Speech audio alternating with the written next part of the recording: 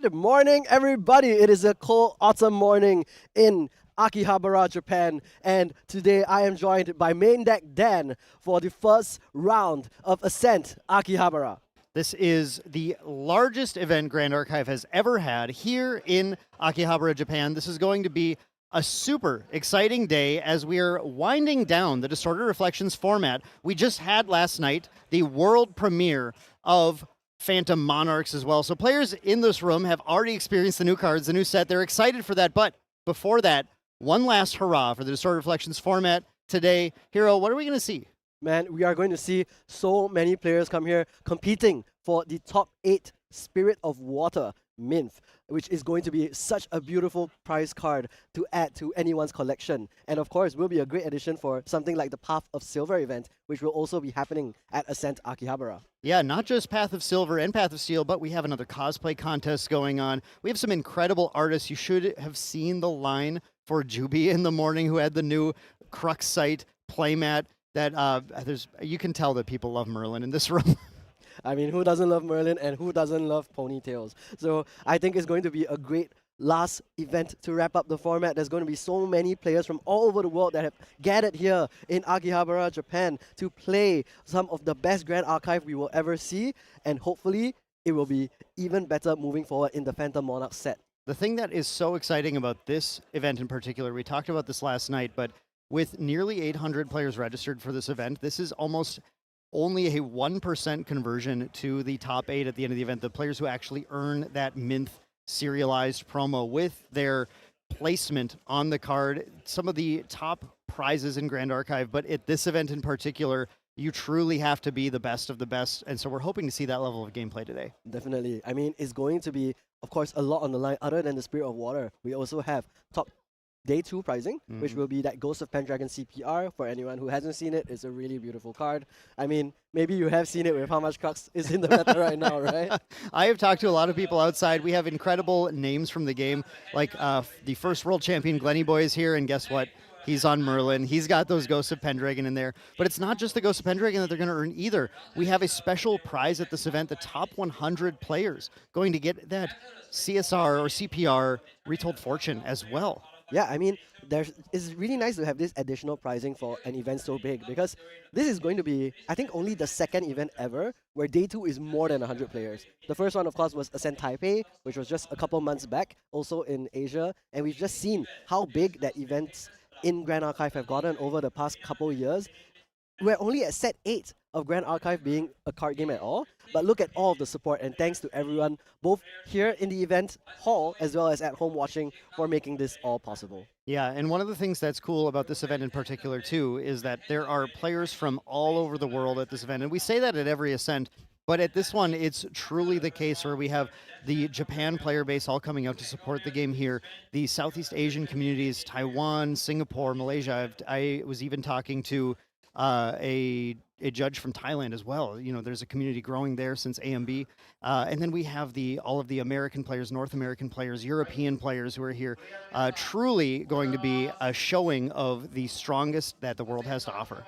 I think I'm just really, really excited to see the level of play on display here, both throughout the 9 rounds of Swiss today, the 5 rounds of Swiss tomorrow, and of course the top 8 cut. I think it's going to be good games of Grand Archive throughout. Yeah, it's going to be, I think, we're going to warm up a little bit as we go, right? We're gonna dig in and start right at the beginning where everybody has a chance. Everybody is at a 0 record, and as we go, we'll start to look at hotter and hotter matches, hopefully getting to those exciting ones towards the end of the day where it's going to be the win and in, everything on the line for these players to make it in, because well, you're only getting a top 8 in this event, just like every other Ascent. I think the spirit that you can earn from this one has the most glory attached to it of any event so far. Definitely, the pride of being in the top 1% of players is Right. always going to be like a very interesting statistic to go through. I'm sure, of course, not every single Grand Archive player on the planet is here.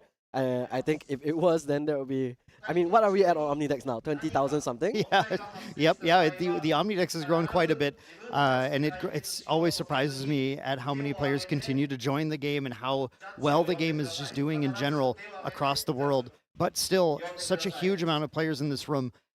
What do we expect to see? We talked a little bit of a Crux Merlin hero, but what else can we expect to see in the streams today? Well, I mean, if we look at the previous events, in the sense, Niagara, the one before as well, Taipei, you're going to see a pretty wide meta, all things considered. Taipei, of course, was pre-RAL ban and restriction list, but most recently, I think you've seen a lot of different decks coming up to the forefront. The past two Ascents were both won by Razor Gale Kongming, and I think we were talking about this on the world premiere yesterday as well. It's about how much respect you have for certain decks in this format where almost anything can actually make it to day 2. But the question is, what is it? What is the deck that's going to make it all the way to the top? Right. And we've seen players really leaning into a lot of decks that they're very comfortable with. It's the kind of format where right now the dominant elements we see are going to be fire and wind. Those are the ones that have taken up nearly 80% shares or even higher on some of the more recent events like Niagara and Auckland. But you still see those water players, even though they're a smaller amount, when they're very comfortable, when they're very used to their decks playing Genbu, playing Water Diana right now. Those decks are still able to perform really well. And some players, think it comes down to which matchups you see. I like to think it's more about which matchups you choose to prepare for and which ones you choose to give up. And I think any deck that these players play, if they're very proficient at it, they can do well with. Yeah, I mean, especially with a game like Grand Archive, where you have not just quite a bit of material deck space to choose some of your tech slots, but also the sideboard and how the sideboard has kind of evolved over the years of Grand Archive, where you can really choose what kind of tech you want to prepare for. The material deck being the mechanic in general is also a really great way to prepare for tech, because sometimes when you play card games and you tech for certain matchups, you just don't draw it, but your material deck is guaranteed. You can always choose, like, oh, okay, I'm facing Wind Kongming, let me bring out that Nullifying Mirror, let me bring out that Nullifying Lantern, make sure that you can't use your Fading Breeze, your Cyclical Breeze, cards like that, and knowing how much respect or how much preparation, like you mentioned, is going into each of these matchups is going to be really important for each of these players. Exactly. The material deck thing in particular is something we're going to be watching today because there are some critical choices that players have had to make going into this. Again, it is the biggest event so far, so it is the most chance to see random decks that you don't expect, that you're not prepared for, showing up where you don't have the material deck cards you need. So we're going to be watching which material deck cards people choose to play from things like you mentioned, Nullifying Mirror, which is going to be an exceptional card against the deck that won both of the previous Ascents, the Razor Gale Kongming. But not just that, there's a lot of wind decks in the format. You can see Tristan, Saria, they're playing Veiling Breezes. They're playing things that you do need to have Mirror in to be able to stop.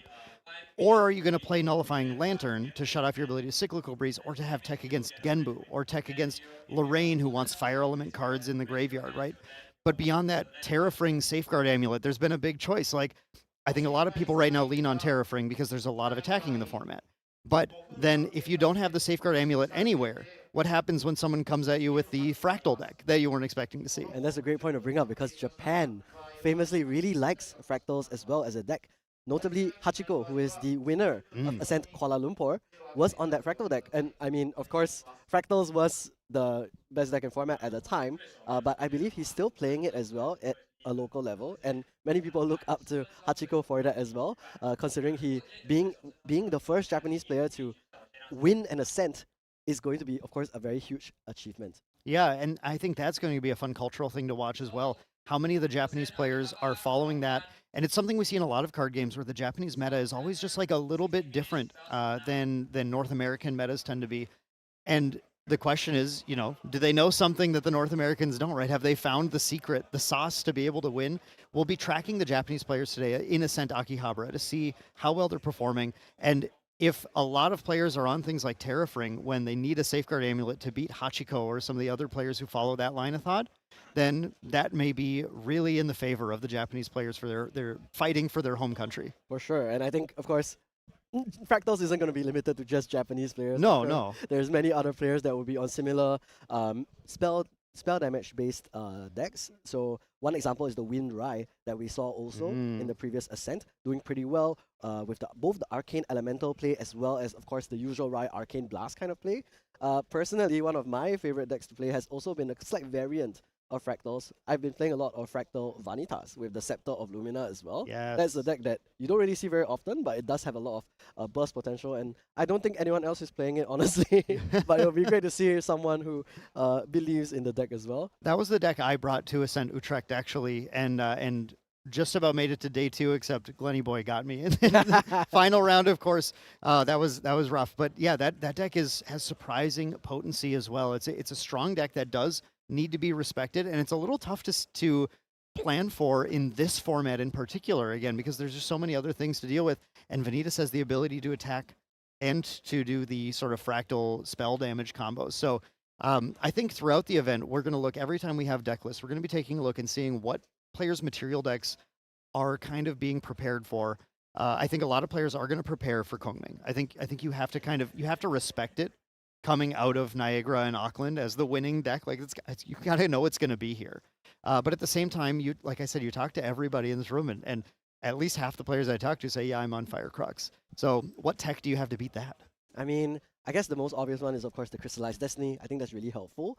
But, I mean, we've also seen some pretty interesting tech from the Fire Crux side in order to get around this, like the Varuk, which will prevent any damage prevention. Mm-hmm. And then suddenly, if I can't interact with the damage, I can't Crystallize Destiny myself, then it's just game over. Right. And we've seen, well, they're not here. True Champion Gaming, a very, very huge creator in the game, and some of the best performing players ever, so they're easy to listen to.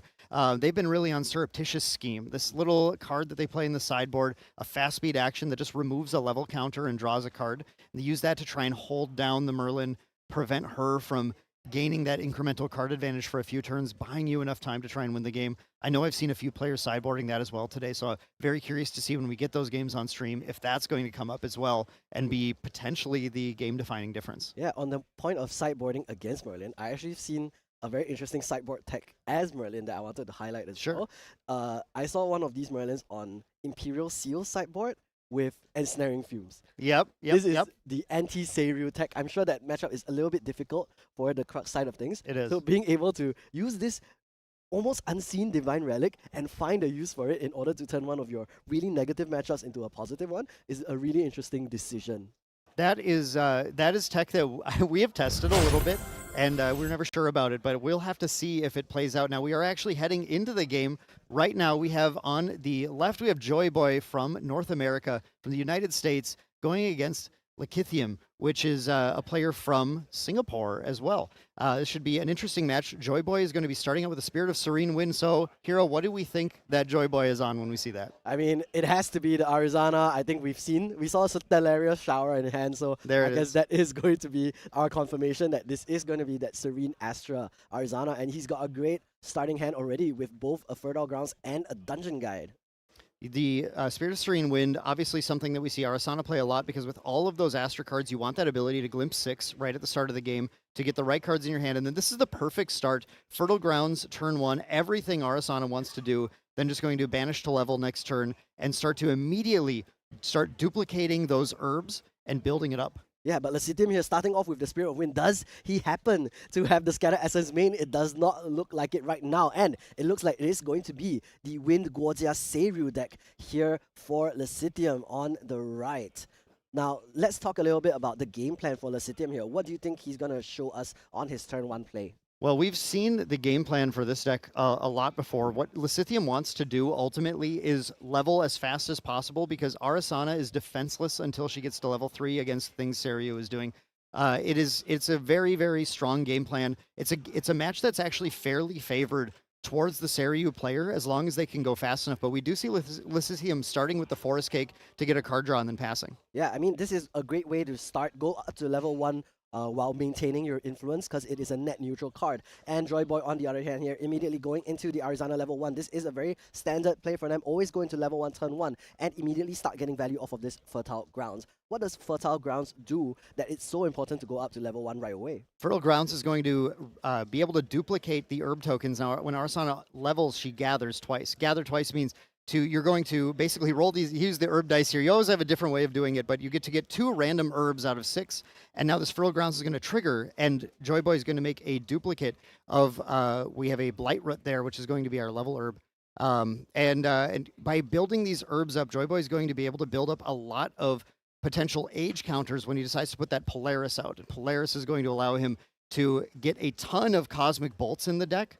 And at that point, Arasana's game plan is to glimpse into as many Cosmic Bolts as possible to deal lethal damage to Lysithium.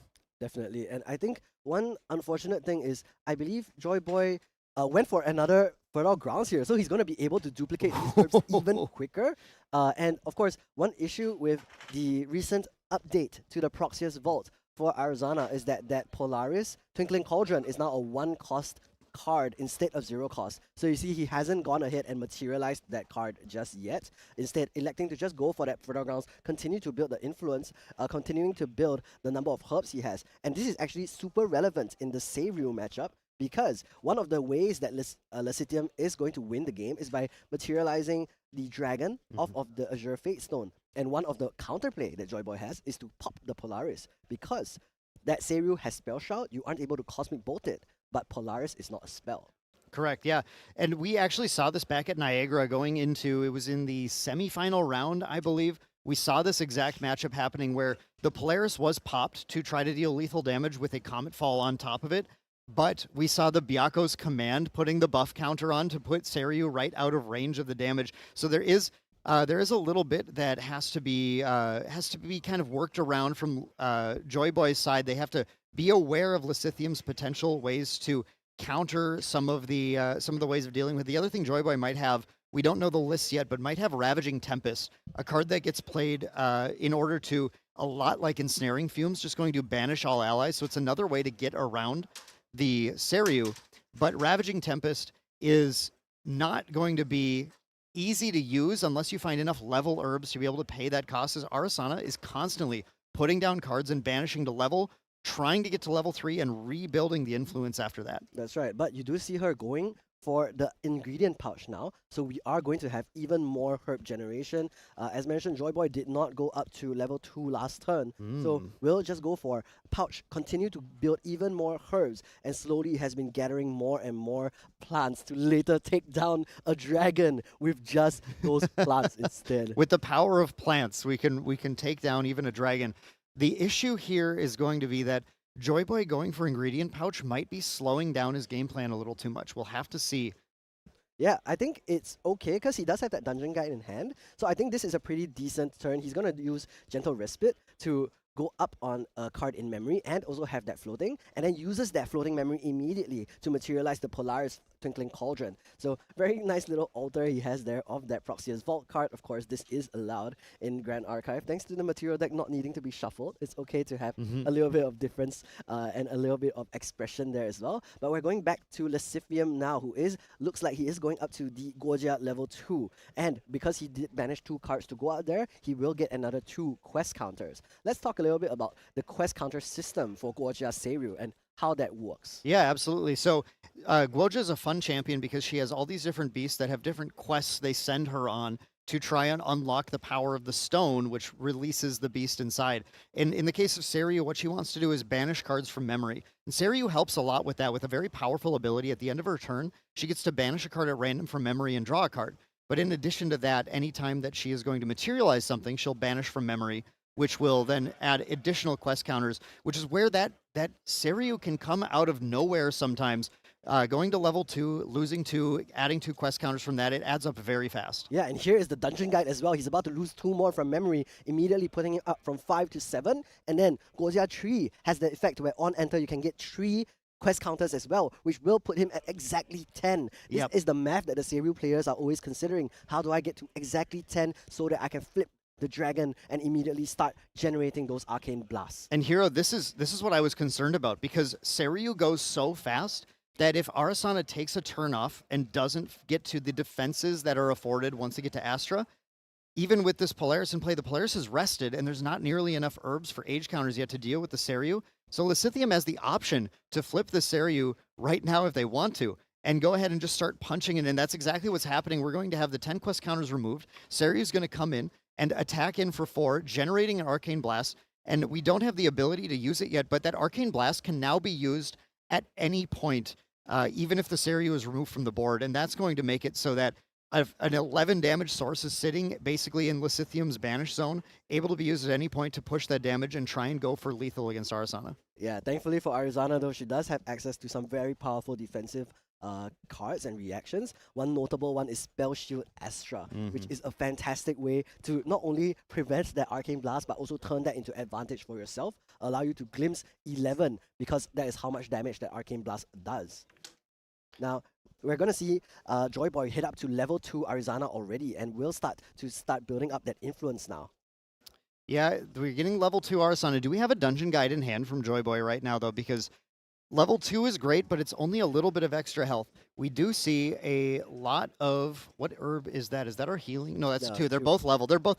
Joy Boy has actually only seen level herbs so far, which is very, very funny, but also a little unfortunate because you kind of rely sometimes on those level herbs that are on the life herbs, the recover 1 herbs, which are 3 and 4, to be able to just stabilize a little bit when your opponent's being particularly aggressive, which Lysithium definitely is. Yeah, but I want you to look at the count of the herbs already. It's a lot. 7 2 herbs, 4 1 herbs, which means one more herb will be enough to get rid of that Seiryu already, which means this might be a difficult position for Lysithium to be in still. Joy Boy does in fact have that dungeon guide. We saw him keep it in hand in the first Glimpse 6, so he will be going up to that level 3 here, immediately losing 2 of his cards in memory again. No Stifling Trap from Lysithium because he does not have enough cards in hand. So let's see what Joy Boy banishes and ends up finding here.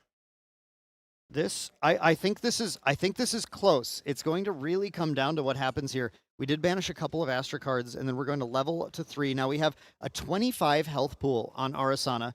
We do have a Serene Spirit as well, so it's a total of 31 life that has to be chewed through, but 9 damage counters already taken. So we're looking at 22 is the number that Lysithium needs to deal next turn with no life herbs, no recover herbs available, and 1 damage short on Polaris to be able to kill the Seiryu. So Lysithium has a very, very potential lethal line still here with 7 damage on board and then an 11 damage Arcane Blast available.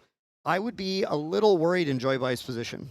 Yeah, I think he's in both decent position, but at the same time still pretty scary. As much as he has the ton of herbs and will be able to get rid of the Seiryu next turn, right now he doesn't have that ability, which means that if Lysithium can somehow go for both the Byaku's command, Seiryu's command, he can suddenly do a lot of work.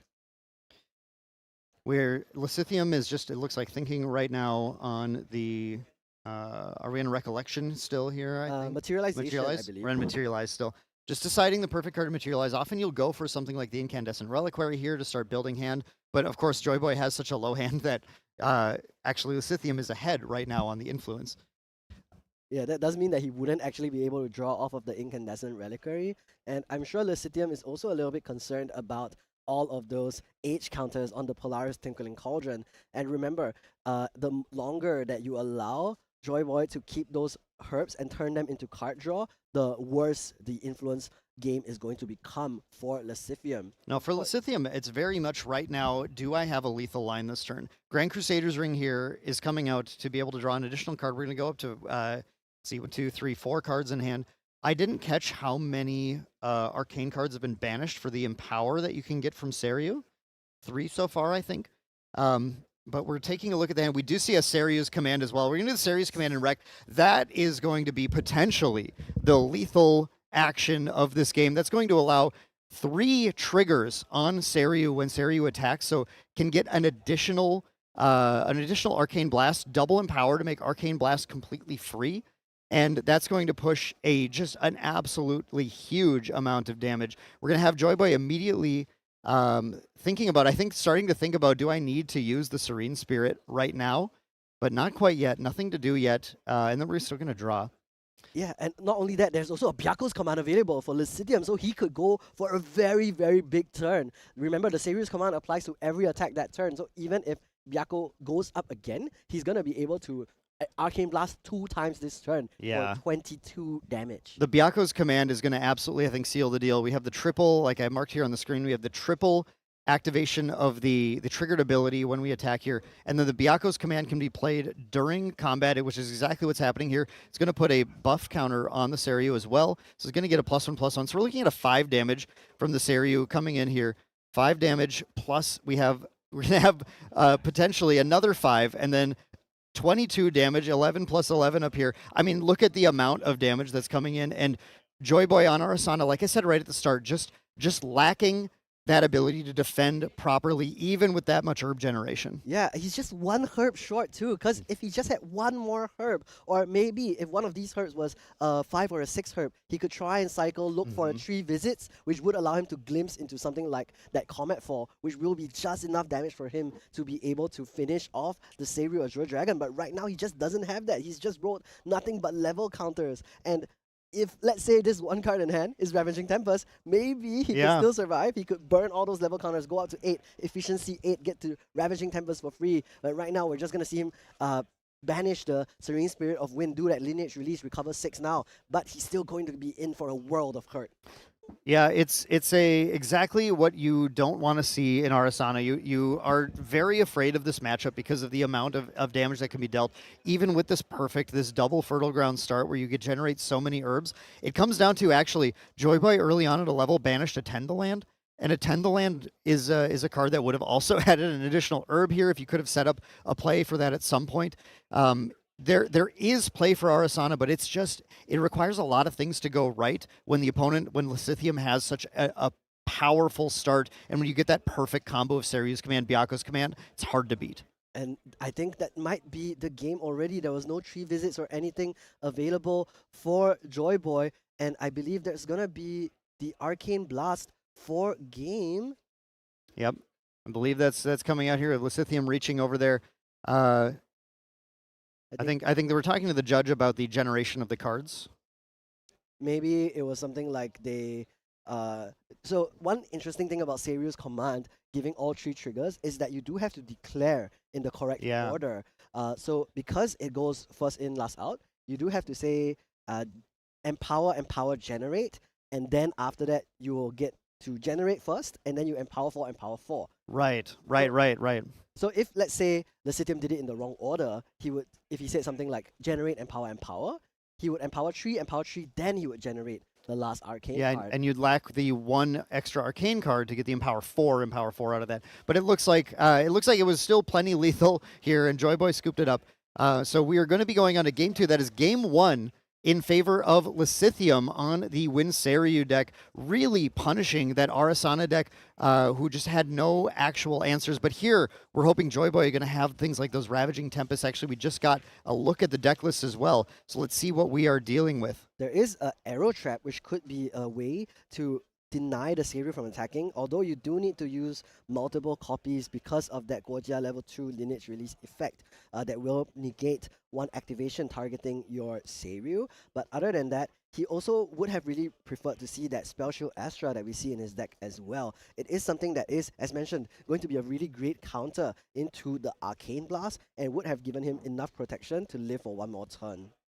Yeah, it's a little tough to not see the Ravaging Tempest anywhere in this list, though, because the power of that card is just that you can do it with that being the only card in your hand, and Arasana does have to go down on influence so much to play this game sometimes. I think one thing Joy Boy is hoping going into game 2 is just to have Lysithium not have the double command combo, which just made it extra lethal. Joy Boy really needs just like an extra turn to kind of have a hand to play back into Seiryu. Yeah, because if we look at the health totals last game, at that final turn, Joy Boy had taken 9 damage, and then after that he took 32 damage, right? Like and his entire health pool, including the Serene Spirit. But without that Seiryu's command or without that Byaku's command, he would have taken a lot less. With the Byaku's only an additional 10 damage, with the Seiryu's only an additional 15 damage, and he would have lived to see another turn at least. Exactly, and I've played a lot of Arasana. I've been pretty familiar with this like living on the edge concept that Arasana has. A lot of the time, that's exactly what you have to do. You take the damage up to 20, and then you kind of like just have to stabilize at that point and hold it down. You can do that with the ability to use ingredient pouch with those fertile grounds as soon as you roll. We have to talk about Joy Boy's herb generation, which was like, if there weren't the double command, I think the double command wiped everything out. But if we didn't have double command, Joy Boy just generating a single healing herb at any point might have caused it to cascade into having enough recovery to really be able to stabilize afterwards. Or like you mentioned, if he had kept that Tender Land at the beginning, it would have been exactly the one herb he needed. That one turn where he went Gentle Respite into Polaris into level up, for example, if that Gentle Respite was actually the Tender Land, he would have had enough to get rid of the Seiryu in pre-recollection before Lecitium had the opportunity to Byaku's command it to give it that extra 1 HP. Yeah, Tend the Land just coming out of hand and being able to surprise the extra herb on board is like something that Seiryu players really have to be aware of as a possibility going against Arasana. It's like there would be no reason to use Dungeon Guide if you still have the Tend the Land. I'm just thinking through these lines again.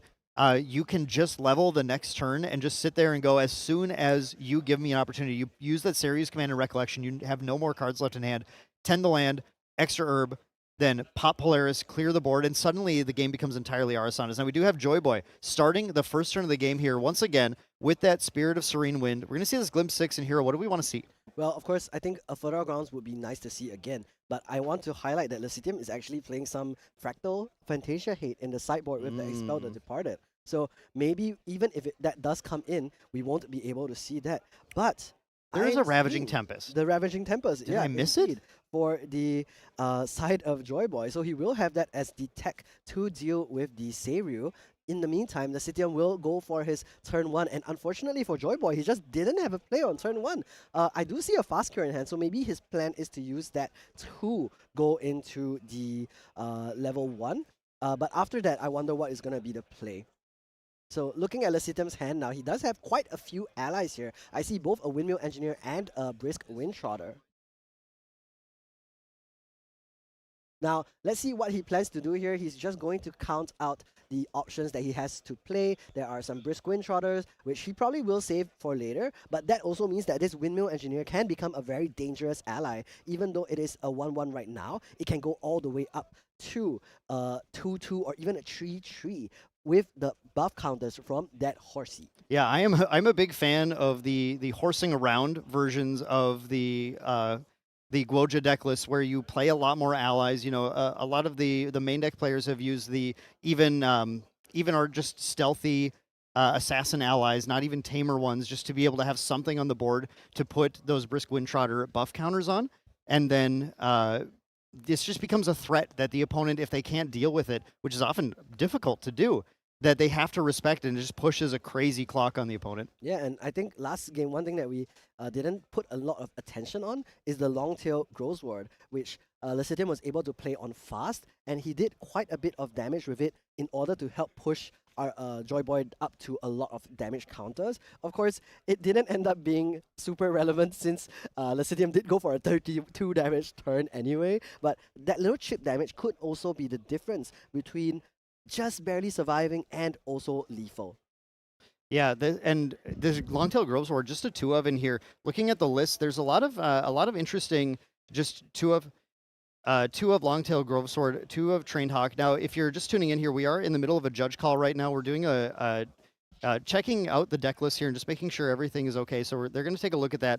But in the meantime, we can just talk, I think, about Lecithium's just interesting choices in Seiryu. We do see, you know, a fair amount of sort of personal choice that is applied to what we're seeing in the deck list here. Lecithium has 1 of Sunblessed Gazelle in the main and sideboard. Do you see a lot of that being played, Hero? Well, I mean, at Ascent Taipei, I think one of the most key moments was that Sunblessed Gazelle coming down, and then Apol unfortunately forgetting that Pro An was on level 2 Guojia instead of level 1 and turning that taunt sideways. But Mm. if he had kept it active, I think there was no way that Pro An would have been able to win from that position because Sunblessed Gazelle on enter, if you have a low enough influence, you get to recover. Not only that, it's a taunt, its health is equal to the influence of your opponent, whichever is higher. So it is a very, very difficult wall to overcome, and that's not even counting the 412 taunt of Seiryu Azure Dragon, which you can have if you decide to leave it active. Yeah, it's another powerful taunt you to put in the way of any deck list, suited deck list, aggro deck list, anything that's just trying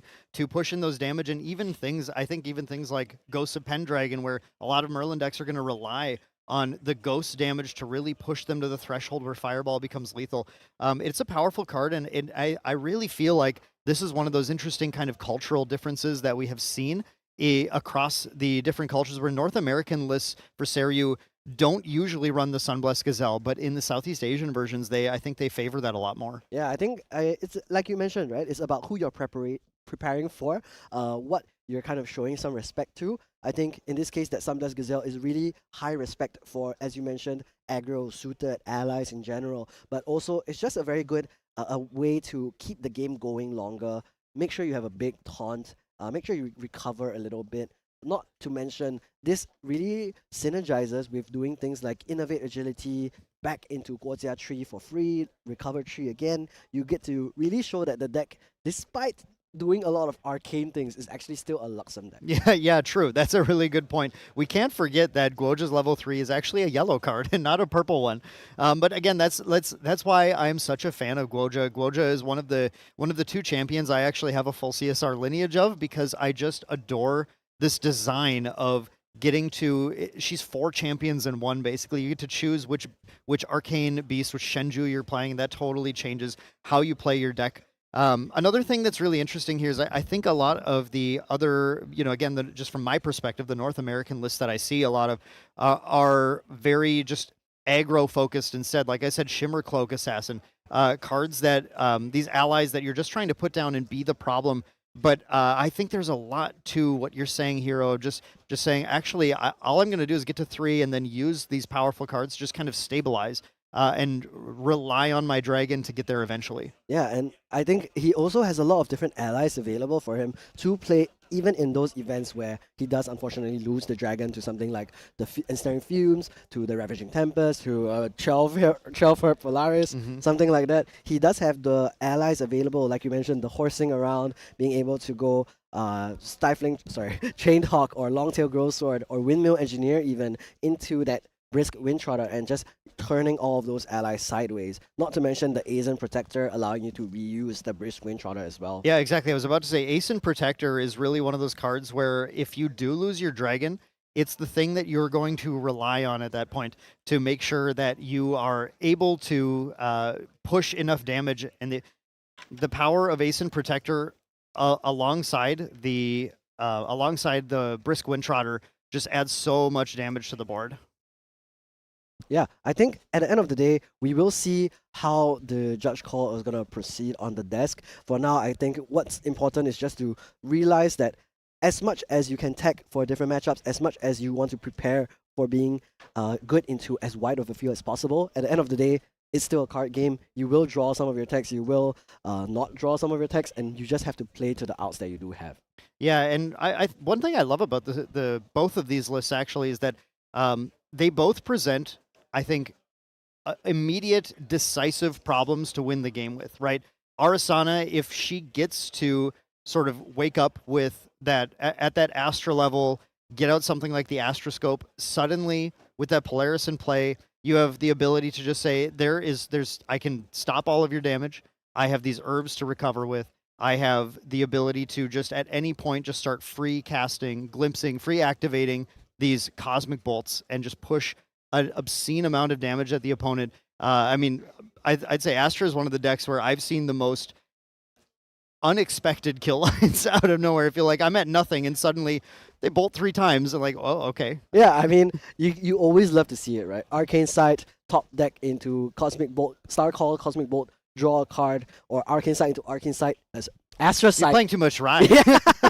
Astrocyte into Astrocyte. I'm sorry, but at the end of the day, being able to do those kind of combos is what all the Arizona players really love to do. Really love to kind of pull off. Because of that, then you're able to give a lot of damage with the Cosmic Bolts. You're able to do a lot of interesting interactions as well. And as long as you stay alive, eventually you can pull out enough damage with those Cosmic Bolts. Yeah, exactly. Now, unfortunately, we're not going to get to see Joyboy get another chance at that. We did have a game loss issued due to a decklist error that occurred, so it looks like the game is going to end 2-0 in Lysithium's favor. And that's going to be the end of round one here, where we did see at least one game where we got to see the powerful, decisive play of Seiryu. Decklist errors are unfortunate, but especially in an event of this size, we expect some amount of them to happen today. There's always something that happens where you submit your decklist and you realize you copied the wrong one or something. So our advice to players always is to be very vigilant. Look closely at your decklist, make sure it does exactly match everything you're doing. But that said, it does happen to the best of us. Yeah, and I mean, I guess this is also a part of the luck of a trading card game. Sometimes the preparation side of things, you get unlucky and you forget which deck list you have. Sometimes you are unlucky and you put an extra card in your deck and you forgot that it was there. You know, all of these things are both a matter of preparation, but also a matter of sometimes, as much as judges like to be infallible, sometimes you just don't see these kind of things happening. And I think Joyboy, just unfortunate to have that happen to him today. Yeah, it's something where I've done it. You know, you've done it. We've all done it at some point. So definitely, you know, not going to shame anyone at any point, because I would be throwing a stone at a glass house. Absolutely at that. But yeah, it's going to happen. So now going into we're going to be going into our later rounds in a little bit here. We are going to see, though, a Seiryu moving on, right? How many Seiryus do you think we're going to see in the room today? Because it's a deck that I had pegged as one that I think is one of the stronger ones to play. Yeah, I mean, Seiryu is always really difficult to see on the statistics as well, because when they show the champions graph, as much as you said Guojia is 4 different champions, when it comes to those statistics, we always only see Guojia, so we're not really sure. I think generally Seiryu should probably be the more popular of the different Fate Stones today. Of course, Byako hasn't really seen too much enjoyment, but I would say probably it would be Seiryu and then Suzaku and then Genbu in terms of the market share, I would say. Yeah. Yeah, usually you will see Guojia at about 15 to 20%. So saying all of that, I think maybe 7-8% of Seiryu players out of the entire room today. Okay. And I mean, given the size of the event, that's a pretty significant number of Seiryus that players do need to be prepared against, do need to have those Ravaging Tempests, do need to have those Ensnaring Fumes, Imperial Seal Ensnaring Fumes out of the side, maybe. There's certainly another threatening Seiryu player, and we did see Lysithium really knowing those lines pretty well to deal the damage. Like you had mentioned, Hero, exact quest counter math, just going, this is exactly how I go to 10, this is how I play this. And then going into that recollection phase, the Seiryu's command, going into the attack using the Byaku's command during combat.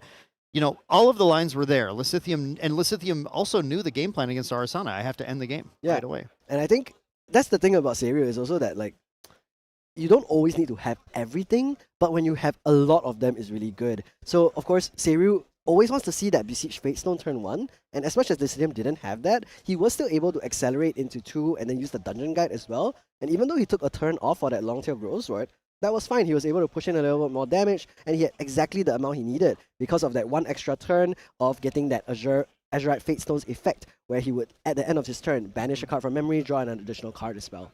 Yeah. I am definitely hoping to see more Seiryus on camera. I think it's one of the most fun decks, actually, to watch because it's so explosive, it's so fun. I think it's so thematic and interesting to see played as well. So I'm hoping to get to catch up with Lysithium later on, see how they're doing. Perhaps one of our day 2 players in the making right away from the start of round 1. But additionally, now, you know, Joyboy, unfortunately, getting that decklist error, but getting it corrected round 1 can hopefully pick themselves up and then carry on through the rest of the event. And Arasana, another, you know, actually, I just realized this. These are the 2 champions I have CSR lineages now, both Arasana and Guojia. So I hope both players can do super well, and we can maybe see them in day 2 tomorrow. Yeah, I mean, What a perfect choice for the round one then to have. Yeah, yeah. What a fortunate thing. Unfortunately, no Vanitas just yet, but Oh, shoot. maybe one day. But we do also have these new Grand Archive T-shirts available at the Ascent Akihabara store today. Dan, what are you wearing? Yeah, I'm wearing the Alice shirt. I noticed you have you have the Diana one there. I picked the Alice one because the artwork was incredible on both of these, and both in Champions are incredible. But I really liked this, like, kind of this mint green color. It felt nice to me. Yeah, I mean, I think it's really clean. This blue, of course, is really great. Diana looks really nice as well. Has that Aether wing. I don't know if this is Pleiades. I think it's Pleiades, which is really nice. I just really like the Maho Shoujo aesthetic, and of course we're in Japan, so Yeah, yeah. it's a perfect day to kind of wear waifus on your shirt, isn't it? Yeah, it's very appropriate, and these are available for the first time at Ascent Akihabara in the Ascent store. So I've already seen players going down, picking them up, getting super excited again. Weaves of the Shore has worked hard to create some of the highest quality T-shirts that I've seen in the TCG industry as far as like TCG merch. These are I think softer than they've been before too. So I think they continue to improve the formula, and definitely they're kind of chase merch items for the big fans of Grand Archive, who everyone in this room basically is. Of course, but not just the T-shirt formula, but I think the formula for the sets coming out has also been great. We were at the world premiere yesterday, of course, talking about some of the new cards, and we were just really impressed by all of the lore tie-ins, especially the chessman archetype has been so lore accurate in general, not just to internal Grand Archive lore, but I think also a lot of references to chess itself. Yeah, I have my chess pieces on my Alice T-shirt actually, just appropriately. But it's yeah, I mean, once we realize, the rooks go against even numbers because they go horizontal or orthogonal movements, right? And the bishops go get bonuses against odd life stats because they are moved diagonally. I thought that was just such a clever way to work that all in. We got to see some kings, some more than I guess we had Briar in Distorted Reflections, but we saw new kings being played who are going to, like, they sit back and they kind of support the rest, and you can play it cheaper if you have pawns out, and I think that's so fun. I love Queen's Gambit, sacrifice play. Like, if you're a chess player, I think we have the archetype for you. En passant. Yeah, en passant. The move nobody believes is real. You can't just say en passant, but I think I really like all of the different ways that they've tried to tie it in and really give it a cohesive identity. Chessman in general, I think, has a lot of potential, and I'm really looking forward to see how we can make it into a real deck in the following set that comes out in December, which is not even a week from now, actually. Yeah, well, the set isn't 1st December, but December is really soon. Yeah, it's right around the corner that Phantom Monarchs will be available, and yeah, I mean, we have the new Alice, obviously, Chessman version, and our Graveyard Shenanigans version that looks to have, I think the set is 207 cards, and I think of those 207, 300 of them are recovery cards for Alice. It's crazy how much recovery that champion has.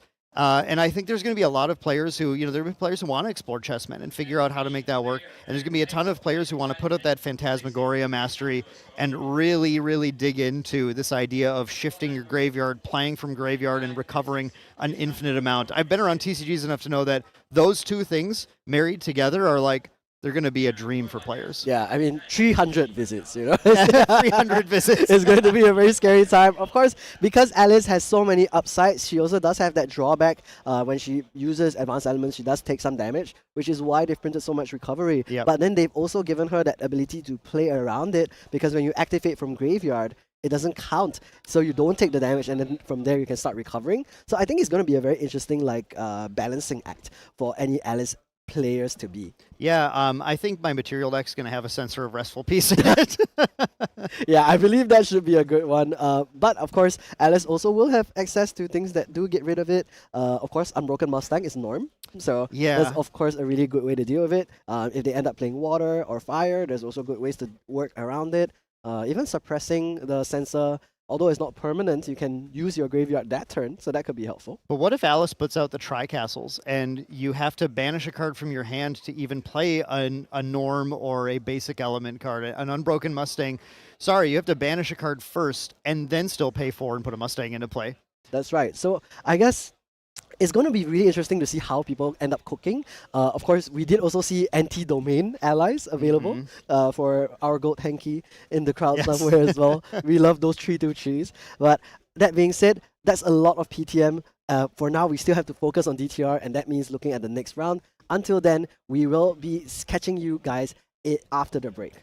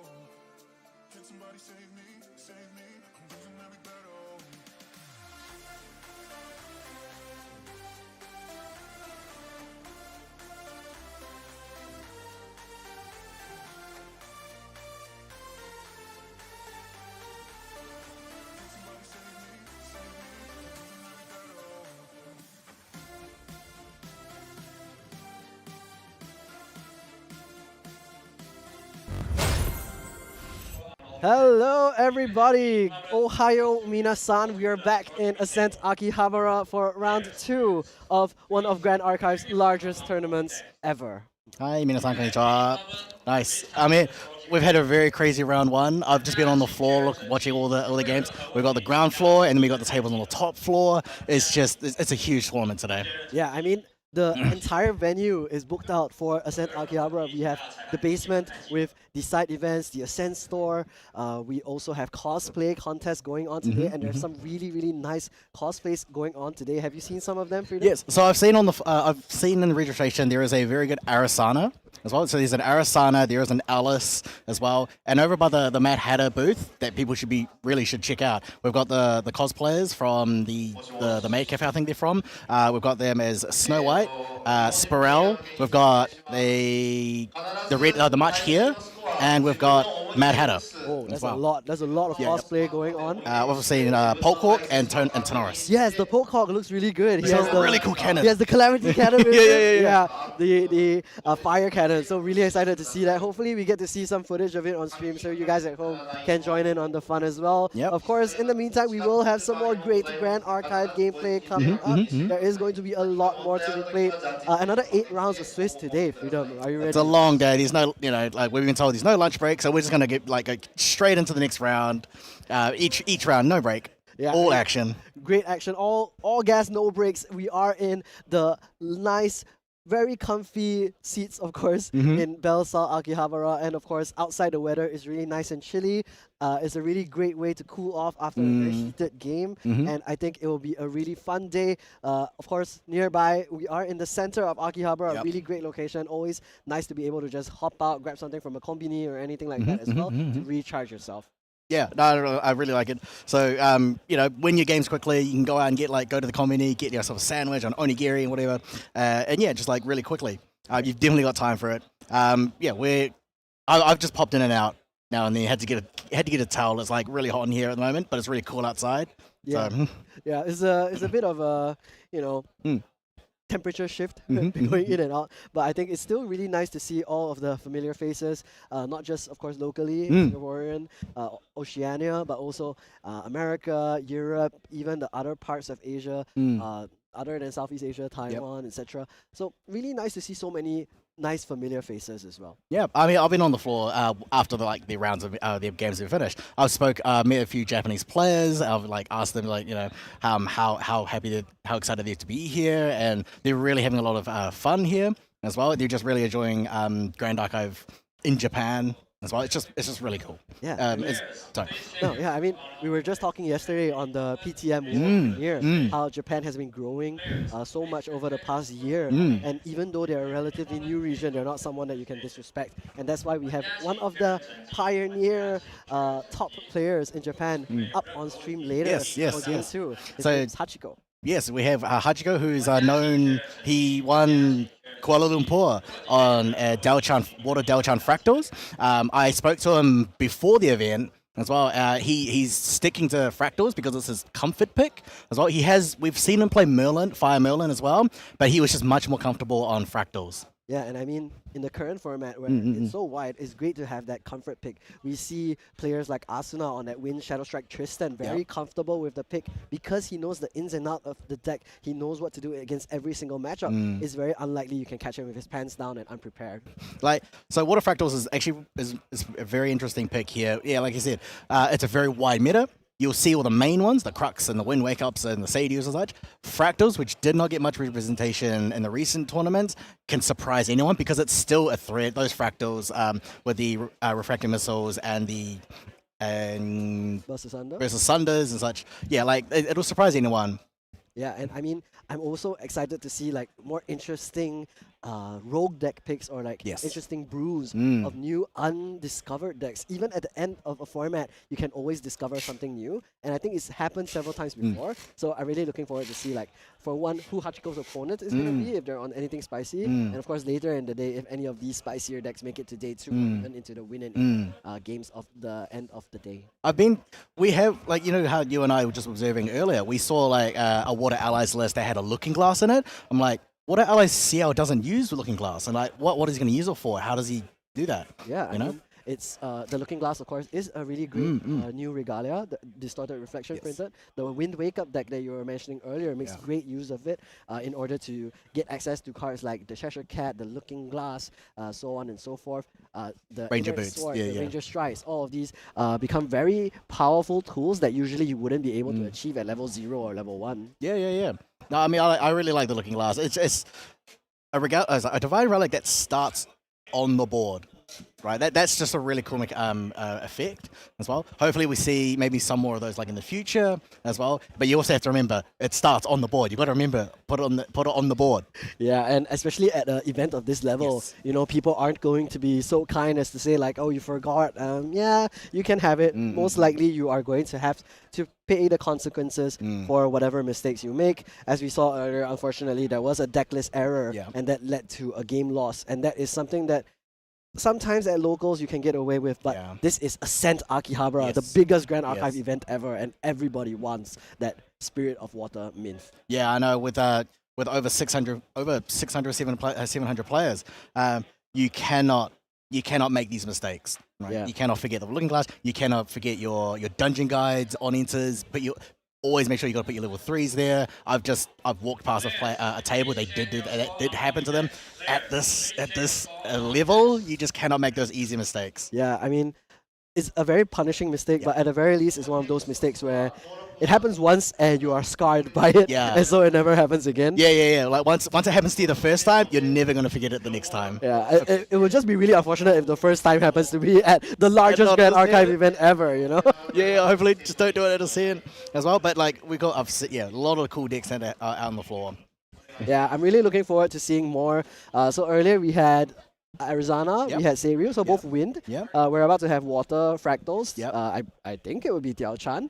And then after that, we'll see what his opponent is playing. Hopefully, we can see some fire decks as well. Looking around, there's a lot of new interesting decks as well. Of course, other than the water Diao Chan, there's also the fire Diao Chan. I saw it being played earlier against one of my friends. I think that deck also has a lot of potential as an aggressive deck that also focuses a bit more on non-combat damage instead. Yes. Especially with continuing to gain influence with the Fire Bloom Flourish. It also is one of the only decks that makes really good use of Ignis Deus, which is one of the interesting cards from last set. One of the interesting things was that in the judge exam, there was once like, oh, what if you level up on fast, you know? I don't think we have that technically, but Ignis Deus is kind of that. Yeah, I mean, when I saw that card when it was revealed, I was like, wow, this is really cool for aggro. However, like Fire Aggro Lorraine or Pfizer or Xander, and they don't make use of it. But it's really good in Delchan, Fire Delchan. I like that, yeah, we've got Fire Delchan, we've got Water Delchan, Wind, hopefully. One day. Of course, we were talking about it yesterday because of the new Fantasias that they are Yeah. printing.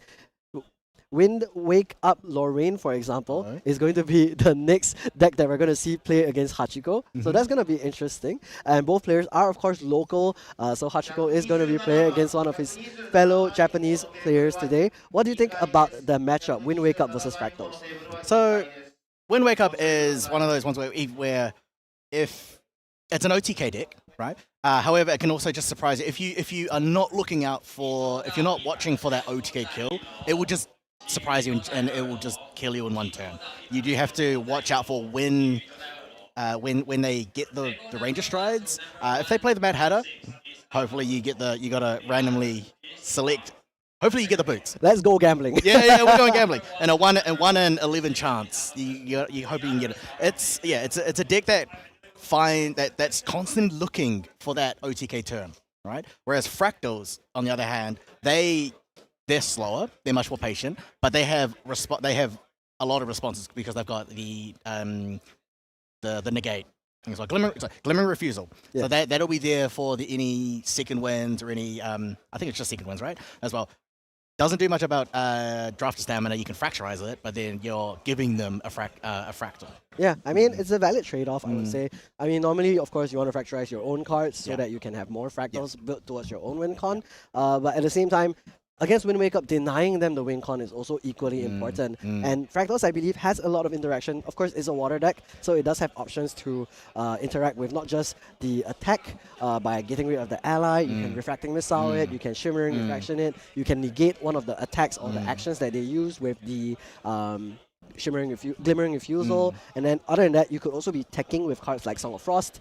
Sometimes you're also playing the Frostsworn Paladin, so you do have the intercept you have to get through. So there is a lot of interaction available for Hachiko in this matchup late. Yeah, exactly. Using those spells to hit the allies. You need to get rid of the allies very quickly, and get rid of every ally that hits the board, and then. But the more, however, for Hachiko, for Fractals, the more if you're going to get rid of the allies, you'll lose those the killing spells. So if you have to spend Refracting Missiles on an ally, that's one less that you have to do. You have to deal on the champion. However, though, both champion Wind Wake Up is known as a very fragile deck because most of the time it stays on Spirit, right? However, this deck is the Lorraine variant as well. Why do you think Lorraine would be chosen this other than Tristan, right? Tristan has Incapacitate. Yeah, I mean, at the beginning when people were first brewing Wind Wake Up, a lot of them chose to use Lorraine because of one main card, I believe, Rallied Advance. Because it is class bonus warrior, using that means that you get a cheaper option to Wind Wake Up as well as an attack card, right? Not only that, because Lorraine has that on-enter materialize a weapon, you are able to bring out the Inert Sword for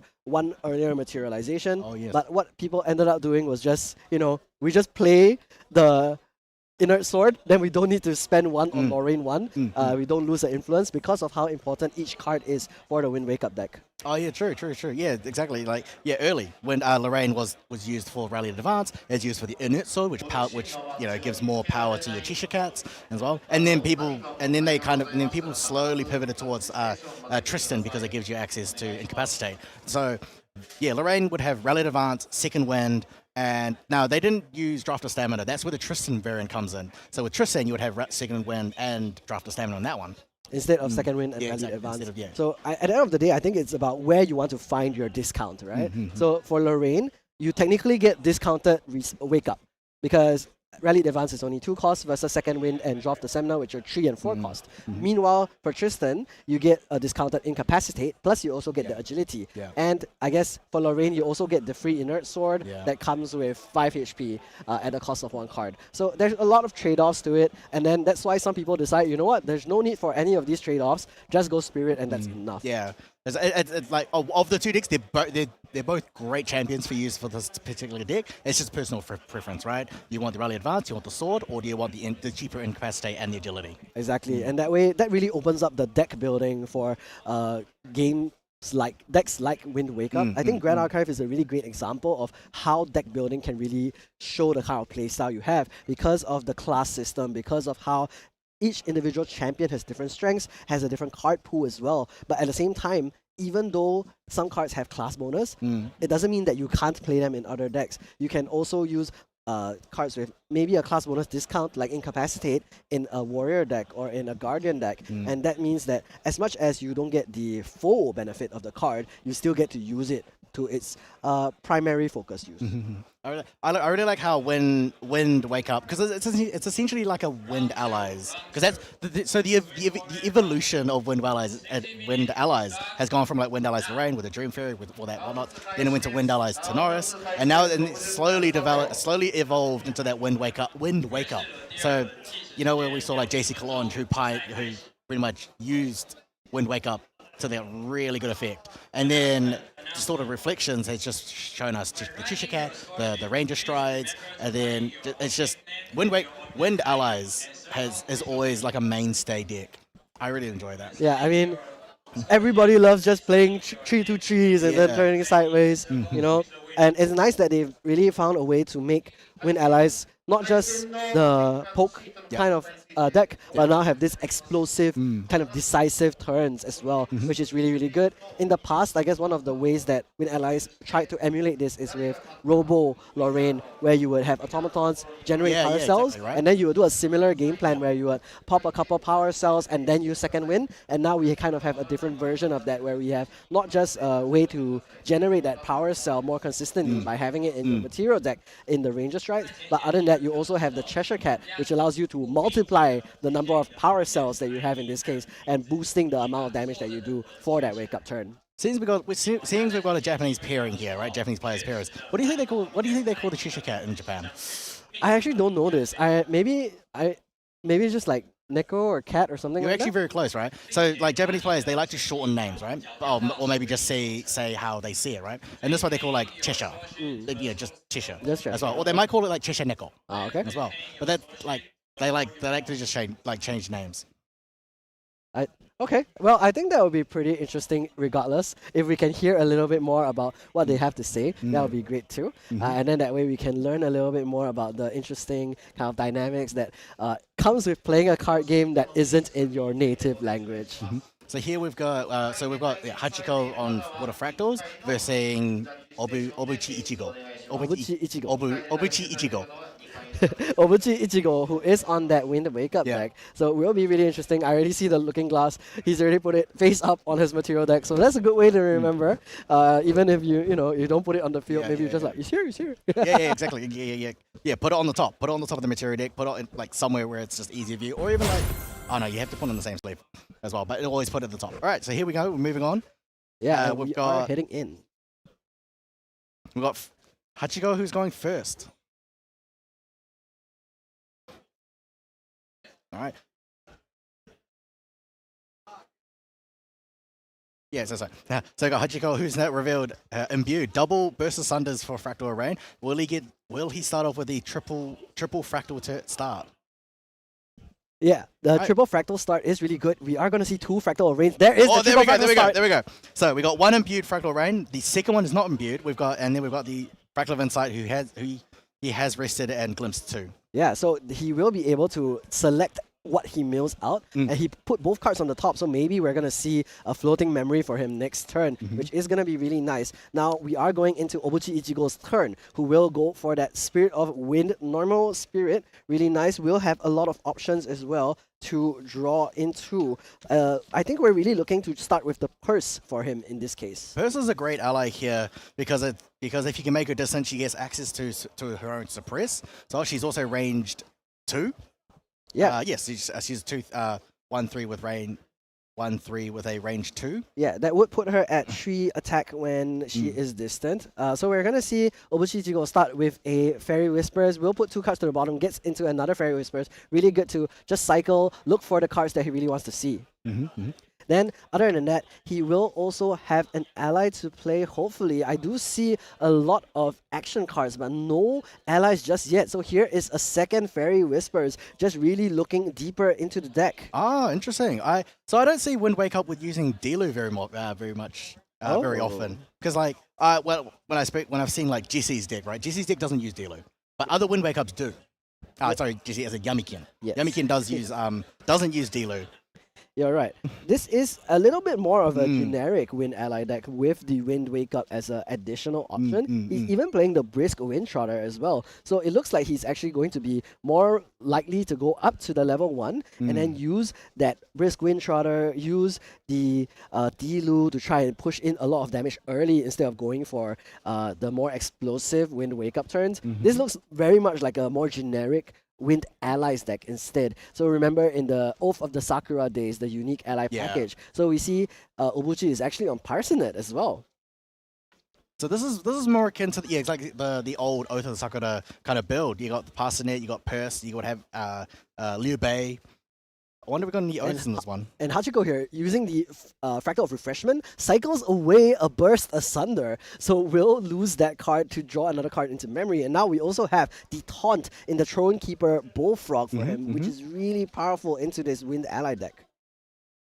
Right, so having a taunt on the board prevents any any attacks from the Wind Wake Up. However, they can suppress the Bullfrog, but you generally want like more than 2 taunts or any way to block. Yes. So he's got access to the Bullfrog. He's got the Frostborn Paladin. He's gonna need more on the board.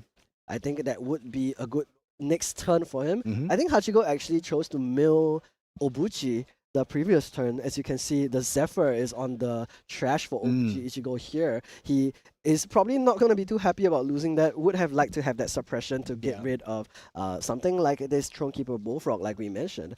So we are going to see Obuchi go to his turn now. He is going to back up Charger. So not a great start for him because he doesn't have any allies so far in an ally-focused deck. But it is still going to be a long game ahead of us. We've seen him with the Dealer, but no way to actually like enable Dealer to attack.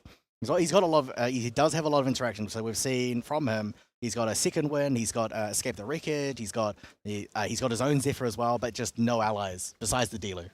That's right. I think he is going to hope for a few more draws. Of course, he does have that backup Charger this turn. He can also, if he's really desperate, use that backstep that I saw in his hand as well to draw again. But then he will lose that Distant Giver, which is going to be unfortunate. On Hachiko's board, he's started really strong with 4 fractals as well. So Hachiko can be a bit more patient here. He's with 4 fractals now. If he's got like a Zhangjiao, he can get the +2 the draw 2. Yeah, I mean, that's how the fractal deck works, right? You play a bunch of fractals, you Zhangjiao with no cards in your memory to draw 2 cards, and then after that, you'll be able to continue to find more fractals and eventually use your Burst Ascenders, your Fracting Missiles. And interestingly, Hachiko, of course, plays the deck a lot. He knows right now I don't really need the Burst Asunder, or maybe I have extra copies of it in my hand, so I don't really need it. Let me just cycle it away, find more options instead. I like that he immediately imbued and revealed 2 Burst Asunders. So he's now showing his opponent, I've got bursts. You have to survive long enough before I can use it. Yeah. Now in his hand, he's put down a Purse. So he's got his first ally on the board. Purse, one of the great allies to start with. Definitely, and it looks like he's going to immediately have that Dilu as well alongside the Purse. He can get rid of this Thronekeeper Bullfrog now, although that will give the floating memory to Hachiko, but I think it's still going to be worth it to just get rid of the taunt so that next turn onwards, he can start doing 4 damage per turn at minimum with these 2 allies. Because Dilu is 3, and Purse is 1, and sometimes Purse can come in for 3 as well. This is not even including the boots, which could give her an additional +4, and not even including if there's something like the Cheshire Cat, which can give her another +4. Yeah, that's where Wind Wake Up excels. They stack up damage. They go really tall as well with big attacks, and they're just with 1 ally. They can kill you with just 1 ally. Yeah, and I guess now with the Dilu, you do have even more allies, and even though you don't have the ability to give that Dilu ranged, at the very least, it's still going to be very powerful. Now, looking at Hachiko, he has used that Thronekeeper Bullfrog to go up to level 1 Diao-chan. Yeah, he does. What does this level 1 Diao-chan give to Hachiko? Level 1 Diao-chan on enter gives you 2 Glimmer counters as well, which means that you can spend those 2. You can use a reaction card from your memory, and instead of it paying with a reserve cost, you can use the Glimmer counters, which is generally in a Fractal Zig 2. Yes, and that's really good because it lets you have access to the Glimmering Refusal, but also the Shimmering Refraction. And we already see Hachiko start off with that first Zhangjiao of the game, allowing him to draw 2 cards, and then now gets to play down even more fractals. Again, here is a Fractal of Rain and a Fractal of Insight, putting him at 6 fractals already. Yeah, I mean, it's not great when you see your opponent already play a Zhangjiao, and because so fractals goes down in influence really easy because they're putting down so many fractals. They're all reservables, but you have less cards in hand. But with Zhangjiao, you're going to get those cards back. And I want to highlight, if Obuchi doesn't level up here, Hachiko has lethal with Burst Asunder. That's 6 fractals. Exactly. Each of these fractals represent 2 damage, plus the Burst Asunder for an additional 2. So it is going to be 6 times 2 plus 2, 14 damage for Hachiko if he uses Burst Asunder next turn. And the Obuchi recognizes that threat, goes immediately into the level 1 Lorraine. Yeah, exactly. So so Burst Asunder would have done 14, and he's already taken 1 from the Zhangjiao, so complete 15 there. However, he can play 1 more. He could, if he wanted to, play the first Burst Asunder to do 2 and then to go to 16. Yeah, and so in this case, Obuchi does go for the Lorraine level 1, showing Mhm. that respect for the Burst Asunder. This does give him an additional 5 HP, Yep. which means Hachiko would have to play an additional 2 fractals in order to finish, including the Zhang Xiao swing, assuming Obuchi doesn't get rid of it this turn. Let's see what he does have here, though. He did go up to Lorraine 1, which means he does have that inert sword. It also means he has access to things like that rallied advance. I do see the Parsonet available as well in hand Yeah. for Obuchi, so I wonder what is going to be the play this turn. He's got a lot of interaction. He's now got an access to the passing. He's got a second person hand in case he loses them. However, he's got. I can see that he's got 2 escape the wreckages, so those allies aren't going to be dying anytime soon. Although now because you're playing the Lorraine, so in Wind Wake Up Lorraine, you don't have access to Client Reanimation because the deck space is just so tight. That's right. Escape the Wreckage is a really great way for you to protect your allies. Even if Hachiko does try to shoot into one of them, you can just bring it back into your memory and also get to draw a card into memory as well, which is really, really nice. One problem for Fractals is that they can't handle a wide board. Right. If you're only going to play one ally per turn, they're very easy to clear with your Frostborn Paladins. But with like Delu and Parsonet and Purse, you go a bit wider, put more allies on the board for Fractal to take more damage, and then they kind of just lose out there. However, though, he's got 6 Fractals on the board. He can burst asunder for 12 plus, and then 2 from burst asunder for 14. Yeah, and Opuji has actually chosen to leave the Parsonet active, Yeah. allowing him to glimpse through more of his deck. And not only that, he also gets to protect some of his allies from something like the Frostborn Paladin if Hachiko has that available. We see Hachiko milling out a Shimmering Refraction, which is less than ideal for him, but he does also use the fast gear here to recover up back to 2 damage counters only. So it looks like Hachiko may have it here as well, because he did just use previously the Shimmering Refractions for 6, and then he can burst asunder. Ah, you're right. Okay, my bad. He did go for the Shimmering Refraction from his memory instead, using the Glimmer counters that we mentioned, and now he has the Wand of Frost, which is a fantastic card in this matchup as well. Now, will get to mill out a card, does lose an unstable Fractal, but is going to recollect and draw with 5 cards and 6 Fractals. So we are going to see the Zhang Jiao hit into face for 1 more damage. There's 8 damage counters on Obuchi now. That means Burst Asunder comes in for 12. That will be lethal after the Shimmering Refraction. Does there have any response from Obuchi here? Let's see how many fractals Hachiko is going to declare to the sacrifice. Well, in Obuichigo's hand, he does not have the interaction for this. So yeah, he is going to scoop. He has so Hachiko will take the first game. Yeah, I think it was a bit unfortunate. Of course, Wind Wake Up not known to have many interaction for his own deck, not being able to really do much. Skirting Step is probably the main one that you can use to kind of protect yourself, but other than that, there's not really a lot of stuff going on there. And Hachiko just having the perfect start. 3 fractals into 2 more fractals later into Zhang Jiao, into Burst Asunder, and that's just everything that you need. Shimmering Refraction, of course, dealing 6 damage with the 6 fractals you have on board, also being net neutral. Such a great start from Hachiko to start off the second round of Ascent Akihabara. Yeah, I mean, there's not much that Obuichiko could do, because in his deck, Scooting Step only prevents the first 2, so from the first 2 of Burst Asunder. So, and then he's going to, he took 8 plus 14. He took excess damage, so he's not going to be able to stop that Burst Asunder. He does have cards in the sideboard that can deal with it, but he has to find those he has to find them in his glimpses. But you do glimpse a lot, so he can find them. Yeah, I mean, it's really interesting the deck list that Obuchi has chosen here. He does go all the way up to Lorraine level 2, Blade Master, so he does have that +2 on attack. And he also is running 1 copy of the Hurricane Sweep, which could be really useful for him to go into more ally-focused decks, something like a Suited or even like a Mirror, where you can clear the rest of the allies on board as well. And one other interesting thing is that he's running the Chalice of Blood in the sideboard as well, which seems like a very odd choice for a 24 max life champion. It's pretty risky, right? So, I mean, maybe on the off chance someone miscalculates and goes like 1 off lethal and he's alive on 23 as well, but yeah, I think it is in my opinion, right, it's a bit odd to see a Chalice of Blood in a 24 life deck. Yeah. And because for fractals, for example, you're trying to go for exact lethal, or you're trying to go for excess, but you're not going to be able to survive and get that Chalice. Definitely, and I'm sure he was a bit unprepared for this matchup as well, because there's also not going to be any scattered essences in the sideboard. Maybe just didn't show enough respect for the matchup. Despite playing a win deck, he will not be able to force Hachiko to lose some of those fractals, and then at the same time give himself a little bit more floating memory to go up to that Lorraine level 1 or Lorraine level 2 a little bit easier. So Obu Ichigo has sided in the Chalice of Blood. He's taken out the unneeded the baubles that he can't use against them. So he's running all 3 baubles, but he only needs 1 of them, right? So he can that I like that you can put in 3 baubles and then side out the ones you don't need for like the 4 material deck regalia cards that you do need as well. So we're gonna see what Hachiko will put in. There are definitely cards you can put in. So you got like the Song of Frost. That'll be great for the Wind Wake Up.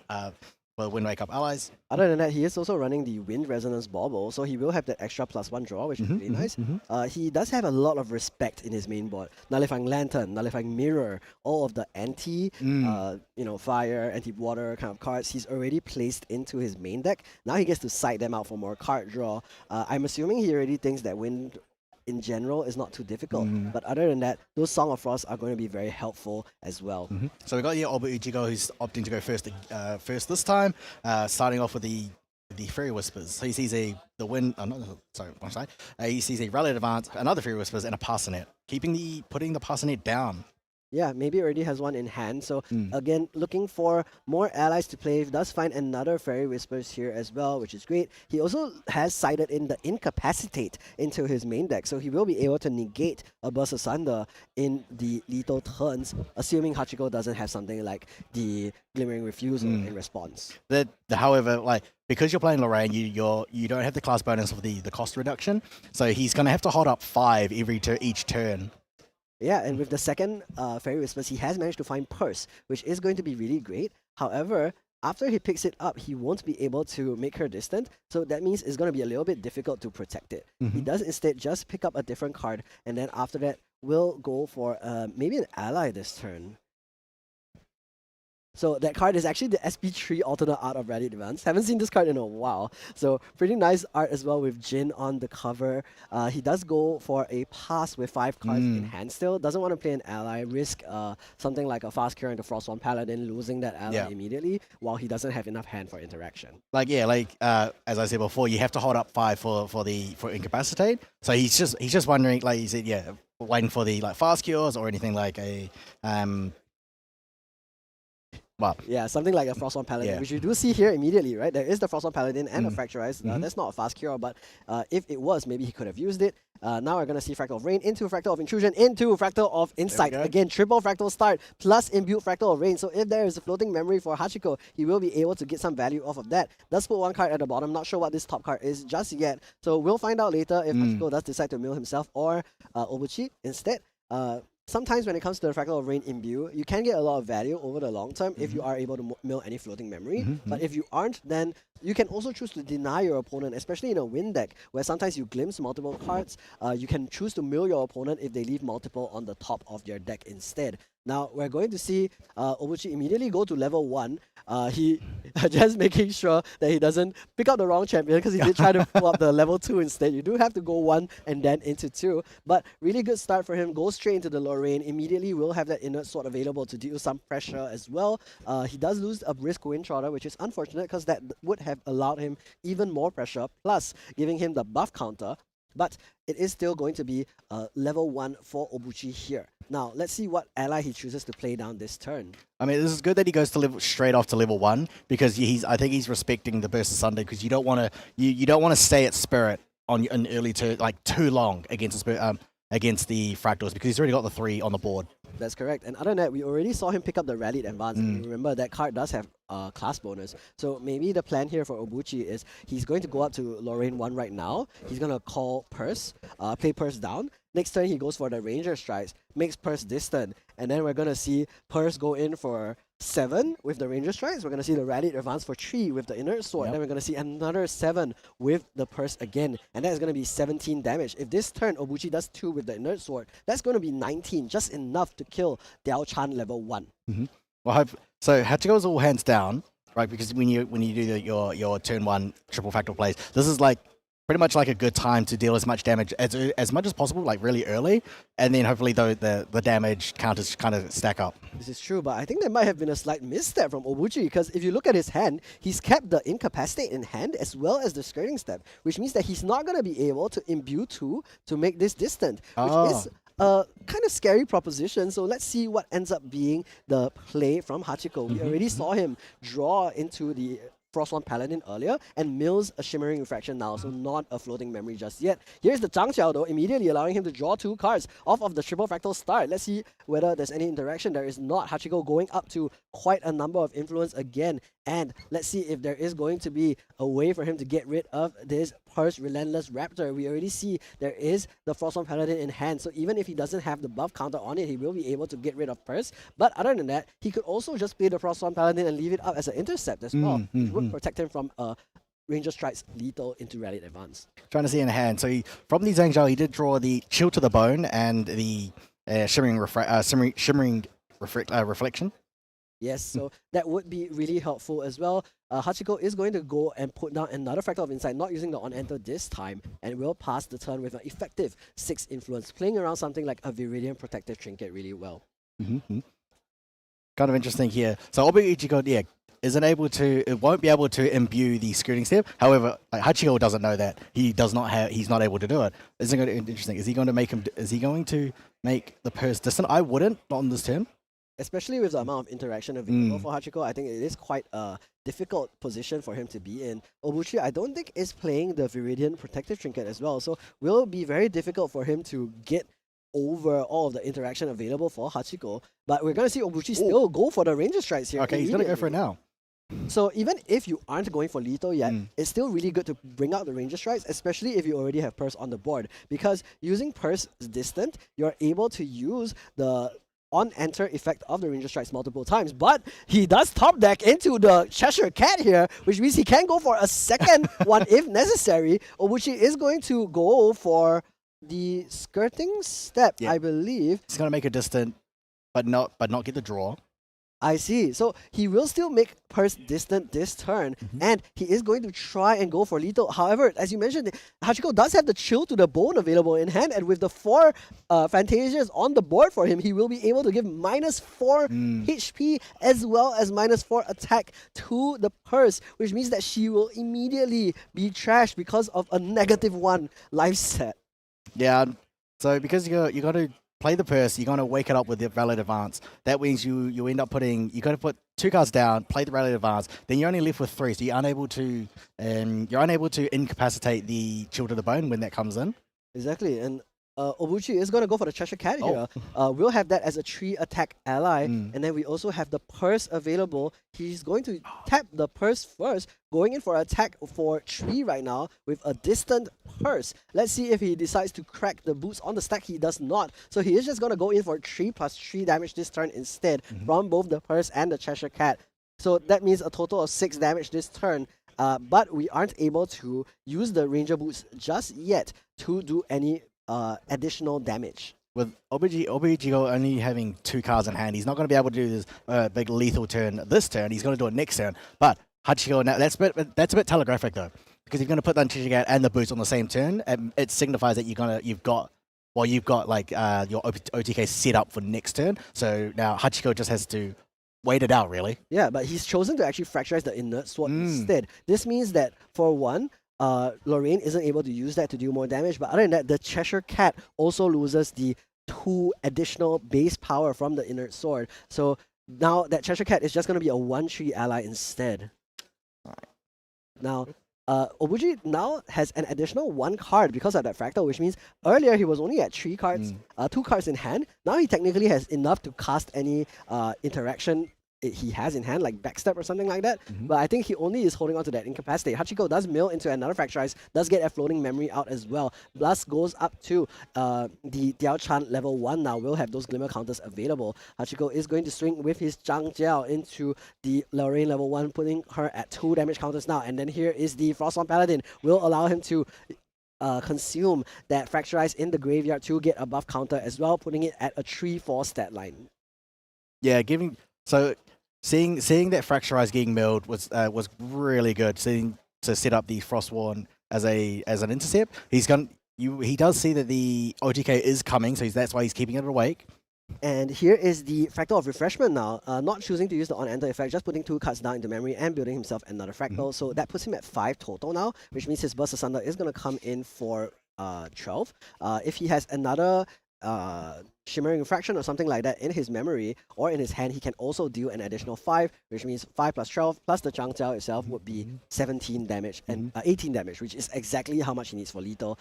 Meanwhile, Obuchi's turn, he does just go for the Water Resonance Bauble, draws it into another card. He does have a Dilu available in hand as well, which means he does have that additional ally that can help him take out this Frostborn Paladin. Now this. So Obuichigo doesn't see that. Yeah, Hachiko does have this Shield of the Bone. So any ally. So if he is going to go for the OTK, the Shield of the Bone is ready as well. But Obuichigo can go wide. He could just put down the purse just to apply some damage on the board or get past he's got to get past that Frostborn Paladin. That's right. I think it's going to be a really important thing in order to get rid of that intercept. But remember, intercept is optional. You can choose not to intercept. So Obuchi was considering hitting into the Tiao Chan directly. And I think one interesting thing that I forgot in general is that actually Dilu is a ranger unit. So it is possible to give Dilu ranged 4 with the ranger strides as well. So he does have that option now available to him. Of course, you will have to make Dilu distant instead, but that means that you have a 3-4 becoming a 7-4, maybe even an 11-4 later on. However, if you're gonna buff up Dilu, he's also gonna make sure that purse does not isn't cleared as well. Because if you lose purse, then Dilu cannot attack. That's true, and the Chill to the Bone will be really a good way to get rid of it. And even if you suppress the purse, technically that means that Dilu checks and there's no unique win ally anymore, and so he can't attack. He's just left sitting there, unfortunately. So I guess. Now, looking at the hands again, we do still see the Escape the Wreckage available. The Dilu did in fact come down. He will be able to get rid of this Frostborn Paladin alongside the Cheshire Cat. Most likely that means Obuchi will lose his Cheshire Cat though in order to get rid of this Frostborn Paladin. So first we're going to see 3 damage onto the Frostborn Paladin with Obuchi's Dilu, and then now we will see whether he decides to lose that Cheshire Cat or maybe he has another 1 attack ally available. Now Obuichigo does have 4 in hand, but he still has a reservable Fractal, so he does have access to Incapacitate. That's true, and I think he's just checking on the effects. Remember, these players aren't playing in their native language, so sometimes these effects may be a little bit escaping them. He is looking at Aether's Embrace to try and confirm whether or not you can use that to protect maybe one of the allies that he's about to swing into the Frostborn Paladin with. However, unfortunately, that card only works on defending allies, which means that it won't give that +2 into one of the Purse or Cheshire Cat. Now, it looks like he's considering using the backstep here instead to make one of the allies distant, but instead he's I've just remembered that he does still have that Fractal. So he is actually going to Rallied Advance into the Frostborn Paladin instead. So remember that Rallied Advance does come in for 1, and not only that, he will be able to set the Dilu active, and Dilu, despite only being 3 attack right now, this is how Win Allies used to play in the past anyway. Last time Win Allies didn't have 7 attack allies, so standing up this 3 attack Ors is still going to be pretty nice for him. However, this means that, again, Obuchi is even closer to lethal. However, that is going to be an active Dilu now. Dilu is going to come in for 3 more, and then of course the Cheshire Cat as well as the Purse can also swing into face. I like that. So this is like old school like Wind Wake Up allies as well. Getting attack for 3, you can attack for 1, and 1 with the Purse if you wanted to. Yeah, and I think the main concern, of course, is he gonna be able to find lethal still? The following turn, he doesn't have enough interaction for that Incapacitate we were talking about earlier. So if Hachiko has Burst Asunder, I think Obuchi is in trouble because, like we mentioned, we counted it out earlier. Shimmering Refraction is going to come in for 5. Burst Asunder will come in for 12. And Obuchi just doesn't have the interaction available for it. But we're going to see him instead go for the reposition. We're going to make one of our allies here distant. And maybe we're going to go in for a big swing with a distant Dilu or a distant Purse with the Ranger Boots. Oh, I didn't. Well, my mistake. I did not see that was a reposition from hand. That is one of the new Diana cards, isn't it? Yeah, I believe it's a reprint actually of an older card. It was not very popular in the past, but now it's going to be fairly useful. He is going to crack the boots first. Unfortunately, if you do crack the boots first, he is going to crack the Yeah, Cat you gotta first. do the cat. Give the cat. Give it +4, and then +4 from the boots. That's currently doing what, 7? No, Yeah. sorry. Dealu is 3 3 plus 4. 3 +4, then +4. He hasn't cracked the boots. He's only cracked the cat. He could. Yeah, so he's right now at 7 damage for Tilu. mhm. And on the stack, technically, he could, like you mentioned, crack the cat as well. But instead, he is going to chill to the bone on Tilu, giving it -4 attack and -4 HP, which will put it in the trash. However, at the very least, he was still able to keep his purse, which may be enough for the following turn. Now we're going to see Hachiko immediately going for that Glimmer counter Diao Chan effect. We're going to use the Shimmering Refraction, do 5 damage to Obuchi Ichigo's face, and let's see what he ends up going for. Draw into memory and wake up already. Now we're going to go into the materialization. Let's see what he does end up picking up. Checking the floating memory, doesn't have one available just yet. We'll just go for the Grand Crusader's Ring. Is going to draw into an additional card. Fractal Rain Mills himself is not going to find floating memory, but that is not going to matter. Recollect, draw for a turn. Let's see the Boss Asunder, baby, 2. And we're going to see all of these Fractal sacrifice is going to be 12 damage. And that is going to be game for Hachiko. He is not ready to back down. He is going for the second Ascent win. He wasn't able to bring it back in Taipei, but right now this is his homeland. Let's see if he can bring it back now with a very strong 2-0 win in round 2 of Ascent Akihabara. So this is where that was amazing from Hachiko. So like I said, he went for the comfort pit. He knew what he was doing. He knew what he was playing against. He knew, and once he saw Obuichi just go hands down, he stopped his OTK turn. He went hands down, and then that's when he just struck. Yeah, and Obuchi just trying his best, trying to find the lethal. He did try to reposition the Tilu, give it the range 4, maybe even consider give it the range 4 again with the strides, because you can do that on the stack before damage calculation, but just doesn't have enough damage just yet. You can see Hachiko is at 8 damage. An 11 damage swing from Tilu would have been lethal, but just the chill to the bone, such a great tech choice from Hachiko, showing so much respect, came in from the sideboard, did so much work in that matchup, and whatever ally that Obuchi Ichigo would have played would have been a victim to that card, because 4 health, more than 4 health ally, where are you going to find one of those? Well, the thing is, like, because with Wind Wake Up, you're mathing out exact lethal, but also you're also included, you're mathing out your full hand, right? So that's where Hachiko had to could actually wait, so that you weren't able to incapacitate any like chill to the bones or anything that could kill an ally. So he knew what. He knew that OT Wind Wake Up uses just one ally to kill. That's why he had to choose the right moment, and then he knew. Yeah, and I just think this chill to the bone tech is such a great choice, because not only does it get rid of the Wind ally matchup, but it also gets rid of Frost on Paladin. Yep. It also gets rid of Pendragon. 4, right? Yeah, It's that 4 health threshold is so big, and it's such a fantastic card to choose for an open meta because of how many targets it potentially has. I think it does so much work, and I think it just comes to be a preparation difference, where we see Obuchi didn't have Scatter Essence available. He didn't have anything where he can kind of deny his opponent. As much as he had the sensor, he doesn't really have the time to materialize it. Then, at the end of the day, what happens is Hachiko finds exact lethal, and then he sends in on turn 4, and that's lethal already. Like that is the power of Water Fractals, right? It'll find the right. If you let your Fractals opponent build up Fractals on the board, it's getting you closer and closer to the lethal turn as well. You have to be really. So I did like that Obuichigo was setting up for the OTK, but I think he was just one turn too slow in game 1. Game 2 he had the right turn, but Hachiko was waiting. Yeah, and I think Hachiko just has the right choices, and he's a very calculated player. Fractals is a deck where there is a lot of math. Because of how many different spells that you need to achieve in order to hit lethal. I think all of these non-combat damage kind of decks do a similar thing. Arzana, Rai, Fractals in particular, they need to count out how much damage they can do, and as you said, they're either counting exact or they're counting excess. And Fractals especially, they need to count excess, because if they burst asunder and fail, they lose all their Fractals, and then suddenly they're in a very bad position. Yeah, so when you've got Delchan level 1 on the board, and then you've got your 2 Glimmering Refusals, having the Shimmering Refractions in the memory, so you can calculate he did 6 in 1 turn, and then he could do it like prereq again, and then he could burst asunder. That's so much damage, 6 and 6, and then burst asunder for like 14. Definitely, and I think the benefit of being in a matchup like Wind Ally or Wind Wake Up, where they are either at Spirit or level 1, is that there's so little damage that you actually need to do in order to find lethal.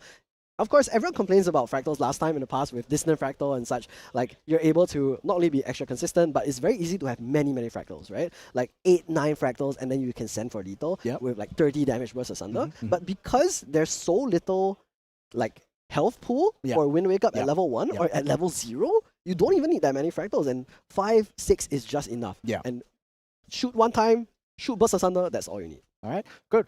Yeah, I mean, so Wind Wake Up is a very fragile deck. Think of it like it's a glass cannon, right? You only need one ally, but you'll just do a lot of damage. But then once you lose your allies, you kind of just sit there, like in the wind, and you're just like very vulnerable. Fractals is also kind of like that as well, but they can afford to take off turns, just like build up a board, build up their fractals. They've got glimmering refusals to stop any pesky. So you can't do like second winds, but you can do rally advance, which is fine. And then you've also got your Chill to the Bone access to that. You've got your Zhang Jiaos to get your hands back up. And you've got like what Captain? Oh no, maybe not that one. So you've got Frostmourne Paladins to block anything that comes your way. Cool. Yeah, so we've seen Hachiko win just now. We want to hear a little bit more from him. We're going to head to Tyler and Hachiko for the winner's interview. We'll see you later. Hello and welcome back. We are here with the round 2 winner of Ascent Akihabara here at the Bell Saal venue. I'm joined by Judge Masa here. He will be our live translator for this. First of all, congratulations. Big win. Let me ask you, you have played Fractals every event. Is it your favorite deck? まずは勝利おめでとうございます。あなたはどのイベントでもフラクタルズを使っていますけど、なぜフラクタルズを使っているんですか？私の得意なデッキで好きなデッキだからです。He says his favorite deck is Dao-chan, World Dao-chan. I agree. He loves Diao-chan too.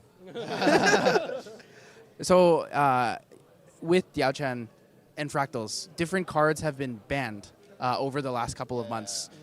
How do you feel about the deck now versus back then? Is it still really good, really strong? 何枚かのカードがダオちゃんにとってはもうすでにバンされてしまいましたが、バンされる前と今でどのような違いを感じますか？キルターンが明確に伸びました。なので、イージーウィンがかなり少ないです。なのでその自分でゲームメイクを工夫しないといけないのでちょっと大変です。難しいこと言うね。Okay. He says nowadays Dao-chan is hard to win because some cards already banned. Go to for now week. I see, Two week. But you still win. Yeah. Still win. Good. So, with Fractals as your main and such, I have a couple questions about the cards you chose in your main board. Why are you playing Orb of Hubris, and why no Safeguard Amulet? わかった。セーフガード入れてて、うんセーフガード入れてなくてヒーブリスなんでフユーリスをなんで使ってるのかって。なんだろうな、セーフガードは最近のプラクティスで使わなかったから入れてない。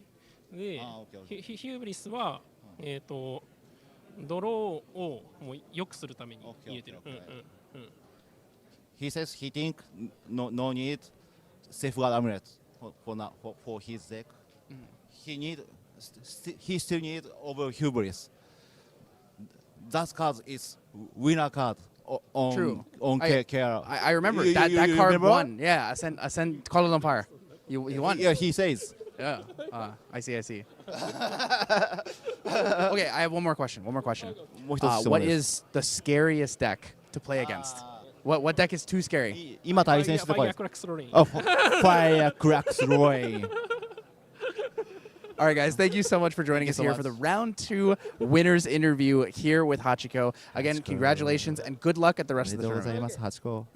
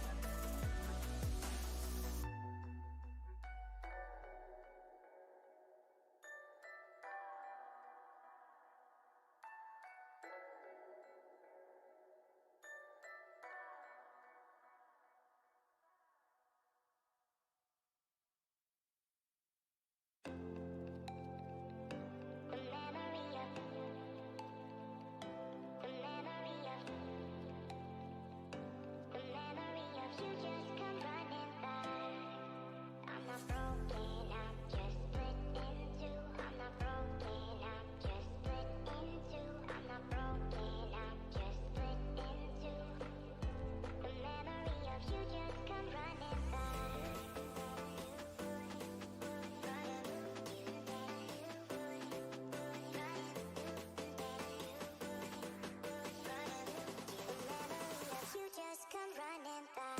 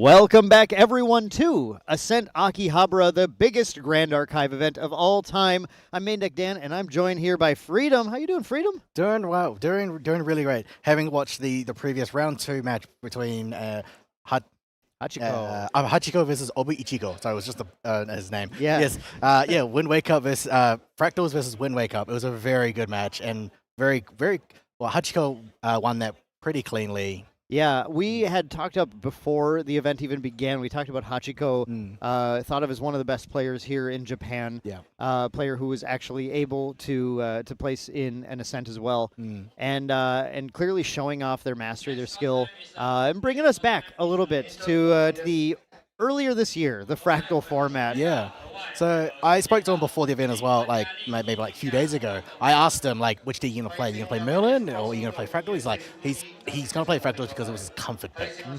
Yeah, that's what we say about this format a lot. It's a very comfort pick oriented format where what we really see is, and the reason we say this is the players who have the most experience on their decks are the players who are able to typically perform the best. It's a format that's open enough where you could try and pick a deck that you think's gonna, read the room and it's gonna have the good matchups or whatever, but it's so open that a lot of the time you're better off just relying on the decks where you really know the lines, you know the play patterns, everything is kind of, you've seen these scenarios before and you know how to win through them. Yeah, I mean, like that's like the opposite of what I do. I play with what's hot and then not enough reps on it, and then I kind of lose. Where I should have just played my comfort pick. That's it's a bold strategy, but I mean, that's one way to do it, I guess. But here we clearly see Hachiko going in the opposite direction and performing really well because of that. So very excited to see the potential for more of these water decks, honestly, to sneak in. I think that's one of the things that might be the most fascinating as we go into day 2 is to see what the representation of water is, just knowing that in Japan there is Hachiko on Fractals and kind of for some players leading the pack as far as like, well, this might be the playable deck into this format. We'll see how many make it. Well, there's going to be a good number because there are I think over 100 Japanese players here, between 100 and 150, according to like the allocated tickets and who I've talked to as well. Yeah, between 100 and 150. Right, and we don't want to discount either that we had the world premiere yesterday of Phantom Monarch. So as we're moving on to the next format, let's take a little clip at some highlights from our world premiere last night.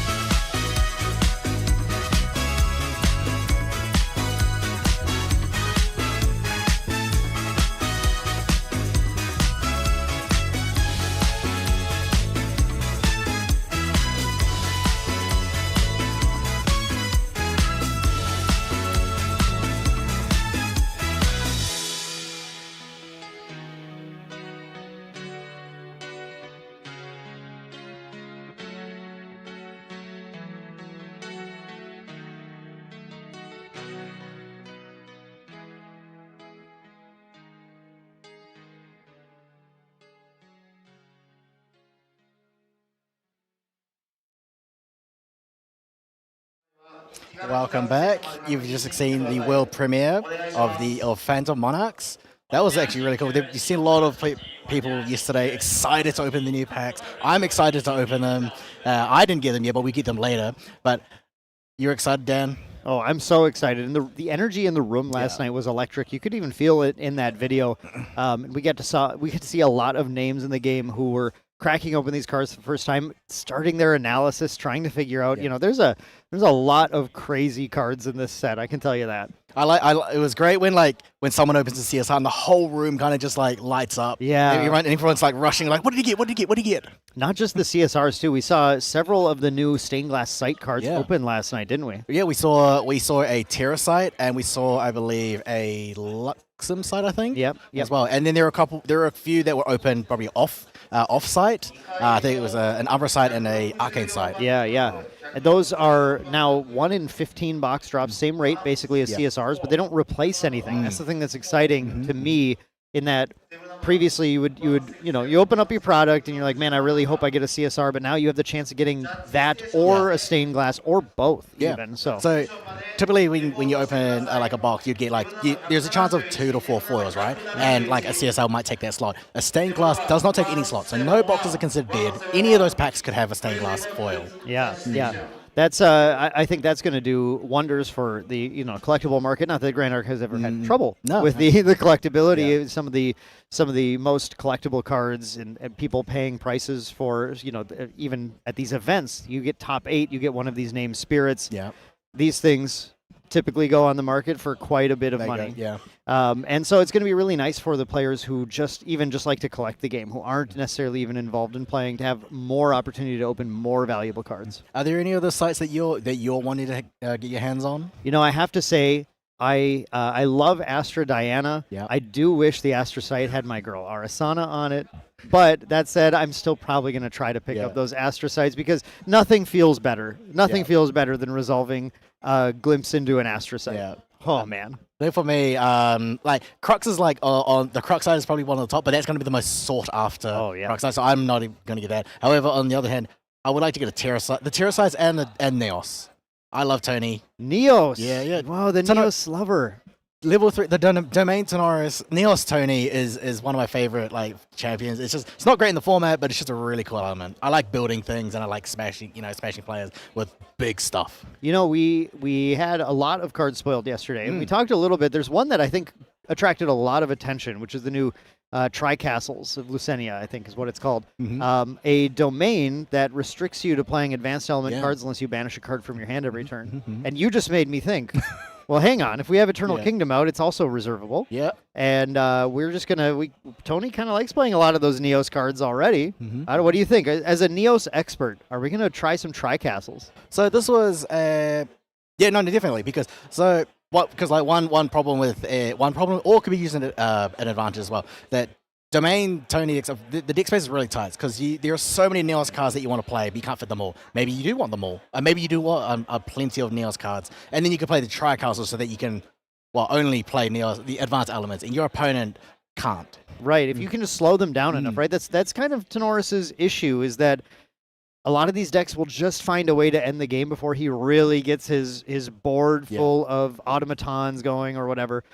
That might slow the game down just enough to be able to hold on. Yep. That's why I really like Neos, so I really would like to get my hands on the Neos side. Yeah, that makes sense. And the fun thing about these releases for Grand Archive too is that they work so hard to support all the previous champions as much as they can, even in a set like this where there are no Neos cards. We're still finding a card like, well, actually, maybe this will make Tony more of a playable deck, but we see support for the original Diana, the gun-based Diana. We see Aetherwing Diana in here. We have all the new Alice stuff, Chessmen, and the new version with the Graveyard Shenanigans. We see lots of CL. Man, we have that new Interdiction card. That I was in my break here. I was looking at that card and thinking, I think this might be broken. Foe Awakening. Foe Awakening, yeah. It's got Interdiction, which is a new keyword that says that players can't gain opportunity while it's on the activation stack. Which is, and it's a card that you read this card and it's crazy. It sounds like, why would I do this? Because you discard everything in your hand and memory, and then you banish 2 cards from your graveyard as omens, and then your opponent can't negate your cards this turn. But then you look back at some of the cards from Distorted Reflections that were already just providing more support for. Devotion's Price is the one that caught my eye immediately. I wanted that card to be so playable out of the starter deck because you have to discard 2 cards as you activate it, and then you get to draw a card for each different reserve cost omen. But your opponent would just negate it. Yeah. Right? But Yeah. now if you just respond to your Devotion's Price with Foe Awakening, you get to banish 2 more cards as omen, and your opponent can't negate it. I think You draw a lot of cards. That's the first time we've seen the keyword interdiction, isn't it? Yeah. yeah. It's a new keyword that's only on that one card in the set, I believe. Yeah. Well, we still have about I think 30 to 35 cards left to spoil. We I didn't suppose see it them all. could be hiding. It could be in there as well. And there could be other cards that people are expecting to see. We do not yet. We don't know yet, but they could be. They could be in that 30. Yeah, and I think in general there is so much to be excited about whenever a new Grand Archive set releases, though, because you're going to go back and you're going to get that support for all the previous champions. And I mean, even as the meta shifts too, look around the room. Yeah. You know how many Rye decks I've seen? I just saw Wind Rye right behind me. There's a lot of Wind Rye in the room. Yeah. And if you asked me 6 months ago, I would have said, yeah, Rye's dead. I don't think he's coming back. Yeah. But that's the wonderful thing about Grand Archive.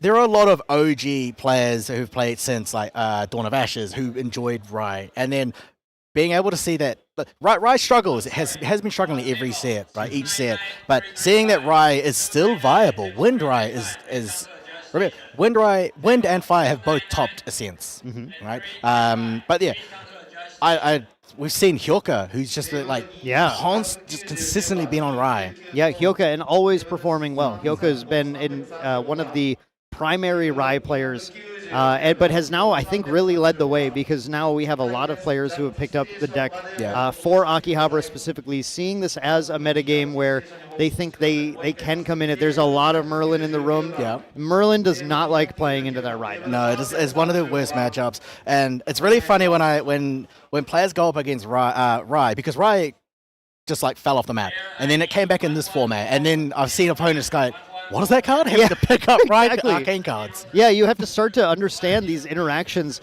You know, I was talking to a friend also who's on Rye today, and said he had to explain how the interaction with damage prevention and damage addition effects works, and who gets to choose. Yep. You know, with the Spell Shield Arcane, how much damage is prevented when a Poison Dagger is affecting it, and these are the interactions that 2 years ago we had all kind of figured out, because it was super relevant to the format then, but the format had just shifted so much over time.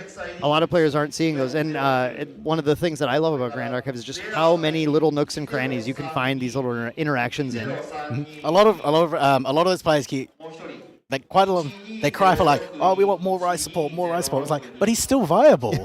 He's good. Yeah, he doesn't need support. Maybe he does, but I think he's fine. He got Shattering Discharge in Abyssal Heaven. That's great. That card was a huge help just for playing around a lot of interaction. A lot of it's one of the best shield poppers for Exactly. him. Yep. Yeah. So really anything can happen, right? And with Phantom Monarchs, we're gonna move in as soon as we're done with Akihabara. And I don't want to downplay how exciting it's going to be to get to the top 8 of this event, where the top 1% of players in the room are going to be fighting it out for the incredible prizing. But past this, going into the Phantom Monarch season, I mean, there's so much to brew. There's so much to explore, and old decks, new decks that just haven't been relevant but now become relevant because of the new decks that are being played. It's very exciting. Yeah, you said earlier, the Gun Diana has this support for the Gun Diana. We've seen that one Umbra card that's good for the Curse Breaker Diana. I think it was the one specific one. I can't remember what it is, but there is one for her as well. I'm excited for Chessman, and so you will be able to get your hands on Phantom Monarchs in December 5th. December 5th, it is releasing.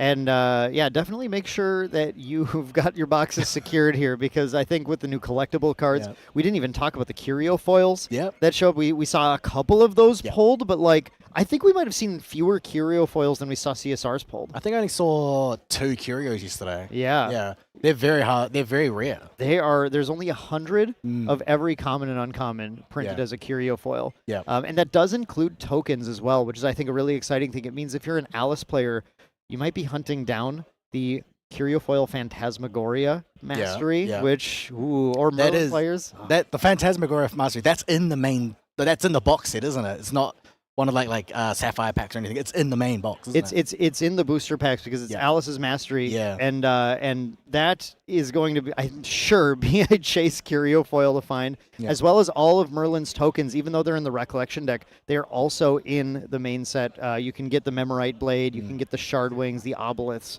So I'm really looking forward. We have some players in this game who really like to bling out their decks. I've recently started blinging out my decks, and like it's getting more expensive, but I really I love the foil, like the Grand Archive foiling, phenomenal. Yeah. You know, being a and like Weebs as well, they've been improving every set. They're foiling, like they've been like earlier they've had issues, but then they've just like the curling, for example, but they fixed it, and then now foilings from now on, they're just like getting better and better. Yep, and now they're finally, I think they're so happy with the foiling, they're starting to experiment. And we Yeah, get the curio experiment. Yeah, exactly. We get the stained glass. We Yep. get it's such an exciting time. So yeah, Phantom Monarchs releasing December 5th. Yeah. Going to be, I think, a meta shaking set. The cards look so good. Yep. It's going to be a huge collectible set. Yep. And it's all leading up then to the release of our first Capstone set as well following that. I'm excited for Capstone. It's support for every class or for every champion, and it just like it's more. It just create. It's like it signifies that how far Grand Archive has gone as well. Yeah. So it's like a one of those what's like anthologies in a set. Yeah, yeah. set, you know. It's gonna kind of look back at the previous sets, the previous blocks, and look at every advanced element. Yeah. And I think every champion and probably just a smattering of support to really lock in before we move on to whatever comes beyond that. But speaking of moving on, we're going to be sending to just a short 5-minute break as we get ready for the next round. So stick around, and we'll be right back with some exciting action.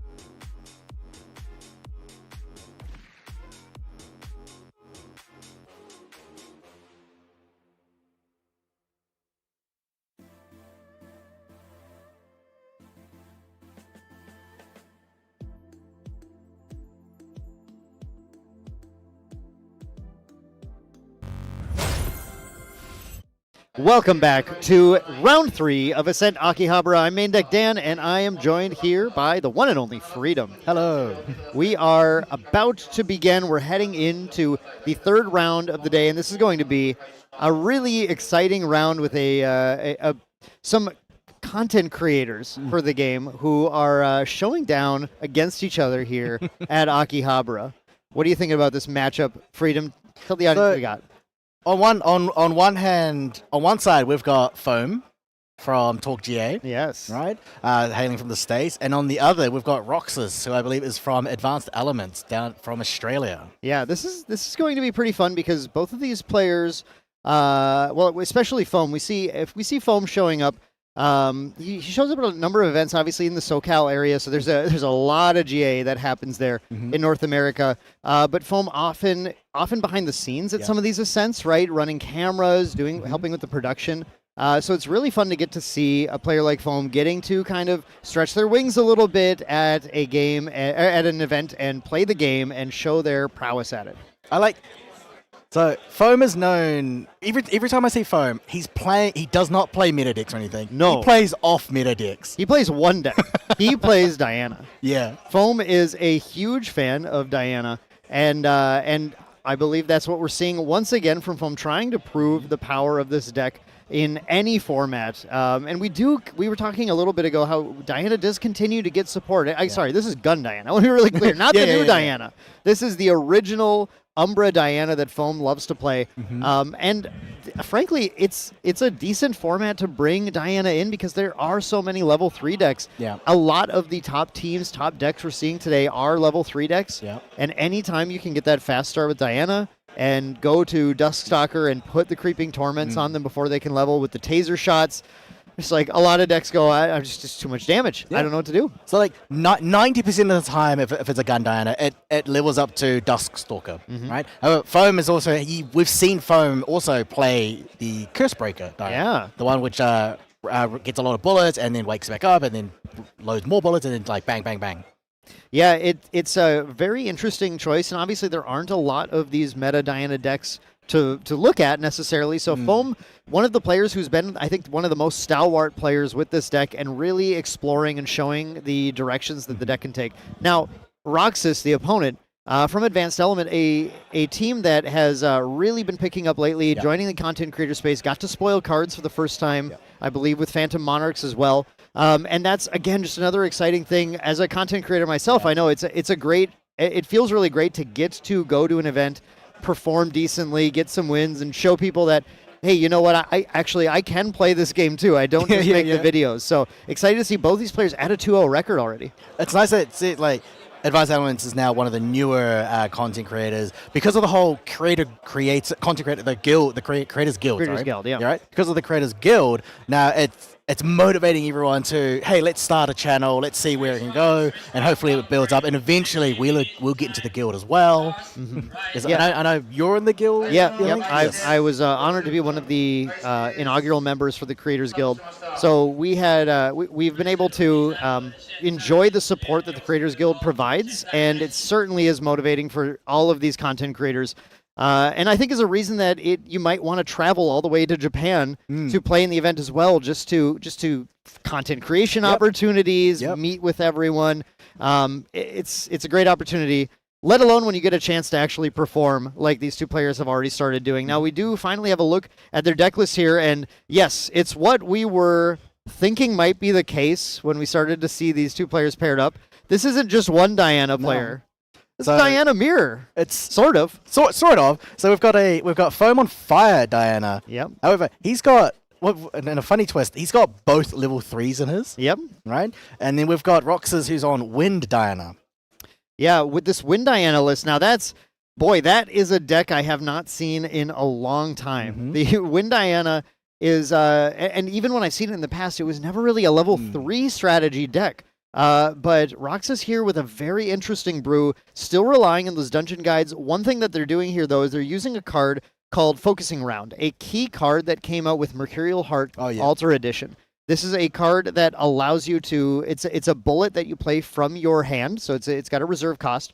But then with these cards like Baby Green Slime and then things like Displace and Ascent Protector on the Baby Green Slime, you're able to suppress the focusing round, so it keeps coming back, and it creates a card draw engine for the deck, which is the way that a Wind level 3 deck typically tries to get to level 3 and still have enough cards to play the game. They need to have some kind of this like suppression-based card draw engine.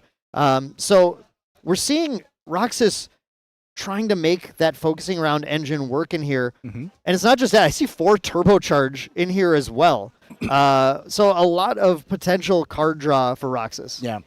For turbocharge, that's like kind of like overdoing it, but in this deck, hopefully he makes it work, because turbocharge you typically only see 1. You might only see 2, and you might see 3 max, right? Having to seeing 4, I've never seen that before in this deck. Now, yeah, focusing round, which is the on enter, it draws a card. And you could just keep suppressing it and come back and then draw you more cards. And then with the added, it is a bullet as well. Yeah, and it is a bullet, so it does give you a way to take a shot at your opponent eventually. Looks like the players are ready to begin here, though, and we have the fist bump going into Roxas' first turn, putting out the Spirit of Wind and drawing 7. And I wonder if they've talked about this at all. If Foam has any idea that he's going into a Diana Mirror right now.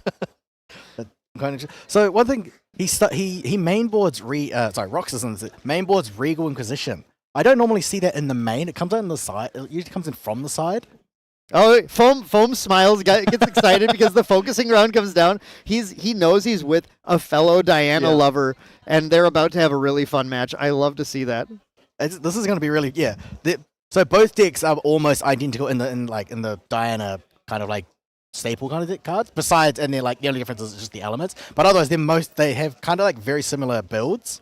Yeah, the material decks, they obviously have a lot of those things that are really important to run in Diana, but there are definitely some differences here as well. We already talked about Foam having both Cursebreaker and Duststalker, but also running Devouring Malice is a card that has been a really, really powerful card from Disordered Reflections. Now, Foam is going to begin their turn with a very strong Spirit of Fire into Hasty Messenger, swing with the Hasty Messenger, and pitch the Liminal Guide.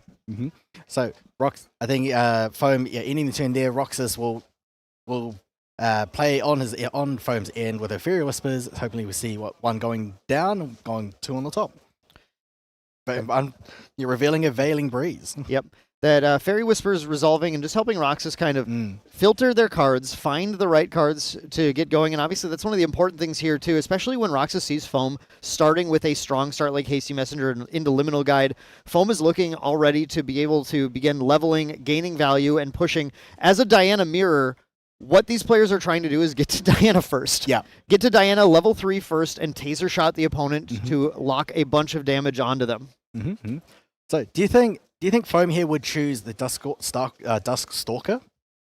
I mean, I think it's gonna depend for Foam on whether or not he sees Umbra Sights. I think that's one of the big things it's gonna come down to is if Foam has like the curses to be able to go a Cursebreaker line. I think it's just like a math situation. Right. But you want to go Duststalker if you can, because your opponent is also running cards that draw cards like Umbral Tithe, Umbra Sight, and you want to try and punish them with as many Creeping Torments as possible.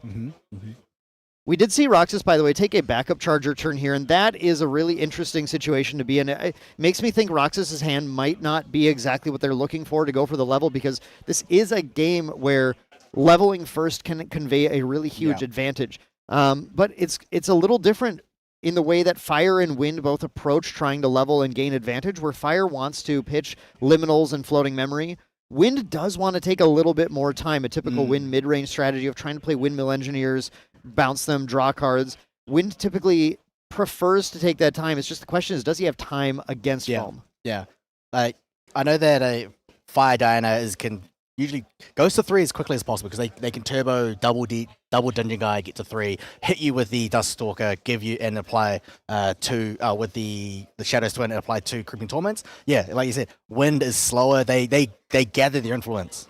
Here we saw Roxas. I think there was just a discussion about the Power Cell token on board, which is now just that face down card in the middle of the board is our Power Cell token. And we do have Foam then going for exactly what we expect. That level to 1, the Liminal Guide comes out of the graveyard, enters play, draws a card for Foam. Then Foam resolves a Hasty Messenger attack, pitching a Stalwart Shieldmate. So another float value gained. Roxas having a hand that looks like it has no way of clearing that Hasty Messenger might be a huge problem for them in this matchup as Foam is able to continue to accrue advantage turn after turn. But looking at Foam's hand, he's got so much floating memory that he can just discard. He's got a second Stalwart Shield, mate. He's got 2 Undying Dreams. He's not short on floating memory. No, and unfortunately, actually, might be a little too flush with floating memory at this point. Yeah, because if you can't get rid of all those cards, they're cards that don't do a lot in your hand. Foam might even start thinking about doing the Undying Dreams onto Liminal Guide aggro play, where you just, because it's a Spectre, you go ahead and just buff it up and start fighting the opponent with your onboard Liminal. We do have the Power Cell replaced here, and then Roxas going for, again, another slower wind play, just going for the land, trying to see what's coming up on the top of the deck, rearrange the top 4 and draw a card, because Rox is definitely looking to find a way to try and keep up with the advantage Foam has accrued. So one thing about the Wind playing a Wind deck is that a lot of their cards replace themselves. So Scout the Land, we've got Fairy Whispers, and not in this deck as well. So Stifling Trap, not Stifling Trap, Skirting Step, which he does not have, but a lot of the Wind cards that kind of glimpse and rearrange decks, they do replace themselves, and that's great. That is great. Roxas taking another turn to draw a card, though. Grand Crusaders Ring coming out, sitting at the Spirit of Wind. This is so dangerous because Foam, if Foam has a Dungeon Guide in hand, he does, which he does. The next turn is level to 2 using a float, Dungeon Guide to 3, pop the Lineage Release on Diana 1, bring out the Shadows Twin, and then you get to fire and get Creeping Torments and Taser Shot damage onto Roxas, and Roxas is going to get stuck. But the thing is, one thing that Foam has to be careful is because he's playing against a Wind deck, which has access to suppressors such as like Zephyr or such as well. He's got and Baby Green Slimes to suppress that Shadow's Twin. Absolutely. There are a number of wind tricks that Roxas can have if Roxas holds up the cards to have them. But we see so far going in for the card draw turn, another focusing round, and a Windmill Engineer. Roxas keeping a few cards up. It could just be keeping up Veiling Breeze, though, as well. Yeah. Veiling Breeze right now could prevent all of that damage from happening. But he's going to have to prevent 7 damage from that Shadow's Twin because Foam is going to the level 3 line. Yeah, and 7 is possible if every card is wind, if I'm counting correctly. All right, so leveling up, he's gone up to level 2, materializing the Taser Shot. The hasty pitching, we did see the Undying Dreams played on the Liminal Guide as well. I mentioned that a little bit earlier, but you get to put a buff counter onto the Spectres with that. So that Liminal Guide is looking a little scary here. Oh no, Rox is going down for a Reclaim, bringing the Windmill Engineer into hand. Still has 2 cards left, still has a Veiling Breeze, and I feel like I think I did see a Veiling Breeze in their hand earlier. It does, yeah. So Roxas, I think, just likely holding on to that Veiling Breeze here. Now, Foam has to decide. He did put the Taser Shot out with the Diana level 2 on enter, so the Taser Shot bullet is available. If Foam goes for it, is there any interaction that he might have to be able to stop the Veiling Breeze? I don't think so. All right, so activating the Dungeon Guide.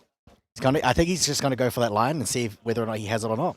I think this is I think it might be a make them have it line right now. Yeah, I'm just going to make sure you actually have Veiling Breeze, because if not, I win the game. Yeah, that's the thing about Diana level 3 is it'll just go for it. If you've got prevention, great. If you don't, you're gonna take 7 damage. You're gonna get 2 curses, and you're gonna be hit with. This is Curse Breaker. Really? Ah, okay. I can see Foam in his hand does have 2 malevolent vows. Yeah, this is Cursebreaker, Diana. Sorry, this was surprising. Instead of going for the Duststalker line, which might have been just respecting Roxas having the Veiling Breeze, we had the Malevolent Vows in hand, like you said, from Foam. So Foam might just be saying, I'm just going to try to play a longer game because I know that you're just going to prevent my damage and punish me back next turn. So I'm just going to hold off, and I'm going to try and build up curses and just shoot you enough times where I can get through any of your interaction. It's interesting that he respected that Roxas may have 7 win cards in memory to be able to prevent that, because 7 is a lot. It's so much. But it's so hard to prevent. But in Wind, it is possible because Roxas did put so many cards into memory.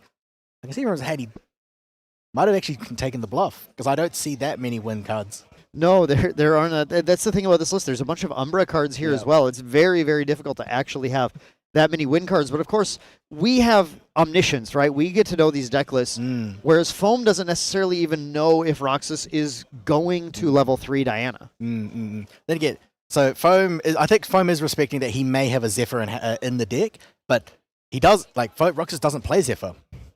Yeah, that's true. Roxas plays Baby Green Slime, but the fast activation is only for Tamers. So it's not, there's not a lot here. I'm looking through it. There's not a lot that can actually interact with the gun other than displacing a Baby Green Slime that's already in play. Yeah. Interesting. So here, so Roxas is now going to go to level 2, and materialize level 2, and then activating the dungeon guide. He's going to go to level 3 before. He's going to go to level 3 as well. So punishing Foam for not going for it. Wow. Yeah, this is a scenario that I didn't expect to see here, but second dungeon guide from Roxas's stacked up hand here would actually go immediately to 3 and could Dust Stalker from there. Did he forget to put a bullet out? Oh no, taser shot's right there. Taser shot's there. Yep, we have a taser shot. Taser shot on both sides. Okay. We're good. And there, there's the displace. Yes. Displace on the dungeon guide. Going to bring that dungeon guide back. That's going to suppress, well, not suppress, but banish the dungeon guide, and then immediately re-enters rested, which means that we get to immediately level up once again, going to Dust Stalker. And that's the thing about fire. Yeah. Fire can't defend against anything. So Roxas is going to have a very, very safe Dust Stalker play here, able to bring this out and immediately go for that Shadow's Twin on the lineage release of the Diana level 1, and then start firing those taser shots off. So Fire Diana, the only way they get to level 3 is if they've got dungeon guides. They have to find the dungeon guides. They need to find 2, for example, if they want to double. Wind Diana, however, has access to Displace or Zephyr and Displace and Zephyr, so they can use the same dungeon guide that they just used. Yeah, and here comes that Shadow's Twin. So here's the interaction I understand about Shadow's Twin. Several of them. Shadow's Twin, whenever it becomes loaded, it's going to get +2 power until end of turn. And then whenever an attack using the weapon triggers an on-hit ability, it's triggered an additional time. We have a couple of things. We have the Taser Shot on-hit, which isn't going to be relevant anymore because Foam is already at level 3. So that's doubled, but not too important. But the big thing is the Dusk Stalker. Oh! And a Regal Inquisition before we fire. Oh my goodness. So the Regal Inquisition is going to try and get anything out of Foam's hand. Foam's going to go for that Malevolent Vow now. That's a Umbra Sight. Oh, sorry, Umbra Sight. Excuse me. Yes. Yep. All these smoky Umbra cards. Yep. Go for the Umbra Sight here to draw and then draw into memory, and then just letting Roxas have access to everything else. Yeah, there's the Turbocharge and all the Umbra. I can see that. So Foam has shown one Gloamspire Prowler. That is a card that I don't see ever. There's 4 Gloamspire Prowlers in Foam's deck actually. Definitely a card that has been helpful for Foam to some degree. This is part of this kind of like curse package that I think we're seeing Foam utilize here with Cursebreaker and then the Malevolent Vows. And it's a card that becomes extremely efficient if you have 2 or more curses on your lineage as a 1-cost 3/3. And then on death, it becomes that 3rd curse to turn on Cursebreaker. Very interesting. So Umbra deck, sorry, don't take that many allies besides only Carter. They only take Carter just for the cleave. So seeing more Umbra allies, there are plenty of Umbra allies you could choose from. Yeah. There are, and Roxas taking a look at the Malevolent Vow as well, because Foam did get another Malevolent Vow here, which is going to give some recovery to Foam, allow him to kind of stay in the game, and then it becomes again a curse to try to eventually turn on that Cursebreaker or one of the additional copies of the Gloamspire Prowlers that we might see as well. Very good. So Roxas is saying that Foam doesn't have any way to prevent this damage. He's going to go and fire the Taser Shot into Foam's champion. Now this is going to be a bit scary because this is coming in. Foam doesn't have any way to interact with this. That on-hit ability is going to trigger twice from Diana on champion's hit, which allows you to put Creeping Torments on your opponent's lineage. However, those are curses. And that's the important thing to keep in mind right now. So in the Diana Umbra Mirror, once you curse your opponent, and I believe this is the reason Foam went Cursebreaker. This has to be the reason, just assuming that my opponent must also be on Umbra Diana.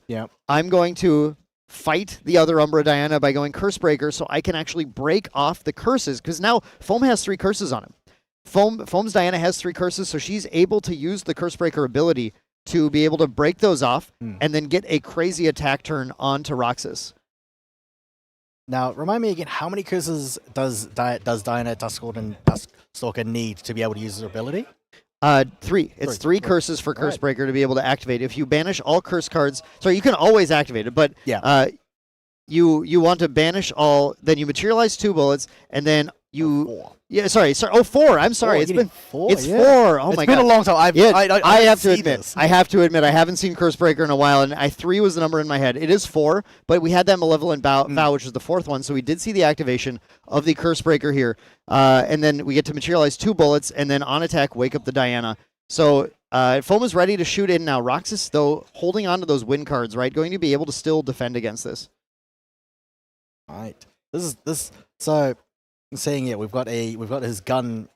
No, that's not. Sorry, that's punishing cartridge. Punching cartridge, taser shot, and plated bullet. Yeah, we get to materialize several bullets. That punishing cartridge, a new card from Mercurial Heart Alter Edition as well. That gave Diana a really, really strong bullet that's really hard to stop. It gets around. You get to retarget it, so it gets around taunt and intercept. Foam just crashing in with this entire board. Now finally Lineage releasing Diana, bringing out the Shadows Twin, and with all of these bullets and the Cursebreakers on hit wake up, it's going to be a barrage of attacks that Roxas needs to have a Veiling Breeze to stop. So those are coming in for 4.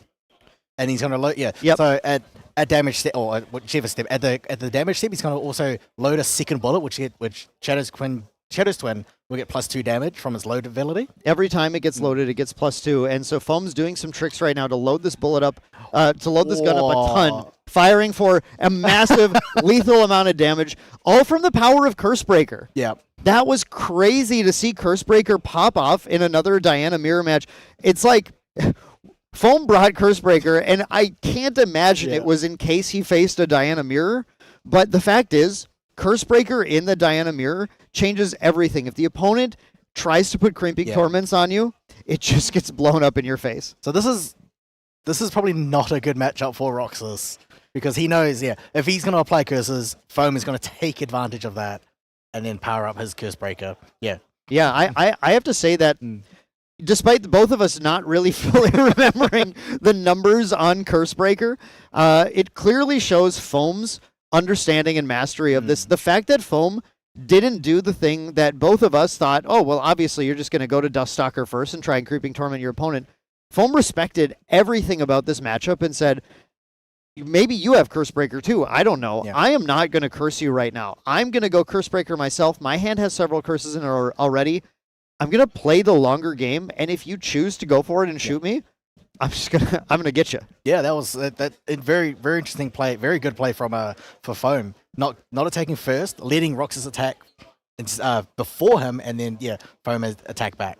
Yeah, and that was after a Regal Inquisition from Roxas as well. Like, you think a lot of these games where you resolve a Regal Inquisition, you kind of remove everything that matters from your opponent's hand, and you get to go in and get the attack that matters, but none of that was enough because Cursebreaker was just that strong. Yeah. Now, going into the sideboard here, the players are going to be looking at trying to figure out how to get the edge on this matchup. And I'm taking a look and trying to see. One thing I see from Roxas is another copy of Stifling Trap might be really big. Keeping the opponent off of Cursebreaker could be kind of the window that Roxas needs to be able to get it. Is there anything else you see from Roxas that might be helpful for trying to pick this match back up? So I can see here, maybe he decided he's got 2 rapid reloads just to get more bullets.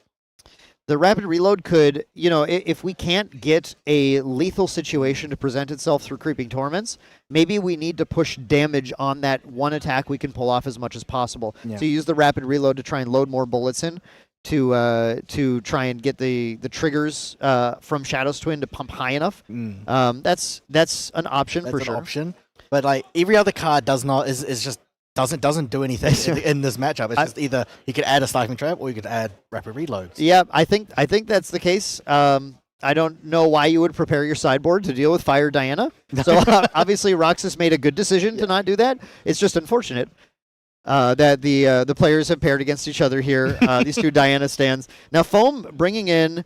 Let's see. Foam actually has some nice tech in this matchup, though. The Unyielding Wraith Guards are like really, really obnoxious for this deck to have to get through. They're going to be an interceptor that dies and then has ephemeral and comes back. So it presents a huge roadblock for Roxas to be able to get an attack in. Thankfully, that punishing cartridge is still an option, though. Looking at this too, maybe, the Resolute stands, we did see Foam pushing in a lot of ally damage. The combination of stand and Unyielding Wraithguard could prevent a very insurmountable obstacle for the opponent. Rocket Jump. Jump is an interesting choice. It's an interesting one, yeah. Like preventing some damage and then dealing damage back. Right. Getting that distant enabled. The Under Fire stealthing. I think that's one that if Foam doesn't bring out Seekers, which Foam does run Seeker's Rifle, but if Foam goes for a Shadow's Twin line instead, the Under Fire could stealth the turn and make it very difficult to get damage in. So I think Foam definitely has a number of options to rely on here as well. I want to point out too, Roxas is running the Bauble of Abundance that I really like in this matchup to force the Creeping Torment damage. The one thing about the Under Fire, because he can play Dusk Stalker against the Curse Breaker against Dusk Stalker. Maybe he doesn't want to stealth. He could take that damage and take the curses. Well, right, yeah. I mean, the options are available, right? I like it's and I think the stealth would just make it even harder to say, well, if you don't want to Creeping Torment me, then I'll just stealth the damage. If you do, I'll do it again. I'll do it again. So we've got here Roxas taking the first turn. He's just opted to just draw the 7 and pass because he's got 2 Fury Whispers in hand, so he doesn't have to do anything on his main. Yep, that's the advantage of this win deck, is being able to just sit back and see kind of what route your opponent's taking. Looking at the hand, we do see a 3 of Hearts and a Dungeon Guide from Foam. I think a Creative Shock is in there as well. That's a very heavy Umbra hand. It is a very heavy Umbra hand. Foam looking to find the kind of float that he had in the last game to be able to get going. Roxas just Foam passing and Roxas going for the Fairy Whispers, now digging a little bit, putting 2 cards back on top. One of those is going to be a Scout the Land. And Roxas might be immediately no, he kept a card on top, so not jamming the Scout the Land yet. We're going to draw first. Are we going to see another, backup charger? I was going to say maybe we see another backup charger, draw into memory the card there, and then either Fairy Whispers or Scout the Land afterwards. I can see that's why he put Turbocharge, was because in a win deck with so many glimpses and so many rare ranges, he's bound to find one of those turbochargers to help him gain a lot more influence. Yeah, I think this is a matter of just saying that, and there's the Scout. Yeah, follow up the backup with the Scout, like we're saying. Now digs even 4 deeper and really sets up what he wants to draw in the next turn. We see Reclaim, we see, I think I saw a Windmill Engineer as well, and there might have been a Veiling Breeze I think there was a Veiling as well, yeah. Yep, so some decent win cards to get Roxas off. So he does have a turbocharge. Off to the races here. Yep, there's that, and has the turbocharge as well. Yeah, I think Roxas probably saw that the turbocharge was just that important. Getting that draw 2 on that second turn of the game is clearly the line that Roxas wants to take to get the hand to just go for that. And it makes sense too. When you're running Displaced Dungeon Guide, you have a way to just level as fast as possible. You can just take the turn to instead turbocharge, draw a huge hand, find all the things you need, and then just use your cards in hand to level. So I can see that he did side in those rapid reloads. So that we were right about that. I feel good about that. Good. I feel good. Well, I wonder if we'll see this. There's a card on his list, Sylph's Envelopment. Yeah, Sylph's Envelopment, it's just going to suppress an ally. It's another card that you can use, I believe. I believe it's not just an opposing ally. I think it's any ally, so I think you can use it for a Dungeon Guide as well. Oh, yeah. Turbocharging that Power Cell away, just getting to draw 2 more. Rox is not finding any of the focusing rounds yet, though, and those are kind of a staple card in the deck, and Roxas knew everything they were drawing here because we did resolve Scout the Land ahead of this turn. But I believe that now brings Roxas to an unknown next set of cards on the deck. I think he's got 1 more that he's seen. Drew 1 from Scout, 1 from Turn, and 2 from Turbocharge. Oh, so I believe the full 4 from Scout was drawn. Roxas is now, and I this is a lot of math I've done with Tristan too. you have to try and manage when you're finding new cards again, especially when that Scout is like, oh, that wasn't very good. Roxas just thinking about continuing to. Is that a focusing round? Nope. Dude, just going for the Dungeon Guide to 1. So he's going to minus 2 to go to level 1. Yeah, that's this is a play you do not see happening a ton, but I would say of all the champions you're going to see do this, Diana tends to be the one. This is going to set Roxas up with the Dungeon Guide in play to be able to use suppress effects to level it, so likely doing something like a Grand Crusader's Ring again next turn, just to keep drawing cards and then using the cards that he has to be able to try and level as fast as possible with that Dungeon Guide in play. Right. So Rox is passing the turn. Foam activating the creative shock. Found a liminal guide off of it. That was a huge Yeah. find from Foam to be able to now level, get that value, and finds another creative shock. And I believe we see float. Foam's finding everything now. It's Oh. actually coming together. We have a. Oh, Oh my goodness! Yeah. Okay. Well, that's maybe enough dungeon guides. okay. So he's got his double dungeon guys if he wants to go for that route. Both players, I feel like, going into pretty interesting positions in this game where they both feel like they have a lot of their kind of good cards, I think. Mm-hmm. Foam just starting, they're starting the guide. The guide wars have begun where Dungeon Guide comes in for one, Liminal Guide comes in for one. Rox is going to reclaim the Dungeon Guide, getting a float in yard, being able to level to 2 with that next turn and setting up to go to 3.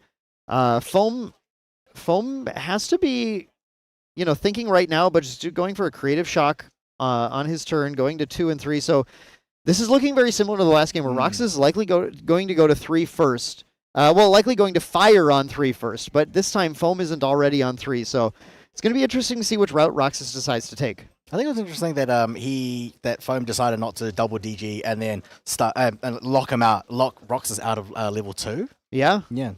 Yeah, Foam had the option to go double DG, but you put yourself so far down in cards. Yeah. And I have to respect Foam's experience playing this deck. Mm-hmm. And the understanding of how many cards you kind of need in hand to operate when the opponent is playing wind and has ways to kind of interact with your damage. Right. So Roxas is playing down the dungeon guide that he reclaimed earlier. Going to 3. Has the dungeon guide going to 3, and the question is now, are we going to risk creeping tormenting again? Well, if he's not going to shoot, how does Gundine win? He has to shoot, but the creeping torments are not. They're an option. We don't have to torment with them. You generate a creeping torment. Sorry, I'm just double checking. Generate a creeping torment. No, it's mandatory. It is a mandatory trigger. Yeah. So okay, I guess that's true. But you don't have to put out the Shadow Swing necessarily, so you can generate only one.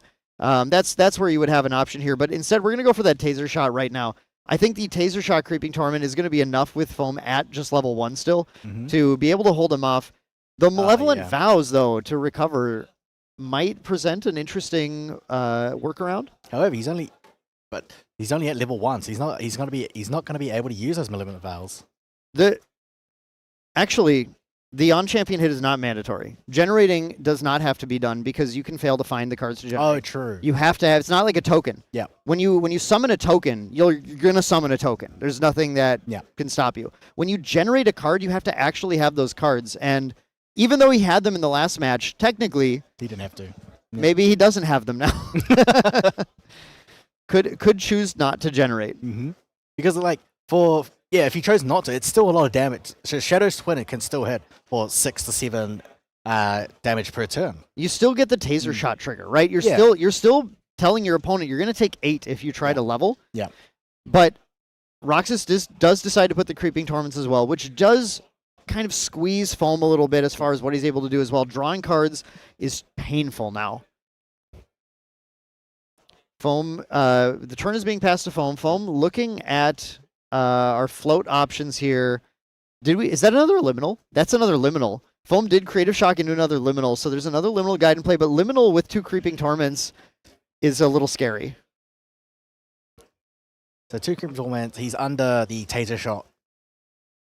Yeah, this is Oh, he's going for it. Oh. yeah, going for the double, actually playing 2 Undying Dreams on the liminal guide, which because it's ephemeral, it gets 2 buff counters.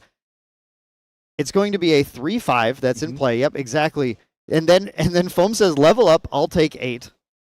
Goes to, so he's going to take the damage. All right. Yeah, goes to level 2, materializes a plated bullet, has a 3/5. Yep, and then Liminal Guide is coming out as well, drawing another card. So Foam has 4 damage on board here. If he takes another 8, it puts him at 24. If he decides to go to 3. Correct. But the Creeping Torments haven't resolved yet. And the Liminal Guide is drawing a card for...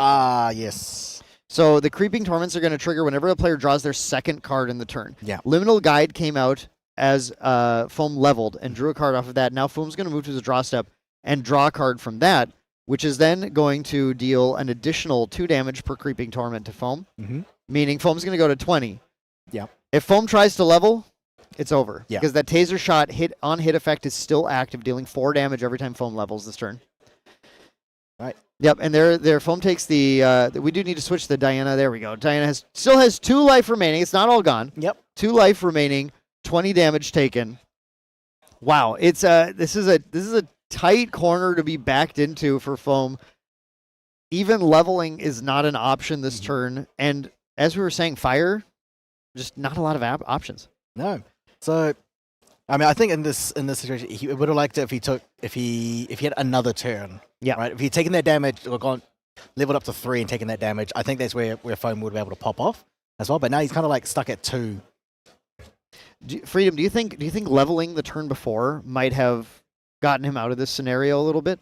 I think Foam was really going for card value, right? Yeah. But did we need to just pop the dungeon guides and level? I mean, maybe you didn't have to go double dungeon guide. Maybe you could just like dungeon guide once. Right. Get So 2. so if they taser shot, you don't have to take 16. Yeah, exactly. a turn.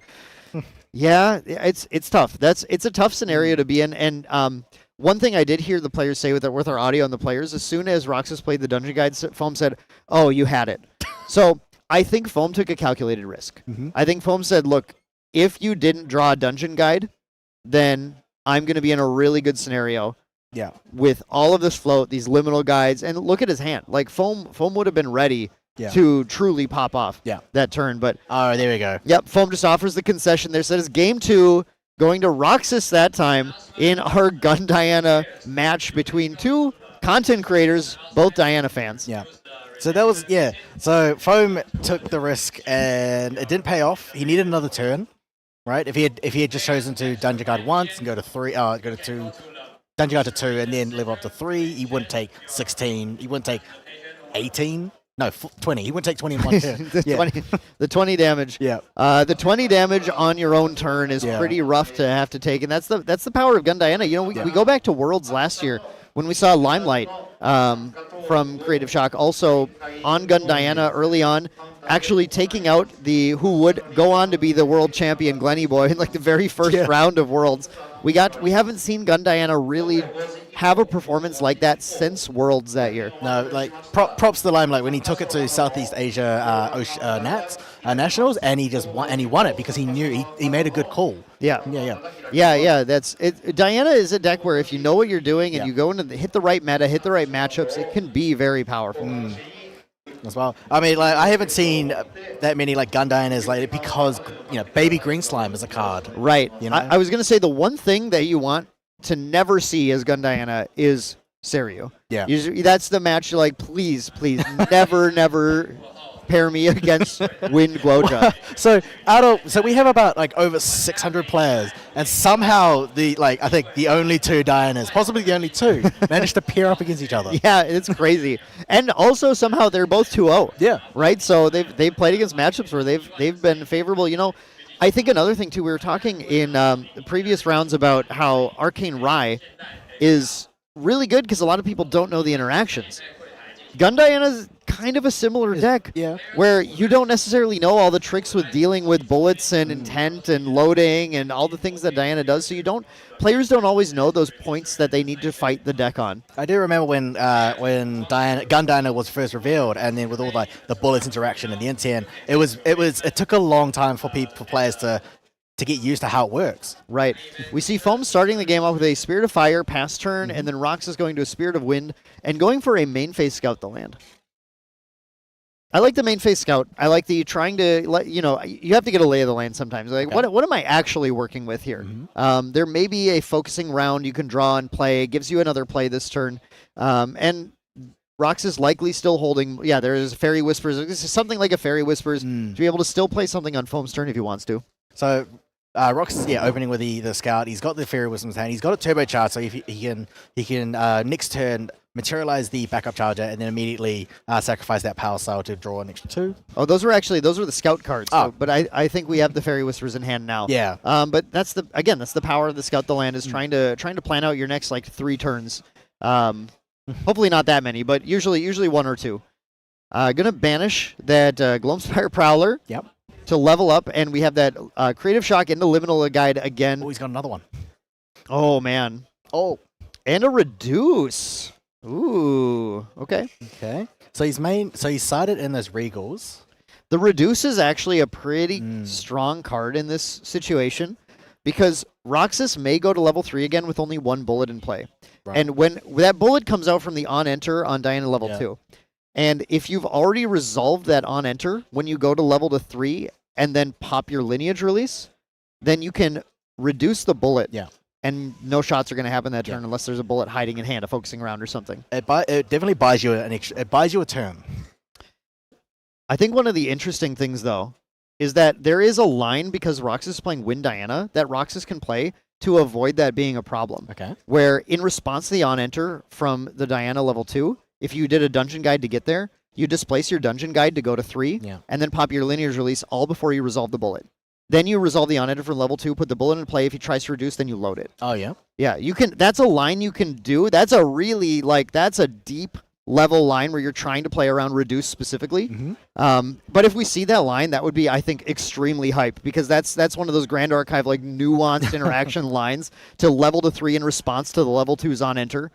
We'll see though. We have Roxas. We'll see because I'm not sure if Roxas knows that Foam has played a reduce or even discarded one. We haven't seen it at all. No. Yeah, but Foam does run 4 reduce to Yeah. Ash in the deck. Mm-hmm. Roxas going just for that Fairy Whispers again, digging a little deeper. Getting some Veiling Breeze in hand, which is good to have. Or no, we banished a Veiling Breeze to Okay. level. Oh, okay.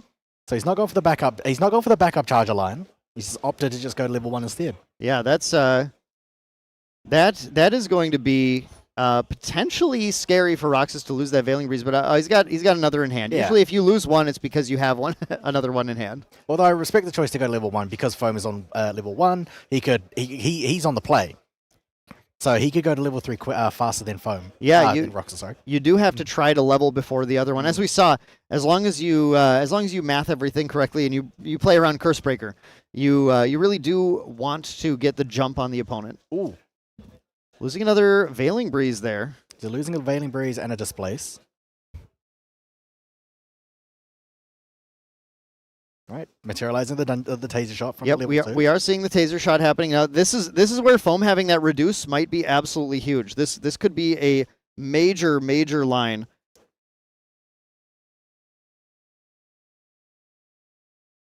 All right. Players just deciding exactly what they want to be going for. We're Okay, going for- he's going for it. All right. Oh, he could have done the line. He could have done the line. He had the displace. He could have done displace the dungeon guide response to level 2 enter, and Foam's actually just going to get the reduce on the taser shot as soon as that lineage release happens if he wants to. That could absolutely decide the game. You actually said it. You said the line. He could have done the line. Yeah, that's crazy. That is crazy. Okay, there's the 2. We're going to level to 3, and now we're going to see the lineage release happen, and I fully expect Foam to go for the reduce in response to this lineage release. Foam just says yes, though. Oh, okay. Okay. All right, so Foam says yes, so not going to go for the reduce on the bullet. Interesting. All right. What's Foam's... Okay, Foam's Okay. reducing the bullet and can reduce it in response to the load as well. Yes, he can do it that way. Yep. Well, no, this is better because this is in response to the trigger. So this is responding to the Shadow's Twin trigger. Is the taser shot targetable in that sense? Because it goes into Indian, doesn't it?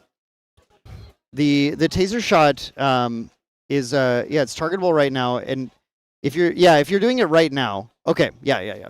All right, so there's the rapid reload. There's the cyber coming out. Yeah. Rapid reload materializes the bullet that he just reloaded. No, sorry, that just got destroyed. So he probably saw it coming.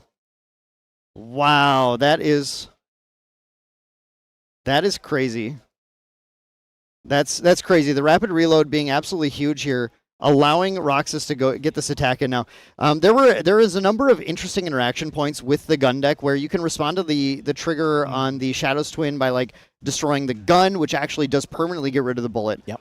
When that happens. In this case, because you're destroying the bullet, it does get renewable and goes back into the material deck. And then that rapid reload, man, that's insane that rapid reload was this important as well. All right, so as you said before, like Roxas could have done the line that you as you said before, but I think he knew that foam was going to destroy his bullet. Yep. I think that that line isn't super important here when all you're doing is working with a reduce to ash to destroy it, because you can still do it just in response to the activation. Yeah. It's just fun to do things that way. But the rapid reload has efficiency. It became basically a free cast. Yeah, that's rapid reload's kind of crazy. Actually, I haven't read that card in a while. That's really sweet. Yeah, that's a really powerful line now. So Rox is able to get that attack off, get the creeping torments off, pushed the game once again firmly in Roxas's favor here, where Foam now has to get out under the taser shot, creeping torment. Basically the exact same situation he was in back in game 2. We're back in game 2. He's going to take 4 damage from there. He's going to take 8 if he attempts to. He's going to take 4 from the Creeping Torment if he attempts to draw a second card. He's going to take 8 from the taser shot if he decides to level. So he is going to level. So he's going to take 8. Yeah, that's once again just too much damage to have to take. But Foam has no other option. You can't really play this deck at level 1 Diana, especially with the amount of Umbra that he has in hand. But the problem is when you take so much damage too, the Umbra cards really rely on you having a little bit of life available, because those curses all deal damage or reduce your max life. And Foam's just got no wiggle room. So we can see that. So he's gone to level 2. He's taken the 8. He's taken the 4. He's going to go to double D. He's going to Dungeon Guide again. He's going to take another 8, which puts him at 23. Yep, that's 23. That's still alive. Yep. But the thing's like however, any of the curses that Foam that puts on his own curses that he puts down into his lineage, that'll reduce his maximum health by 2. Right. You can't use any curse right now. You can't attach any curse. They all kill you right now. Now Foam does play Malevolent Vow. Yeah. And Malevolent Vow can recover a pretty good amount if he wants to. It's at the cost of cards in hand. But being level 3 now, Foam has the option of Malevolent Vow and potentially stay alive. But the problem is that Diana, once she pins down her prey like this, then she just keeps shooting every single turn. You don't even have to use cards in hand. You just materialize a bullet and shoot. Yeah. And your opponent has to continue to have an answer. Mm-hmm. Malevolent Vow can only recover X plus 3, where X is number of cards discarded. Yep. Yeah. It's a good amount, but But once Diana has already shot you once, it's going to shoot you again. Yep. So Foam just going for the attacks here. Did go for Curse Breaker again. So Foam is on the Curse Breaker with 2 curses. The problem is finding opportunity to attach any more. If Foam can survive, I do think is that a So he's got a Cursed Strength in hand that he's been holding since game 2. Oh, okay. A Cursed Strength. That's another card from Alter Edition that is giving Foam the ability to draw a bunch of cards with a low influence and a number of curses attached. But again, it's there's 2 life of wiggle room right now. Yeah. Now, I've seen a few decks that run Serene Spirits. That could have been an interesting choice, but you go down by 1 card. Yeah, it's tough in Fire because it affects your turn 1 math. Yeah. As far as what you're able to do to get like maximum float and liminal guides discarded and everything. Having only 6 cards versus 7 is tough, but Foam just laughing about that how insane that rapid reload was, because that reduce was ready to keep him perfectly safe. And honestly, if that rapid reload wasn't there, Foam might just win the game. Yeah, I think I saw that one as well. I think the game comes down entirely to Foam having, Roxas having rapid reload. Yeah, very clutch card. A clutch card out of the sideboard again as well. Like, how many times, Freedom, have you sideboarded the clutch card and just never saw it?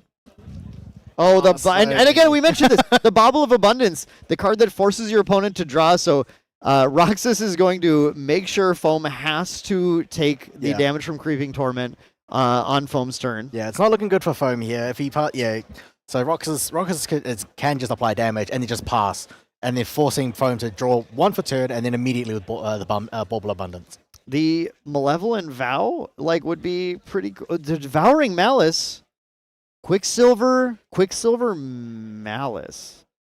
Malice can deal 3, recover 3. It can deal 3, recover 3 to a champion. So there is a recovery option there. Could hide the Malice under the Quicksilver. That I don't know. Did you see what he put under the Quicksilver? If that's Malice, that's insane. That would be really, really clutch. Man, Roxas has got his hand on the abundance. Players are agonizing over activation order right now because it all super matters.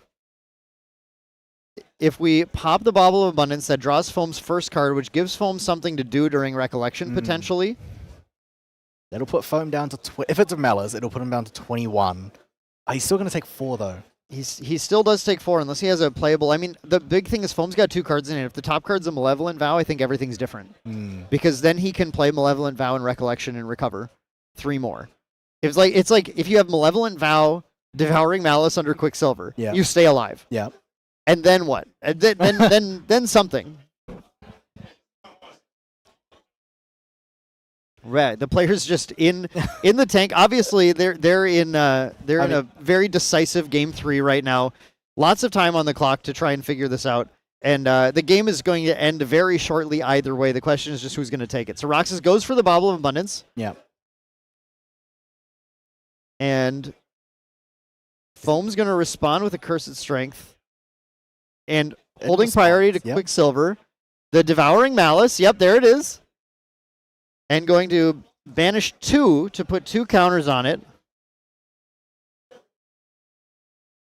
And then drains for 3, but the Cursed Strength is going to draw, and the Creeping Torments are going to trigger. To draw 3 plus X. Yeah. Things that he does draw the cards first, and then the triggers. The triggers will go on, and then those 3 cards. That's true. Yeah. He might draw. He needs to basically. You draw 5 off of the Accursed Strength. That is insane. Yeah. That's so crazy. So either he finds his Malevolent Vows or he dies. Yeah, that's it. All comes down to whether or not Malevolent Vows are on the top 5 cards of the deck.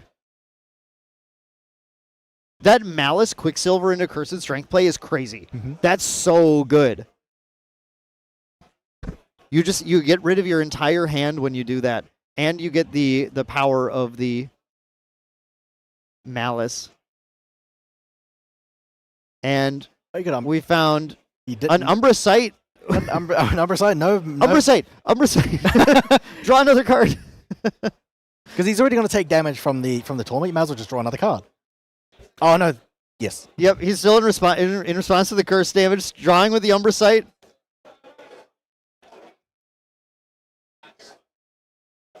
No, those triggers. Yeah, those triggers are already on the stack. So the players are just debating what's happening because this is Diana shenanigans right now. Yeah.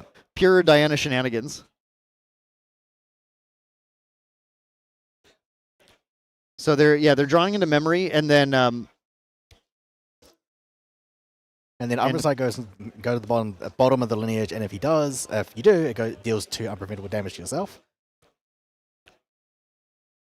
You draw a card of memory and put it on the bottom. Yeah, so this is a reflexive trigger, by the way, with the Umbra Sight.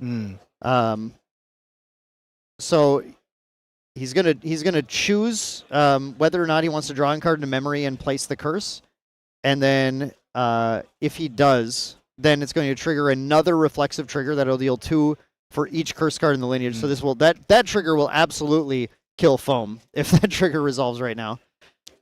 Drew a liminal guy. Drew a liminal. Okay. Does not find the Malevolent Vow.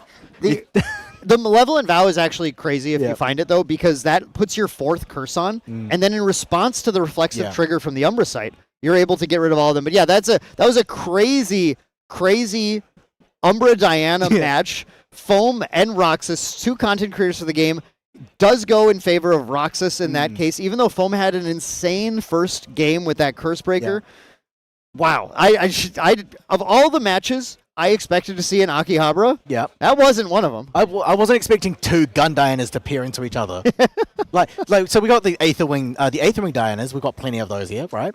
But 2 gun Dianas, no. No, not. I mean, yeah, I absolutely would have expected to see Aetherwing Dianas. Yep. Plenty throughout the day, sure.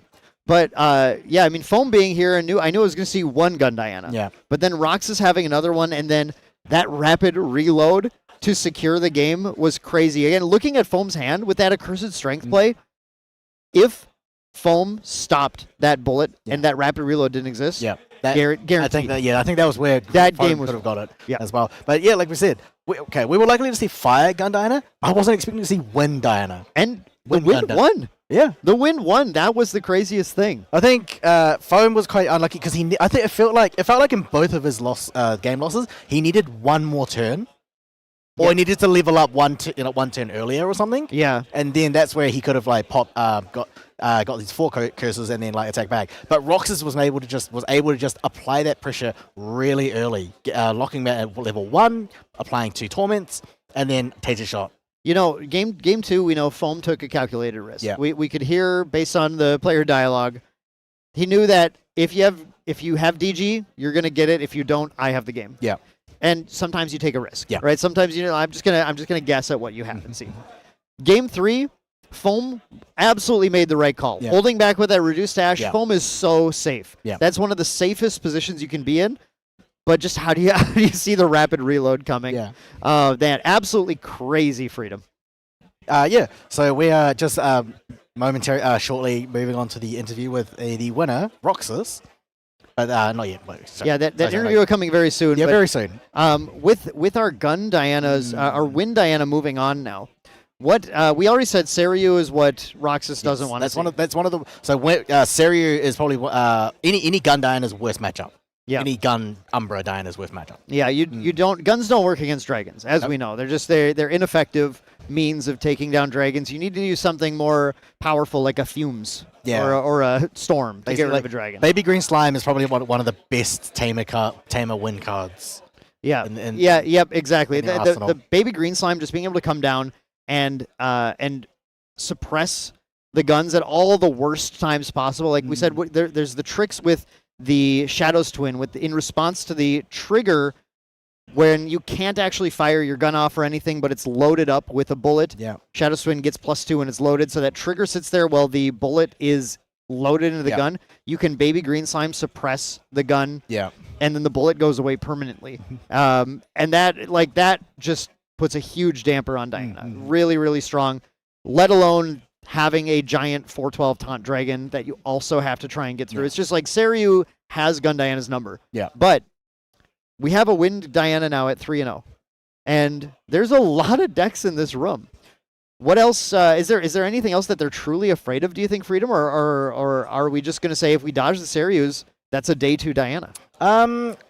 Possibly Razor Girl, because Razor Girl plays Zephyrs and such, doesn't it? It does play Zephyrs. Yeah. Yep. Razor Gale can definitely have some of the tech to deal with Diana.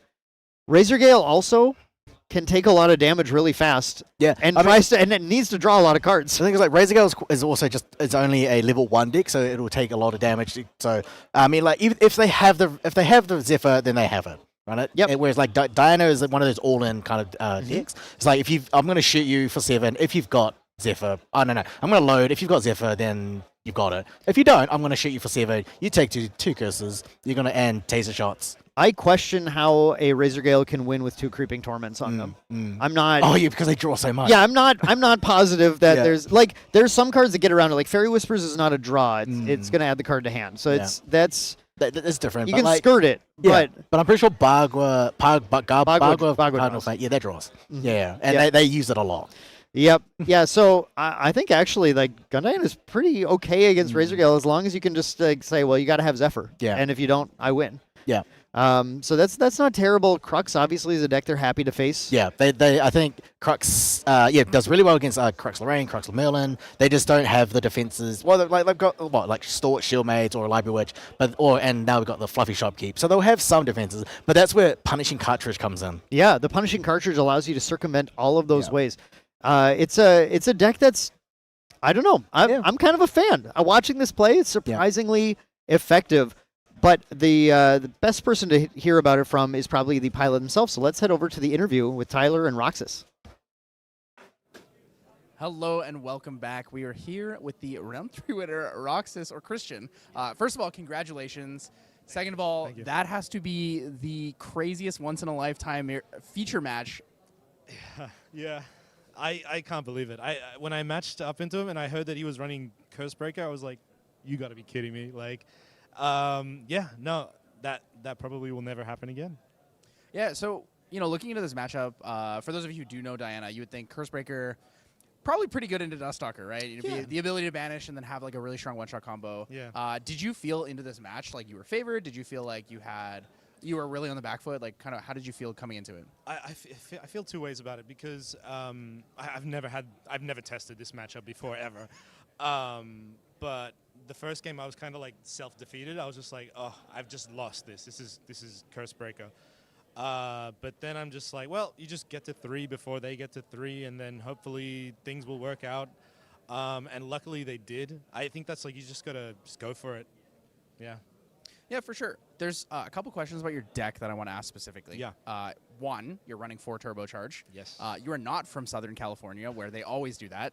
So tell me about it. Why 4 turbocharge? Is it that important that you see the +1 from it? Well, yeah. I'm from Australia, from Sydney, and in Sydney we love 4 turbocharge. So I just copied my friend, to be honest.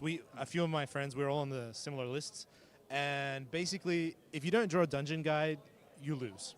Like, well, you don't lose, but you're gonna have a bad time. So anything to just make you see dungeon guide quicker, that's it. The combo is just to get to level 1, dungeon guide displace. The rest is all bang bang bang. So yeah, that's why we run 4. I feel like you kind of need it. Mm-hmm. Yeah. And I know these aren't necessarily new cards, but they're newer to a lot of players. Yeah. Let's talk about Punishing Cartridge, right? Sure.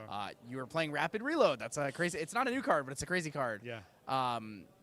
Where do you find yourself using the Punishing Cartridge? People who are at home like, oh my god, I love Diana. I want to learn how to be like you, Christian. Tell us about it. Sure. Look, one of the things Diana hates is taunts and intercepts. So Punishing Cartridge is there just for that.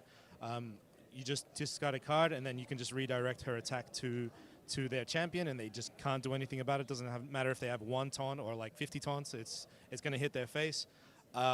Just be careful with it because like it does use up your hand. So play it sparingly. Very powerful card though. It's what makes the deck like viable, I would say, because without it, it's just really hard. Unless you have Carter, and then you can cleave the intercepts. Usually, it's like shopkeeps or like Stalwart Shieldmates or something like that. One, yeah. But aside from Carter, there's not much you can do to get through. So yeah. Okay, so I have one last question for you, and this is more of a flavor question. So I read into your history. You did very well at 2 Ascents with Slimes. Yeah. Like very, very well. Like you were really Yeah. close. Yeah. We all know and love Forest Cake. How do you feel about the colloquial name for focusing round being Bullet Cake? Is it called Bullet Cake? That's what we call it in North America. Everyone calls it Bullet Cake. Oh, There's there's Mage Cake, right, which is the mnemonic charm, and then there's Okay. Bullet Cake now. So how do you feel about that? I mean, yeah, it's a name. It's a name. It works, I guess. You can't eat it, but it works. It works. I mean, you make your opponent eat it. I like it. Nice. Yeah. Yeah. Anyways, thank you so much for joining us here for the round 3 interview. no problem. Guys, that was Thank you. Christian. Good luck, man, and thank you for being here at Ascent Akihabara. Cheers. We'll see you guys soon.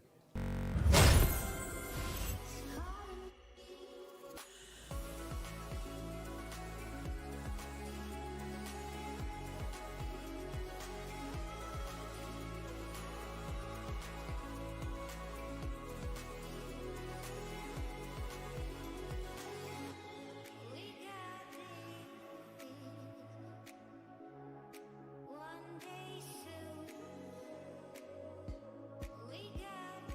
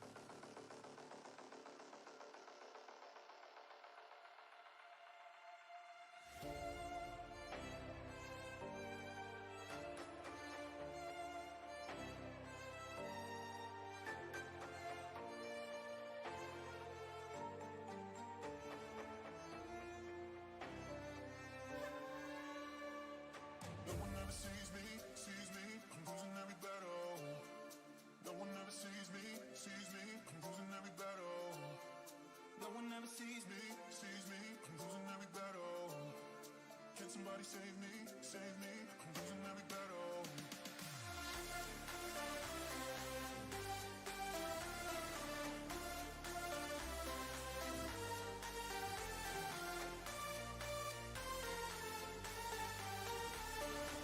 Somebody save me, save me. I'm losing every battle.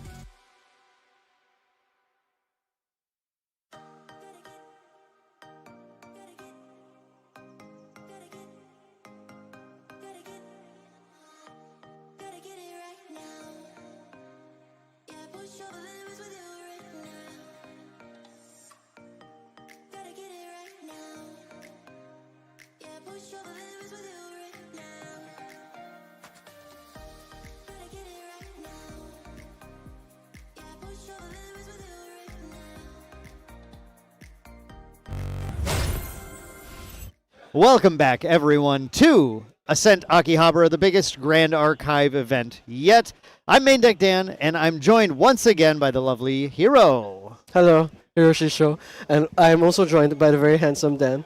We're ready to go for another 6 more rounds of Swiss today in the lovely Ascent Akihabara. Very nice Belsal Akihabara venue, as mentioned. Yeah, it's a lovely building. We got a 2-floor event, by the way, going on. In case you've been noticing what's going on in the back, you're like, how can there be that many players there? There's another floor above us full of the other Ascent players who are grinding it out right now. As we just finished round 3, I'm hearing the records. I'm talking to the players around the venue who's going 2-1, 3-0, 0-3 drop.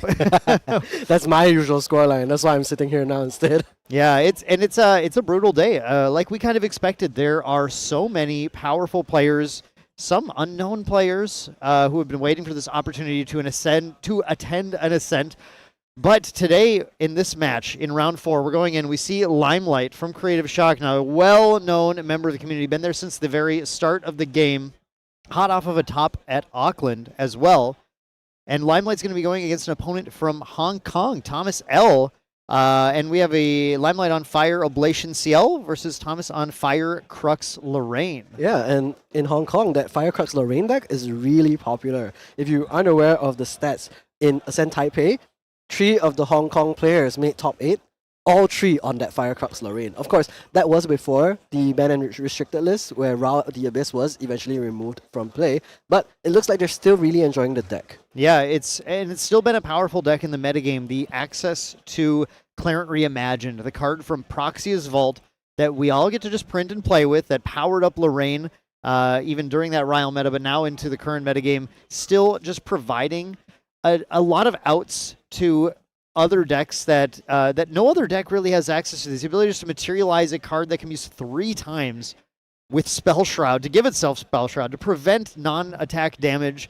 It's a very, very powerful regalia that has really made Lorraine kind of hold on to a place in the metagame. Of course, and being, of course, a defensive as well as an offensive tool, because giving something Spell Shroud also means that you can prevent it from interaction with something like, let's say, a suppression or something like that. And another interesting interaction with the Crux Lorraine is that you can just crack the 3 stacks of the durability and then put it in the banish, and now you have +1 if you are Crux Knight. Yeah, exactly. And Crux Knight is the popular one to run here, and we are jumping right into the game with Thomas Lee getting the first turn of the game, starting with a beautiful Hanabi Spirit of Fire, and then immediately just going to Stalwart Shieldmate Cremation Ritual. Yeah, exactly. Stalwart Cremation. Drawing a bunch of cards, getting a float set up, and passing it into Limelight. Limelight has his own placement spirit here in Vira, and going to take a look at their hand as well. And we're seeing a Dungeon Guide. We're going to get we have a Library Witch and a Hasty, and we're going to start with just we're doing the same thing. Exact same thing on both sides. Stalwart going into Cremation Ritual. Yes, however, there is a slight difference. Limelight does have a bit more hands. So, for example, if he was on Lorraine himself, he would also have the ability to play the Inert Sword. Actually, no, Thomas Lee does still have 2 cards. So we'll go up to Lorraine 1, using that Stalwart Shieldmate as the floating memory, and then materializing the Inert Sword for the effect of the Lorraine Wandering Warrior. Now, let's see what the turn 2s are looking like. And there is a lot of floating memory available for Thomas. Look at all those Unyielding Dreams, and there's also a Liminal Guide available. We didn't talk about this either, but Thomas L's Divine Relic is the Looking Glass, a card that gets to start the game in play and allows Thomas to play cards like this Inert Sword, which are in an element that normally Lorraine wouldn't have access to at this level here. We see Thomas doing the Fluffy Shopkeep play. Now, you were mentioning, Hero, earlier about the Crux Knight. How does Fluffy Shopkeep work with her Crux Knight shenanigans? That's a great question. Fluffy Shopkeep has been a huge card for the Lorraine Crux Knight deck, because Lorraine Crux Knight's effect is you get additional attack on your swings for each Regalia weapon card in banishment, and that synergy with the Fluffy Shopkeep banishing 2 of your material deck cards in order to get the additional attack and also get a card into memory is great. But look at these players, both with these very, very shiny lineage. First we have the Lorraine, now we have the CL as well. And we are going to see again the level 1s. Here is the Hasty Messenger going to go for an attack, discarding the advent of the Stormcaller. This is an Oblation CL. I think we haven't seen this in a while, but maybe then you can explain to us, why is there an Arcane card in Limelight Limelight's deck list. Yeah, we have to talk about this because this is going to be one of the weirder cards you see. Unlike Looking Glass, nothing allows you to actually play the Advent of the Stormcaller here. It's here because it's a 15 reserve cost card. Limelight is using the Hasty Messenger to discard this, and normally we like to use these discard effects in order to get a floating memory in the graveyard, but in this case we're trying to put this card in the graveyard specifically so that at end step here, from Ciel's Inherited Effect, we're going to banish it and put an Omen counter on it. So now Advent of the Stormcaller is in the banishment as an Omen, and now that it's there, there's a 15 reserve cost card there. That is going to allow cards like Baleful Oblation, a card that Limelight plays in this deck as sort of the end game condition, to see it as a 15 reserve cost and deal 15 damage to all units. Now, we'll talk as we see the other tricks in the deck to make sure this counts, because it only looks at your lowest reserve cost.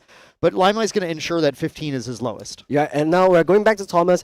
Limelight has a very quick turn. Hasty drops that Advent of the Stormcaller, puts it into the Omens, and now Thomas will go for a backup charger, just going to build a little bit more influence. For those of you who aren't aware, for the usual Lorraine Crux Knight deck list, it is the Lorraine Lineage, backup charger, and swords. That's all there is in the material deck. So Thomas taking an off turn here just gets that backup charger draw, and now maybe we're going to see how he decides to level up to 2. As mentioned, we did see a bunch of those Undying Dreams earlier, so maybe that's going to be the way he goes up to 2. Let's see what he plays this turn. Yeah, that we're getting a 3 of Hearts. We're going to see a 3 of Hearts coming in here too. So this is another discard effect, and this is perfect because you do see Thomas sitting with a Liminal Guides and Undying Dreams in hand, so lots to go ahead and discard. This Cardistry ability, this is a new ability from Distorted Reflections. They're basically one-time activated abilities. As long as that object's in play, it can be used one time, and they cost an amount of reserve, which is reduced by the number of suited allies that you have in play. But in this case, a lot of these decks just play the one suited ally, the 3 of Hearts, to have access to a fast speed discard draw. Yeah, so it's like a Creative Shock, but on a body. You do have to pay a little bit extra, but that's still pretty nice. You're going to see Limelight now go up to CL level 2 with the 1 Omen. Does get to discard 1 card. Unfortunately, no Floating Memory or Liminal Guides. Does have to discard a Hasty Messenger instead. Now he's going to Dungeon Guide straight up to level 3 CL, Omen Bringer. And the effect of this is, of course, other than enabling Umbra, the advanced element for Limelight, he also will be able to deal additional damage to units if he has an Omen. He creates an Omen and puts an Omen counter on a card. Yeah, this is a powerful ability that puts an immediate clock on the game now. So every single time Limelight banishes an Omen, it's going to be 2 unpreventable damage that can be dealt to any unit. So it can be dealt to the opponent's champion or to their allies in play. And Limelight is going to get a little bit of incremental damage from this, but the key now is that Limelight actually chose, it looks like Limelight chose actually not to banish an Omen at end of turn either, just sitting on that single Advent as the Omen, and that's going to ensure that that Advent of the Stormcaller is the lowest reserve cost Omen in Limelight's banishment. So Limelight's going to be set up now for those Baleful Oblations to really come to bear in the near future. That's right. Now you're going to see Thomas go up to level 2, and on the stack he's going to use a Creative Shock before the level 2 resolves the materialization. We'll discard a Liminal Guide into the graveyard so that he can use that effect to get that draw 1 later. Now he also has an Unyielding Dreams discarded off of the 3 of Hearts effect now. So after that, he will also have a Floating Memory to go up to level 3, or he can use that to materialize something like the Drawn Blade later. Now we're going to see Thomas Lee get to recollect this turn. Does he have the Dungeon Guide to go up to Crux Knight this turn or not? Yeah, it would be great to match Limelight's Dungeon Guide with your own here. I just want to, for clarity, point out that the dice that we see on the board right now, the one on the 3 of Hearts is just indicating that its Cardistry ability has been used, and the one on the Liminal Guide is indicating that it is ephemeral, so if it leaves play anywhere, it would be banished instead. They're not sitting there with 6 buff counters right now. Imagine. 7 attack on the Liminal Guide, 8 attack on the 3 of Hearts, but instead we are going to see the Dungeon Guide 2 match for Thomas Lee. He will go up to level 3 Lorraine Crux Knight, banishing a Honorable Vanguard as well as the 3 of Hearts again. Now we'll have that final shiny card in his lineage, the Lorraine Crux Knight. Again, Lorraine's attacks get +1 for each Regalia weapon card in your banishment. At the moment, I believe he has 2 from the Fluffy Shopkeep, which means this Inert Sword is going to come in for 4 damage right now. Dungeon Guide as well as Liminal Guide and the 3 of Hearts will be going into, I believe one of them went into face and the other 2 went into the Dungeon Guide from Limelight. Lorraine also has +2 from the on-enter on the level 2 right now. And Thomas is actually holding on to Rending Flames in hand also. So it's going to see a second Fluffy Shopkeep, banishing 2 more swords. So there should be 4 cards in banishment, plus 2 from the on attack on the Lorraine level 2, and then 2 from the inert sword as well. So you're actually already looking at an 8 damage swing from Lorraine. Yeah, and as much as that is a lot of damage, remember Limelight is on the CL, which is a Guardian. So he does have 30 total life, which means he will still be a little bit far away from something like a lethal. However, next turn, Thomas will have a sword to materialize, and that is going to come in for 5 extra damage instead, now that the inert sword has broken. Thomas just going to sit on those Rending Flames, I think, and plan to close the game off in a single attack in the near future. The power of Lorraine Crux Knight has really been shown lately in this metagame with this ability to stack that buff that she provides to all of her attacks, the big power buff, with the doubling of Rending Flames to just create gigantic lethal swings that the opponent needs to have an answer to. Definitely. And also, of course, there is also the option of... whoa, Baleful Oblation is already being cast. Pre-recollection, we're going to see it played to do 15 damage to the entire board, including Lorraine Crux Knight herself. Is going to be a huge swing in the tempo. Suddenly, 15 damage onto Limelight is now matched and even surpassed by the 17 damage on Thomas. But does Limelight have another Baleful Oblation in hand to take this game 1 already? Let's find out. If not, there's always the option for him to maybe take a turn slowly. Let's calm down, slow it down, pull it back a little bit. He can put the Baleful Oblation back into his omens instead, pick it up later, and use it again as well. Yeah, that's the power of this. That's why Limelight goes for the Grand Crusaders and draws. Just say, I'm just going to use this right now, because at the very worst, at end of turn, I just banish the Oblation and then use Maxim Armoire next turn, bring it back to hand, use it again. Here, in this case, Limelight is now putting a Spirel into play. This is a card that I absolutely love. This is an extremely powerful card that provides a bunch of spell damage and potential negation to Limelight. That's right, and this means that he can use that as not just additional damage, but also as a way to deal with any of the things that Thomas ends up playing. And it looks like there's a Sword of Shadows being materialized here for Thomas instead, so we'll have that as a 6-attack sword. Unfortunately, that isn't going to be enough to finish the game. Though, one good thing is that I believe earlier, before the Baleful Oblation, Thomas was actually at only 2 fire cards in the trash, so he had the Cremation Ritual as well as the 1 Creative Shock, I believe, and everything else was vanished as floating memory. But now, because the Tree of Hearts has entered the graveyard, there is exactly 3 fire cards available for him. He is going to be able to use that Rending Flames. But has Limelight foreseen that? Has he put a 3-cost card underneath the Spirel so that he can negate it? We can only wait and see. Limelight is a very experienced player who really understands these matchups. I have to imagine there's a 3-cost card under that Spirel right now. And what the Spirel activation will do, Limelight has the 2 cards in hand to use it, so he'll pay 2, rest the Spirel, and then reveal the card banished. If there's anything currently on the activation stack with that cost, he can negate it and then put both cards in memory, the card that was under Spirel and the card that he's negating, as well as then reusing the on-enter effect of Spirel to banish a new card under it and deal 3 more spell damage to the opponent. So Limelight is already pushing nearly lethal, like threatening lethal just by using Spirel next turn. Don't even need to use the Oblation again. Yes, and I'm actually going to highlight, right, if this Spirel isn't removed this turn, Limelight has lethal. Yeah. Because the Spirel is 3 damage this turn, the Omen is 2 more damage next turn, Spirel is 3 damage again, that's exactly enough to finish. But look, he's already taken 3 damage here. This means that Limelight just needs 1 more damage. So the Omen is +2, and then after that, he just needs 1 more damage to hit the 28 total. Thomas's only option was to use the Lorraine in order to attack the Spirel and take it off the board. Limelight then goes for the Maxim Armoire and is going to actually... Oh, what's he... He just replaces the he just replaces the Advent of the Stormcaller, does 2 damage from that, then end of turn adds 1 more Omen, that's 2 more damage, just game over already. Pass turn and Omen again. That's the power of CL, being able to just do that unpreventable damage, causing Limelight to take game 1 against Thomas with Baleful Oblation CL. And all of that, almost all of that was non-combat damage, right? 15 from Oblation, 3 from Spirel, yeah, 2 it's from all 1 spell Omen, damage. +2, and that's almost all non-combat damage, which is insane statistic as well, considering how much you would think the other versions of CL focus on the Beguine Coup, on heavy swing, things like that. It's so interesting that despite being a Guardian that's usually known for using themselves as the damaging tool, we have actually more of a non-combat kind of variant instead. CL has access to all sorts of shadow magics, and while we are very used to Tristan's attacking-based shadow magic, and CL can do that as well, we have seen Limelight perform absolutely incredibly with this Baleful Ablation version that relies on almost entirely spell damage. I actually think, no, he runs one Grand Sonore in the material deck. He does have a sword he can bring out because CL does have a mastery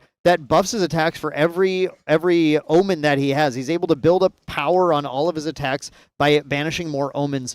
So it does give him sort of a late game like grind out of the game if he needs to. But in this case, we see that isn't necessary when all you do is the Baleful Ablation. Yeah, of course. So as you said, one omen means you get one additional attack. 2 omens, 3 to 4 omens means 2 additional. 5 or more means you get 3 additional, and you also get to draw into memory. So being able to stack the game in a longer time also means you get to get stronger and stronger over time as well, which is really good. It synergizes a lot with the extra 2 damage. Here's the fist bump, a little bit of sportsmanship before we go into game 2. Thomas now starting first again. What do you think needs to change for him to take this game over? Thomas really just needs to get the jump on Limelight. I mean, I think that's one of the big issues here is just that Limelight found everything he needed right away, got the Advent Banish, got the Baleful Ablation, and Thomas didn't kind of have, if he had one more turn to set up that Rending Flame swing, then I think it easily could have been Thomas's game because, again, these fire decks, they don't have much in the way of defense. Now, we do have Crystallized Destiny in the main deck of Limelight, and I'm trying to look at the sideboard here and see, we do have a Nullifying Lantern you could bring out. But other than that, there's nothing that's really going to stop that Rending Flames. Yeah, but we're going to see Limelight actually go for one phase with a Stalwart Shieldmate into Undying Dreams. Oh no, sorry, that was a Hasty Messenger. I thought it was a Stalwart Shieldmate. Oh, it looks a bit similar, my bad. So it is going to be a Hasty Messenger, swing into phase for 1, and then discards are Undying Dreams. Now it's going to be Thomas's turn. He does go for a Creative Shock into the Liminal Guide, banishing another Liminal Guide off of the memory. Now Lorraine, Wandering Warrior, is going to be materialized onto the board. We're going to see that Inert Sword most likely come alongside it. Liminal Guide will also be played from the graveyard. We'll get to draw an additional card. Is there anything pre-recollection? It does look like there is not. So Thomas will just have that Inert Sword played down. I do see a Dungeon Guide available for him as well as the Fluffy Shopkeep. This is exactly the kind of cards that you want to see as the starting turn. So maybe that is enough to swing the game back in his favor. I think I just saw a Ghost of Pendragon hitting Thomas's hand as well. The kind of card that can actually push Thomas's endgame faster to go ahead and take Limelight out by putting these 3/4s on board and then drawing cards to replace them. Thomas can build a pretty big board of damage that can actually make sure CL doesn't have that time to kind of close the game with the Manxam Armoire shenanigans. So certainly we're going to see that Fluffy Shopkeep hit play again, banish 2 more swords because Thomas liked having the amount of damage that he had on that sword, right? He was able to push Limelight in the corner, but just couldn't close the door before CL did. That's right. And I mean, the Fluffy Shopkeep is basically kind of like a Dungeon Guide in the sense that it helps you to banish more cards into the banishment. For Thomas, for example, the Clarent is also a good way for you to banish more cards into banishment because you materialize Clarent and then you banish the Clarent sort of piece as well as another sword, and that is how you ramp. The Fluffy Shopkeep acts as additional ways to do that, kind of like Besiege the Winds, but specifically just for this Lorraine Crux Knight. In this matchup, though, there's an interesting dance being done by both players. Is both are playing fire decks that want to go to level 3, but they're in a lot of ways aggro decks. They're very aggressive decks in this matchup because neither player really has time to try and play things like Clarent to try and slow the game down. Because even Clarent just isn't preventing enough compared to the amount that Baleful Ablation can do and the unpreventable damage Limelight can do. So a lot of this comes down to the players trying to position themselves in this race to be in the favorable position. Yeah, and I want to highlight what Limelight just did. He just did Dungeon Guide, no on enter, Cremation Ritual. So he's just using it to draw even more cards. Maybe has another one available in hand or something like that as well. I do see another Dungeon Guide in the memory actually. Yep. So I wonder if he's going to take it easy next turn, maybe not do anything too serious yet, just materialize something like the Mansion Armor, setting up for later instead. And then we're going to see level into 2, then Dungeon Guide. I also see Sable Remnant, Cremation Ritual off of the top. So that's also a great way for him to get some more advantage. Now back to Thomas though, he does go up to level 2 Lorraine. And I think another thing is that because Limelight didn't have anything on the board, Thomas isn't going to be able to get any value out of that +2 on kill draw 1 card. Yeah, that actually denying that to Lorraine is not a terrible position to be in. But if we see the same thing, yeah, we're seeing the same thing Thomas Lee did last time. Dungeon Guiding to 3, getting to push in a lot of damage, still maintaining that buff, that on-enter from Lorraine Blademaster. It's going to be +2 power to his attack. Sitting with that sort of seeking, again, we're looking at a potential minimum 6 damage attack here We're to see it, but here's the Ghost of Pendragon. This is going to be the clutch card, returning the Looking Glass back to the material deck this time, putting another 3-4 on board, drawing 2 more cards in the hand, and Thomas Lee is just going to try and capitalize on the fact that Limelight had an awkward turn, had to play a Dungeon Guide with no on-enter, just to get Cremation, just to kind of filter cards. And Thomas Lee is ready to take advantage of that, exactly like we said he needed to do to win this match. Yeah, and he's already pushed Limelight to 14 damage counters. CL only at level 1 right now, so the Loyal Valet only has 20 life total. Of course, when he does go up to level 2, we'll go up to 25, level 3 at 30 total. But look, Limelight has to go for the Grand Crusaders ring instead of going up to level 2. So we'll get to draw on card, yes, but after that, is that enough? Draws into a Creative Shock, just unfortunately doesn't have the necessary cards in hand in order to use that pre-recollection. So he will have to see what he can play here. There is, of course, double Dungeon Guide actually available, so Limelight can technically go all the way up to 3 this turn if he wants to, which may have to be the case so that he doesn't lose just yet. But no, he's just going to full pass.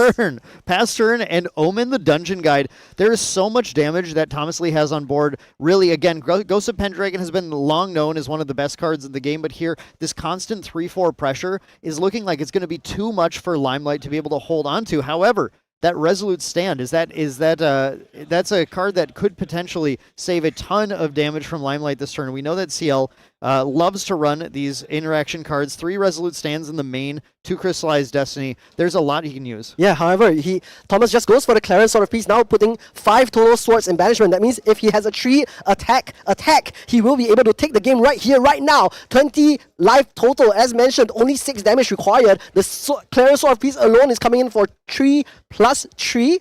Sorry, 3 reduced. So 6 total minus 3. So he just needs to find a 3 damage attack. Here's the Creative Shock now from Limelight, looking for answers. He does draw into the Advent of the Stormcaller. Can put that in the graveyard so that he can put it in the Omens later. Now, let's see what else is going to happen. I'm assuming the Resolute Stand is going to come down as well, so that Limelight doesn't take a gazillion damage this turn just from the allies on board, which do already represent lethal. Limelight has to pay for the Resolute Stand as well. He's only at level 1, so unable to use it for free. So yeah, it has to come down exactly here. So this Resolute Stand is going to be able to prevent a good amount of damage and has a really important interaction with that Rending Flames. You might think that the Lorraine could come down with the Rending Flames for a ton of damage, but Limelight can stack the prevention to prevent the damage before it doubles. Yeah, however, like mentioned, the Clarence Sword of Peace already come in for 6. With that Rending Flames will come in for 9, even reduced by 3. That is lethal for Thomas Lee, and he is looking at it, counting at it. Maybe Limelight has overstepped here because of the Creative Shock. He doesn't represent Crystallized Destiny anymore, and that means he's going to take game 2. We're going to game 3, baby! Wow, Thomas Lee, yeah, absolutely having all the damage. That Clarence Sword of Peace there, Clarence Reimagined materialized that turn was absolutely huge for just putting a ton of damage onto the board, making the Rending Flames, even through the Resolute Stand, way too much damage from Limelight to be able to stop. Limelight really needed to find a Crystallized Destiny there to be able to stop that. Ideally, just take the ally damage and try and crystallize the giant attack. But I think that was the point of the Creative Shock, right? Trying to dig, trying to find the exact answer, but didn't have it. Instead, finally found the Advent of the Stormcaller that he wanted to have earlier to try and set up the actual aggro line. But like I said, this really is an aggro matchup. Both decks are just trying to get the jump on the opponent, and in that game, Limelight just saw the short end of the stick. Yeah, and I mean, Thomas, I think, saw the perfect cards that he needed and exactly the right tempo that he wants to see. Creative Shock, Liminal Guide, Fluffy Shopkeep, level 2, Dungeon Guide, swing for 6. Then after that, we have the Clarence doing a lot more damage as well. And Limelight, just because he had to take that off turn, if he was level 2 there, he wouldn't have lost. So maybe a little bit greedy to hold on to that Dungeon Guide, but maybe at the same time, you don't want to lose so much influence so early. Yeah, again, even if he levels though, that if he doesn't have the chance to find a Crystallized Destiny, any Rending Flames just takes him out. I think Limelight knew it. I'm cooked here. I'm Rending Flames cooks me no matter what. The only option I have is to try and find Crystallized Destiny, and unfortunately, it just didn't come up. Yeah, that could be the case as well. And I think Thomas just had such a great board presence as well with all of those allies plus that Ghost of Pendragon. But now we're going to see Limelight finally take the first turn of the game. And let's see what he draws into. Double Creative Shock is pretty nice. He is going to go for a full pass with all cards in hand. Doesn't really need to do anything since Creative Shock is, of course, a fast speed action. The double Creative Shock, we have a Carter, we have a couple of Carters. I see a CSR Carter there. Did I see any float there, though? I don't know if he has any float to pitch. He might be. I see a Devastating Blow. It might be just digging to try. Oh, there's a Sea Shieldmate. Okay, we found a Shieldmate. Does have a Creative Shock and Shieldmate. All right, solid start from Limelight then. Thomas Lee just going Hanabi and pass. And then we're going to see that Shieldmate pitched, and more Carters showing up. And Limelight is going for the blind creative shock. I love find the it. blind creative shock. I love it because when you find the liminal, it's insane. Does find at least an Undying Dreams. Really wanted liminal there, but Undying Dreams will work. Yeah, I mean, that's good enough. You still got a float off of a blind draw too. Yeah. It could have been like really bad. Like you draw 2 dungeon guides and then you're like We don't not complain. too happy. we don't complain about what's going on here. But the big thing is Limelight does that because he only has so many actions, right? When we talk about an aggro matchup, you have X actions in this game before the game is over. You need to use everyone possible, and if you just pass turn and don't blind creative shock there, you give up an entire action by not using those 3 cards in hand. So he's got to dig as much as possible in these actions to find the Baleful Ablation combo. You're right. And Limelight now going up to level 1 CL. Loyal Valet again does have a Hasty Messenger as well as a Cremation Ritual available in hand. So that might be the play for this turn. Again, I'm sure Limelight wants to dodge playing around the Lorraine level 2 on Q effect. So Hasty Messenger will discard a Carter here. No Advent of the Stormcaller available just yet for Limelight. Now is the Cremation Ritual going to come out? Yes, it will. This sacrificing the Hasty Messenger. She has done her work and draws into a Dungeon Guide and that Baleful Ablation. Okay. They're in a pretty good spot, I think. Okay, we're finding everything but the Advent at this point, and Limelight appears okay with that. What he's doing right now is just banishing these other omens here, because one thing that this deck does run is it runs a card called Orb of Sealing out of the material deck. That Orb of Sealing can come down and flip over some of Limelight's banished omens, which can get it to the point where if he does later on find that Advent of the Stormcaller, he can flip over everything other than the Advent of the Stormcaller to make the Advent still the lowest cost revealed omen. So it's a trick where even though he's going to banish these other omens, he's not giving up his Baleful Ablation combo. That's right, and we're going to see now Thomas going up to level 1, banishing a reduced to Ash actually, and does get that Liminal Guide back on board as well. He does have another one in hand, so I wonder if he does have another Creative Shock as well. So in a pretty decent spot, he can go for Creative Shock into that Liminal Guide later. He also has an Undying Dream, so he could make this Liminal Guide a 3/5 for the turn, which will be a pretty difficult ally to remove. So let's see how Thomas decides to proceed up to level 2.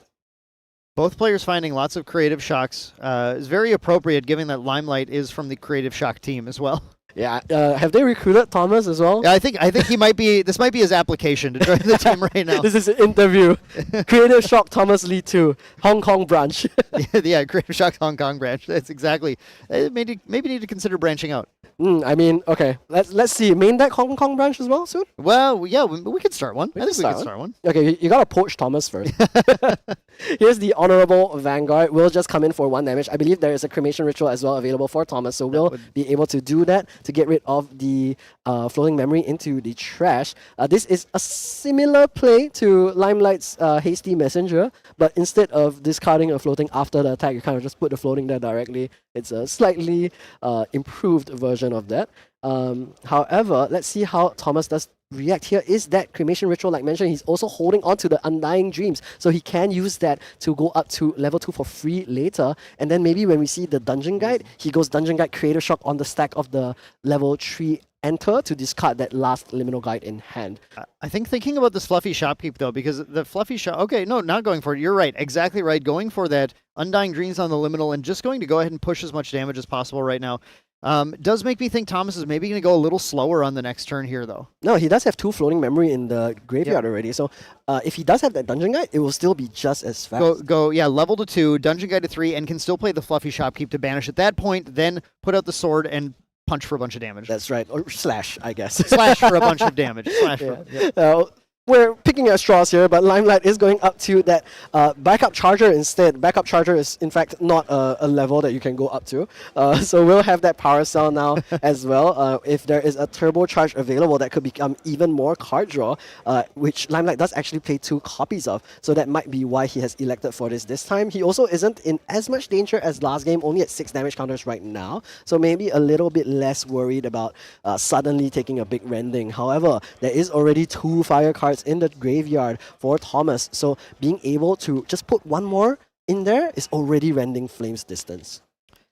Yeah, and that's what Limelight has to be really thinking about here. Again, Limelight can take it slow and try and use some of the limited interaction that exists in the deck. We know he has a Resolute Stand in hand because we saw him draw that earlier. But Limelight surely has to be thinking about the last game and the damage thresholds he was dealing with there, and has to be highly considering just doing the Dungeon Guide at this point to get to 2, and just to have Guardian does get more life per level than any other champion in the game. Would bring him up to 25, but does decide to move to end step, goes and omens Creative Shock, and then just passes the turn on to Thomas, giving Thomas once again an opportunity to try and crash in for a ton of damage. I do see a Reduce to Ash, and I see a Resolute Stand in hand as well as Limelight's main interaction points. Yeah, so Limelight has 11 cards in hand right now, so that's a lot of interaction represented. He can do Resolute Stand on top of a Crystallized Destiny as well. Of course, I don't think Limelight would love to lose so much influence. Hasn't been as fortunate to get that many floating memory. As you remember, this Kata here was discarded by the Hasty Messenger instead of some floating memory. Meanwhile, Thomas was able to go Honorable Vanguard into Cremation Ritual plus the Undying Dreams.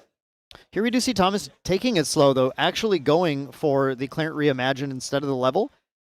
Considering maybe that Limelight is taking it slow enough as well, so he might as well put out the kind of the safer line. Like you're saying, Limelight having 11 cards here, that's a scary amount to just go for it and try and push it when that Crystallized Destiny can show up. So instead, Thomas can put out the Clarent, have some defense against Baleful Oblations, actually prevent some of the damage, put out the Fluffy Shopkeep, banish 2 more swords, and just get set up to start pushing and damage. One of the best things about Clarent is the fact that it is a weapon that has 3 durability. So it represents a ton of attacks from Lorraine once she gets to level 3 when all she wants to do is pressure the opponent's interaction out. Yeah, at a max level, not max level, I guess max Swords and Banishment, Lorraine, you are looking at 6 attack, each attack. So Yeah. 6 times 3, 18 damage total is a lot. I just want to check where the durability is going, and it is going to be the Inert Sword that is swung with for Lorraine. We're going to see him reduce to Ash on the Inert Yeah, reducing the inert on the attack just to not take the damage. Just removing the source of power from Lorraine's attack so that Lorraine's attack doesn't actually do anything. He used it as a way to hold back his life total a little bit, also getting the cards that he needs into memory so that he can go for the level this turn. He tried to level into Grand Crusader's Ring. That'd be an incredible level 2, but actually instead we're going to go with CL's normal level 2, Omenbringer. Which is going to have an on-enter where he's going to be able to banish a couple of cards and draw cards into memory here, as he's going to try and set up to either find a better hand or set up things to Omen or find that floating memory. In this case, he found no float or liminals, but he's just going to try and filter his hand a little bit more to have a better shot at good cards going into this turn. Yeah, and I think Limelight is just not having the start that he's looking for. No liminal guides, not that much floating memory. Also doesn't have the Advent of the Stormcaller to set up like a quick oblation play. And because of that, he also has a couple of omens here. So he has to take 1 turn off to Orb of Sealing later. So it's really not the kind of start he wanted. At the very least, he does have the Dungeon Guide here, which could be a really good play. And I also see defensively, there is the Crystallized Destiny Yes. already in hand available. So Thomas made absolutely the right call by not pushing into it. If he pushed into it, Limelight would have been able to answer just about every damage source provided. Instead, he took it slow, but now Limelight is going to get the jump here and is going to level 3 before Thomas has even gotten off of level 1. That's right. And although, because Limelight hasn't drawn that Advent of the Stormcaller, he actually just put the Baleful Oblation down and has managed it to go up to level 3 with that Dungeon Guide. Now we're going to see what else is going to be played. I actually see Devastating Blow available. Here's Carter now, is going to sacrifice that Dungeon Guide, recover 1, put him back up at 8, and then he will clear for 4, getting rid of the board. Here's a Creative Shock in response. He's going to put down 3 cards. Draw 2 cards and then most likely discard that Liminal Guide. Draws into a Dungeon Guide, exactly what you wanted to see. And Thomas Lee now going to lose a Liminal Guide, Ephemeral Liminal Guide, and also that Fluffy. That means that Limelight only recovers 1 because on kill only applies to going to the graveyard. Correct. The Ephemeral prevented the on-kill there, but that was still a gain of 2 life. That was a push of 4 damage, clearing the board, 4 damage onto Lorraine. And then Limelight at end of turn is going to banish another card for Omen, deal another 2 unpreventable damage. So this is a pretty big swing, and now Thomas Lee is in the position where he's going into this turn as level 1 Lorraine with the Clarent Reimagined, which is good, but there's 23 damage to be dealt to Limelight, and Limelight, I think maybe is still holding on to that Resolute Stand, which can be a free activate from his hand now that he is past level 2 as well. So Limelight is feeling like in a pretty safe position and just, I think, setting up to go for maybe that Grand Sonore with the Devastating Blow next turn and just chunk a bunch of damage back. Yeah, correct. However, let's talk about Devastating Blow since we were talking about it, right? Remember, Limelight just now had 11 cards. Right now, he's down all the way to 5 influence total because of course, Dungeon Guide, level to 2, playing the Carter, so on and so forth. But Thomas, in the meantime, has a ton of influence. Here's the Dungeon Guide now. He's going up to level 3 already. I believe he's at 4 Swords and Banishment right now. Also has that Fluffy Shopkeep available. And Limelight made a very hits-up play to go for the reduce to Ash the previous turn to save himself 2 damage instead of using the Resolute Stand. Because I think he's more worried about using the Resolute Stand this turn instead. Correct, yeah. This turn is where Thomas has the potential to try and push in with the Rending Flames, and in this case now, with Limelight's healthy life pool, that preventing 3 would prevent a 6 from that Rending Flames, which may actually keep him alive much better than it would have in the previous turn. However, I think we have made a slight miscalculation. There's actually 5 swords in banishment already because of the Claren reimagined. Claren was 2 as well. Right? So now it's 6 plus 2 from Lorraine level 2 plus 3 from Rending Flames. Even if this tree is reduced by Resolute Stand, this is going to come in for 16. It's still healthy, though. We're still fine at Limelight. Again, 30 life on Guardian level 3 is just an absolute ton. Yeah, but let's not forget, there's also the Spirit Blade Ascension available, so that could be an additional 3 damage, and he has 2 copies of them as well. So that could be a lot. Here is the Cremation Ritual instead first, and then after that, we'll find out what is going to be the play. There is still the possibility for Rending Flames right now, 5 cards in hand at the moment. It's a tough position for Thomas Lee to be in because Limelight really wants to get one more turn. When he gets one more turn, he can draw some more cards, then he can sit on that Crystallized Destiny and can keep himself fairly healthy. Well, the unpreventable damage from CL ticks in every turn. That's right, and here's the Rending Flames. So we're looking at the 3 fire cards banished. We're looking at 6 plus 2 plus 3, 11.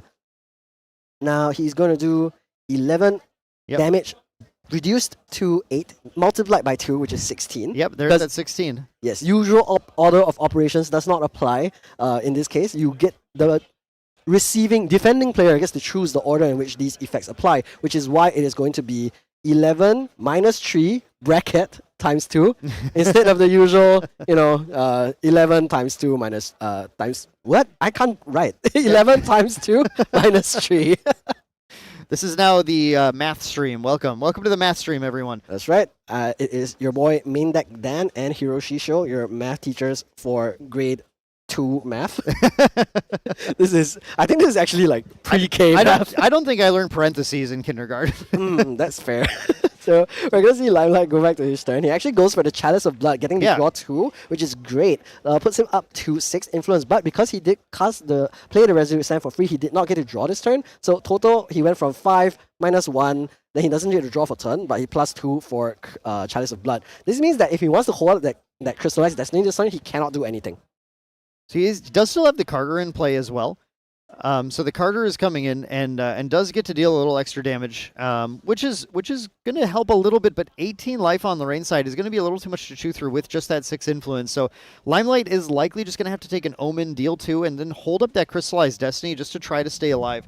If Thomas is going to have, I think, a more difficult time playing enough allies on board to fight around a Crystallized Destiny than he would just trying to throw a large attack back at Limelight, so it might be somewhat safe just to hold back one more turn. Yeah, but just remember, right, this Claren itself is coming for 6. There's no need to force a big attack. You can just go for 6. If he uses Crystallized Destiny, you just say, okay, sure.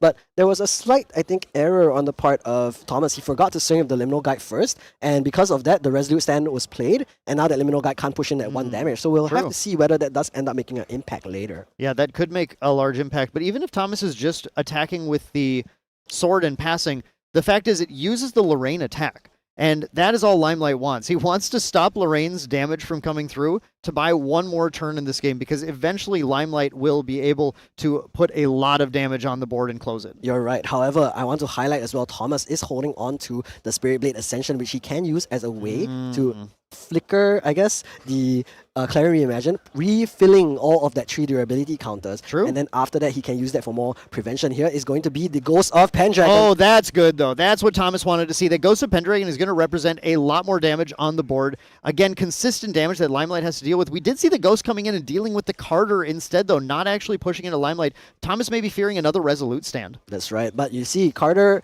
being removed does also mean that CL healed 1 HP, which means this Clarence no longer is threatening lethal onto CL. Yeah, that's true. Limelight, if he wants to play it risky, could just take an attack. I think you still have to Crystallize Destiny. Second Pendragon! Okay, the second Pendragon comes down. This is the power of this card. When you get to draw into more and play more copies of them, this is the way that Thomas can find a long line of allies going wide to take Limelight out. Even though that Crystallized Destiny can come down at any point and prevent one chunk of damage, it's not going to help when Thomas can go this wide. That's right. Thomas now considering whether he wants to commit an attack card as well. He is going to shoot the devastating blow into the face of Limelight, which he will obviously respond with the Crystallized Destiny in order to stay alive just one more turn. He does not want to lose this round 4 game just yet. Every single win will count, of course. So here it is, Crystallized Destiny preventing the big, I believe, No, per team. Thomas plays Prismatic Edge. Thomas plays Prismatic Edge. And that means that after the Crystallized Destiny resolves, Thomas can use the Spirit Blade Ascension to bring the Prismatic Edge out, reveal fire, deal 3 to Lime. That'll be absorbed by the Crystallized Destiny, prevented by the Destiny, and the full attack will go through instead. That's right. So let's see what it is going to be. Thomas Lee, here it is. Claire Reimagine now put back into the material deck from the banishment. Here comes the Prismatic Edge going to appear. And let's show the on-enter review of all the memory. There is going to be fire cards revealed. Hence that pops the Crystallized Destiny. Now, devastating blow. Devastates Limelight. And he's lost the game. Thomas Lee takes game 4 of Swiss and will proceed to a 4-0 in Ascent Akihabara. Wow, absolutely incredible line from Thomas there, holding out the Spirit Blade Ascensions, showing the power of playing the Prismatic Edge in there, even against other fire decks. Often the fire decks have to rely on these norm cards in order to stay alive. Cards like Crystallized Destiny have been the lifeblood of many of these fire decks in order to survive against these attacks, but the power of just having that fast speed, here's 3 damage for such a low reserve cost, is exactly what won Thomas the game. That's right. I mean, I think the main difference there is also look at the influence difference at the end of the game. Thomas with more double-digit influence because of all of the different floating memory of the liminal guides he's drawn, and Limelight just not having that same level of engine generation, not enough gas in the tank in order to keep himself safe and defensively not being able to interact enough with the way Thomas wants to play. Yeah, game 1, Limelight really saw everything he needed. We saw the perfect line with that recollection phase, Ablation dealing 15 to the board, and Limelight was sitting pretty. It looked like this was going to be an easy match for him. But then games 2 and 3, Thomas Lee really came back and showed this is not going to be as easy for you. If you can't draw that kind of like high roll style draw, finding liminals, finding the float, finding everything you need, then both of these decks have the ability just to say, well, you're out of the game now. That's right. And with the fire, with the more gas, the bigger it burns, right? And that's what we saw in that match. Thomas just had more fuel for his engine, had so much more influence, and at the end, he was able to double Pendragon, devastating blow, Prismatic Edge, was able to get everything that he wanted, and the Spirit Blade Ascension really let him take it to the win. Yeah, that was an incredible finish. Really fun to see those interactions, especially seeing the power of Crux. You know, Crux has been a staple in the game for so long, and it's great to not forget that you have to respect the Ghosts of Pendragon, the Ascensions, all of the things that Crux brings to the table, even as we see all of these other advanced element decks starting to be played and starting to be powerful. Yeah, I mean, we were talking about the Umbra Guardian, how it has a slightly different playstyle from the different Umbra champions that we have before. We have Tristan, we have Diana. They are more focused on combat damage, and now Ciel, although he has that combat damage mode, this version of the deck focuses more on that non-combat Baleful Oblation instead. Yeah, and that has the side of that deck is just such a heavy combo. You really need to find the right parts, and Limelight struggled both games 2 and 3, to find the right parts. Unfortunately, Game 2 found him, but not at the right turn when he was trying to find a Destiny instead. Game 3 just never found an Advent of the Stormcaller. Had to give up that Ablation early. It's a powerful thing to have in the deck because you do have a robust game plan. You can go attacks or you can go spell damage. You can play around what you need to. You can even add that Spirel on to have a little bit of negation and have an additional source of spell damage. But when you're only finding part of each combo, it really falls short when a deck like Lorraine just gets to say, I'm going to play out of my material deck, and every card in my material deck is going to end up doing a ton of damage to you. That's right, and actually most of the material deck isn't even going to see play. It's just going to go straight into the banishment, either from Claire Reimagined or from the Fluffy Shopkeep. And I think Thomas is also very fortunate to be able to see a lot of the cards that he needs in order to accelerate his game plan. Like we mentioned, the Fluffy Shopkeep is basically a Besiege the Winds. And the Dungeon Guide, of course, is Dungeon Guide. Everyone knows Dungeon Guide is one of the best cards that you can get in order to be a level 3 deck and function at a higher pace. Thomas found Fluffy Shopkeep every single game, which we can't forget that. I mean, Fluffy Shopkeep has been such a powerful card in this deck. It's one of the cards that really catapulted Lorraine into being as playable as she is now. The combination of Fluffy Shopkeep and Clarent Reimagined, we saw both of those coming out and really setting up that banishment so that Lorraine didn't need any extra time to get to the point where the attacks were lethal. As you pointed out, absolutely, actually just lethal by swinging the ally. It was it really showcased that Disorder Reflections brought Lorraine back into the meta. Yeah, and I mean, Lorraine has recently been getting a lot of support. I mean, of course, Clara Reimagine from the Proxius Vault, now with that Fluffy Shopkeep as well, just doing a lot. And Liminal Guide is just such a great generic card for these level 3 decks. And I mean, Rowdy Abyss, of course, was such a great card that it had to, you know... That was pretty great. It was pretty good. It was a bit too great.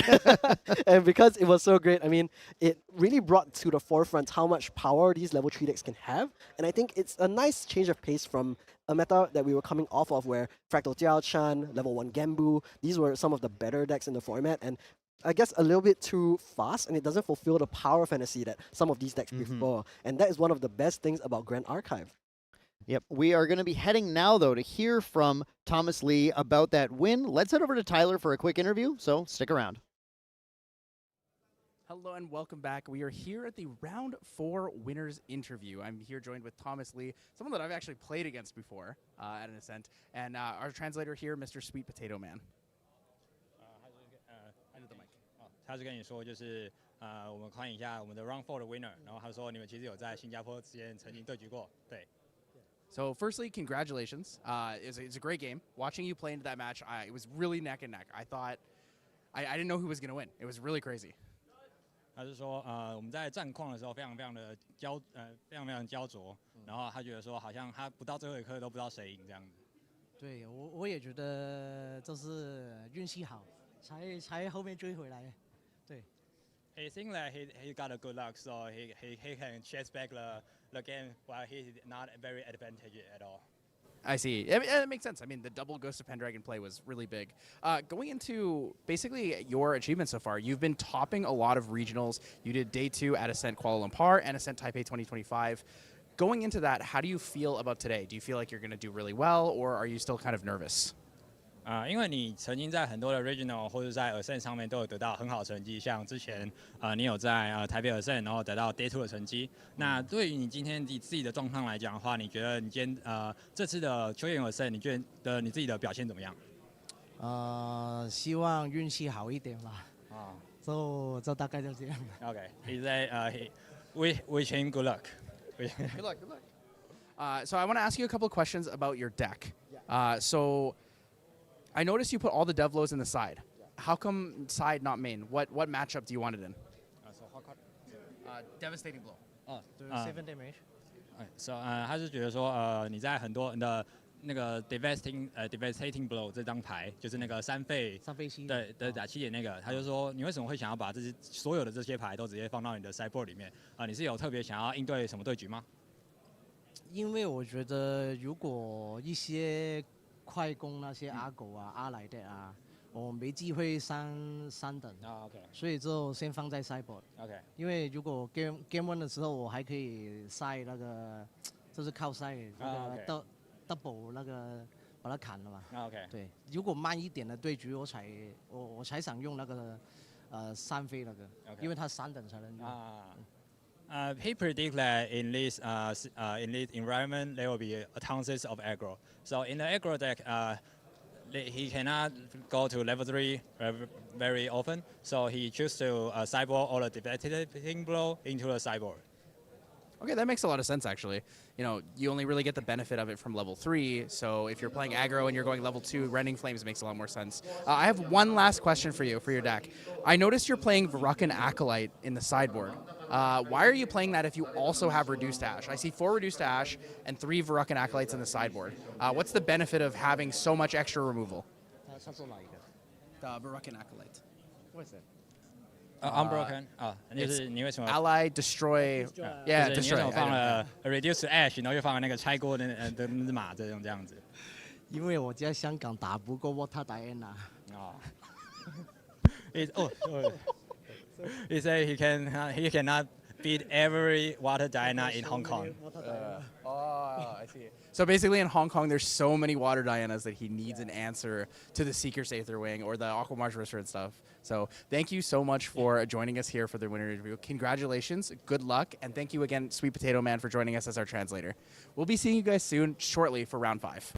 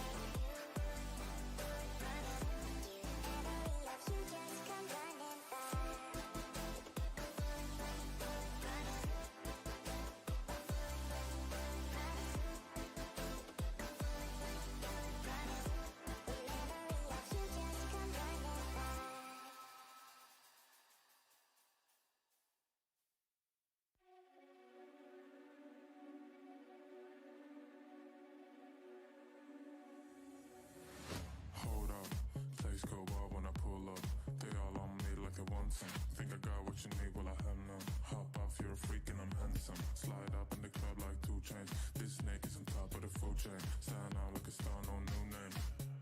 All these rats in my DMs, no message back. I just see them, I get them hooked and I reel and then throw them back when completed.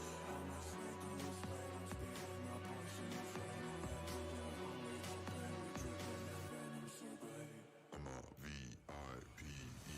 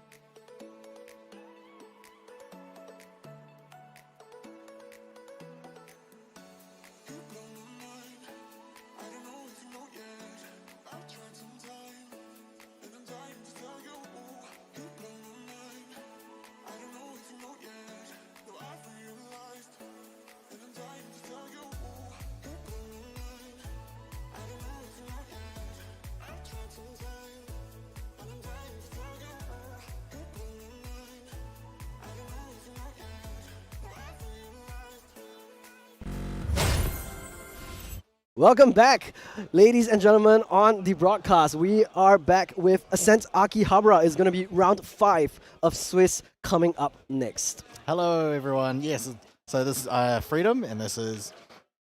Bro. I thought you were going to say it. Hiro Shisho. Yes, it is the two of us. We are going to be bringing you round 5 of the Swiss rounds, of 9 total Swiss rounds today because of how large the event is. If you've forgotten, if we haven't said it enough, Ascent Akihabara is the largest Grand Archive event till date, because I'm sure we're going to have larger ones in the future. Yeah, we're in for a long night. It is going to be another 5 rounds, including round 5 that's about to come up. Yep.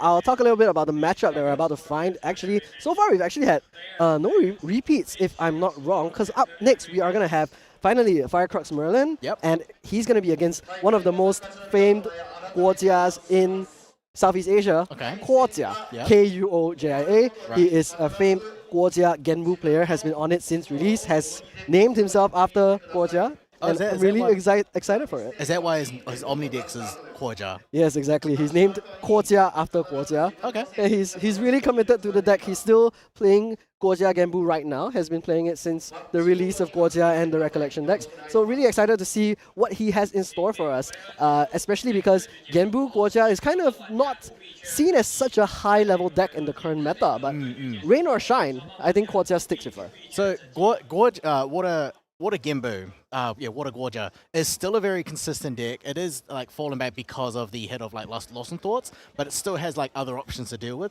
Remember we had previously Superior, who topped 8. He's still topped 8 with a Genbu deck as well. Now with his opponent, this is King Amo. Okay, he's currently hyped up in Japan, in Tokyo, in Shinjuku, sorry, in one of the Shinjuku LGSs called Evo.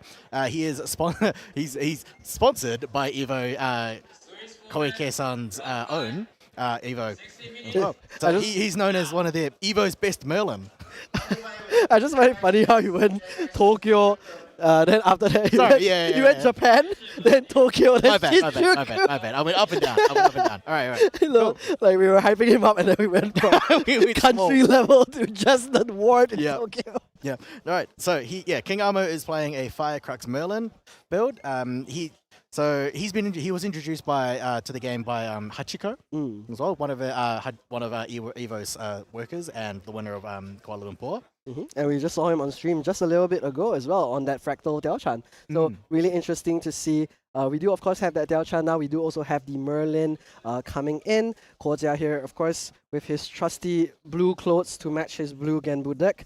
And we are going to see how this matchup does turn out. Of course, we do know this matchup can be a little bit dicey depending on how the draws end up. Genbu Kuojia famously has no control over what your opponent mills. So sometimes against these decks with a lot of floating memory, like Merlin, like the fire decks in general, you can end up accelerating your opponent a lot. And if on the flip side, you get a little bit unlucky and you mill non-floating cards or non-seaside ringleaders, non-liminal guides, then that means that you are giving your opponent a big lead. Yeah, I mean, the mills are complete gambles. But that's where you can have cards like, if you were playing like the Looking Glass, you'd have Reckoning's Wake, you could manipulate the top 4, or you could have Idle Thoughts, which would also manipulate the top 4 as well, or you could just leave it to the gamble and then mill what you want. But like I've played Genbu a few times as well, and I hate it when I don't get what I get, but they get what I get. Exactly. But I mean, on the flip side, there's always, like you said, it's a gamble. So there's also the opportunity to make your opponent lose out on key win conditions, like milling out their dungeon guides against Merlin, their fireballs, things like that. Of course, if it's a Crux element card, like Merlin can pick it up back later with something like the Crux site. But otherwise, it is going to be very difficult. This is why. So Merlin is actually pretty good into this matchup because they can go to level 2 Merlin, and they can just sit on that, and then Genbu is just going to mill floating each turn, and then Merlin can just like eat those up. That's right, and then ramp up on her own level counters as well, ramping herself up to the win condition, which is those very big fireballs. And as much as, normally you can't fireball water, in this case, the water isn't going to be enough to get rid of all of that damage. Mm-hmm. So looking at the deck list a little bit before we hit into it, I think they're fairly standard in terms of the material decks. You're going to see the Looking Glass start for the Merlin player later. And then, of course, on the Genbu's side, it's still relatively similar as well, going all the way up to level 3 Guojia, so that you can use the level 2 lineage release if you need to, and also giving you that extra life pool, that a little bit of recovery as well once you have the Fate Stone flipped. So having a look at this, seeing he's got Carpsong Coded. This one does not play the Carpsong Coded variant with the frogs and such as well. Things like Genbu doesn't have to go to level 3. It can if you do. Normally wins. It can win at level 2 as well, and then go into 3 if you want to do like. Well, the flipping the Genbus on your kill turn, you do that Resonating Fugue, swap the, and then gain life. Oh, sorry, yeah, gain life, and then swap them, and then do the power. It's like an OTK-ish deck. Of course. So we're gonna see here. We're going to start off already. Guojia starting off with that draw 7 Spirit of Regular Water. Does actually have a pretty interesting combo in hand with the Liminal Guide as well as that Primordial Ritual, but does just start off with a Fractal Rain. Also a really good start for him, because that will allow him to increase the amount of mill he gets, which will then accelerate how many quest counters he goes for. Yeah, so imbuing, it's great when you can like, it's great when you can put down a Fractal Rain if you've got, and you can also put things like Fractal Polar Depths as well. So as you've seen, he has imbued 2 for the rain. All right, so King Armo is just going to start off with a Creative Shock. Yeah, I mean, always good to just get this out of the way, get rid of the floating memory here, which is nice. We'll let him go up to level 1 next turn. Now we're going to see Guojia go up to level 1. Guojia does lose the Primordial Ritual, so I guess we won't be seeing that Liminal Guide Primordial Ritual combo so soon, which is a little bit unfortunate. But whatever the case, at the very least, now from this turn onwards, we are going to see Guojia mill 2 cards from himself every turn, and then 1 card from King Armo as well. Does he? Ooh, floating memory for King Armo. So that's already a big plus, and 2 non-floating memory for Guojia, like we just said, losing a Resonate Fugue as well as a Fractal Polar Depth. So not only does he lose non-floating memory, he also loses 2 of his key win conditions. Yeah, that's not really good. That's not looking good. Yeah. Now, the thing about the Fractal Polar Depths, in Japan they call it Pochama. I'll leave it to the for the chat to figure out what that means. Yeah, I mean, that is a pretty similar nickname that we have in the rest of the world as well. I mean, there is very few iconic penguins in the world, but we will see some of them as well. I think there are some penguins in the Japanese zoo, if I'm not wrong. There are very few. There are. Yeah, I did visit them in my trip here last year, and it was a really great time. The zoo in Tokyo is really, really nice. But onto the game again, Guojia just has all his hands up and passes. Meanwhile, King Armo will take advantage of that floating memory that he did gain from that the Fate Stones mill, and goes up to Lorraine 1. Now he is also going for a Creative Shock. We'll draw into 2 more cards and hopefully get another floating memory. Does indeed have another Undying Dreams. Oh, another Undying Dreams, all right. Huge value so far for King Armo. Will be able to go up to level 2 for entirely free so far, entirely net neutral, which means both of those Creative Shocks have given him +1. And of course, the fabled Sapphire Fate Stone has also given him another +1 after that. So King Armo is he's gotten like the perfect hands. He's got already 2 floating in the memory as well. He's got Stalwart Shieldmate if he wants to put that down, somehow discard that as well. He's also holding on to 2 Dungeon Guides as well if he wants to double turbo to 3 if you want to. But I think it's better if he can. I think it'd be great it'd be really good if he DGs into 2 now and then just stays on Merlin.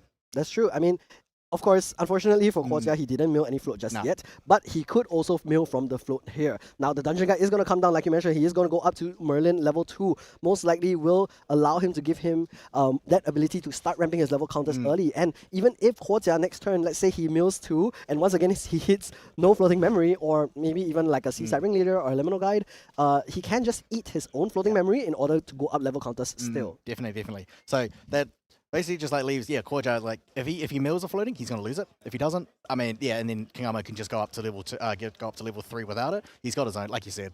Yeah, and King Armo here actually has another Escape the Wreckage as well, so he could use that to bring back this Dungeon Guide. But actually, with 1 card in memory and 2 floating memory, he can still go up to level 3 for free. Now here is the Portentous Tengu for Guojia, and he will again mill 2 non-floating memory cards, and even has a Norm card milled out, the Unbroken Mustang. So not sure if this is fortunate or unfortunate, because on one hand, no floating memory is bad, but on the other hand, this also means that no float can be taken from him by Merlin. So currently, Gorja is currently at 5 quest counters.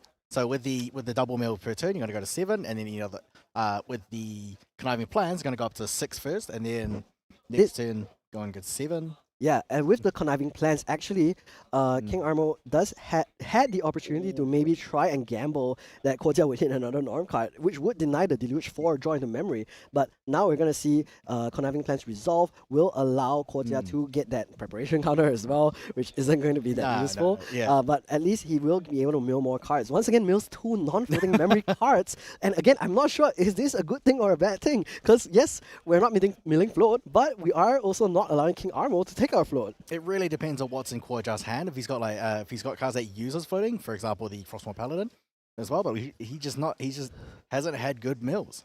I mean, go ahead. At the same time, at the very least, although he has milled 2 Norm cards as well, which will turn off his Fractal of Polar Depths as well as the Genbu Black Tortoises effects, like it will make them a little bit less potent. At the very least, he is still building up the number of water cards in trash, so far already at 5 total, and now it's just going to go for that Liminal Guide. So maybe we are going to see that Primordial Ritual come out later after King Armo goes to level 3, which he does seem to be ready to go to level 3 the following turn. Well, they're putting down the Liminal Guide now, and they're making it, and then Primordial Ritualing it. It's just liable to be eaten by the Millen too, though. And I just wanted to highlight, King Armo milled a Flame Rune Swordsman. So, has milled 2 floating memories so far off of the Sapphire Paste Stone, while Korja has milled 7 cards and no floating memory at all. All right, so he's going to go hard level 3. Yeah, we'll use one memory as well as 2 floating memory thanks to Korja, and now is able to consume his own floating memory in the graveyard for that extra level counter, which means this turn he does get the additional draw of Merlin level 3 Kingslayer. Very good, very good. This is actually a really good start for start from King Armo. And now is the Escape the Wreckage pre-recollection to put the Dungeon Guide back into the memory as well as draw an additional card into memory, giving him even more influence. That's a +1 basically. The Dungeon Guide being on board isn't super relevant. He doesn't need the 1 damage. He would rather have the extra 1 card in hand. And now King Armo will be able to deal some damage with that Sword of Shadows, which is on the board. He did go for that instead of the Inert Sword because he wanted to use the second Creative Shock. So I can see that. So in his hand, he's holding an Incarnate Mage. He's got enough to play it now, but he doesn't want to. He doesn't want to be liable to any negates. He can actually, he could play the Incarnate Majesty now if he wanted to. There's no, we don't see any Ghosts of Pendragon in hand, and don't see any other key attack cards or anything like that. But there is a Stalwart Shieldmate, which will allow him to just give a little bit more defenses. There is a Cremation Ritual as well, actually, so he could use that, and that is going to be the play. Cremation into the Stalwart Shieldmate will set him up for something like maybe a hard materialization of the Prismatic Edge, or just a Drawn Blade to draw more cards, and leaves King Armo with just 2 cards left in hand, and he will swing with that Sword of Shadows, putting in a little bit more damage, I believe 4 damage with the Merlin effect, as well as the Sword of Shadows 2 damage. Well, I'm going to have to tell you something here. So King Armo doesn't play Prismatic Edge or Ascension. Whoa, okay. That's a very interesting choice. Why do you think that's the case? So he's gone for more of a more allied build here as well. So applying more pressure with the allies. He's got the Pendragons, he's got the 3 of Hearts, such and such. He's got the Flame Rooms, and he's just going to hit you with the Fireballs as well. So going for the now Ascension would be good. Ascension and Prismatic Edge would be good would have been really good to counter the Genbu flips, because when Genbu flips, it only he goes from becomes a 3/9 to a 9/3, so he's really vulnerable to those Prismatic Edges. However, King Armo doesn't have either of those. Good thing for Korja, and I mean good thing for King Armo is that today is day 1, so none of the deck lists are open yet. Korja will still have to play around and respect the Prismatic Edge because he doesn't know. Korja does again mill, I believe, Fractal of Polar Depths and another. He did not mill a floating. Once again, just not having the great time with this. Does materialize the Grand Crusaders ring this time and is going to recollect fairly soon. He does already have 8 quest counters on his champion, so we'll be able to flip the Genbu in about another turn most likely. So if Korja has to play around the Prismatic Edge, which he thinks he has, but he doesn't, as well, if he has to play around that, so he can't do the Resonating Fugue with Genbu, how else is he going to win this match? You're right. I mean, you never know how you can play until you really play a lot of Genbu. Of course, Fugue is one of the most obvious win cons where you get to swing really large with Genbu after flipping its life total, but you also can just play a very strong ally game plan. There's also the stratagem win plan as well, where you mill a lot of floating memory and then after that just deal damage with that. So he needs to. So the thing is that he's got the stratagem game plan, which he which he needs a lot of floating memory for, but he's been milling nothing. He needs his also needs his fractal Apollo Dits, but he's also been milling them. Did he just mill more? Nothing. Yeah, again, the Tidestone Bovine has been played and mills once again non-floating memory back to back. Korsia just very unfortunate. I feel like when I was casting his game in Taipei, he had a similar issue where he would very often mill non-floating memory. But at the same time, the more non-float you mill, it just means there's more float left in your deck to mill later. I think I can't really see what's in Cordial's head, but I believe he's got a playset of something. A playset of something would be pretty interesting. I do see a Resonating Fugui in hand, so he does have that available as a win con. Now we're going to see the Drawn Blade, and for once, King Armo actually milled of non-floating memory in the Resolute Stand, which is a nice card to get out of his deck as well, so Korja can put it on more pressure. Here, Korja is going to flip the Genbu already in the Recollection phase of King Armo, so that we have that as a defensive taunt to protect him from something like the Ghost of Pendragon. Now, because so Resonating Fugue is still a threat here. He might have to just go for it anyway. But if he's not able to find like floating memory, I believe he's got plenty of water cards in the graveyard. King Armo has not materialized a Nullifying Lantern, so that is going to be available to him. I don't see Nullifying Lantern in his main deck or side deck either. no. So that means King Armo doesn't really have any counterplay to Genbu. Of course, as we were talking about it earlier, Genbu probably not one of the big threats that you prepare for in the current meta. But Korja has shown that, with enough dedication, you can bring this deck to a 4-0-0 scoreline in one of the largest Grand Archive tournaments. No, the largest Grand Archive tournament so far. Wow. So it's been what now turn 8-ish, but we still have not.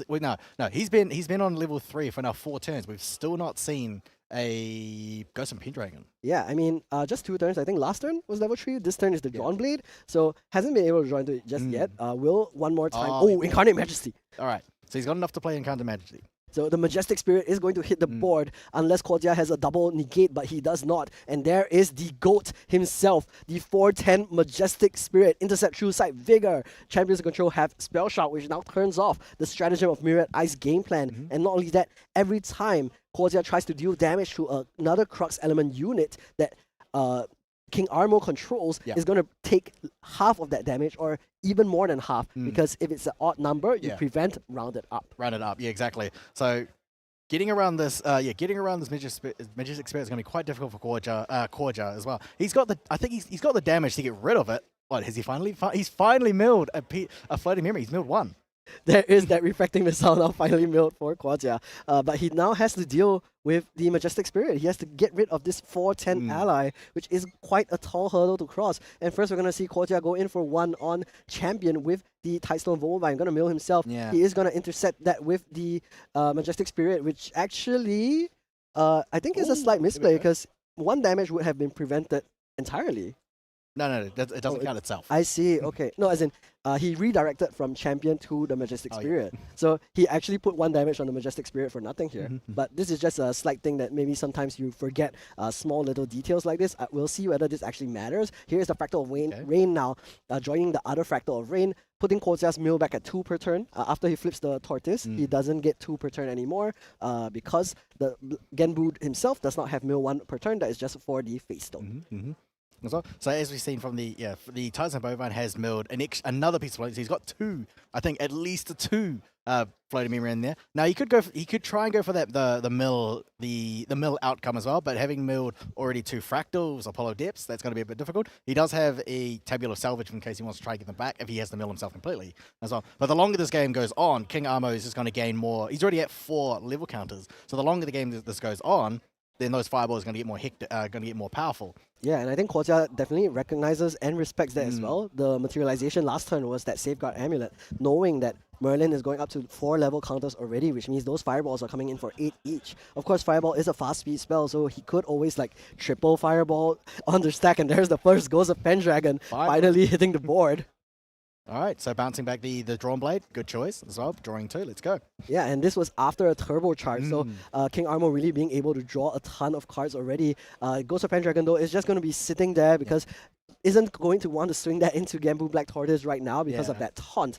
However, maybe soon King Armo can start to threaten being able to get rid of that Black Tortoise with all of the different allies that he has on board. Just remember that Genbu, of course, when you pay 3, he can gain life equal to the number of water element cards in your graveyard. King Armo here now going for a fluffy shopkeep, losing the Tariff Ring actually, not needing that, I feel, to go into more defensive game states, is instead just choosing to lose that 2-draw card into memory and develop another intercept alongside the Majestic Spirit. He's fine with banishing the Tariff Ring because you can see like how much influence you need he's got, right? So he's gonna be able to afford the 2. Now, as like this game is just kind of in a stalemate because these two are just basically blocking each other. Yeah. However, the difference is that Quotia doesn't really need to do combat damage. No.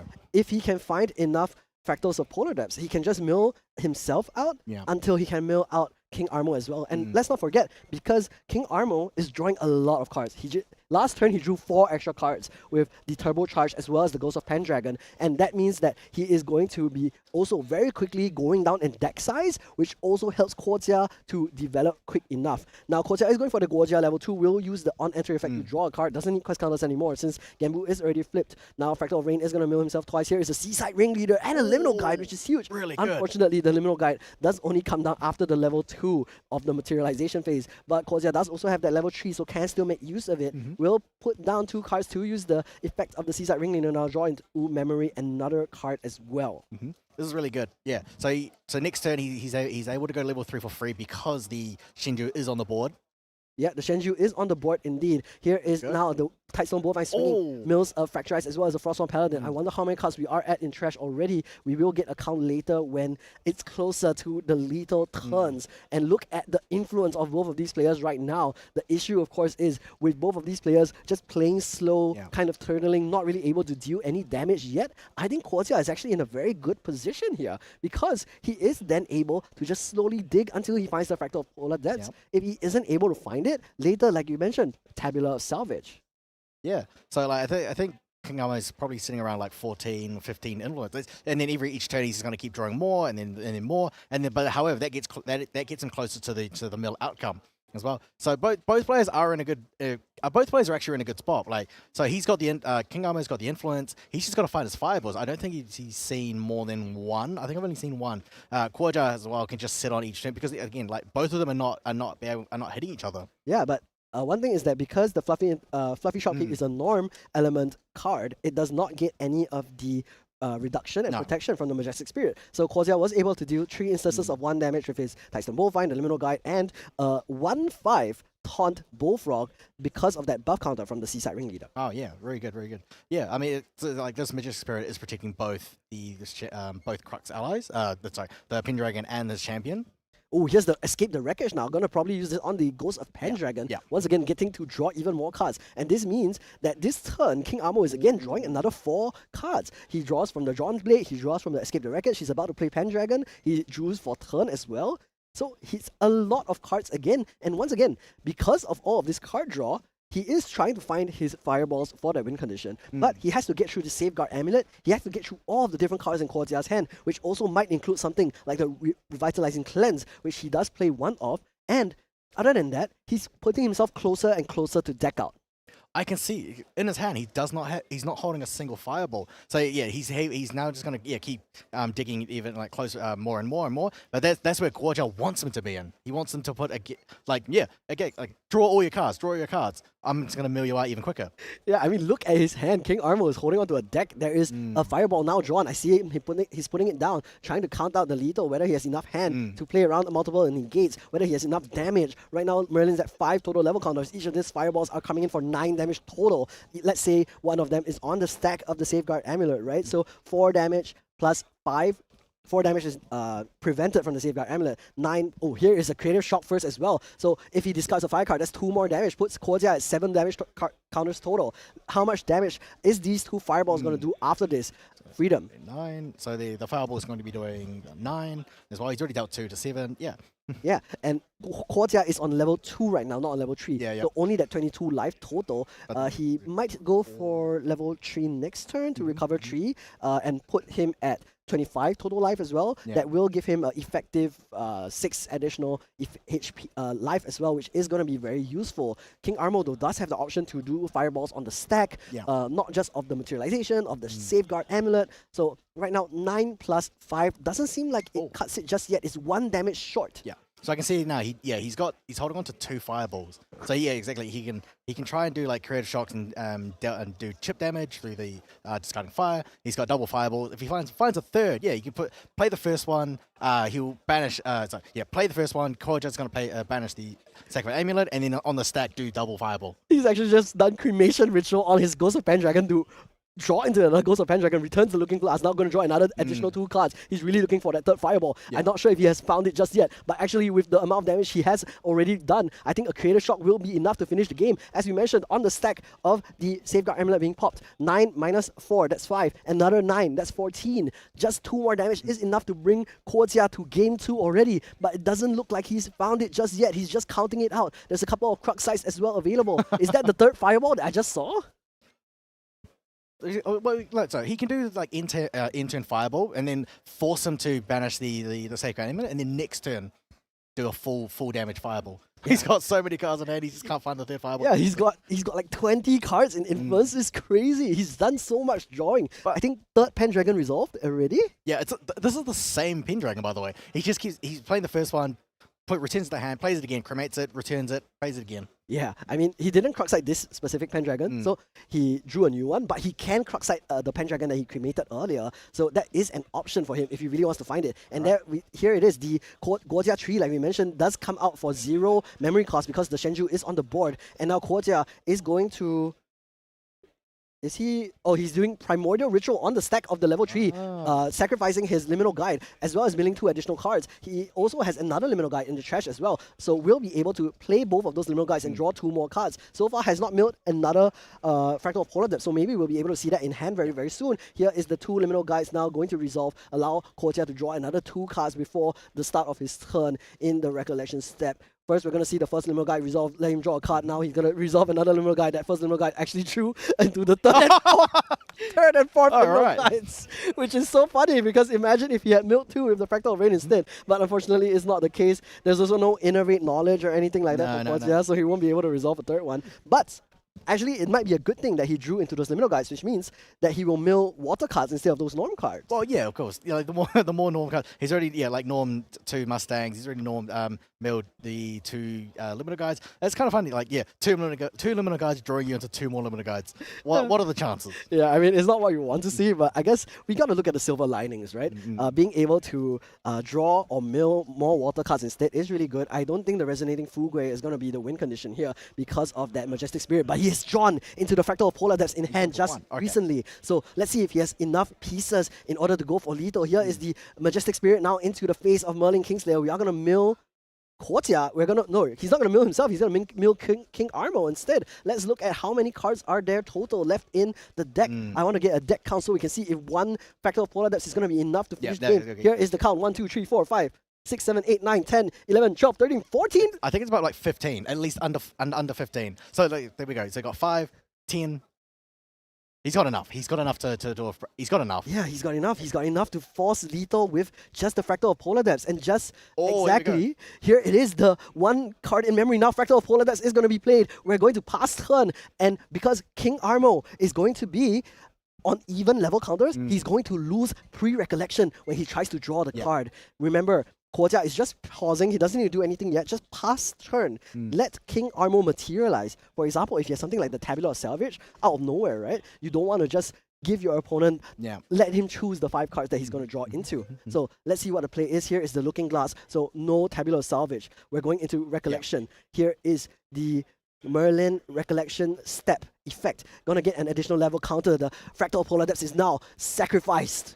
Very good. So yeah, Fractal Polar Depth, sacrifice the Fractal target player, which is going to be a King Armo, puts the top X cards, where X is a number of water element cards in Guojia's deck. So we've seen at least 15, and King Armo only has under 15 cards in his main deck, and yeah, exactly. He's going to draw for turn, and then he's going to draw, which he cannot draw. Yeah, but no, King Armo isn't going to give up just yet. First, he uses Kruxite to draw a card. Now he's using a second Kruxite to pay 2, draw a card, and then also draw the Kruxite from the trash back into his hand. Now he's going to use this third Kruxite again to draw one more card, and he's really looking for that third Fireball so he can finish the game here, right now. Remember, once King Armo gains the level counter, he will draw a card and lose, but he isn't able to find the third Fireball, and there, Guojia takes the game by mill out finish. Genbu versus Merlin.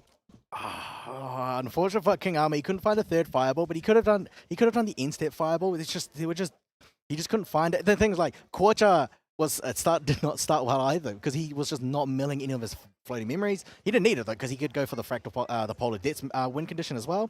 But yeah, being able to that safeguard amulet there, just like sitting there, meant that King Armo was just forced to find a third Fireball, but he could have just like played around it. That's right. I mean, I feel like Guojia just didn't need to hit all that floating memory earlier, because then, at the same time, King Armo wasn't able to eat any of Guojia's floating, but he also wasn't able to eat any of his water cards. So that means that at the end of the game, he had almost exactly lethal, right? 15 cards in trash, 15 cards in deck, and that was enough. But other than that, I think it's also a little bit unfortunate because he cycled almost his entire deck, only left with 15 cards in deck, but still wasn't able to find the key fireballs that he needed to finish the game. And I think other than that, he also just wasn't able to commit any way to get rid of Genbu, because he isn't able to find something like the Sudden Steal or something that he can do combat damage to the Genbu and try to overwhelm the Genbu and kill it by combat damage instead. I don't think King Armo would have been able to kill it with combat damage, because King Armo can just buff up its life, because there's no nullifying lantern on board, so it's going to be like 9 plus X, you know? That's true. It is going to be very big. Maybe if he had like multiple Pendragons or something like that, he could have tried. But I think it is still going to be very difficult. At the same time, that even with the Genbu gone, there's no guarantee that King Armo can find lethal still. He does have that 7 damage per turn with 1 Majestic Spirit and the Ghost of Pendragon as well. That would have been pretty significant. But because of that Genbu just taunting every turn, being a very strong wall for Guojia, it was able to save him a lot. But let's look at the sideboards now going into game 2 for both players. Both players are on 13 card sideboard, so only 1 material deck card. What do you think we're going to see come in? For King Armo? Yeah. Yep. So for King Armo, you've got here, you could either put that Crystallized Destiny in case he wants to respect the Resonating Fugue as well. If he doesn't have his own Encounter Majesty, that's the one. Now Mystic Purifier is great for those Fantasias as well. Yeah, I mean, the Fractal of Rain, as you saw, did a lot of work for Guojia. Even the turn 1/1, of course, helped him to basically double the amount of the amount of cards he was milling from the top of his deck every turn. But other than that, the one later helped him to, again, double the amount of cards he was milling, because he already flipped to Genbu, so he lost 1 card mill per turn. Yeah, I think like you only need, he will only need the Mystic Purifiers here. Every other card here, I don't really see him using here. Regal Inquisition, he doesn't. Now, you don't want to give Guojia any like draw cards either as well, so there's nothing. I think just the Mystic Purifier. Now, on Guojia's sideboard here, trying to look here, we've got the Incapacitates, definitely. Yeah, I mean, that's a really good way to force a negate on decks that have lots of influence. I mean, King Armo is going to be able to pay for a Frostbind or a Cerulean Decree for sure, but you can't pay for Incapacitate. Of course, the one trade-off is that number 1 is a Norm card, which does affect your win con with the Fractal Polar Depths, but other than that, it also costs 4 instead of 2 or 3. I think in my mind, you can side out, for example, the Unbroken Mustangs, because it's basically just norm for those for the Incapacitates. That's true, because there's not really a Regalia that you need to get rid of in this matchup. So King Armo is going to start us off this time. He does have the Liminal Guide, and I saw a Cremation Ritual in hand as well, so that's probably going to be the play next turn. Guojia actually elected to keep the Unbroken Mustangs in his deck, as you can see in his starting hand, and he does also have a Fractal Polar Depths and a Tidestone Bovine, which is a really good starting hand for him. So let's see what is going to be the play for him right now. Does put down 2 of his cards, maybe is going to go for that Tidestone Bovine, start generating some floating memory, but at the same time, there is that risk, right? What if you mill so much floating memory and then King Armo goes to level 1 Dungeon Guys and starts eating them already? Yeah. So Guojia starting with the double Seaside Ringleaders. You don't want to see those in hand. You want to see those being milled. Okay, so starting with the Fractal Polar Depths, that's a good start. That's going to sit there because it is reservable, so it does gain its value there. Yeah, and actually it's not going to be the Lorraine 1. It is going to be just a backup charger to go up to the backup treasure to go up to 8 influence after recollection, and then after that will cremation ritual this liminal guide most likely, and then go to level 1 and get that additional draw. I think wanting to cycle through these cards a little bit more, I do see I think that's 3 cremation rituals in hand, so he can cremate this liminal. Later when it comes back ephemeral, he can cremate it again, and that becomes like an infinite card glitch. Well, you can only use it twice, but still. Oh, so he's drawn another liminal guide there. Oh, so he can repeat the process again if he wanted to. No, so he has started in the Mystic Purifiers for those. So he's going to use that. He can use that to destroy the Fractal Polar Depth. So he is going to do that. Yeah, I mean, this isn't something that you really urgently need to remove. You're basically trading 1 card for 1 card right now.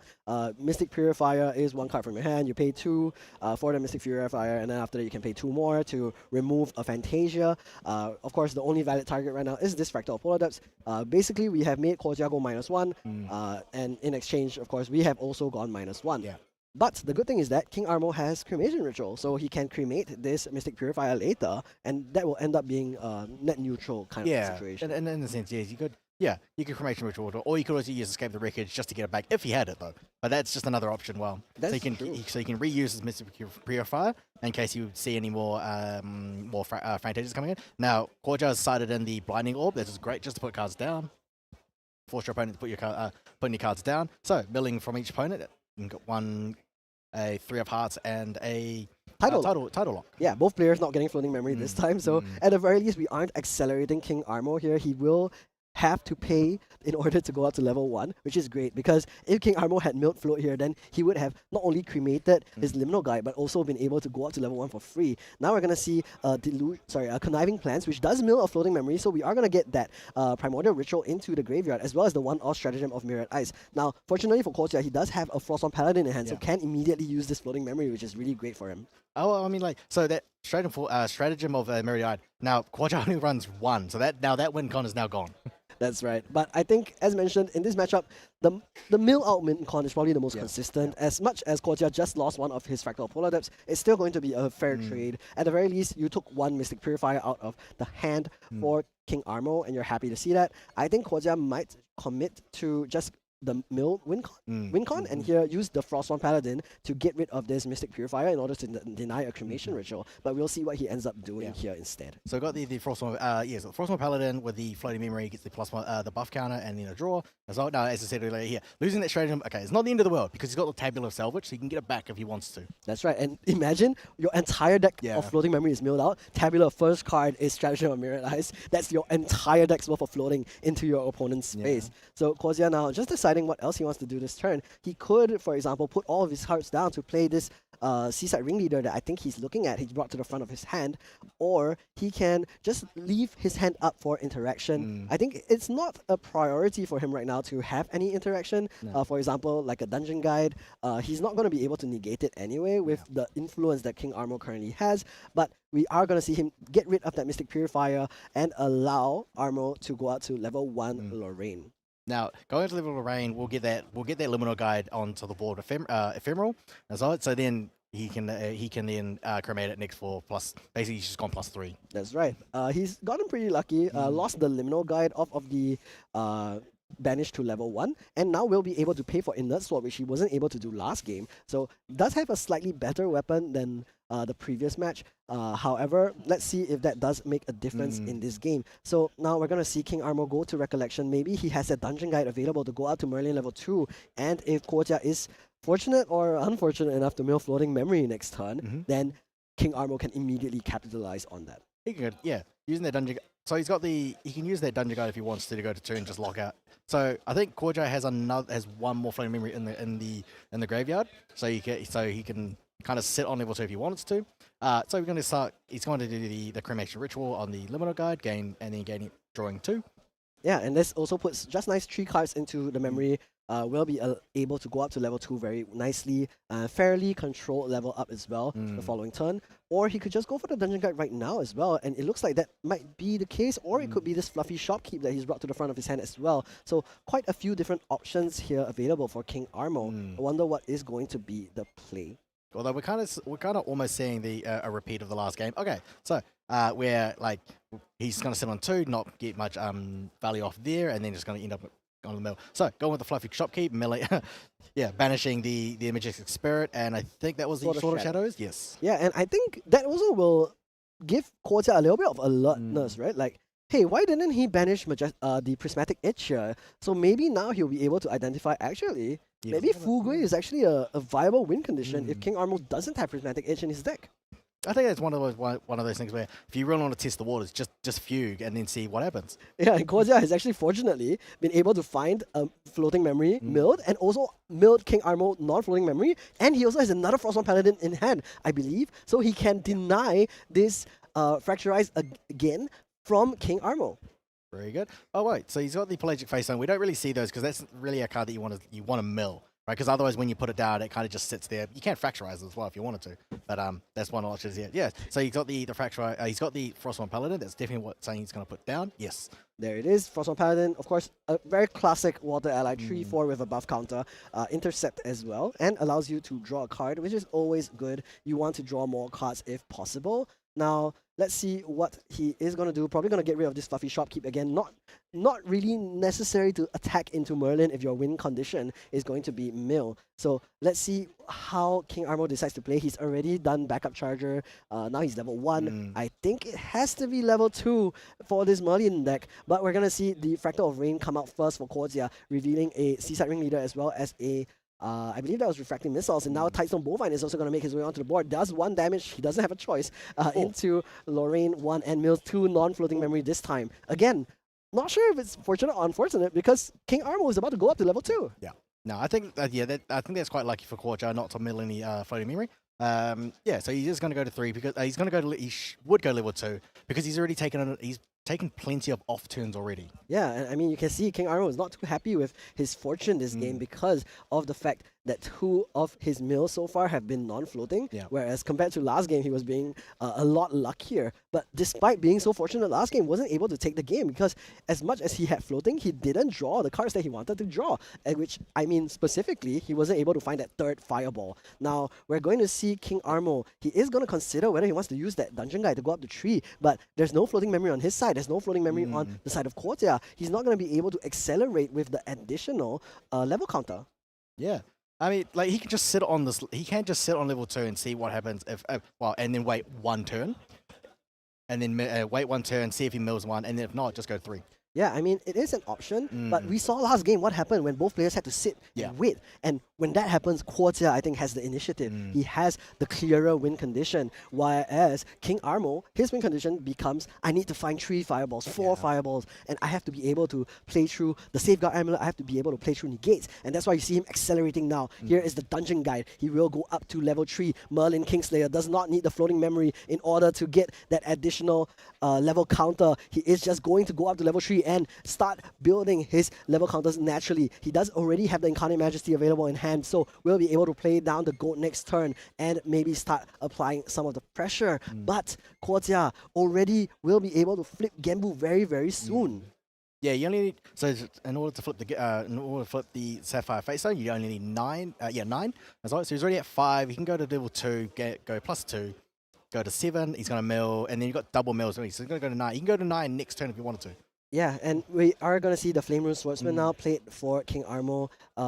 I believe we'll get rid of the Tightstone Bovine now, and then Flame Rune Swordsman and the Dungeon Guide will swing 3 into the face of Kozia. Instead, we are preventing that 1 additional quest counter from the Tightstone Bovine every turn, which is great. Of course, this does, again, accelerate Kozia's game plan a lot, and King Armo is aware of that and takes it out.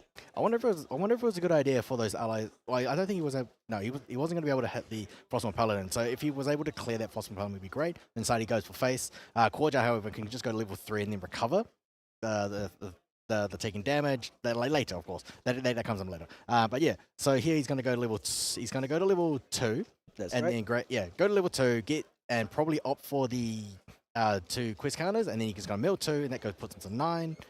That's exactly what he needs right now because, of course, Merlin already is at level 3. There is that danger zone. Now we're going to see... Oh, Fireball! Fireball is milled instead of Floating Memory. King Armo, I think, again, just not happy to see that and will lose one of his key win conditions in this matchup. Now, Kozia is going to recollect, draw for turn, and he is going to have this Frostborn Paladin that will allow him to deal some damage. He does actually go into face here. Does Kozia have Fugui? Does he have Lethal? Does he? I Now, mean, is King Armo only has one card in hand, so he could go for that lethal. He could go for lethal if he wanted to.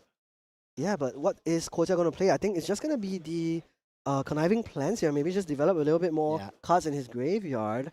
I don't think there's a way for him to do 24 damage right now. Is there? No, I don't think. Okay, so he doesn't have. I don't think he has at least 15. Yeah, I think he needs 15 cards and 15 water cards. Yeah, in the graveyard. 15.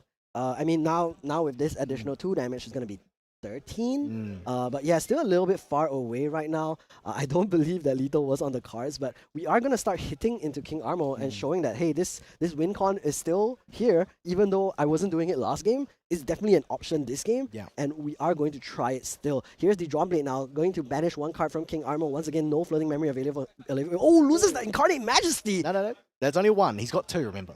That's right. Unfortunate for him, but still is able to use it again later. And again, Incarnate Majesty also pickable off of Crux Sight from the graveyard. So even if he only has 1 copy, that can be enough. Here is the Genbu again flipped during the pre-recollection step. Does not allow King Armo to attack into the allies that Kozia has, which means that this Frostborn Paladin as well as Seaside Ringleader are going to be doing 5 damage per turn. And we also have Genbu as an additional attacker. Yeah. So, yeah.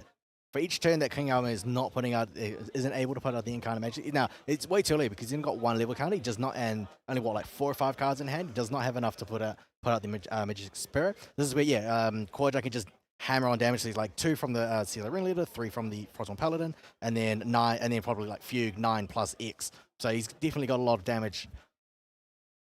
So yeah, 9++, depending on how many cards are in Kojia's graveyard. Of course, Kozia is milling 1 card per turn from the Fractal of Rain. It does not have the mill from the Sapphire Fatestone anymore, so that is going to be a slight detriment or like deterrent in terms of the speed. But we're going to see the Ghost of Pendragon actually make its way onto the board now. We'll be able to return that Looking Glass into the deck of King Armo and will let him draw more cards to start maybe building up the influence that he needs in order to use the Incarnate Majesty. Now, I know that like this Pendragon, these 3 allies can't actually attack anything because the Genbu is on the board taunting everything. So these two allies are now just going to keep hitting face for doing 2 and then doing 5 per turn, getting him closer to the Fugue turn if you wanted to. That's right. So with 5 more damage on King Armo, that means there's only 17 damage needed. And that means with Fugue, you only need 8 cards in the trash in order to put Genbu at a 17 damage swing. Of course, you would want to play around Resolute Stand if possible, so you would want to overkill a little bit.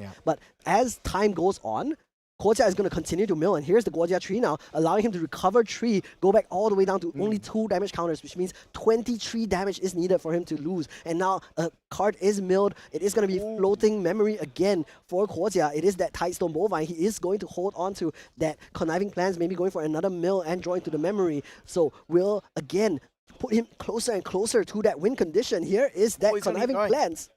Right, so he's going to keep milling. So the more water cards he got, the more water cards in the graveyard, the better the Genbu plus life is going to be. So then in pre-recollection, he could flip it if he wanted to. That's right. He doesn't have enough cards in hand to flip it pre-recollection, but still has quite a bit of options. I don't even know if he has the Fugui available, but let's see these allies turn sideways now. He does have the Seaside Ringleader, does have the Frostborn Paladin, will put King Armo at 11 damage counters total, or maybe he could even try to attack into this Ghost of Pendragon just to guarantee that he doesn't have to worry about any allies attacking him later. I think King Armo wishes he had that Cremation Ritual, because then he would be able to get rid of that Flame Rune Swordsman, give himself a floating memory, let him use the Drawn Blade again, and also later he will also draw 2 cards. Yeah, so having a quick peek in Kozia, he does not have the Resonating Fugue yet as well, but however, every turn he is able to just do hammer 5 damage per turn. It's just 5 damage is just huge every turn. He's already done that, what, 2 or 3 turns now. Yeah, and here's the Fractal of Polar Depths. We have a second one now on the board, and this means that King Armo feels like he's on a clock, I'm sure. He has trouble dealing with this Genbu Black Tortoise because of how much life total it can suddenly grow into. Guojia, 4 cards in hand, so can pay to use that effect. And Guojia is definitely going to be aware of how much damage this Merlin can do. Now Merlin is going to materialize that Sword of Seeking, isn't going to able to get the Sword of Shadows because of the fact that the Looking Glass has been returned to the material deck. Here is the Escape the Wreckage. Now on the Ghost of Pendragon is going to be returned to the memory and also allow him to return that Drawn Blade, use it next turn. And this turn we'll also be able to draw 2 more cards. Oh, I see a Mystic Purifier again drawn for King Armo, so he can get rid of this Fractal of Polar Depths. But because it is now quite a late stage of the game, Guojia can just respond by cracking it. So Guojia can banish the fractal polar disc on himself if he wanted to, just to get more water cards into the graveyard. The more water cards that goes into the graveyard, it's just going to fuel. Yeah, so right. Unfortunately, Guojia appears to have missed his Liminal Guide trigger when he went up to Guojia 3. So they are going to catch that, just inform him of the missed trigger. To my understanding, Liminal Guide is It is a mandatory trigger, yes. So I believe he will get a warning for this, but that should be all that the judges will rule, but we'll find out very, very shortly. That being said, let's look at the game stage right now. For King Armo, what do you think is his way back in? For King Armo, so I've been watching been slowly watching his draws. He's not been able to find his fireballs. That's right. So he's just continuing to dig and dig and dig, right? But not unable to find. That's why he escaped the wreckage of the Pendragon, and he will replay it next turn. No, sorry. It's this turn. Sorry. He will be able to reclick and play it this turn as well. Now, Guojia, once this mandatory trigger is resolved, we will continue there. On King Armo's turn. That's where the Pendragon is definitely going to come down, bouncing back the Drawn Blade. Yeah, and let's remember, King Armo already milled 1 Fireball earlier because of the Fabled Sapphire Fate Stone. And because of that, that means that he has 1 less win condition in his deck. And if he's unfortunate, maybe he'll just have all of those Fireballs at the bottom of his deck again, just like last game, where he had 15 cards left in deck, but 2 of those 15 were Fireballs. Now, let's look at the rest of the gameplay for Guojia though. So he is going to have 1 Fractal of Polar Depths already. Now, after this Fractal of Polar Depths, if he finds a second one, maybe he can use that as the win condition. Now, they're just deciding how to deal with this miss trigger again on the board. As much as, you know, everyone's saying Ascent is one of those very big events, you have to know your triggers. Sometimes, you know, when you're playing, you just miss these kinds of things, and that's really unfortunate. Just make sure that you know your rulings, and then after that, you play accordingly. Yeah. So we're just going to take a little bit of time, because King Armo is not proficient in English. That's why Evo's owner has been called in just to help interpret what's happening here.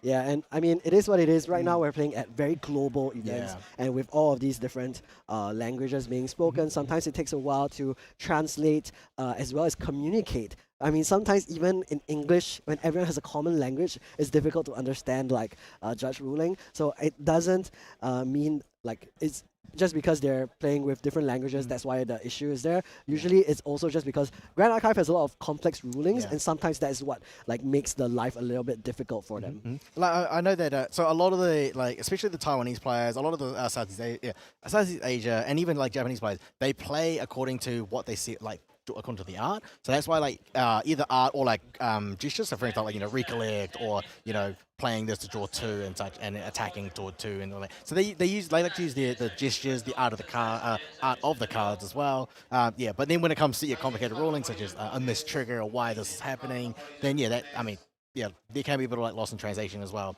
But fortunately, this is a very a global event. We've got plenty of judges who are very, multilingual, so they will be able to resolve that. That's true. We do have a very talented panel of judges, very committed, that of course not only understand Grand Archive and its rulings, but also are able to communicate it in the different languages. The judge exam is very thorough as well. Does have quite a lot of complicated rulings. I personally tried it one time, last year. I wasn't able to pass. I never tried again because I was very demoralized. But I'm sure you can try it again as well. Those at home, whenever you want to, you can just try the judge exam. It is on Omnidex. You can just apply. It's just a very simple form. I wouldn't say simple. It's a simple form, but it's not an easy test, is what I would say. Yeah, I mean, so looking at this game, right? So we're on King Armo's turn. He's going to play the Pendragon. He's going to draw his 2 cards. He's going to keep drawing, looking for those fireball. So we're kind of seeing a repeat of game 1, right? So King Armo's main win con is just to find the fireballs. I can see I think he's got at least 1 in hand, but he also wants to be able to put the Incarnate Majesty, the Majestic Spirit down, and that one. So we're going to repeat game 1. And then Quaja he's already got 1 Fractal Polar Debts down. So he's got that win con. He's going to be able to mill out King Armo. He's going to keep milling himself and then sacrifice the Penguin, like that. Or King Armo is just going to activate the Mystic Purifier. That's destroy right. that, and attempt to just destroy the Fractal Apollo Depths early. Yeah, and then just not allow Quaja to just get the ramp that he wants. I mean, forcing him to mill 8 instead of 12 is probably like a pretty good trade-off, even if you do have to use the Mystic Purifier for this. I think at the end of the day, though, the difference between this game and the previous game is that the Merlin had a lot worse of a start this time. Like last game, he had everything. He milled 2 for free. He had the level up to Merlin 3 with a level counter already. Yeah. But this game, he doesn't have that, which means he's in quite a significantly worse position than last time. And last game, he already lost. So I wonder if he can catch up this time despite being so behind. Now, we do have a quick update from the judges. Freedom, why don't we tell the So shortly we'll go back into the game. Now, the judges have ruled that the missed Luminary trigger will be missed, and they will continue. They will continue from there. Quaja will gain a warning as well.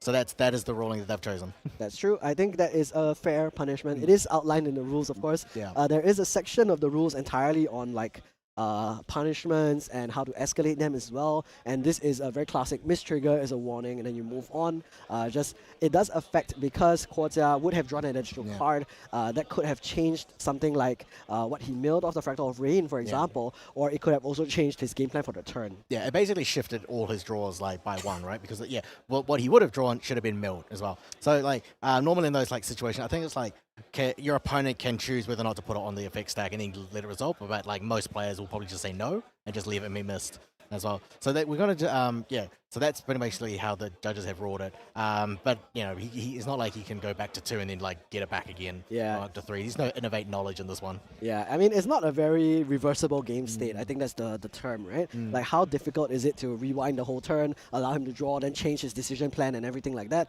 And not to mention changing any interaction that King Armo may have had as well. So at the same time, the judges have a very difficult job to do. So we're already heading back into the game. It looks like King Armo has resolved the Escape the Wreckage, has also drawn an additional card for Merlin on the 2nd level counter, and now has a big hand and can use something like that Ghost of Pendragon again. Yeah, definitely the Ghost of Pendragon is one of the first plays you want to do. So he's definitely got to put that down first, bound and return the drawn blade. That's right, and maybe we'll even see him try to get some value out of the... I was going to say maybe he can swing into the board, but yes, again, the Genbu is there taunting and won't allow him to do that. So King Armo has now drawn to another Escape the Wreckage, so he can repeat the process again if he wanted to. Does he have enough to do that this turn? No, maybe not. He could, yes, he could do it this turn, but no. But then that Ghost of Pendragon will go back to memory, so he's not going to be able to. You're right. Okay, so because of that, the Ghost of Pendragon is going to stay on the board for a while. Not going to escape the wreckage that is this game just yet. But we are going to see Incarnate Majesty, because we are going to be at level 5 right now for Merlin. This is going to be 5 cost, I believe one sword in Banish, 2 swords in Banish. Yeah. So that is going to be 5 cost only with the efficiency and the added cost reduction. Now, this so this kind of magic has gone unpunished. So Quaja does run things such as Cerulean Decrees, but chosen because he had 4 in hand. He could have, if he had it, could have tried to negate it, but he didn't. Yeah, and I think this also means, unfortunately, that Quaja has now lost his combat damage game plan, because it's going to be very difficult for him to get rid of the Majestic Spirit. Yeah. Although King Armo right now doesn't really have any interaction for it, Quaja would have to lose something like the Genbu in order to get rid of this Majestic Spirit. Right now he has 3, 2, 8 damage on the board. So actually a 2 attack ally would be able to get rid of it, but then he would no longer be taunted. I've actually spotted in his hand. He's got a second. In his hand, he's got a second Fractal Polar Depth. So he's got the he's got that win con going. So he can use the first one to mill himself. You can use the second one to mill himself. He can then next turn materialize the tabula and then get those get the fractal polar depths out. Or maybe he's already close to the He's win already- con. yeah. Maybe we're gonna get a deck count on King Armo really soon because he's already resolved, I believe, two Pendragons, Yeah. and also several creative shocks and so on and so forth. Cremation rituals in particular. So has gone through quite a bit of his deck already. Maybe Kozia has a pretty close to lethal soon. Here we're gonna see what he does end up doing. Does have 2 norm cards in hand, so that will help with the fractal of Polar Depths as well. Means he's a bit less likely to mill norm cards in the top however many cards in his deck right now. He is gonna tap 2, maybe it's gonna be a third, and there is the fractal of Polar Depths making his way onto the board. Or is it gonna be the Unbroken Mustang? No, it's Okay. it's the Fate Stone. Okay, so this allows him to draw into memory. He's not really going to be able to interact with this much other than to just use it as a cycle. So I'm very curious why you think this is the play that Kozia decided on. I think this is one you can like fracturize a while if you wanted to. Like it'll never come. It won't come and flip. But however, it is fine to just get the draw from it. I mean, yeah, just like digging for another either fractal polar depths or digging for the resonating fugue. Yeah, I mean, both of those win conditions are possible. Resonating Fugue, of course, it's not the- a little bit less possible now because of the Majestic Spirit, but Drumblade is going to make its way onto the board for King Armo again. We'll go up to 3 level counters now, but I also want to highlight that it might be a bit difficult now for King Armo to find the game as well. For one, again, he's still trying to look for those fireballs, escapes the wreckage on his Pendragon, and then we'll draw a card into memory, recollect. But still has to get rid of this Genbu. I see a fireball at the top of his hand, but I don't know how many others he has. I'm trying to see. I think you've only seen one. No, so Quadra does not have the safeguard amulet, so this is a really good chance for King Armo to just find those. If you can find those the fireballs, it's a really good chance to inflict that damage. Because while that safeguard amulet is not on the field.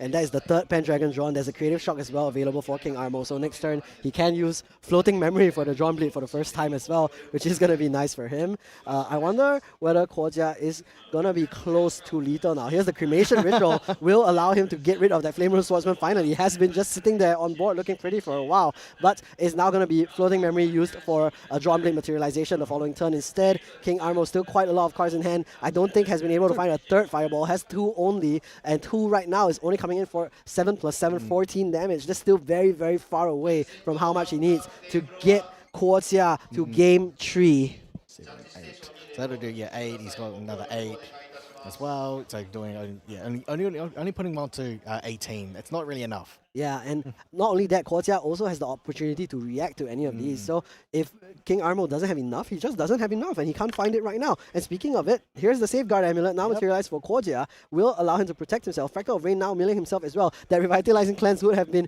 pretty interesting to have after the resolution of the first Fireball, but is not available anymore for Kozia. That is, I believe, a one-off as well. Now let's see what his turn is going to be like. Recollects now will draw a card for turn. How many cards are we in trash? How many cards is Merlin in deck? We'll only be able to know once Kozia pulls the trigger. But the other thing that I want us to notice, okay, let's count now. 1, 2, 3, 4, 5, 5, 10, 10, 15, 17 cards in 17, trash. right? With the Fractal of Polar Depths, that will be 18 cards in trash.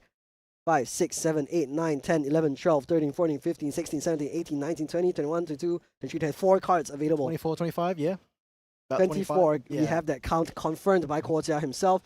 He is going to count how much he has available. 17 to 24 becomes 18 with the Fractal of Polar Depths. Let's see if he has a way to mill a bit more or put more cards in the trash. I do see Refracting Missile, which he can use to put more cards in the trash as well. He can also just try and go for this Fractal of Rain, try to put more mill the following turn, and the next turn is the turn he goes for the kill. Fractal of Rain now is exactly going to be the play. Next turn he will mill down to 19. Meanwhile, King Armo is going to draw 1 card for a turn, then draw another one for the Merlin level 3. Will go down to 22. 17 to 24 becomes 19 to 22. And remember, Kozia will also mill the Fractal of Polar Depths itself. It becomes 20 to 22. And that just means 1 more card is all Kozia needs to finish the game 2 here of round 5 of Ascent Akihabara. All right. Yeah. So you can use those fractal range to mill his opponent if you wanted to.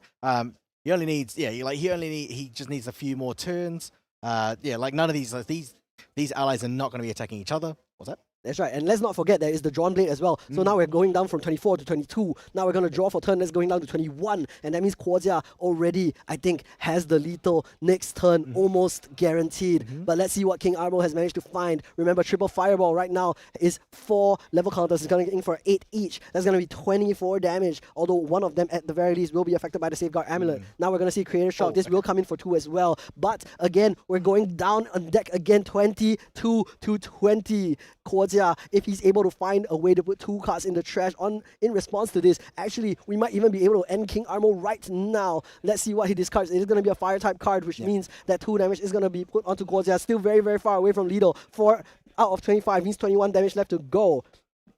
How many cards are we at yet? We're still counting. I think we're keeping track, right? 20 is correct? Yes, we are confirming. We are checking that he is at. Quadra's at 17. Still hasn't changed as well. So King Armo was at 24. He drew 2 from the Creative Shock. He drew 1 for turn, 1 from the Drawn Blade.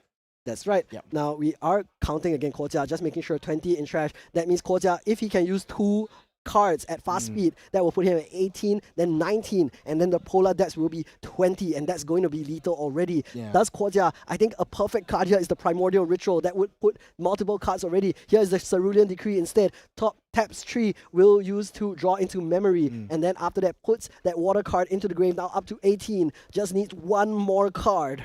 All right, so 18. Right? 18, Oh no, you need 20? 2 more cards, sorry. He needs to make 20 match 20. So that Oh, he no, draws because he can nothing. use those Fractal Rains to mill 2.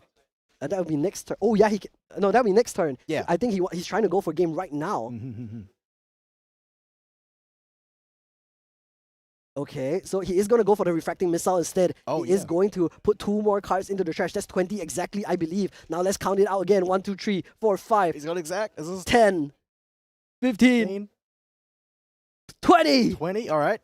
The Fractal Yeah, of there we Polar go. Dex resolves. Kwojia is going to mill King Armo out, takes the game 2 of Ascent Akihabara round 5. And in a grueling 55-minute match, a 2-0 finish brings Kwojia to a 5-0 scoreline into the last half of today. Wow. All right. So both games had gone to the same conclusion. King Armo, which just kept digging and digging and digging, could not find more than 2 fireballs. He's been able to find 2 and just hold those for a long time. But yeah, now that the safeguard aim, so he had 2 fireballs, but he wasn't able to deal enough damage early because the Gimbu was just on the board and was just taunting everything. So then putting down the Majestic Spirit means that none of those allies are going to be attacking each other. So which means that Kwojia was just sitting at 2, I believe, the whole time.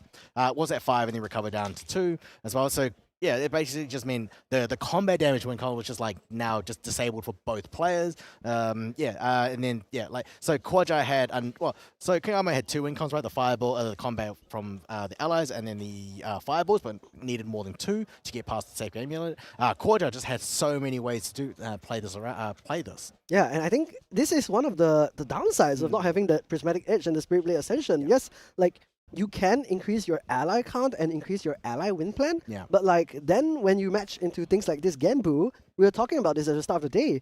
When you aren't prepared for decks like this that come out of nowhere, sometimes they take you by surprise and they take games off of you. Yeah. So not having the Ascensions, but also not having the Nullifying Lantern for those mills. That's where that's where it was just like kind of difficult there. But then again, like the sideboard was just really tight. You weren't able to fit everything you wanted for all the matchups as well. But like on Kwoja's side, it was really great from Kwojia just to play the game patiently, really slowly, finding what he needs. Once he knew, you just go for the mill win con again, the fractal politics win con again. He could just bide his time, get the Genbu, flip it. You're not going to be hitting my champion for any damage, and then the fireballs are going to be like they do scaling damage, but then when you're only seeing it 2, you need 3 fireballs. That's right. And I mean, like you said, right? It's just both of them have combat damage turned off, right? This is peaceful reunion every turn. But the issue is that means that Kwojia has a very clear win con that he only needs to draw 1 card off really to find it. Meanwhile, King Armo has to find specifically 4 cards in his deck. Yeah. All of the fireballs that he has, and one of them was already milled really early. Yeah. And that just puts him in a very negative position. Of course, I'm really curious as to the decision-making process which goes behind choosing not to run Spirit Blade Ascension in a deck like Merlin, which seems to have been a mainstay for like almost all of the deck's existence. But we are going to go to the winner interview later instead, so we won't be able to hear from King Armo just yet. Hopefully, he is going to continue to play. Of course, this is Akihabara. He is in his hometown, home country, and maybe will be able to perform the rest of the day. Still, maybe he isn't going to bang into any more Genbus or decks that he isn't prepared for, and we'll find out why he has made this choice of cutting Ascension and the Prismatic Edge. Like you just said, like before this matchup, Guoja is one of the most well-known Southeast Asian players on Guoja, especially Gimbu, right? Yeah, so like not playing the Prismatic Edge and Ascension like one of the staple attacks for Merlin is very interesting. That's not to say like not to count out like King Armo's ability. He was 4-0 before going into this as well. So he may like having the good matchups going into Gimbu was unfortunate. It's not great for combat damage for a combat damage kind of deck because you can hit three damage from the Pendragon every time, 3 and then the 4 from the Majestic Spirit. That's kind of how you win. And then you only need like 1 fireball to kind of finish the game, sometimes 2 as well. But yeah, in this one in particular, halting one of your main win cons, it was definitely great for Guoja, but unfortunate for King Armo. Yeah, I mean, one thing that Genbu, I guess, really takes advantage of is when you play decks that draw a lot of cards, your deck size becomes smaller, and that makes Genbu's win con easier. Yeah. And I think this was used in Taiwan as well by Guojia himself, but also by the Regal Inquisition Mill CL deck. Yeah. So all of these different win conditions are really interesting. CL specifically punished large hand sizes because the more you drew, the more you discard. Now, we're going to find out a little bit more from Guojia himself, so make sure to not go anywhere. Hello and welcome back. I am here with the round 5 winner here at Ascent Akihabara, Guoja. Big congratulations. Good job. So I have a couple questions for you. First of all, you are a very well-known player. World Championship 2025, you made it to the Gauntlet. That's really big through Southeast Asia. 6th place at Ascent Worlds on the team standard format. And then recently, 13th place at Ascent Taipei. How does it feel knowing you've made so many improvements coming to this event now? OK， 首先恭喜你赢得这场胜利你是一个非常知名的玩家，对，就像你在Worlds 里面，你也有打进冈特雷，然后最后也在那个 Ascent 的那个团队赛里面，Ascent Worlds 团队赛里面，你也取得很不错的成绩，对，然后还有再加上你也在 Ascent 台北里面也有拿到一些第13名嘛，对，也是一个很优秀的成绩。那你自己觉得这些成就带来给你，然后在这场 event 还有没有带来给你一些信心或什么的呢？有，就是我感觉到自己有在明确的进步，因为我算是比较晚开始玩的玩家，对，那我觉得开始玩之后这些赛事我感觉到我有进步，然后现在的赛事我觉得都蛮有信心可以赢的这样子。So he feel because he's not an early gamer, he just joined this game at the late phase. So he thinks that through all the event and win all the prizes, he feel like he's very strong right now. He feel a strongly improvement. So he feel like right now he just feel like everybody in front of me, I will defeat all of them. Yeah, and for sure, and defeat them you will, like you did with King Arno there. Let's talk about your deck. So you are still playing Water Genbu, Water Guoja. A lot of people feel like she's weaker now. What do you think about that? 很多玩家觉得现在玄武比较弱势一点，那你是怎么想的呢？我认为他在稳定性方面还是跟我玩过的火牌比起来，我还是比较喜欢他的稳定度。那还有一种给我可以控场，我可以攻防兼备的感觉，我比较喜欢这样玩起来的感受。Okay. He thinks that he have switched to fire deck before, but after that he feel like Water Genbu Guoja would be more stabilized. So he can attack and he can defend as well, and he can control all the board. So I guess that makes sense for why your sideboard is a lot of 1-ofs and 2-ofs. I noticed you're probably teching for a lot of different decks in the meta right now. What would you say is the deck you are most afraid of, and what do you think is the easiest deck for you to beat right now? 那你自己觉得在你现在的这样构筑下来，你觉得哪些套牌是你觉得最难打的，然后哪些是最好打的？我认为最难打的应该是比较糊的梅林吧。那优势的对局，我认为打环境大部分的牌组，尤其是火的3等，就是梅林以外的火3等，就是我认为都是好打的。He thinks that basically all the decks right now, he actually can have good advantage on it, except from very, very, very lucky Merlin deck.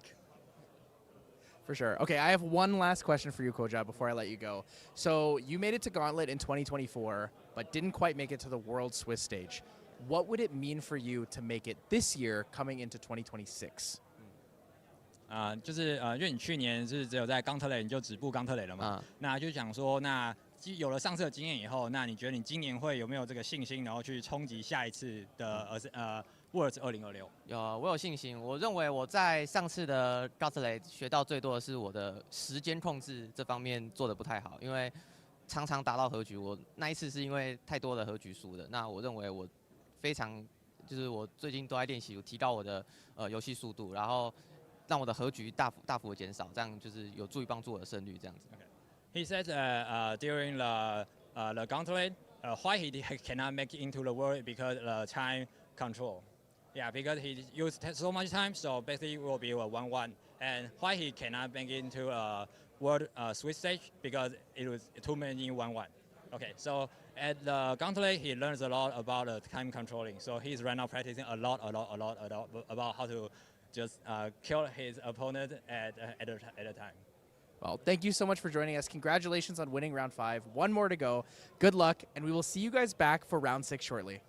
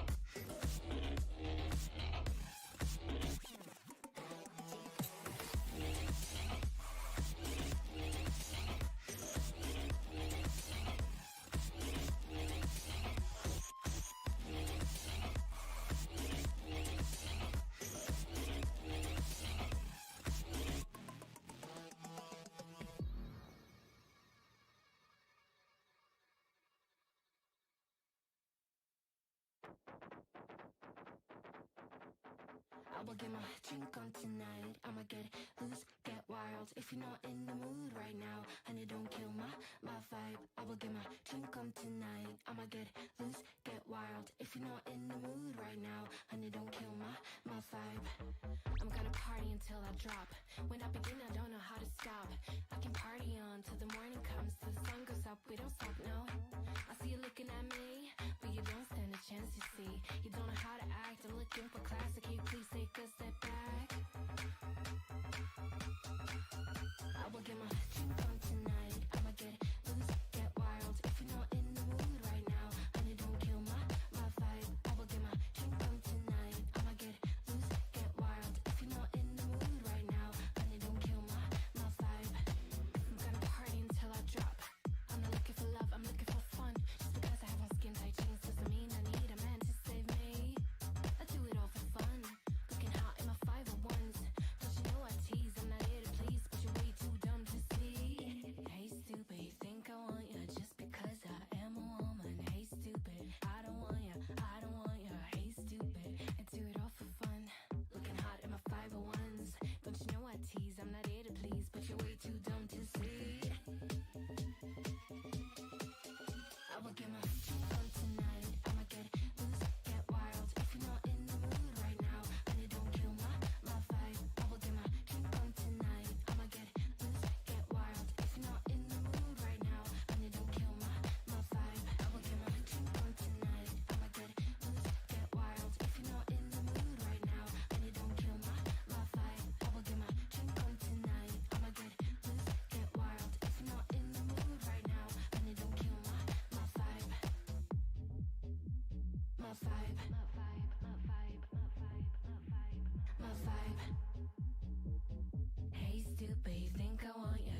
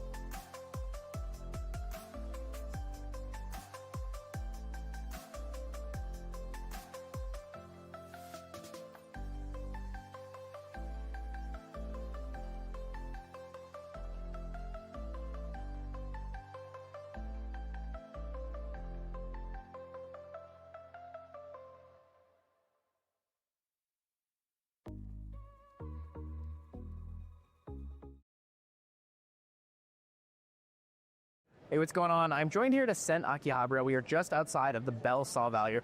I ran into, well, a good friend, but also a well-known judge here, Mr. Rometic. How you doing? Doing good. How are you? Today has been a day. Today has been a day. It's been a busy day. There's some crazy stuff going on. There is crazy stuff. Foam's match was nuts. The double Diana was kind of crazy. What are you playing? I'm on Wind Seiryu. Seiryu. Wind Dragon. Wind Dragon's pretty cool. So how did you feel about Wind Seiryu coming to this event? I felt like it was a generally good pick because I wouldn't say has like distinctly awful matchups. Most of his matchups are at least good, and then you just have that chance to just high roll people with the combo of both commands and just win the game outright in a lot of situations. Are you still in?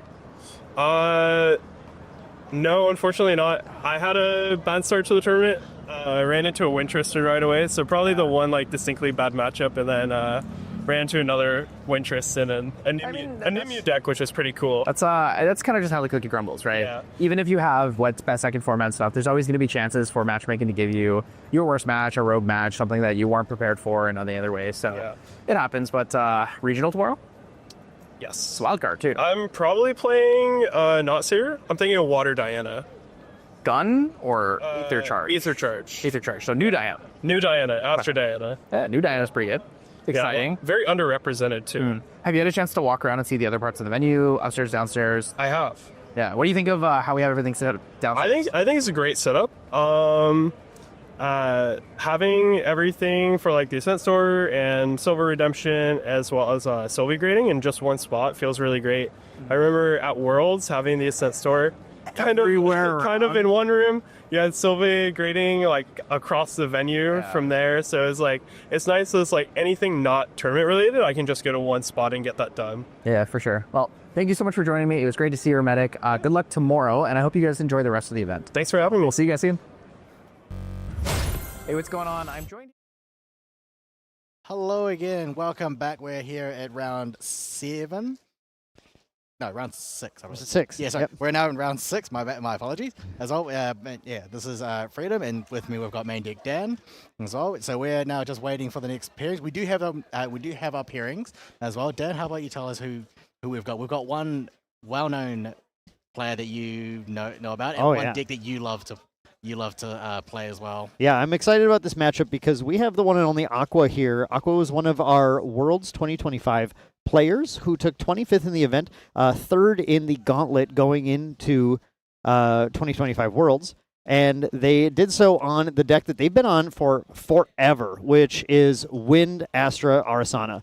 Wind Astra Arasana is a deck that's very close to my heart, so it's very fun to get to see this again. We get to cast another match of this today. Yep. And this time, Aqua is going to be facing Jack YS. Jack is on Wind Wake Up with the Tristan as the level instead of, we saw some Lorraine earlier. Every Wind Wake Up deck has some mix of either they just don't even level to 1, or they'll run like up to 4 different level 1s to go to as they see fit. Jack is running just Tristan as the main level 1 that they're going to go to, and they're not even siding any other level 1s. So this is going to be another match where Arasana needs to just not die.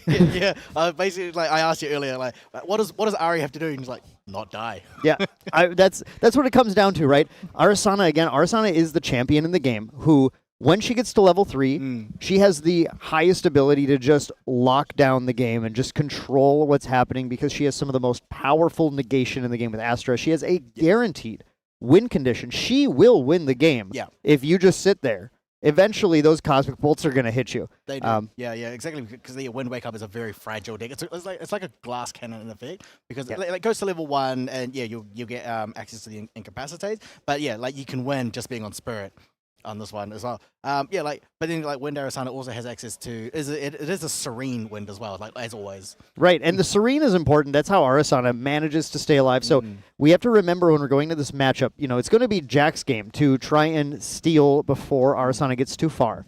But Arasana has that lineage release of the Spirit of Serene Wind to get a recover 6 at some point. So anytime we're looking at Arasana's life total, you got to mentally add 6 At least as the opponent, you need to do that or you're going to screw up. Yep. Now, not to mention, there's also the recover herbs as well. So you're going to add 6 of those, and then you're going to add the recover herbs as well. Because I've always gone for lethal and then forgot, oh, yeah, the herb. Yeah, and earlier we saw some of the worst luck in the world from Joy Boy, who was who had rolled only level herbs.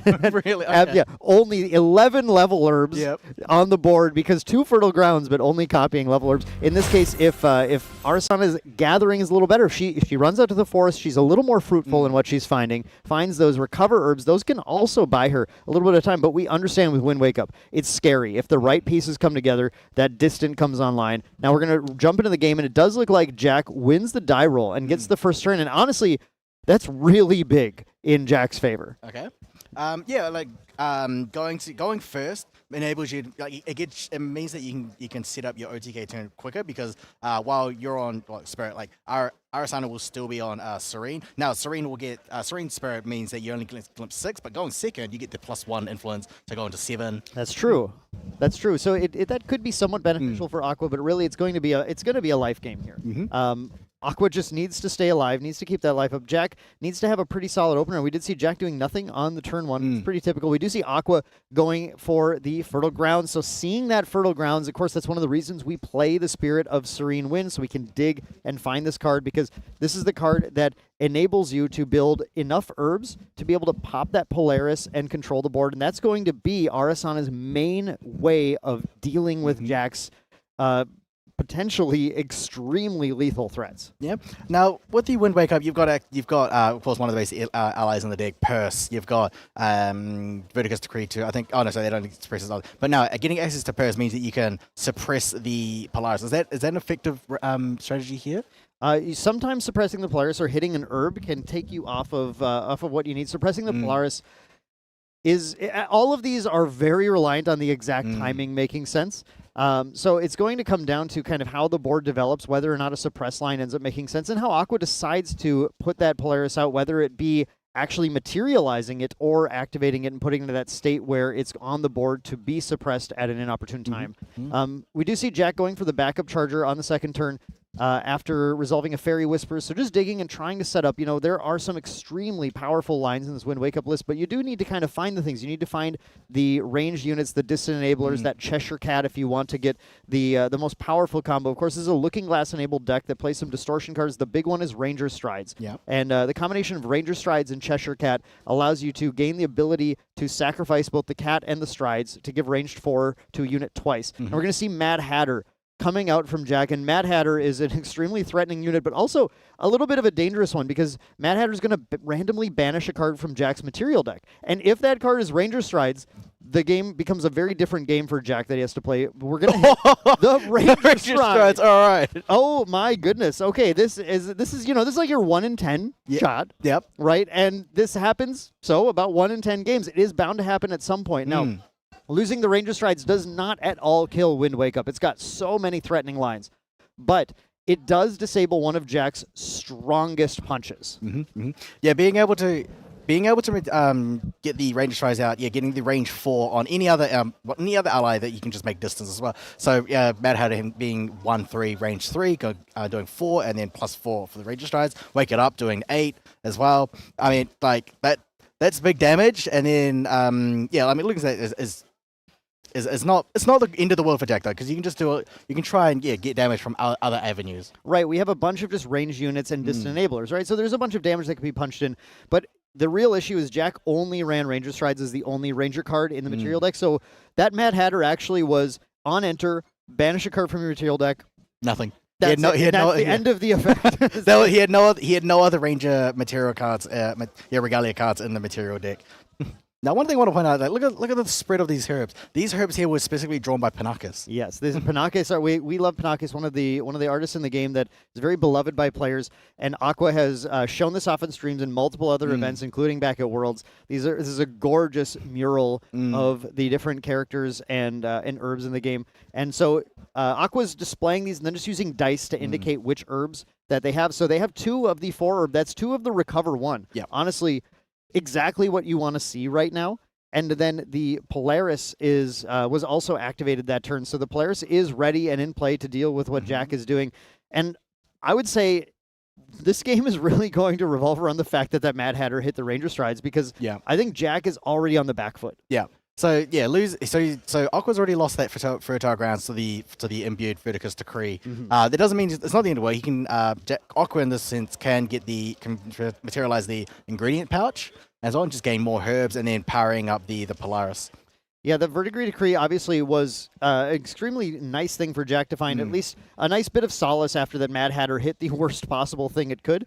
But Jack's still coming down with the Purse. Now, Purse is a card that we really haven't seen seriously played until this deck came to bear. And this card has proven to be, a lot of players have learned a lot of interactions with this now since this came out. But this is an extremely strong effect to suppress any target ally item or weapon that you can activate anytime she's distant, which allows her to even suppress herself, making her an extremely sticky threat that's hard to get rid of. She is like incredibly. She is incredibly annoying to deal with as well. Like you can spend as many allies you want to try to kill it. It's just going to become distant, suppress herself as well. She is also she's also one of those unique ally unique ally humans as well that can enable Delu. This build does not use Delu as we saw in the previous Lorraine build. Wind Wake Up Lorraine build, but this one is just full on, just straight Wind Wake Up, the actual kind of Wind Wake Up. Yeah, the more usual build. So even though Aqua has this Polaris, Aqua is going to go ahead and level to 2 here. And with this level to 2, we did banish a Cosmic Bolt on level, which is actually pretty big because that's going to add an additional 2 damage to the first Cosmic Bolt and every additional Cosmic Bolt that Aqua ends up activating. It's one of the cards you're happy to lose as Arasana because it really just still adds its damage later on. But now going to this, we see 2 more herbs on board. So now Polaris is a card that at any point Aqua can sacrifice their herbs to add age counters to it. And when it has age counters, it can be sacrificed to deal damage equal to the number of age counters that were on it to all allies on the board. So Aqua is here and ready now with 2 age counters on players, going to the end of turn, using the end of turn effect of Arasana level 2 to get to draw a card, and threatening Jack. If Jack starts getting at all aggressive, Aqua's going to go ahead and pop that and force Jack to lose the board and have to do things like perhaps, activate the Purse just to suppress itself to keep it alive. And Jack has to start to play very carefully around this. Now, one thing is that Purse can suppress the Polaris. Oh, yeah. So now, Purse can, Purse could suppress the Polaris. However, we've got 2 herbs here as well. So he can use those in response to the Purse trying to suppress the Polaris, and then building up to 4 and then blow it up. Now, if Aqua decides to heal 1 and then respond there, he's got the other herb to respond. So there will always be 3. So here we do see Jack going for the suppress the Polaris right now, and I think just trying to basically force the issue. Oh, yeah. Get the Band-Aid ripped off, say, okay, I'm just going to suppress this right now. You're going to lose those age counters if you let me do this. And that is going to make Aqua say, well, fine, I'm just going to clear the board right now. He's going to start with a 10 the land. Card we talked about a lot in the first match of the day today, that just gather and draw a card, that fast speed gather that's going to allow you to get a 5th herb onto this thing. The key to the Polaris, the reason Polaris unlocked Arasana as a deck, is the other thing it does after it deals damage to the board is it's going to let you generate as many Cosmic Bolts as it has age counters into your deck. So Aqua is going to try and basically get as many age counters on this Polaris as possible, activate it to clear the board. Oh, interesting. He's going with 4. Oh, only going with 4, yeah. And that is, I think that is really, really interesting because Aqua is valuing keeping 1 more herb on the board right now. For that, it's either going to be for that level or specifically just to be able to get a second one with a Fertile Grounds or something to try and start drawing more cards off of the level 2. Oh yeah, okay, that's very good. Yeah. So if he gets the Fertile Grounds, you get the second, because at the end step level the level 2 effect, I believe, is the one that lets you sacrifice 2 herbs of identical herbs, and then you gain a draw. Yeah, and Aqua is setting up right now with that 10 to land, has exactly the number of cards in memory to be able to banish and go to level 3. So Aqua may be hoping to go to 3 and drop a Fertile Grounds or something. I don't see a Fertile Grounds in hand necessarily, so it's just interesting to hold on to that 1 herb right now. The +1 level also might be relevant for an effect like Nascent Barrier or something to try and prevent a little more damage from that. So there's a couple of uses. Every herb in this deck has its own kind of niche little use, and that's kind of one of the fun things about the deck here. But Aqua is just kind of set up now still to go to that level, to level 3 next turn, and then try and control the game from here. Now, Aqua is not taking... So something that's not good, that's probably not good in Jack's position is that he's dealt no damage. Correct. As well. Well, I think he may have now dealt like 1 or 2, but then Aqua was able to just recover them immediately. He's also got 3 visits in banishment, so he's got access to recover 2 on there and glimpsing 2 on that. It's going to get really dicey. You really want to have pushed Arasana to around that like 20 stage to be able to close the game by the time she gets to level 3. But in this case, it's going to be a little tough. But Jack is going to drop an extremely strong card in this deck, Draft of Stamina. Now, you'd think Ari would be playing this as it is a brewable potion, and she does love brewing. But not in this case. This is actually going to be Jack's card. It's going to allow him to wake up something, and this is typically used with those Ranger Strides to be able to put a bunch of ranged on something, make it distant, attack with it for a ton, and then wake it up and attack with it again, which is where the deck gets its name, the Wind Wake Up deck. But in this case, Jack is just getting that set up. Still, I'm not entirely sure where Jack's game-ending threats are going to come from. So you've only got the one ally the Purse, which is only just the 1/3, gets the range 2, only doing 2, and then wake up only doing another 3. So 3 and then waking up for another 3. I just don't know where he's going to find, like you said, more damage because he's lost the Ranger Stride. That's the +4 already gone. Yeah, it's going to be tough. I mean, some of the combination of cards here, like getting the Liu Bei down and things like Concealed Marksman, even Reconnaissance Scout, there's cards that have range and can deal actual damage, but Jack's really got to build that board, which is why he forced getting rid of that Polaris right away. Jack knew as long as that Polaris is out here, I cannot build the board. Yeah. And with the Ranger Strides gone, that's the only way I'm going to win the game. I do respect that he just attempted to force him to blow it up early because like the more herbs you're going to get, the worse, the more Cosmic Balls he's going to generate, and then the worse the worse it's going to get. But 4 was, I think 4 is okay.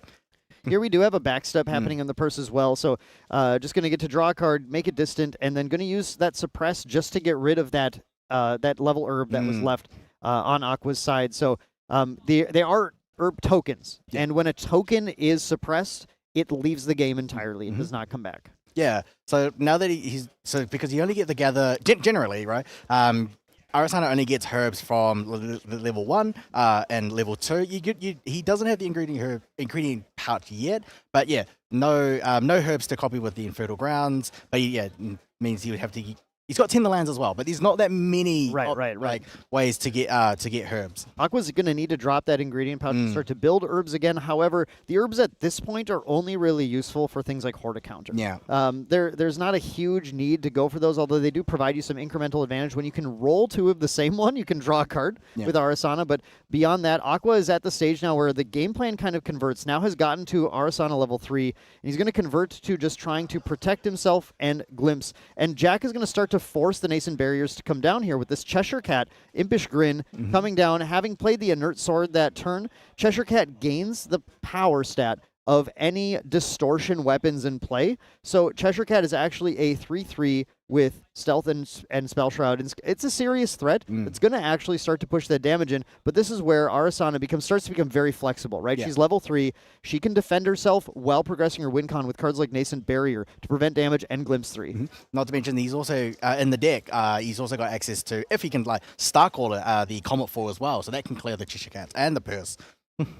And we do see, I think we just saw a setup glimpse happening there. We're going to go ahead and banish one of these. We're going to lose the Horticounter to get the Cosmic Astroscope. And this is the beautiful Judge CSR Cosmic Astroscope that I went out of my way to make sure I judged enough events to get as a massive Arasana fan. But this is going to give Aqua a huge boon of being able to rest it every single turn to Glimpse 3. And that alone is massive. Now, Aqua only ended up getting to put 4 Cosmic Bolts in the deck. Yeah. So what we're going to see, unlike a lot of these Arasana games, is just this constant churning of cards because we got to find them. Yeah. But no, he only generated 4. He only had 4 in the main, generate 4 for 8. We've already seen 1 go into banishment, so now he's got 7 left in the deck. Which means that the second ones are going to come in for 6. Sorry. Yep. Yeah, I mean, the good news is that Jacka is still a Spirit of Wind. So it's not going to take many of these Cosmic Bolts just to actually end the game. If Aqua finds a Comet Fall in there as well, that'll make it so just 2 Cosmic Bolts get there. Even when we're going to 19 here, 2 Cosmic Bolts still is going to be very, very near to lethal. We got a 14 damage from that, 4 from a Comet Fall. Aqua would only have to have 1 more damage source to get there.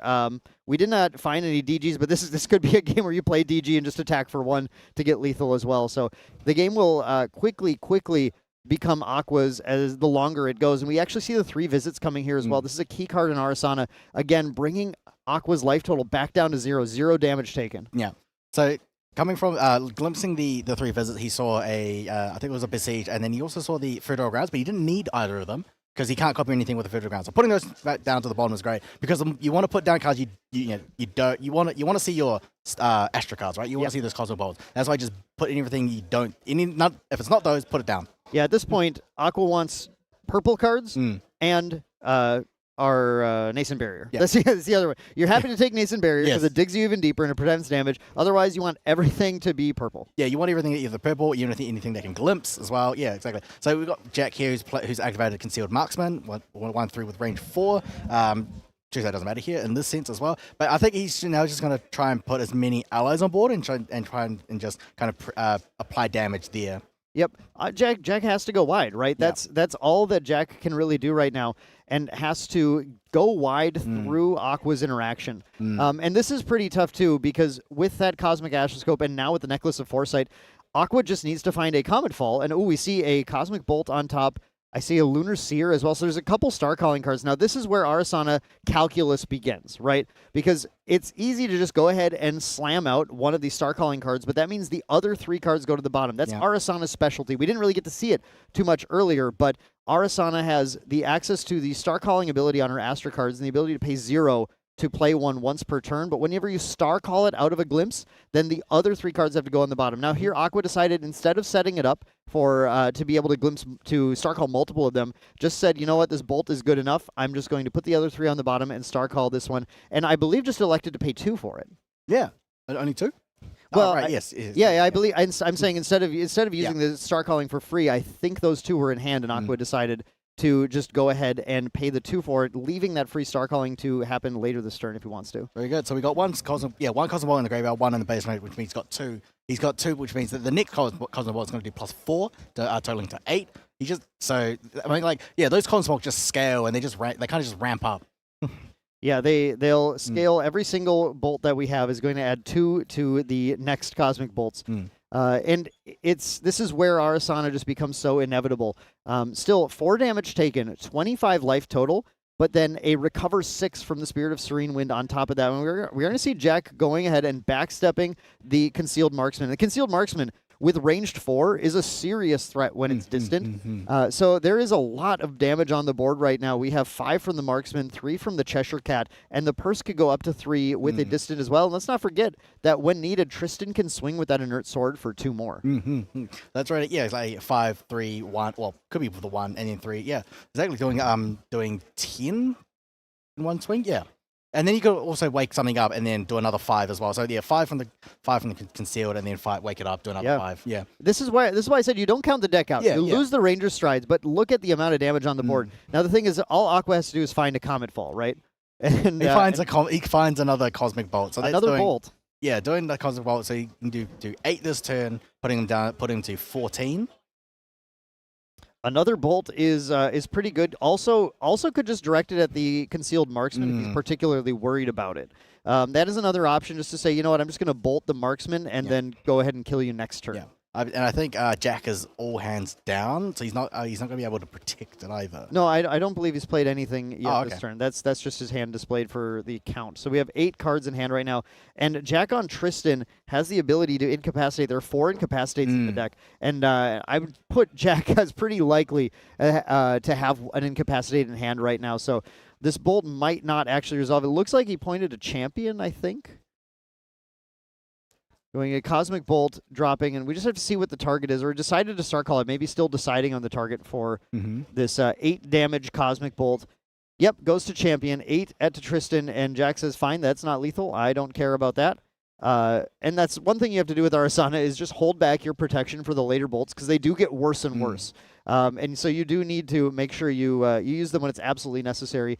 Jack just saying, can I get there, right? With an 8-card hand right now, can I push enough damage? Because obviously at this point, any additional Cosmic Bolt is going to be lethal. A Comet Fall plus a Dungeon Guide will be lethal.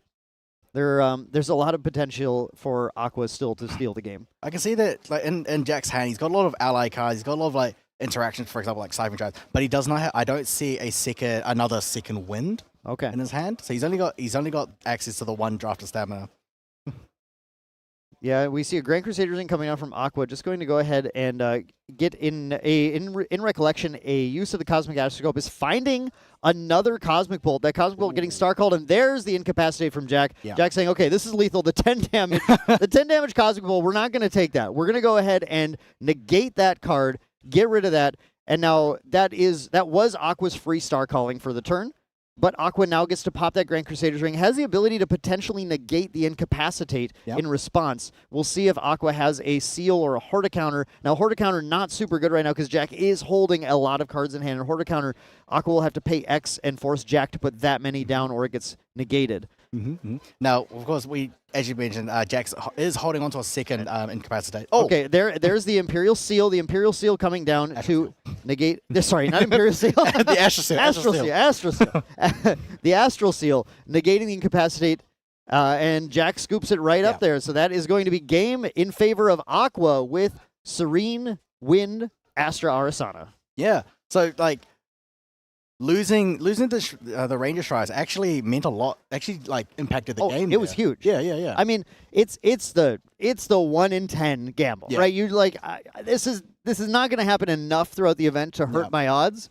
But man, when it does, like I said, you can win, but it's just tough. It is a very, very tough wall to climb sometimes. This is a deck in particular where Arasana the game changes when she hits 3. Yeah, definitely. The thing I fell in love with playing this deck was once you get to 3, how you just get to control the pace of the game entirely. Yeah. And all Jack wanted to do was get the Ranger Strides down to push enough damage on where, okay, I can close the game now because I have all these cool, powerful, distant, ranged units that I can slap at you. But they're just, because of the loss of the Ranger Stride, there wasn't enough damage. There just wasn't enough damage taken. But going into the sideboards, Freedom, what are we thinking? What are we thinking from, let's start at Jack's side. Right. What does Jack need to bring in? Because he's down a game now. Yep. How's he going to shore this matchup? So he's got two. So he got 2 Blanches on the sideboard. Definitely want to put those in. Now he won't have access to the fast activation. That's the tough part. Yeah. Blanche is a fast activation at level 2+, and we only go to 1. Yep. So he's gonna have to hard activate it. Yep. But I mean, that's what you do. You just put it down as a threat and force your opponent to have to deal with it. Now, if Aqua finds a Comet Fall, then it's not a huge deal. Yeah. But when Aqua was already hurting for those Cosmic Bolts, that's just another hurdle in the way to give Jack the time to win. I would say things like he could put in 2 Blanches. He could put in an extra Beseech the Wings, just so he can find another his Ranger Strides a bit easier, because he doesn't have to rely on the Mad Hatter, because that's too random. It is. If Jack hits the Ranger Strides a second time, the game was just meant to be Aqua's at that point. There's nothing you can do. The Verdigris Decree, there's a third Verdigris Decree. I think you're likely to bring that in as well, just to make sure those fertile grounds can be dealt with. But I think the big card that we're going to see coming from Jack, Rotund Squirrel. Now, Rotund Squirrel is a 2/3 squirrel that comes in hindered, but then if you don't deal with it, you're going to be taking 2 damage. It's absolutely insane. It's obviously the strongest card in the format. I'm not entirely sure why it's in the sideboard, but, he's definitely big. Yeah, so we'll say it's the big card. We can't say big. We have to say rotund. He's a rotund gentleman. Look at him chewing on that little acorn. If Jack brings in the Rotund Squirrel, that would really impress me. He would get all of my favor, I think, in this matchup if I look at that opening hand and see a Rotund Squirrel. I'm just imagining a Rotund Squirrel with ranged 4. And waking it back up. I mean, you get serious style points if you win the game by decking your Rotund Squirrel out in Ranger Strides. I love that. From Aqua's side here, too, we do see things like Ensnaring Fumes could certainly be brought in just to have a way to, if they do pull off the combo, just say, okay, well, I'm just going to bounce that to hand. It does give Arisan a little bit of action earlier, but that's really to deal with Seiryu. I think it's a little too expensive to want to bring in. I like the 4th Nascent Barrier. I definitely want that in. I would think about Arrow Traps here, though. Yeah. So Arrow Traps is the one that, I think it returns cards, but if it's prepped, it destroys them. But once you pop the Ranger Strides onto something, you can say, that's fine, just get it out of there. Yeah. Oh, yeah, definitely, as well. I would say, like Ensnaring Fumes, basically just to delay a turn. Nascent Barrier, definitely good for, preventing the big attacks as well. I like that he's got a Lunar Conduit in the side, because I normally see that in the main. Yeah, it depends on how you're trying to win the game. Yeah. Some Arasanas go late. I think the current format, Lunar Conduit, the game doesn't go late enough to want Conduit in all games. But here we do see the game starting, Jack taking the first turn again, going with a Liu Bei Oathkeeper, who's just going to be a 2/3 unit, but does have this range and has this cool ability where she's able to give other things distant when she becomes distant. So, she gains distant when other things become distant. Reversed it there. But yeah, she allows you to get a lot of efficiency out of your distant enablers. On Aqua's side, Spirit comes down, we see that glimpse, and then the Fertile Grounds turn 1 again. I can't remember the last time I've seen an Arasana on stream that didn't start with Fertile Grounds turn 1. I mean, like one of the best openers. Only like, however, if Jack can destroy that if he's got a Verticus Decree. He's probably most likely got 3 in the main in this one. Yeah, I would definitely expect a Verdigris Decree to come down. Jack also had the ability to... No, sorry, that was in Aqua Cyber. There's Scatter Essence there. I was wondering how much he was respecting that. But going with the Sensor of Restful Peace on turn 2 from Jack, and this is a pretty big play just to try and disable Floating Memory that Aqua can play.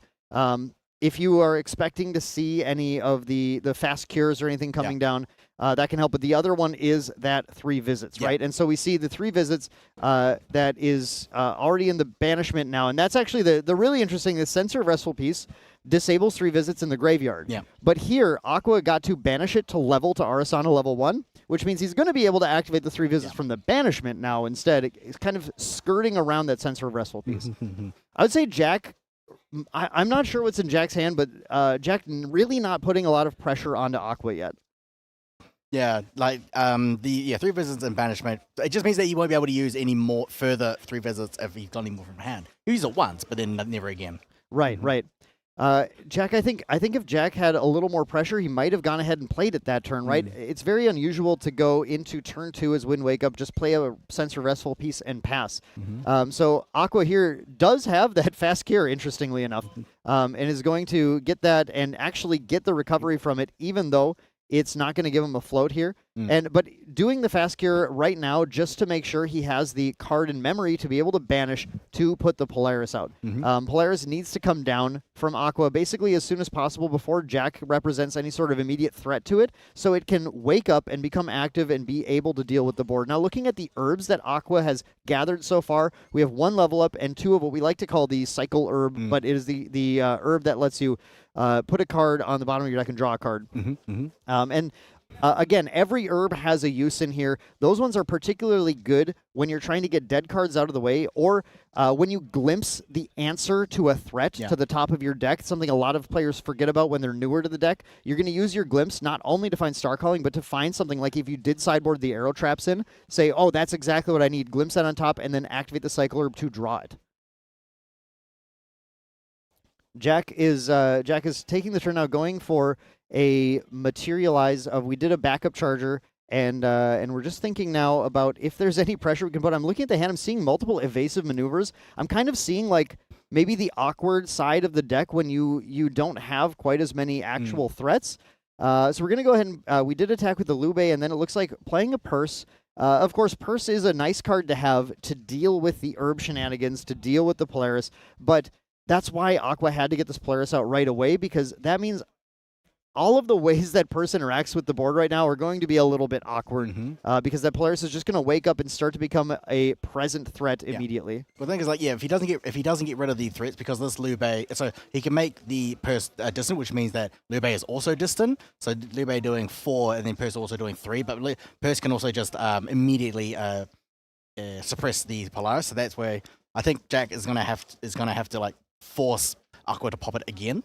Yeah, I think this is very much a match where forcing the Polaris to pop as early as possible is in your advantage as the Wind Wake Up player, but I think just needing to have to take the turn to rest the Purse to suppress the Polaris to force it to pop is also taking your foot off the gas as far as damage is concerned, and Jack already has been pretty light-footed on the gas in this game.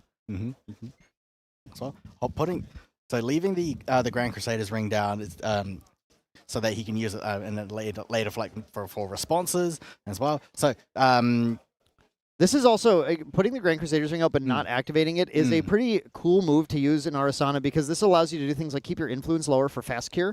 Might be something Aqua is thinking about here, knowing that there's going to be some amount of damage taking. We see the evasive maneuvers being played to give Purse distant.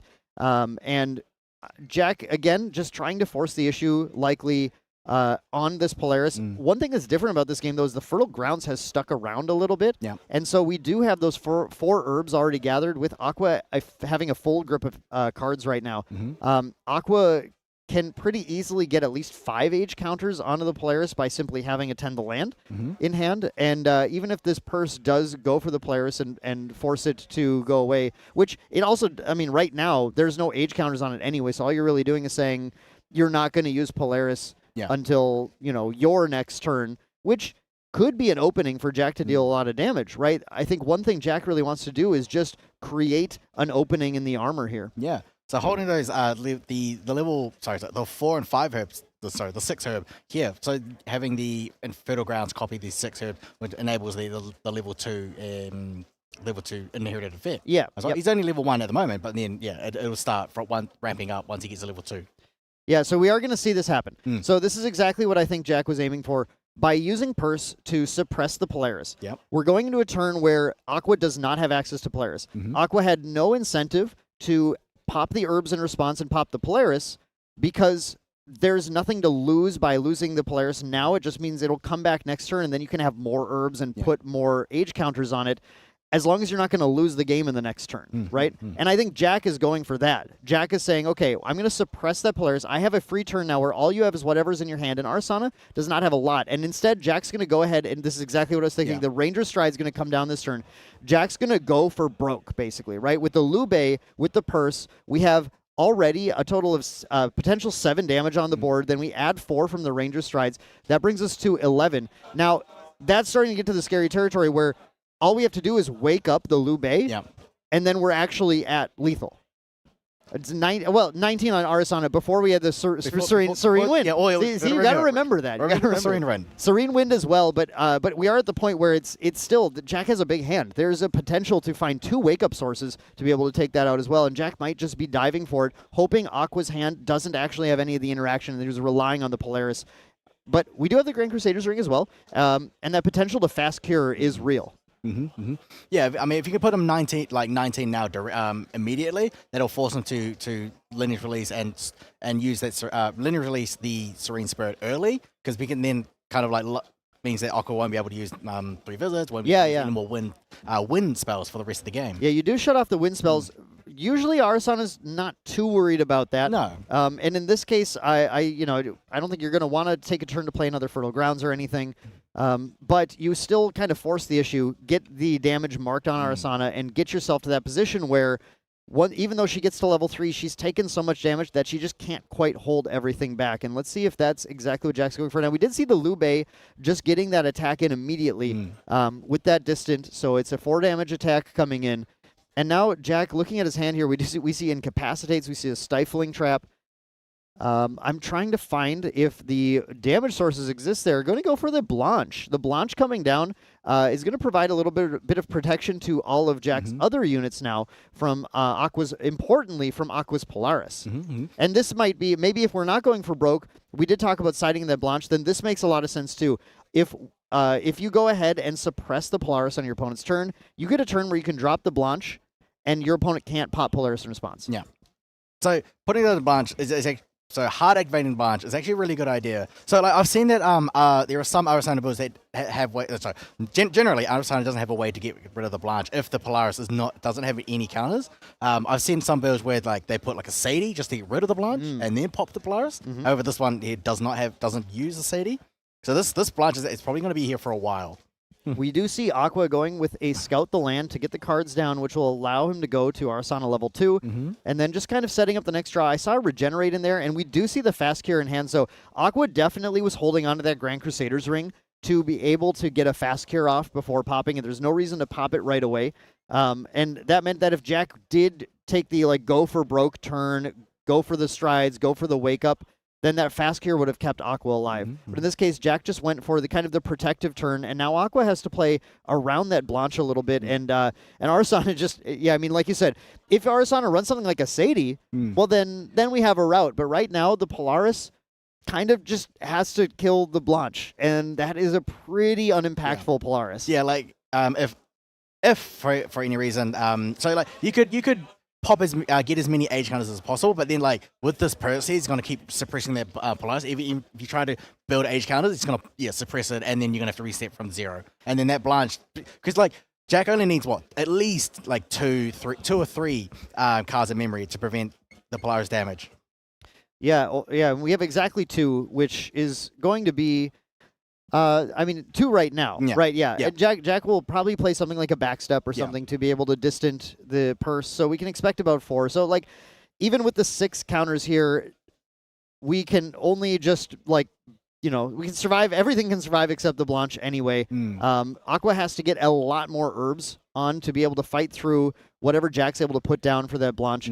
But so I think it's pretty safe from Aqua's side to assume that your Polaris is only going to kill the Blanche in this circumstance. Yeah.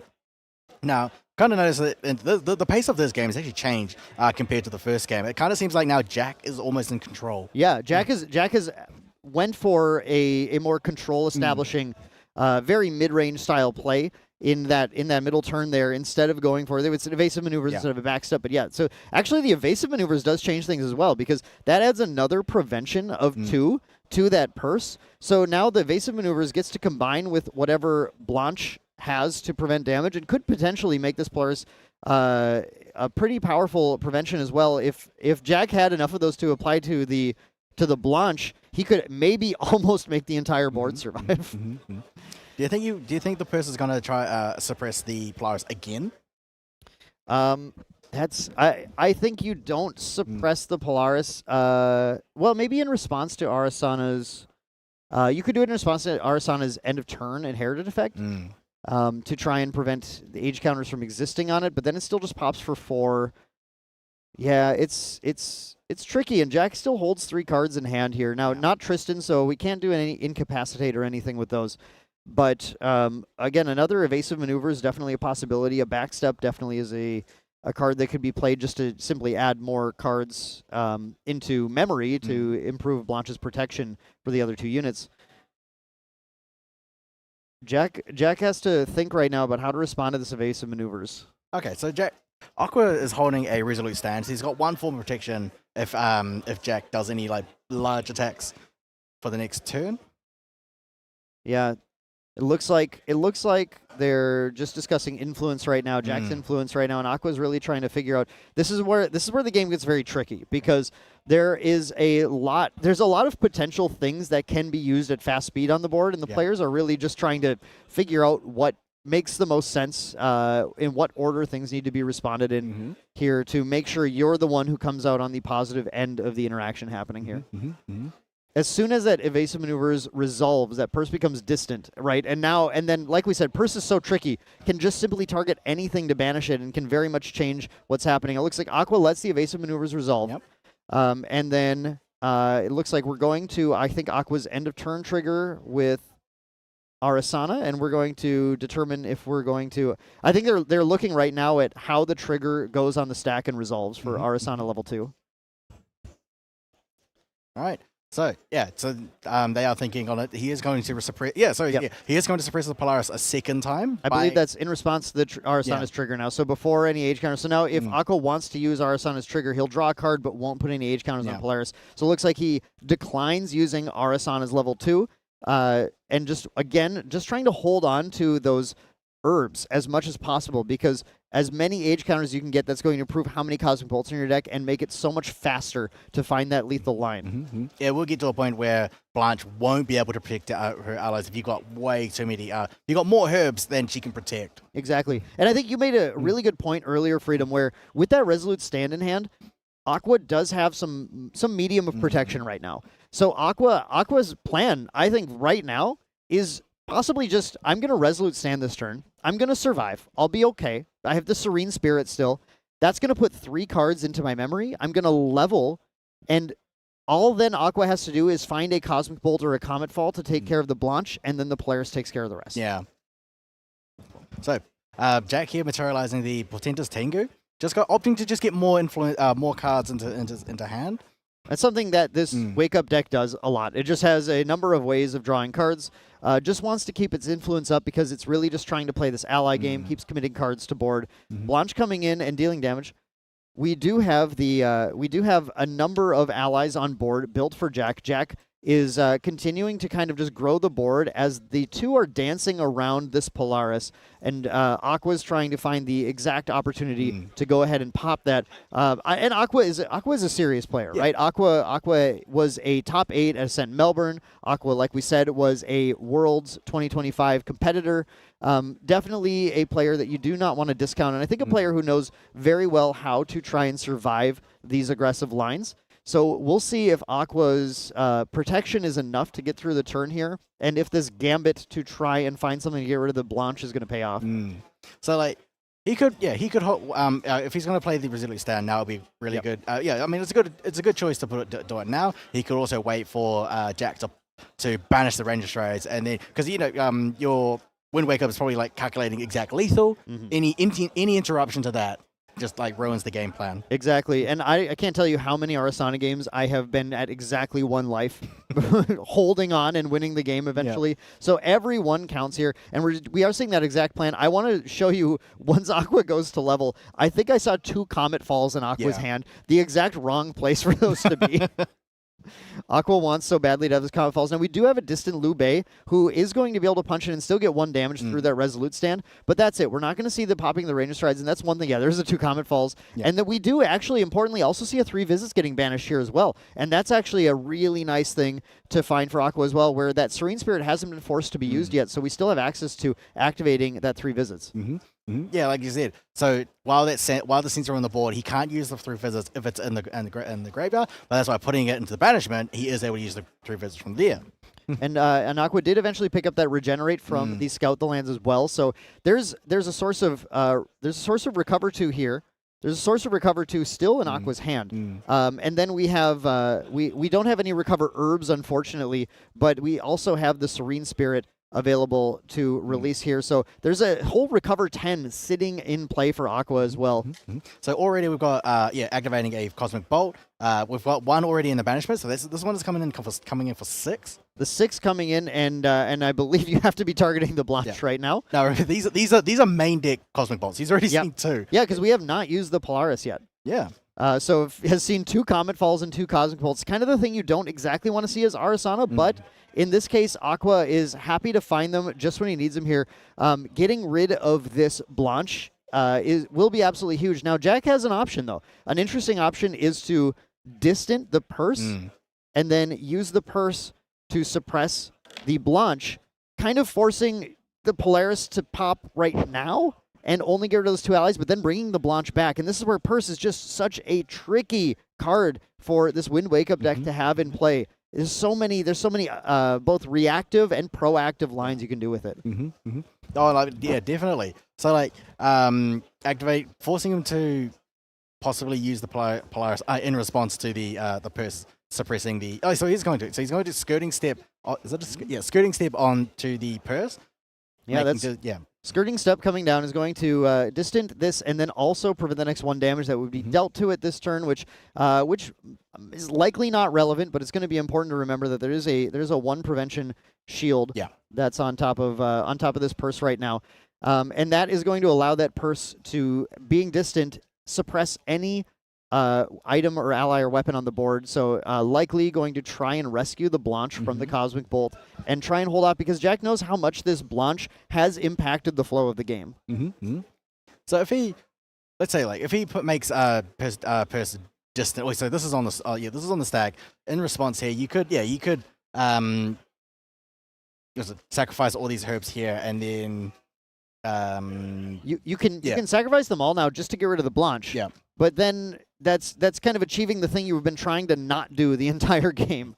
The Blanche needs to... Aqua would much rather, I think, allow this Blanche to be suppressed and Polaris, these 2 allies, get those off the board. By doing that, that is going to make it so that it is still a lot more damage that Jack has to find to be able to win the game, even if that Blanche is in play. Aqua is going to be able to put 8 Cosmic Bolts in.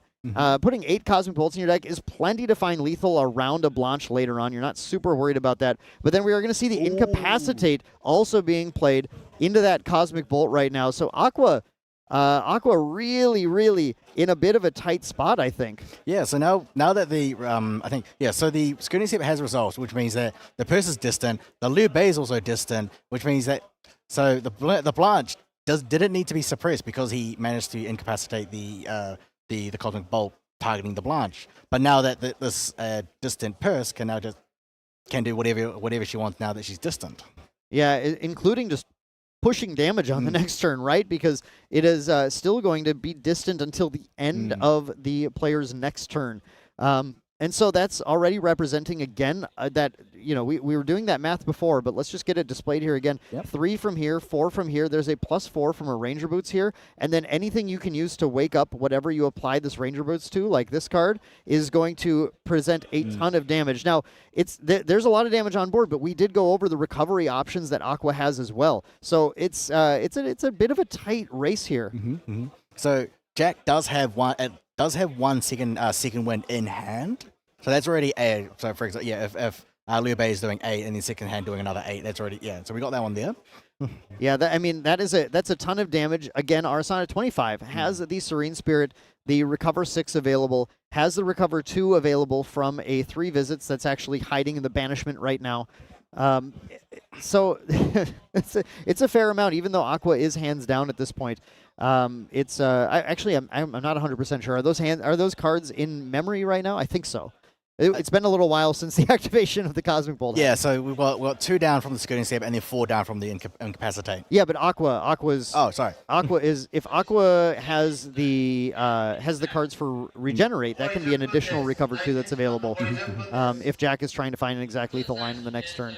Aqua has a debate here to at end of turn start losing herbs in order to add age counters to Polaris. But that purse is available again to threaten, again, like force the issue. And that's really tough. Aqua would really love to draw cards off of Arasana's Inherited Effect right now. Yeah. You see Aqua at this low influence, like not where you want to be with Arasana. You want to get out of that as soon as possible. But as soon as Aqua uses the Inherited Effect to put 2 herbs onto this Polaris, then Jack has a distant purse that can just go ahead and force the Polaris to be either used. And he's going to go for it anyway. He's just going to say, and so we say, okay, we're not going to get the age counters. I'm not going to lose my age counters right now. I'm just going to let you suppress the Polaris once again and try and survive. Yeah. So letting him suppress the Polaris. He's not going to blow it up this turn, so he doesn't get the 8.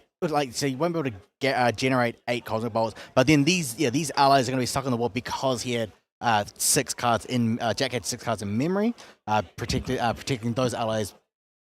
From Blanche. Blanche herself not protected, but yeah. Right. And as long as Jack has the this deck just plays so much at fast speed, so Jack pretty much always has the ability to get that Blanche to protect the allies through a lot. But at some point with Aqua just continuing to gather these herbs, we might actually get to the point where Blanche is not protecting them anymore. But currently, Jack continues to play the cards like Wind Resonance Bauble, just to continue to draw more cards, keep that influence up, which allows him to keep that memory high. Now we're going to go in and go for that Liu Bei swing, 4 more damage coming into Aqua. Again, not ready to pop the Ranger Strides, right? Jack isn't ready to kind of pull the trigger and go for the giant kill, even though has the cards like Second Wind in there, because there's just too much recovery. Jack's doing a lot of math right now, trying to find where the exact lethal line is, like you were saying, Freedom.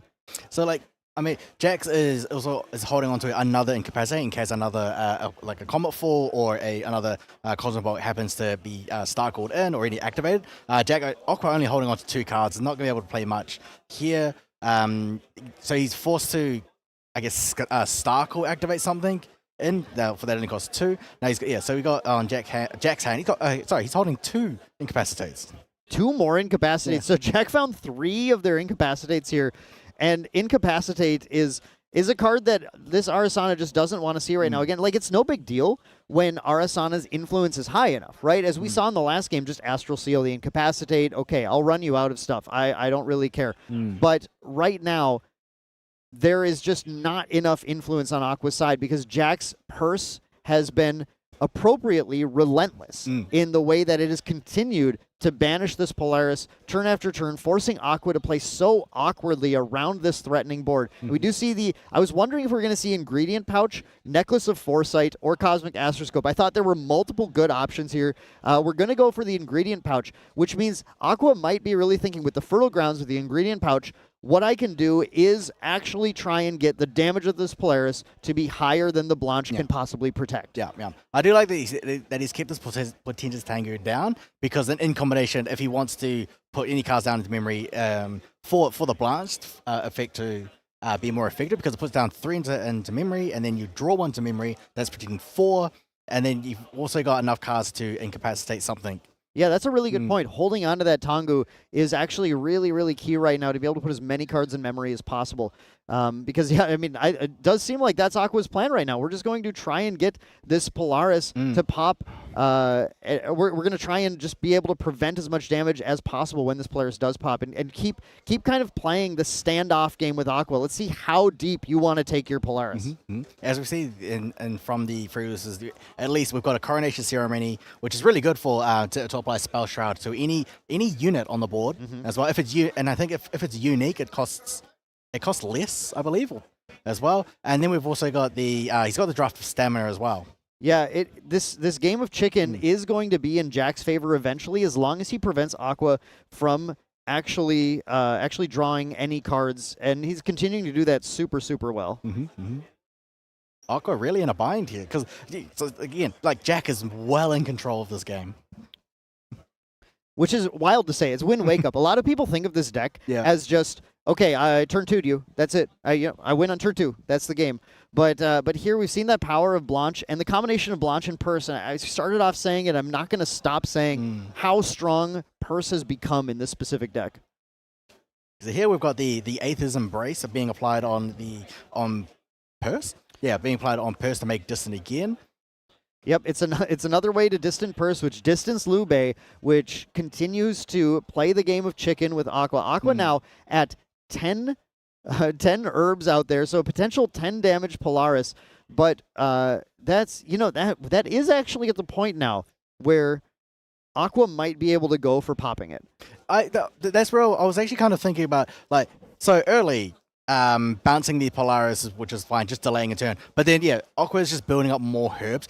I think, will it get to the point where you have way too many, like, way more herbs than Jack can actually kind of, like, handle, right? Because that Polaris would just get much more powerful. Yeah, the break point was 3, right? You just need to get to the point where you can deal 3 damage to everything so you actually clear the board. And with Jack at a 7-card influence after activating that Aether's Embrace, I think that we're at that break point now, so we can go ahead, and we see that happening right now. We're seeing the herbs are being popped all over the place by Aqua right now. Just going to go ahead and add everything here in response to the distance. So Purse is not currently distant. Purse is not currently able to suppress the Polaris, and Aqua says, cool, fine, this is my chance. You would have to play another distant card from hand to be able to stop this.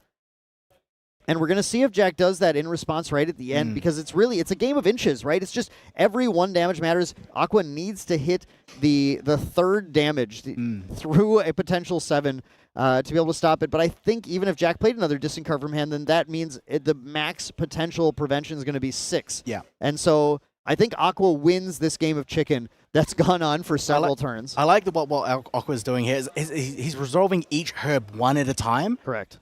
Just wondering when Jack will respond with making, if he had another distant card in hand, right? Yep. Because then he's already resolved 8 so far. So even if he tries to suppress it now, he can now just immediately banish it.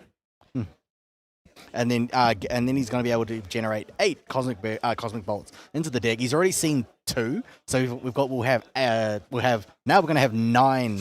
No, sorry. We're going to have 11. Yeah, there's going to be a ton of Cosmic Bolts in this deck. It gets to the point where there's enough Cosmic Bolts that you are going to find them at basically every glimpse that you do. Aqua has managed to hit that stage, and I think is going to get there while also clearing the board through a Blanche. So it's a really incredible stabilization in a game that Jack had been in control of for a long time, but never pulling the trigger, never trying to push and force the issue and force the game to end in his favor. Maybe just never finding the exact right line of cards to play through Aqua. But at this point, Aqua activates the Polaris. We see the Polaris rested now. It is going to be banished here, and it's going to deal 10 damage to all allies, which is going to kill the Blanche and kill the other allies through Blanche's protection and generate 10 Cosmic Bolts into Aqua's deck.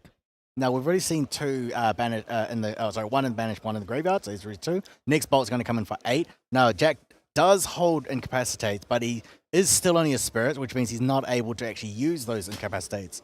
Yeah, not at an influence of 4. You need 5 influence to do it here. So, yeah, this is a tough spot for Jack to be in now. Aqua has successfully navigated the trap that was laid for the last few turns, and is now going to go into this next turn basically free.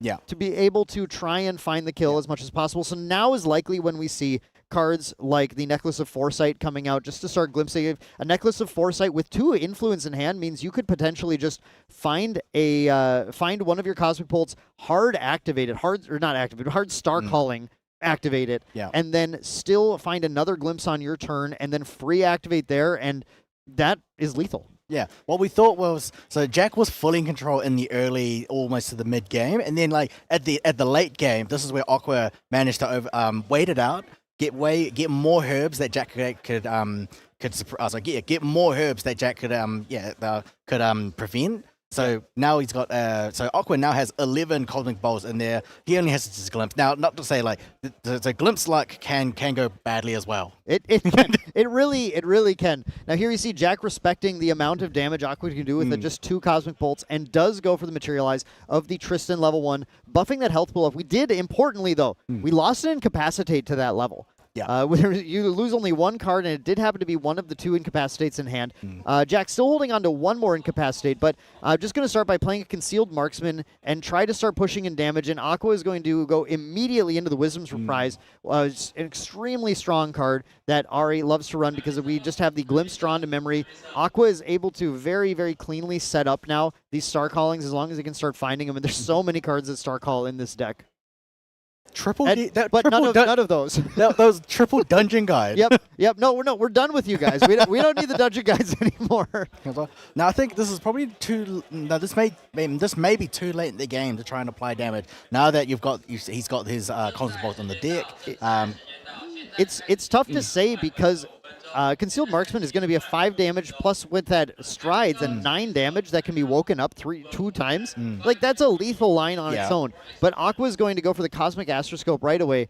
Draw a card and then has this glimpse available to activate. And also importantly, let's point out these 2 recovery herbs that are sitting in here as well still have the Serene Spirit to pop. So I mean, yeah, there's a lot of potential to cling on to the game here as long as Aqua needs to, but Aqua also can just use those 2 to draw a card, which is exactly what happened. Aqua said, okay, fine, I'm finally free. I can start building my influence up and just use the cards that I have in hand, this Cosmic Astroscope, whatever I need to be able to deal with whatever is happening on the board. We're going to see actually Cosmic Bolting the Concealed Marksman. We saw Aqua point at the Concealed Marksman, I think really respecting the amount of damage that Jack is able to deal to him at this stage of the game, because Aqua just kind of needs turns right now to rebuild everything. We have the combination of Fertile Ground and Fertile Ground's an Ingredient Pouch. The combination of these 2 cards in here, along with Arasana's Inherited Effect, means +1 card every single turn. Yeah. So this is where Arasana can kind of like starts to snowball, because now when Wake Up is really strong in the early game and can like OTK really early, but in the late game they start to gas out, take care of the allies, and then they just don't have the game anymore. Exactly, and that's exactly how Aqua's going to play again. We put 10 Cosmic Bolts in the deck. If we see one and we just want to use it to clear an ally, that's fine. It's different than when you... I played this in the old days before Polaris. You had 4 Cosmic Bolts and you had to use them to kill your opponent or you ran out of the game. Yeah, exactly. So yeah, he can afford to use any of those... well, now he has 10 left. He can afford to use any of those just to clear any of those allies. He's also got access to Comet 4 as well. Yep. Yeah, and Jack is just going to go ahead and drop a bunch of cards, get this draft of stamina down there, and just has to try and set up in some way right now to be able to find a lethal line on the next turn, basically hoping that Aqua doesn't just win the game kind of in one shot, but we're already at what, 10 damage Cosmic Bolt, so it's 2 bolts to win. And speaking of which, we're going to start with the activation of the Necklace of Foresight. Materialize the Foresight and then activate the ability, and going to find immediately. There were actually 2 started calling theirs, but we're just started calling cards there. But we're just going to go ahead, get the Cosmic Bolt right now. That's going to be 10 damage into Jack, into Tristan. That 10 damage means that all Aqua has to do is hard cast, hard activate any other Cosmic Bolt to win the game. Now he does also have access to this the Astral Trap, so he can glimpse another 3. There we go. He finds another one. There it is. Hard activate the Cosmic Bolt, and that is going to be game for Aqua winning the round 2-1 or 2-0. 2-0, yes. 2-0 against Jack. Really, I thought that was a fascinating standoff between Wind Wake Up, who was just in control of the game for several turns by the combination of Purse and Blanche, able to continue to just hold off that Polaris turn after turn, trying to maneuver, trying to find an opening, but just didn't quite get there. Yeah. So let's go back to game 1, right? So game 1, he lost his Ranger Strikes really. So he just lost lots of damage, like his most damaging card in game 1, and that's where Aqua managed to just wipe him out. Right? Game 2, Jack was in control, but then Aqua just had way too many herbs. Just kept generating herbs and herbs as well, and then eventually there was way too many herbs, and he could just blow them up. Generating 11 Cosmic Bolts. There were a number of cards that I think Jack could have found to be able to turn the standoff back into his favor. One of them being Verdigris Decree. Finding an early Verdigris Decree to take out that Fertile Grounds would have meant that Aqua just would have needed way too many turns to get to that point where you could actually do exactly what they did, pop the Polaris to deal enough damage over the Blanche's protection to take care of everything. It was the fact that Fertile Grounds was there for the about 3 turns or so that Jack was continuing to suppress the Polaris and hold off the activation that allowed Aqua to get to the level needed.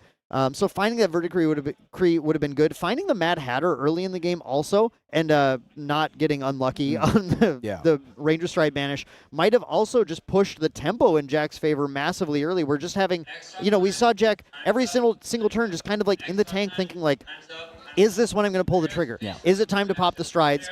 Play the second wind, push all the damage in, but never feeling safe doing it. And if I just think in the world where Jack got that early start, that might have been his game. I think so only having the Purse on board, which means that Purse being distant is fine, gets +2 range 2. However, it was only there as a utility just for the suppress. Only having Liu Bei as your only damage dealer. Right. I think that's where Jack just couldn't find damage. Just needed that the concealed marksman earlier, or played it earlier. He had it earlier. He just needed more damage, but only having one ally that could do that. One thing that's tricky too is that Blanche forces you to play so reactively as well. Every single turn, Jack had to activate a distant enabler onto the Purse and had to just hold up these cards to be able to play around the activation of the Polaris, to put the cards down, to be able to, it puts you in a position where there is a little bit of just kind of wheel spinning that's happening on both sides. But the problem is that, like you said, Freedom, Wind Wake Up is strong in the early game, but then that's where all of its steam is. That's where all of its game-stealing potential is. And Arasana is kind of the queen of the late game. If you let her go long enough, there's just no end to her resource generation that she can do. Exactly. Her influence goes down really really quickly. But then when she can Fertile Grounds generate and just generate these the duplicates, right? And then and in her effect just going to keep drawing cards. So early goes down in influence, and then later that's where she just excels. She just ramps up and kind of snowballs, getting more cards and more influence, and then keeps glimpsing, keeps star calling those Cosmic Bolts or the Comet Falls. We didn't even resolve a single Comet Fall. No, but they were in hand. I know. They weren't in the right place. It's so hard to activate. It feels awful to activate a Comet Fall from hand. I think both players, though, really showed us some high skill gameplay in that match in particular.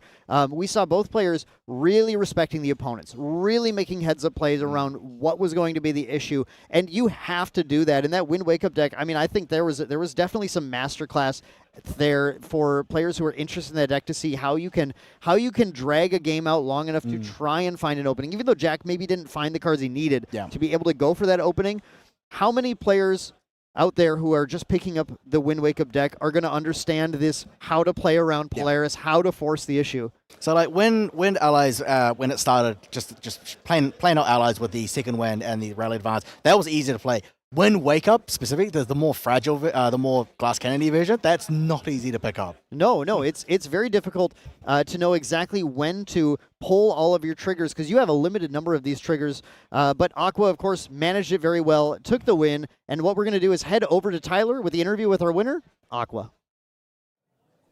Hello and welcome back. I am here with the round 6 winner, Aqua of the Apex Players Guild from Singapore. Congratulations. That was a tough second game. First game, kind of a little maybe too easy for you. How does it feel to be the main character? I saw you praying there.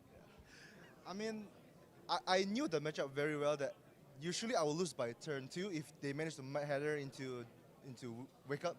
So I only have one chance and I prayed for it and I got it. So I guess I'm a little bit of the main character today, so I'm happy about it. Yeah. So you've had a pretty good competitive career. You know, Ascent Melbourne, 6th place. Big congratulations on that one. We saw you get 12th at C Nationals. You came to the Gauntlet. You got 3rd place in the Gauntlet for 2025. And then not quite there with the Swiss stage. Knowing where you've gotten there and how your record is today, how do you feel about this current competitive year and your future journey towards Worlds 2026? I guess now the game is growing much bigger now, so there are actually a lot of good players around, especially in Singapore. The player base is really growing, so and it's getting harder and harder to win our top every single time. So to get the edge of the competitive, usually we'll just try to, instead of playing the meta, we try to counter the meta. At least that's for me. I'm not too sure about the rest of my team. So yeah, hopefully we can keep this up and we can send 2 or 3 people to Worlds next year. Yeah.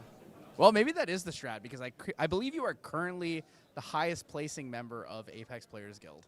Oh. Pro-Am lost, and you won, Oh, so okay. you're up there still. Okay. I want to talk about your deck a little bit. You know, lots of people know you. You're the Ari guy. You know, Cam loves you too. So I want to talk about Lantern, right? It's Genbu and Philo. Is there anything else it's for? Anything important that you need for matchup? Actually, it came in handy during my game 1 against Suzaku. So I had the DG, so I choose not to materialize Ring. So since I have 4 counter on Polaris, I'll just materialize out the Lantern. And from there on, the Suzaku will never flip. So that makes sense. Happy And then I have another couple questions. So previous Ari builds versus now Ari builds, right? Before it was like you have to play 4 Beseech the Winds. You have to play this and this and this. 3 or 4 Lunar Seers. You kind of reduce those, right? You're playing 2 Beseech, you're playing 2 Lunars. And you're playing Lunar Conduit in the sideboard now. Talk to me about why those are in those ratios. The Lunar Conduit is obviously because the water meta is not really there anymore. So mostly the meta mostly consists of like fire and wind. So I don't really need the Conduit. The raw damage of both is enough. Then as for why I reduced the Beseech and the Lunar Conduit is because we learned that it's better to just be greedy in terms of reacting. So instead of being greedy for the influence or maybe with the Stellaria Shower or other things, we chose to just be greedy with just interaction to stop whatever the Crux is doing. Yeah, because the Crux is all over the place now, so yeah. It's interesting that you brought up Stellaria Shower. That was my next question. I was going to say, what do you think about that new Fantasia? Because it's basically like, if you Star Call it, it's like essentially a +1. So it gives you the reservable, and it deals a little bit of damage. I want to talk about matchups. What do you think is the worst matchup right now for the Ari players at home who are like, hey, this deck's really cool. I don't want to get too cooked in my local, so like, what should I avoid? Okay, so worst matchup-wise, it used to be Genbu, but since the Polaris become 1 cost now, so we're not really exposed to Mustang anymore. So they only have Fracturized as the answer. So that's getting a little bit better, but the one that is really, really bad, I mean, I also talked to Bailey, one of the other Arizona guy, and we concluded that the Water Diana, the Ether Wing one, not the level 3 one, is actually really painful. The like Crystalline Archer beat down, the aggro beat down. Yeah. Shout out Bailey. We like Bailey. Yeah. He's a good one for sure. Yep. I have one last question for you going into this. I saw that when Ryle was out, you swapped off of Arasana. Was that only because Ryle was so good? Or did you really just want to try something else? Because you're the Ari guy. Everyone knows you as the Ari guy. So it really shocked me when I saw that you were playing Crux Lorraine. Yeah, so during the raw meta, I think I tested a couple of different decks. But yeah, ultimately I played cards just because I want to catch people off guard, kinda. Yeah, because people will know that I'll play Arizona, so kinda to catch them off guard, and also, it's what Bailey did as well. So we just want to show that we're not a RE one trick. We can still win with other decks. So yeah. Ghost of Pendragon is a great card. Yeah. It's a great card. All right, well, thank you so much for joining me here. Congratulations on your win. We will be moving on to round 7 shortly. Guys, again, this is Aqua from Apex Players Guild in Singapore. See you soon.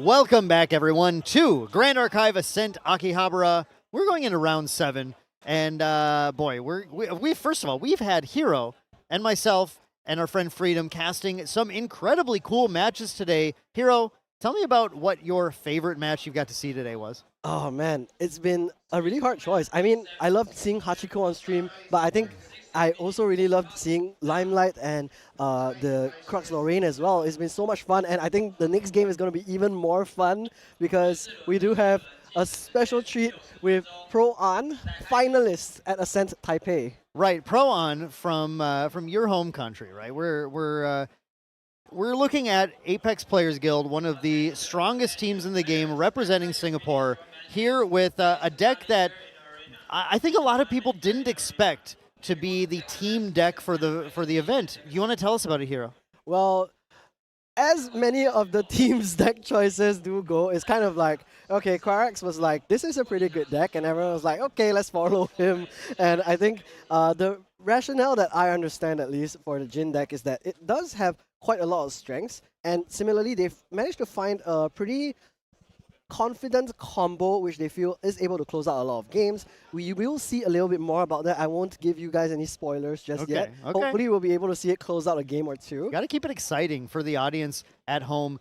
But yeah, we are going to see Jin coming in again from Pro-An, which is going to be well, I hope you all have studied your times tables, because that is going to be the thing that we're going to be at. Yeah. I mean, I usually use my fingers as well. I've usually run out of fingers for Jin, though. There's a few too many damage counters being placed. Is it 6? Is it 7? And I'm not sure, but I mean, like, it's a lot of multiplication, but at the same time, you also have to count them simultaneously. Like, you have to know the 4s, the 5s, and the 6s, and at the same time, you also need to, like, calculate them in relation to each other, and the number keeps updating as well. Yeah. And normally when it updates, it doesn't update in a way where it increases both thresholds at once. So sometimes it's +1, sometimes it's +2, because with the Shuangji, with the Enrage, with whatever else is on the board as well, sometimes there's a specific number you need to hit. Like, it's a lot of counting for both players on the table. And thinking about cards like Menflesh, thinking about things that can bring Jin out of the damage threshold, you have to be calculating. Menflesh, of course, is 8, so like, why not? Throw another number into the mix. But here we are heading into the table here, Pro-An versus, and we didn't talk about the opponent at all, Lancelim, 0210, another 4-1-1 player, as both of these players have only taken a minimum number of losses and draws really so far, and are still in lots of contention with 3 rounds left to be able to secure that spot into day 2. Pro-An's going to start with that Spirit of Serene Fire with a Glimpse 6 and draw 6 cards, and we saw a couple cards tossed back, and then we see a Spirit of Serene Fire coming as well from Lancelim. Actually, we're unaware right now of what Lancelim's deck is, but I think we're seeing okay. Yeah. We see it now. This is Umbra CL Oblation. We saw this earlier being played by Limelight, but Limelight critically wasn't on the Spirit of Serene Fire, which might have changed the math on that game against Lorraine earlier. So I'm really excited to see if Lancelim's version of this is able to take on the format a little bit in a different way. Yeah, I mean, both players starting off with pretty decent glimpses. Both of them chose to keep 4 cards. And if you looked at Pro-An's hand, he started off with Creative Shock, Dungeon Guide, Liminal Guide. He drew into another Creative Shock. So definitely the kind of cards you want to see going up against a Mirror, Serene Fire kind of matchup. So earlier we saw the Fire level 3 Mirror, now we're going to look at the Serene Fire level 3 Mirror instead. Yeah, interestingly, Hero, we both got to cast the previous game with Oblation CL versus Fire Crux, and that game very much came down to who kind of saw those Creative Shock draws and discards at the right time. Lancelim going to drop this 3 of Hearts, though, get to start pushing in damage, which is always a tough thing to decide how to do against Jin, how much damage you want to push in early here, but then holding back these cards to be able to do and activate on the 3 of Hearts as well. Trying to set up ultimately to level, I think we see a Stalwart Shieldmate in the hand, and then get to eventually banish that Advent of the Stormcaller that we already saw in hand for Lancelim to get that Omen set up for the Baleful Oblation. Yeah, and I mean, you also may not know like what deck Pro-An is playing just yet. Serene Fire could be a multitude of decks. Could be anything. Yeah. Well, maybe not anything. No, okay, not anything. but with, with all we've seen so far is Creative Shock, Liminal Guide, Backup Charger, like this, it is Pro-An, so we know it's going to be a good deck of some kind, right? But it's like, which variant of this have we decided to put a Spirit of Serene Fire in? Exactly. Well, I mean, Pro-An and I were at the airport, on the taxi to the airport, we were talking about it. He was like, yeah, this is the first time I've ever played Jin in a tournament. Oh, Yeah. okay. So they've kind of went with a pretty interesting choice here. The Trio of Hearts does go ahead and discard a Stalwart Shieldmate, and then will go up to CL level 1, getting that Survival Possessions Mastery. Now let's see what the next card is. It's a Hasty Messenger, so also going to allow him to discard a little bit more. Here is the Advent of the Stormcaller, now put into the graveyard, going to be put into the Omens very soon as well. So here we go, Omen counter now added, and that is what we saw earlier as well. 15 damage, Oblation, board wipe. Yeah, we have to just go over it in case you missed our previous round, in case you're new to this deck. It's a very interesting combo with this Arcane card. Now, that Arcane card is not activatable by CL at all, but the point is it is a 15 reserve card. Becomes an Omen, which allows the Baleful Oblation to deal X damage to all units except your champion. X is the lowest reserve cost among your Omens. We're going to see... Meanwhile, look at Pro on, he's popping off. Creative Shock again, gets another Liminal Guide into the graveyard. Now Fast Cure to go up to level 1 with a Floating Memory. Insane start for him. Really, really happy to see that for sure. Crazy. 2 Liminal Guides coming down. This is one of the strongest like level 1 level ups we've seen. This is like, we're back to Ryle meta right now, Hero, where we're getting 2 Liminal Guides on a float level Jin to level 1, drawing 2. Did Pro-Am actually even like take Ryle out of the deck? It feels like it's just a Ryle deck. You see, if Ryle was still allowed, he wouldn't have 2 Creative Shocks in the trash. Yeah, that would have been done with 1 card instead. Yeah, 1 card does it, exactly. But still, a really good start for him. Is able to get rid of the Hasty Messenger, which is going to be really crucial, because normally Jin doesn't play any allies in the early stages of the game, which means that he wouldn't be able to deal with any of these allies. But actually, you can look at Pro-Art's hand. He has double Dungeon Guy, and he's really considering going up to 3 right now. I think he's ready to go. I think Pro-Am's ready to charge up to 3 and say, all right, let's play my multiplication game. Let's see if you can beat it. That's right. So first, he has to start taking 3 damage extra per turn with the Berserker's Blade. Then after that, he'll start showing us how much damage he can take before he goes into that lethal kind of turn. Now he is going to put down another 3 cards, and I think, like you said, Dan, here's the second Dungeon Guide, 1 of each art too.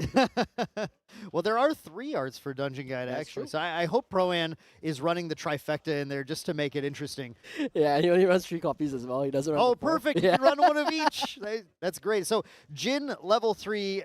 Folks, if you're new to this card, it has one of the craziest lines of text of any champion. As long as it's not your end phase, Jin has immortality, which means he cannot die.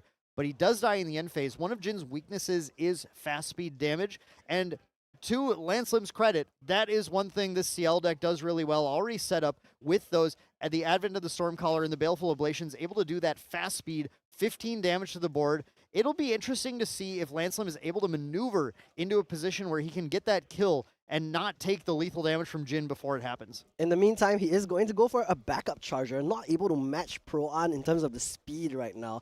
I don't know if there's a Dungeon Guide available for him to go out to 3 next turn, but he does at least have another 3 of Hearts. Can use that to maybe try and put more floating memory in the yard, but I don't see it just yet. I think I see Hasty Messengers, and yeah, the 3 of Hearts.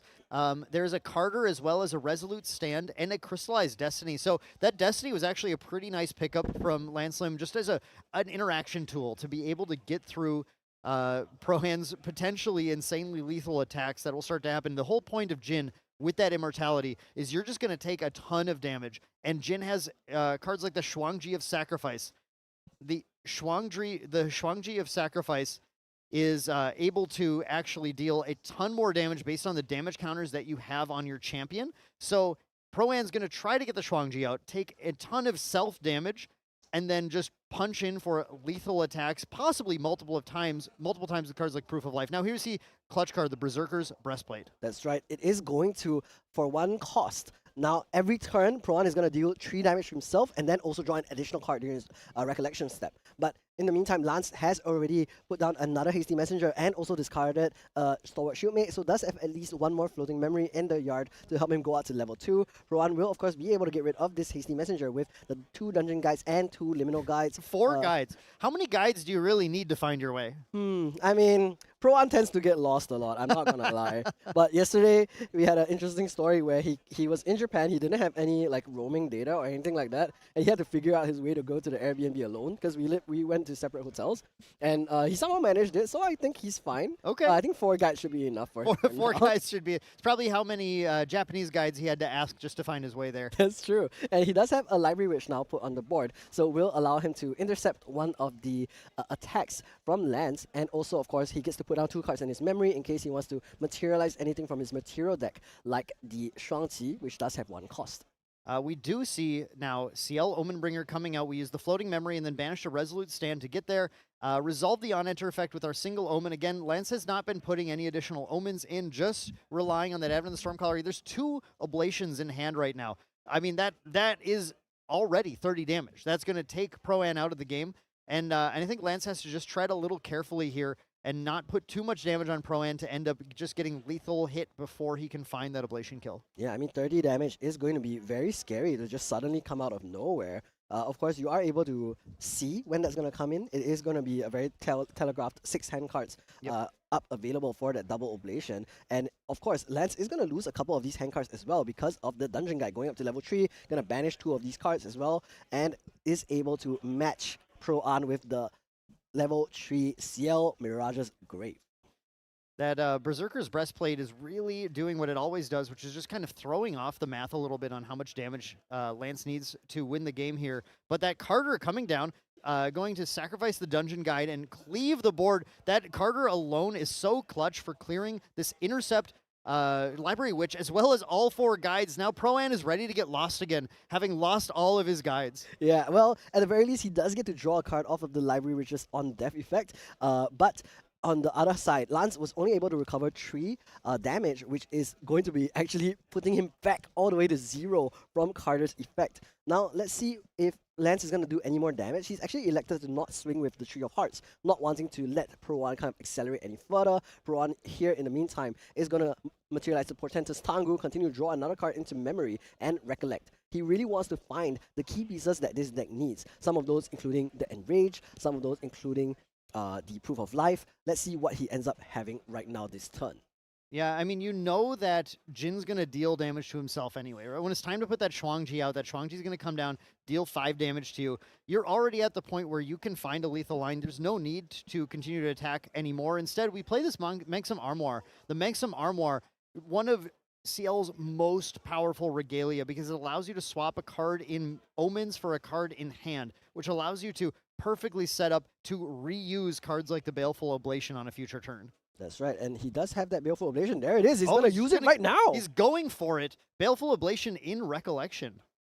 All right, so he will end up taking 15 damage here. And this is actually in the main Oh, this is phase. main, yeah, because we This did is already attack with swung with we Carter attacked and with, Sheer yeah, Card. you're right. We attacked with the 2 units, and that's because the Baleful Oblation is going to deal damage to the units as well. So the Carter and the 3 of Hearts are going to die to it, but that's just pushing a ton of damage and saying, look, I don't think you're set up yet. I don't think you're ready to push back. I have 30 life. I'm feeling healthy. I'm feeling okay. Yeah, so, okay, let's say Pro-An takes this, right? He goes up to 37, and then during his next Recollection step, this triggers, he goes up to 40, right? That is actually the threshold that Pro-An needs to hit a lot of his key cards. Proof of Life being one of the big ones. 0 damage counter so far on Lance Lin, plus 6 health extra from the Spirit of Serene Fire if there is something like a 2-step, like he wants to Proof of Life and swing again. So I'm not sure if Pro-An really wants to accept this damage. Maybe he has something like the Incapacitate available to prevent this Baleful Oblation from happening. Yeah, it's so scary because there is so much that can be done. Whoa! Whoa! Pro-An has said, okay, you want to do 15? Fine, I'll take 30 instead. But Lance looks like maybe he's trying to... No, he's going to allow it? I think Manjom is on the stack. So he took out the Advent of the Stormcaller and put it back in. He allowed the Proof of Life to resolve. The Manjom effect took out the Advent, put it back in, which means the Proof of Life made him take 2 plus 2, like 2 times 2, instead of 15 times 2. So he's preventing Pro-An from going all the way up to like 57 damage. Yeah. Instead. Wow, that is such a clutch play with that Proof of Life because it's only doubling the next instance of damage that you're taking. So that Manxam Armoire gave Lance some incredible play around the Proof of Life to prevent Pro-An from getting to those crazy damage thresholds that might be needed to be able to get that kill off. Yes, but at the same time, that also means that Lance isn't going to be able to use the Manjom to pick this Baleful Oblation back up. So the only time he can use this again is if he draws something like the Chevalier, or if he goes all the way up to 6 Omens. Well, I think he's going to be okay because look, we're already at 41 damage. Now, it is possible to Mend Flesh your way out of this, but I think Lance is just counting on you have one more turn to kill me from 0 to 30, and we have a Serene Spirit as well. So 36 is the threshold. Like, are you going to be able to do this? 41 was a key number because without any Mend Fleshes, you can't Serene back into a non-lethal stage. You get down to 35, which is where you're kept at with the breastplate. So this is going to be a kind of a key turn. In fact, I think the key turn for Pro-Am to be able to try and find a lethal line, or at the very least, a Mend Flesh, because the Mend Flesh is required to be able to take another turn after this. That's right. And let's not forget, Pro-Am is also on the Spirit of Serene Fire himself, so he can recover 6 already. Right. But we're at 41, so we recover 6. That brings us down to 35, and that is still our HP threshold once we have this breastplate in place. So it's great to have that, but we're not quite there yet. We need the Mend Flesh. You're right. So actually, right now he's at 41. He's going up to 44 with the breastplate. Oh yeah. With then he'll have to recover 6 with Serene, and then another 4 at least. I think Fastcare is out of the question considering Lance only has 3 cards. Fastcare's not happening. Yeah, but something like that Mend Flesh, of course, is going to be really good. Unfortunately, Mend Flesh alone is not enough. It will force Pro-Am to release. But let's see how much damage Pro-Am can take. So let's say he goes for the Shuangji of Sacrifice, right? He will take another 5 damage. So he'll go up from 41 to 49. And Enrage would be plus 12 at this point, right? Yeah, so Enrage is going to do, Enrage does in multiples of 4. So yeah, plus 12 damage from an Enrage. We're actually not going to see the Shuangji here. It looks like, though, we're doing a Chalice of Blood. Yeah, I mean, I want to hear what the players are talking about a little bit to kind of decide. But Pro-Am is in kind of a scary position, but that's just kind of how Jin plays, doesn't it? Well, yeah. You really want to make sure that you're playing on the edge of your seat. Here is the Chalice of Blood. We're looking to draw more cards, and it does look like there is a Mend Flesh available for Pro-Am already, so he doesn't need to go for lethal just yet. And I think I realized what the counterplay Pro-Am was trying to go for. He did have Spell Shroud available in hand with the Coronation Ceremony, but I believe that does not work on Baleful Oblation. Yeah, Oblation does not target, so the Spell Shroud doesn't help at all here. Chalice of Blood is building a huge hand, and if we have the Mend Fleshes, we can survive. But I wanted to ask, does Spell Shroud protect you from CL? Because it is as a spell that you can do 2 damage. It does protect you from the CL damage that's being dealt. I see. So I believe what Pro-Am was thinking about is, do I Spell Shroud myself from the CL2's Manjom so that I can take 30 and then go for game next turn, which is why he was thinking a bit on the Manjom Armor stack, but it looks like in the end that's not going to be the play. He is just going to go for a Stalwart Shieldmate, and then after that, we're probably going to see the Mend Flesh as well as the release, or a second Mend Flesh from hand. Yeah, this is definitely looking like no, this is actually we're going to dig. We're going to dig. Is there a card in this list? Then do we have, what attacks are we running? We run 4 Hemorrhaging Rend. I'm trying to figure out if Pro-Am's just trying to find a lethal line this turn or just trying to find more Mend Fleshes. He is already going to play the Mend Flesh from hand and then release the Spirit of Serene Fire, which means that he is going to be able to survive this turn. Next turn, when he goes for the Shuangji of Sacrifice, he will be able to put himself up to 38 damage on his own, assuming there's no damage coming in from Lance, who has materialized the Grand Crusader's Ring and is going to look for more options. I believe that was Crystallized Destiny. Yeah, that might be a deciding card here right now, because Lance really just needs to sit back and let Pro-Am kill himself and fail to kill Lance. Yeah. However, Pro-Am right now doesn't have to do anything. He is at 33 damage. He will not lose this turn, so he could just pass and continue to look for some of the key win condition cards. Will allow him to draw 1 more card next turn, for example, with the Berserker's Plate. So let's see what Pro-Am ends up doing for the following turn at this 33 damage mark. Look you at can that see him influence. thinking. Yeah, I mean, it's Jin, right? You think about Jin, you think about how much influence he has. He's counting it out for the stream very nicely. I believe that is a 13 influence. That's so much influence. That all kind of built off of that early level 1. Go to level 1 Jin, put 2 Liminal Guides out, just set up so much snowballing velocity for Pro-Am. You know, the reason Ryle got banned, right, is because, like we said, that was a Ryle turn. And that is, I haven't seen this kind of hand size being built for Jin since well, since Boston, really. Yeah, I mean, it is going to be that kind of win condition for the deck. And I think Pro1 is hovering a Regal Inquisition. That might be the play that he's going for this time to just make sure that there's no interaction. But no, it's just going to be Proof of Life. He is going to go for it. So we're going to see the Proof of Life come down. Now, the next instant of damage that Pro1 takes is going to be double. Here is the Shang-Chi sacrifice from underneath the Quicksilver Grail. He is going to take 5 damage times 2 for that. He's actually banishing the Baruch from his memory, so won't be able to use that spicy interaction denier in order to make sure his damage lands onto Lance. So I wonder what the game plan is here. He's taken himself up all the way to 43 points of damage now. Does he have the lethal though? Right now, the Shang-Chi is already at 8 extra damage. Is that enraged to match this? I see an Under Fire as well. The Regal Inquisition, also an option. Incapacitate can deny one of these attacks. What is Rowan gonna do? You have to Inquisition right now. You have to, because you have to deny your opponent the Crystallized Destiny, I think. But it looked like Pro-Am was just about to play a Hemorrhaging Rend, I think. I was trying to say, sometimes the Exia cards escape me because they're all a bunch of just red. But I think that's or that's an Enrage? Yeah, he also has Incapacitate available to deny the Crystallized Destiny. So depending on what he plays, there's always going to be an option for him to deny what Lance has. But remember, 30 HP, the 6 is only if you are able to recover. If Pro-Am does 30 in one shot, it's just going to be that 30. Here's the Enrage! Okay, so the Enrage going to deal 4 more Unpreventable, and then we're going to multiply by 4 to add an additional 11 more damage to the attack?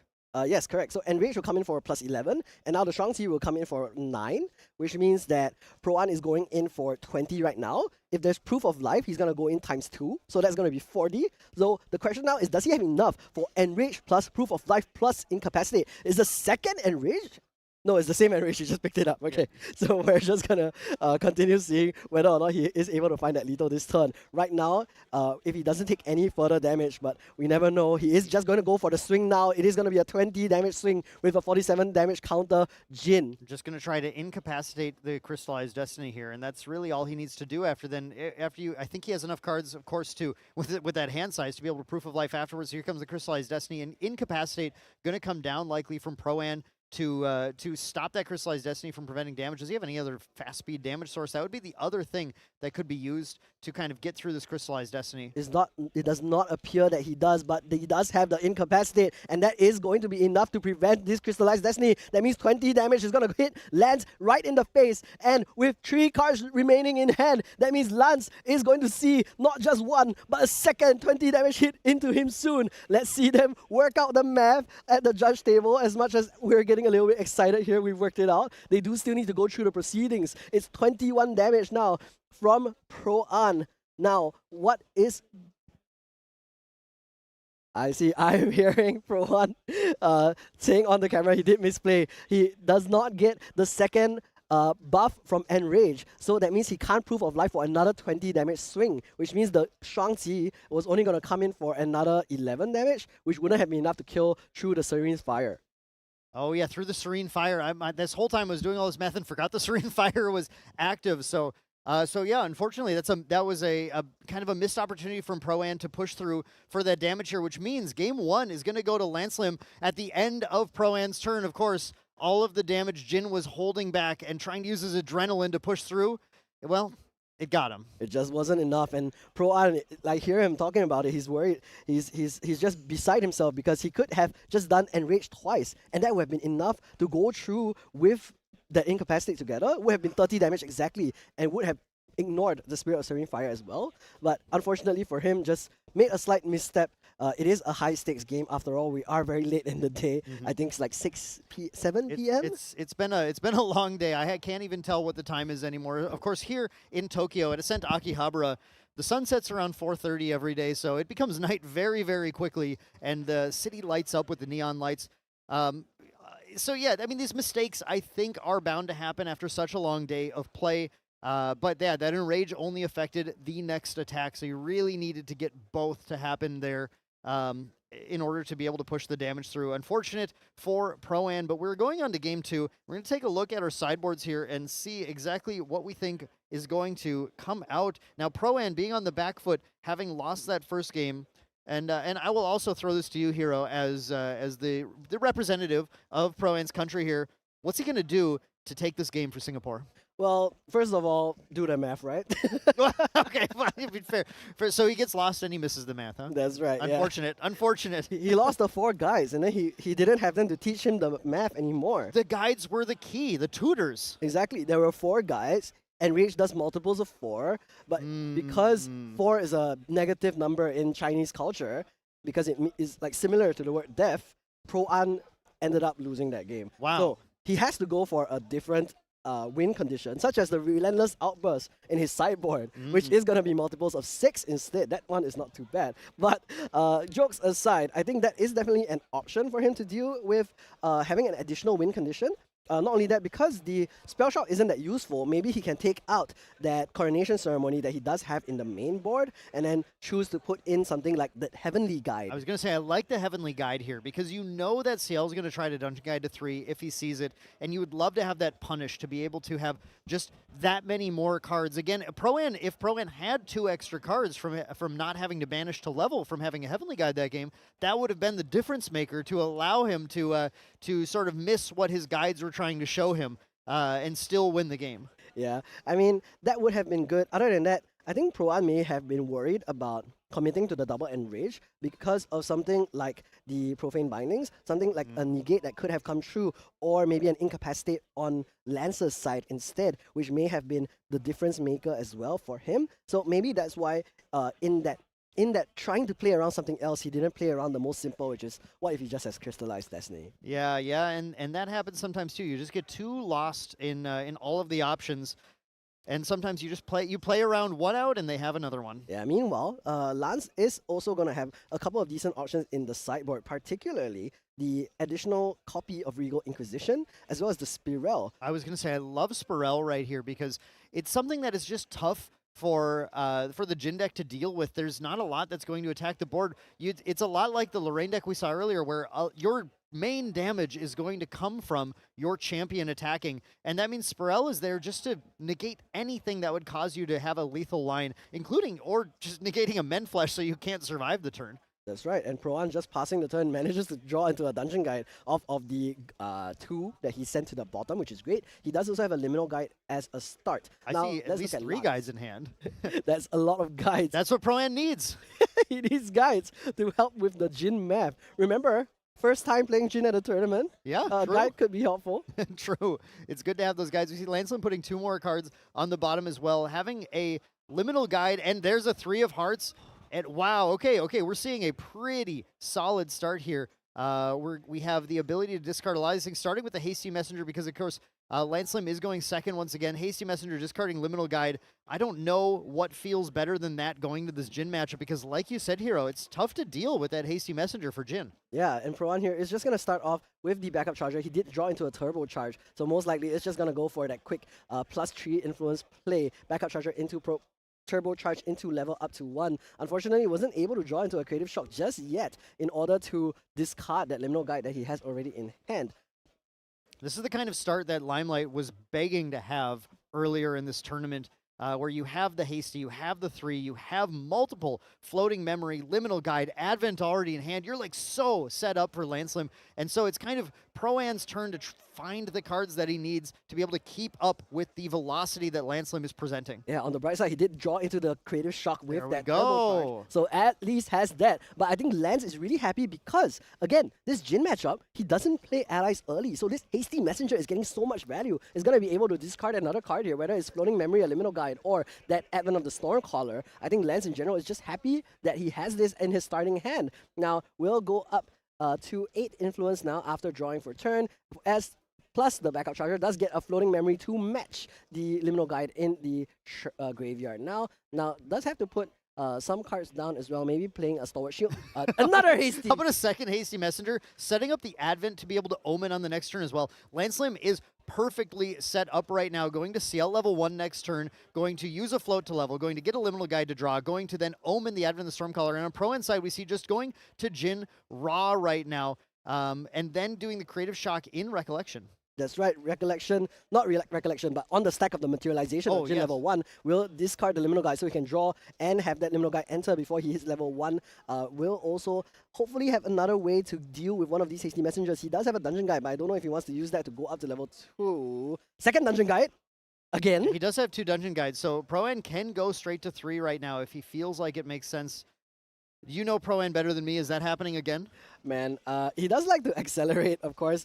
And just like last game, we saw double dungeon guide into that Berserkers played early can let you ramp up really, really quickly. But at the same time, Lance was able to take advantage of that and just shoot a Baleful Oblation out for 15, which then put Pro-An on a clock and then maybe caused him to panic a little bit in terms of how much damage he was willing to take.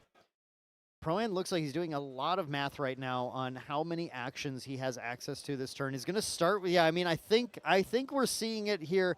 The Dungeon Guide to 2 is not something you see in a ton of decks. Merlin, Guoja, and Jin being kind of the main ones here. And when you see Jin doing it, I think that Dungeon Guide is coming right afterwards to go straight to 3 because really no sense sitting. We think of Jin's levels 1 and 2 as having no effect in this deck. They don't actually do anything relevant. Yeah, but I mean, when you have so many allies on board, it actually does become relevant later. It's an additional point of damage, which sometimes is, of course, the difference between life or death. Here is the Regal Inquisition that is going to be banished for the Dungeon Guide. The second Dungeon Guide now, 1 damage into the face of Lance. He will have First Blood drawn on his end as well. And Prawn is going to have to be happy that at least he was able to clear one of these hasty messengers, but the second one is still going to get a little bit more value. Meanwhile, Lance has already discarded 3 cards off of the effects of these 2 hasty messengers, and he's about to discard a 4th. Lance looking at a couple of Carters in hand as well, so as soon as Lance gets to level 3, those guides are going to be gone. Pro-An's going to be back to Lost with no roaming cell phone use, and it's going to be Lance's opportunity to kind of restore some of that life that Pro-An's dealing right now, and then try and find that lethal line before Jin goes absolutely wild with damage. On the bright side, there was no additional floating memory for Lance here. He was forced to discard a second Advent of the Stormcaller, so we'll have at least an additional Omen to put into the banish with an Omen counter. When he's at level 3, Varuk once again banished for Pro-Ant to materialize his Berserker's Plate, starting to draw twice per turn. Now here are all the guys into the Hasty Messenger first, and then 1 into the face of Lance. Hasty Messenger already did a lot of work for Lance. They were both hasty and useful, and now we're going to see Lance use that Creative Shock in hand to try and get up to level 2. Let's see if he manages to stop Ooh, that. a Liminal Guide and a Dungeon Guide. Let's go. That is exactly what Lance is happy to see right now because though it isn't float, Lance put down cards he does not care about too much. Going to go to level 2 here and then going to get that trigger on the Liminal Guide, get to draw a card, and then get to resolve the on-enter of CL Omenbringer to potentially get a little more value in the yard, or at least something to banish, or an extra Dungeon Guide, it looks like, where we don't need that many Dungeon Guides at this point. Liminal Guide going to get to draw a card as well. Yeah, well, he did miss. It looks like he missed a trigger on the CL. Did we miss that? But the judges have kind of waved it off, it seems, so we're proceeding anyway. Dungeon Guide now going to play, and he will go up to level 3 CL once again, Mirage's Grave. Is there going to be a Baleful Oblation one more time right now, or are we going to see it at fast speed during the end step instead? Now 3 guides available for Lance. He can use that Carter, like mentioned, to get rid of 1 to heal 1 and then cleave the entire board on Pro 1 side for another 4 damage. 3 guides on either side right now. Both players, both champions, having plenty of guides to lead them along the way to victory here. And we're not going to see the Carter just yet, Hero. We're not going to see that. Instead, we're going to see Lance holding back with this Resolute Stand and Crystallized Destiny in hand, respecting Pro-An's potential damage and just trying to wait for the right opportunity to get in with that cleave while still being able to, I think, hold back a little bit of action. We also do have, is that a Baleful Oblation in hand? I believe it is. That means 15 damage during the end step. Of course, that is not going to be enough just yet. There is going to be 35 total life at the end step, which means 4 damage short for Lance. I don't know if he wants to fire that Baleful Oblation just yet, but maybe he does. Next turn, he can materialize the Manjome, and then after that, pick that up and use it again during Pro-An's end step the next turn. Now, Pro-An just actually passing the turn, holding up an Incapacitate in hand right now, which is going to be very, very key to potentially surviving what Lance Lim might be trying to do here. Going to draw a card and draw into a Regal Inquisition, though. That was a very, very good card for Lancelem to find here. He just asked for influence, cards in hand for Pro-Am to see that Regal Inquisition can come down and try and remove any potential answer. Here it comes. Regal Inquisition going to look at Pro-Am's entire hand.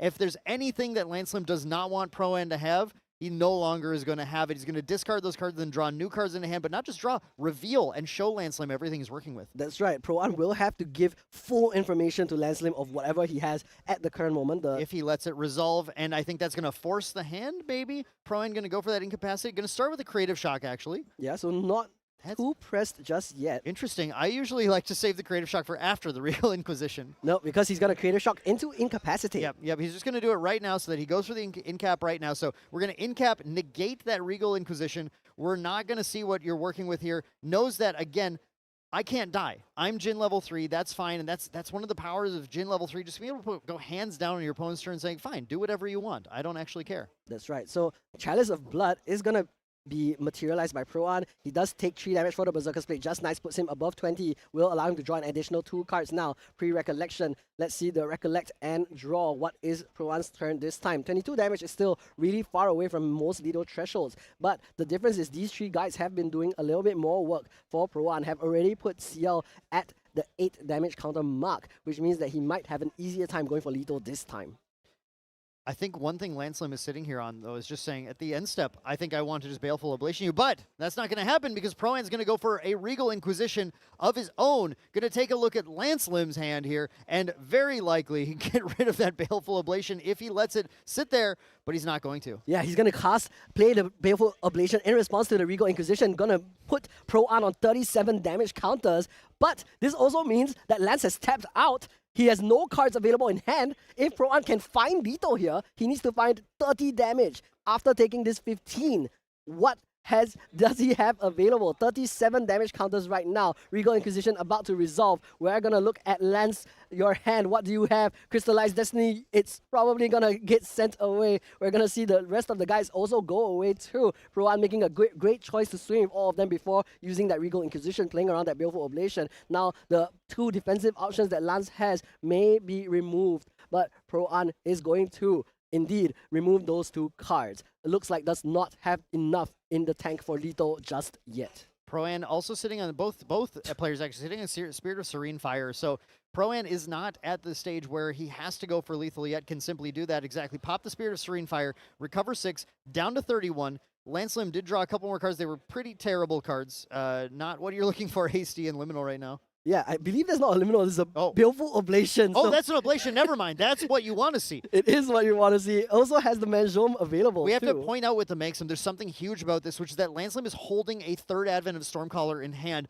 You almost, and this is risky, but you almost think about discarding that if you're Pro-Am, because what that allows you to do is omen the Baleful Ablation at the end of turn, and then pop the Armoire to swap the Oblation with the Advent, meaning the Oblation is immediately another 15 damage spell that can be used here. Lancelem is sitting on the ability to use 2 Baleful Ablations. Yeah, I mean, he has exactly enough influence too, but no, he's going for Spirel instead. Oh, that's huge. Here's the sideboard Spirel coming in, a card that is going to be able to negate Pro-Am's most lethal lines. Now, Lance has to choose correctly here. I think that was 3 of Hearts. I think that might have been a 3 of Hearts, between putting a 3 under there for, what would a 3 be stopping? That was maybe I read that wrong. Maybe that was not the right card. There's a mystery reserve cost under the Spirel, and when the Spirel activates, it can negate a card with that reserve cost, giving Lance a key piece of interaction, as Pro-Am has a very few ways of actually clearing the Spirel other than attacking it with Jin, which is already a win for Lancelem. But you know what? I like it better that way when the Spirel is hidden. We don't know. We don't know. It's more fun, it's more hype. Here is Strong Tea of Sacrifice now for Pro-Am. Will take damage. He has got the Proof Love Life on the stack. There's not going to be a response from Lance with only 3 cards in hand. He doesn't have the Crystallized Destiny, does have an annul spell, but let's see if there's anything that's going to be able to annul. First, Pro-Am taking damage from the Strong Tea of Sacrifice, draws a card, then he's going to be able to be at 46 damage, which means the Proof of Life is now online. The Strong Tea of Sacrifice currently +9. What does Pro-Am have in hand? Is there an Enrage? Is there a Rend? What is he going to send? Lancelem also, importantly, omened a Resolute Stand, which means that Maxim Armoire is going to be able to grab the stand back giving Lansum the ability to activate it for free with his level 2+ bonus. So Lansum holding back on that Resolute Stand to interact, that Spirit of Serene Fire, and that activation of the Spirel, which is exactly, I mean, that might be exactly what he needs to survive this turn. Pro-An at 46 damage, like you're saying, Hero, he's got to go for it at this point. He's got to go for it. Yeah, I mean, he's already sent the Proof of Life, but of course, even though he's at the 46, he can always double Man Flesh or something at the end step if this turn he fails. So let's see how much he does end up sending. It really depends on what he has. There's a handful of Exia cards right now. What is going to be his play? He does also run the Under Fire, so if he wants, he can poke himself for an additional 4 damage, which means that his next Enrage, and as well as the Shuangzi, will get an extra damage. Here's the Exia Sight instead, Pre-Recollection to draw into another card, as well as reduce the cost of the next action that he does take. Exia Sight is a powerful card that I recall back at Boston. This was a card that Caben was on. True Shame Caben was on, but most of the other Jin players were not. But now it's a clutch card here. It's enabling this Enrage to be played for even cheaper. So yeah, Hero, let's get our math on screen here for what this Enrage is adding. That's a 12 damage and then 10 damage on the Shuangji. That's right. So 10 damage on the Shuangji from 50 damage counters, 12 damage from the Enrage. There is a Proof of Life that means this can go for another 10 later. That's going to be 32 damage. And that means CL is very, very far away from the amount of health he wants to have, which is 0. Now an Exia Sight is going to be played again. Two more Exia Sights being played in response to each other, going to make the next activation 2 less. Here comes an Enrage, a second Enrage, pumping that damage up. Enrage number 2 means the next attack is going to come in for 13 as well. So right now, let's review 10 on the Shuangji, 12 on Enrage number 1, 13 on Enrage number 2. He is checking for response on the second Enrage. We are going to swap out the Resolute Stand to the hand of Lance Lim. He is going to pick up that defensive option. He does even give Pro-An even more damage, now at 58 damage counters. Unfortunately, doesn't really affect his math for Enrage because there is not a multiple of 4, but he does deal that 2 damage with the Omen. Now Resolute Stand available in Lance Lim's hand, but this next swing is going to come in for 35. That is an absolute ton of damage here. I think that Maxim was popped in response to after the Proof of Life to, like he did in the last game, try and limit the amount of damage that the Proof of Life added to Jin. But yeah, that is just simply too much damage, and that is going to be game number 2 for Pro-An, taking another game for Singapore, bringing this match all the way into game 3. Where both of these players are playing on the edge of their seats the entire time. I'm on the edge of my seat as well. Doing all of this math makes me really stressed. But 38 damage from one swing from the Shuangji Sacrifice. He's so enraged. He did it twice. Look at all of the damage coming in from Pro-An in that game. Manages to find the lethal through the Baleful Ablation, through the Crystallized Destiny, through the Resolute Stand by sending them all to the trash with the Regal Inquisition. That was definitely an exceptional showing of why these players have been doing well with Jin in the format today, even though you would think going into this match, this CL deck has that ability to play that fast speed damage and be able to just kind of get the win out of nowhere. But as long as Jin has his has his guides, is being able to show him where the damage is coming from, can play around these damage sources that the CL, CL, like you said earlier, Hero, these are not, even though they're fast speed, they're not secrets, right? These are very, very telegraphed damage sources. You see the Advent in there, you go, okay, Baleful Ablation's coming. So you can know that's coming and know exactly when to pull the trigger, when to push that damage in. And Pro-An showing some, even though it might be his first event, playing with the deck, showing expertise at his game sense, his game knowledge, his ability to play around what the opponent is doing and push that damage in just the moment before he's going to succumb to lethal damage. And I think the biggest difference maker here is, of course, other than Pro-An correctly doing that double enrage, having exactly enough damage, well, significantly over the amount of damage he needed. He also had that Regal Inquisition drawn so that he was able to remove any of the interaction, not allow Lance to say no to him. He said no first instead, and because of that, then he was able to get that lethal. Remember the turn right before his Regal Inquisition as well, he was the subject of a Regal Inquisition and was able to stop that with the Incapacitate. Yeah, that was, really showing how Disorder Reflections took these level 3 decks and gave them this boost of power that they needed to really keep up. The format before this dominated by level 1 decks, but now level 3 decks have this ability to go there and use powerful, exalted advanced element cards like Regal, like Inquisition, to be able to find their lethal lines. We're going to see Lance starting off game 1 this time. Spirit of Fire swapped to the Spirit of Fire. Yeah, he has the Serene Spirit taken out and will go for the normal Spirit instead. I assume when he goes first, he wants the extra card draw instead. Make sure he has 7 cards in hand. And this time he does start off with that Tree of Hearts and 2 Advent of the Stormcallers available as well. Now, just now I wanted to bring up a little cute fun fact because Pro-An was counting out his material deck. Just now I was walking past him, I heard him say, "My level 3 is missing." And he was very distressed. So I guess he's making sure that he's counting all of that well. Yeah. He is going second this time though. Does have a Creative Shock Liminal Guide start again. Also has a Liminal Guide Cremation Ritual start as well. Though because he is on the Serene Spirit of Fire, isn't able to play them both turn 1. Yeah, that is a little tough, and it looks like Pro-Am just going to go ahead and pass the turn here. End up using a Creative Shock instead, and Lancelem did have the option to activate the 3 of Hearts, but decided just to go for the backup charger right now because nothing's threatening it. This 3 of Hearts can start putting in damage, and really, again, while that backup charger would allow him to pitch a pitch an Advent of the Stormcaller, really wants to hit float instead, but did pick up a turbocharge, and that's really huge. That makes this backup charger play a really strong way of gaining advantage. We see the Creative Shock as well, so Lancelem again looking at a really nice hand of card draw, but missing the float to pitch, missing the liminal to discard. And that's what this turbocharge is for. Hopefully looking for a floating memory. Does not find it yet. Dungeon Guide and Regal Inquisition. Again, no floating memory available for Lance. Nor is there a liminal guide or anything like that. But at the very least, he was able to draw more cards. Now we're going to see Pro-An instead. Does have the liminal guide available. Creative Shock now. Draw 2 cards. Let's see if he can join a floating memory to join this liminal guide as well. Does not look like... Nope, he does find the fast cure on the top 2 of the Creative Shock. Now going to use that to level up to 1. Keeps all of the other cards in his memory. Now will have that liminal guide as well as the free level up to 1 with the fast cure. Now let's see what else he has available to go up to level 2.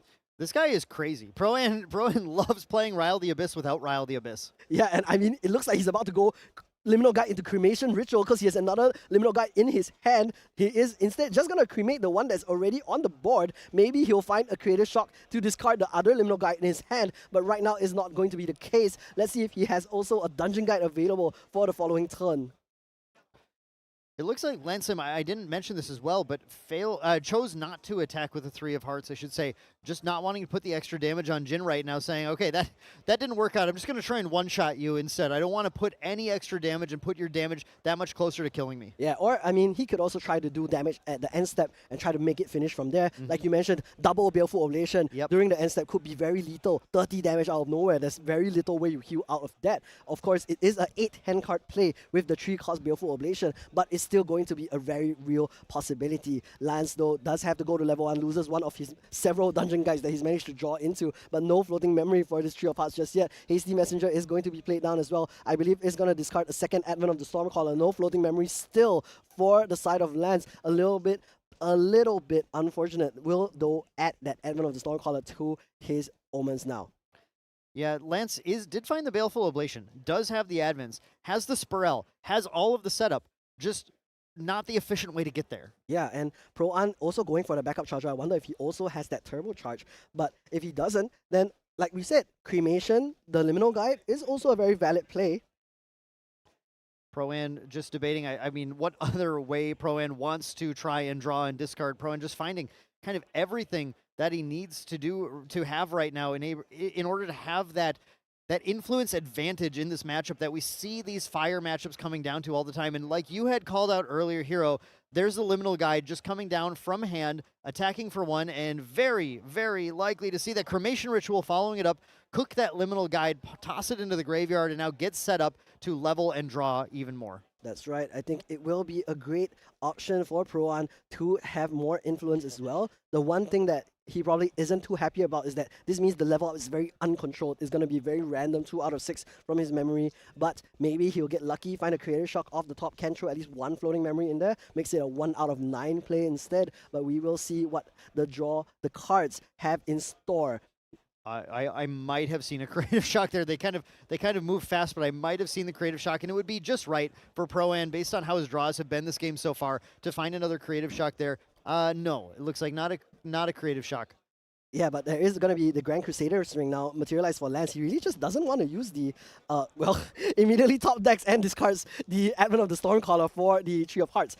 Does not still find the floating memory that he really wants to find in order to hit level 2. But I think he's got enough influence that he shouldn't mind that much. Will go for the Tree of Hearts effect first, and then I think we're going to see a cremation ritual, getting rid of that Tree of Hearts to draw more cards. Again, wants to find floating memory before he uses... Find dungeon guides.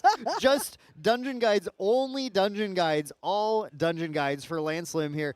Going now with that hasty messenger, pitching the extra Spirel, and finding a library witch, which would have been great to cremation earlier, but man, everything's just kind of turning up at the wrong time for Lance Lim.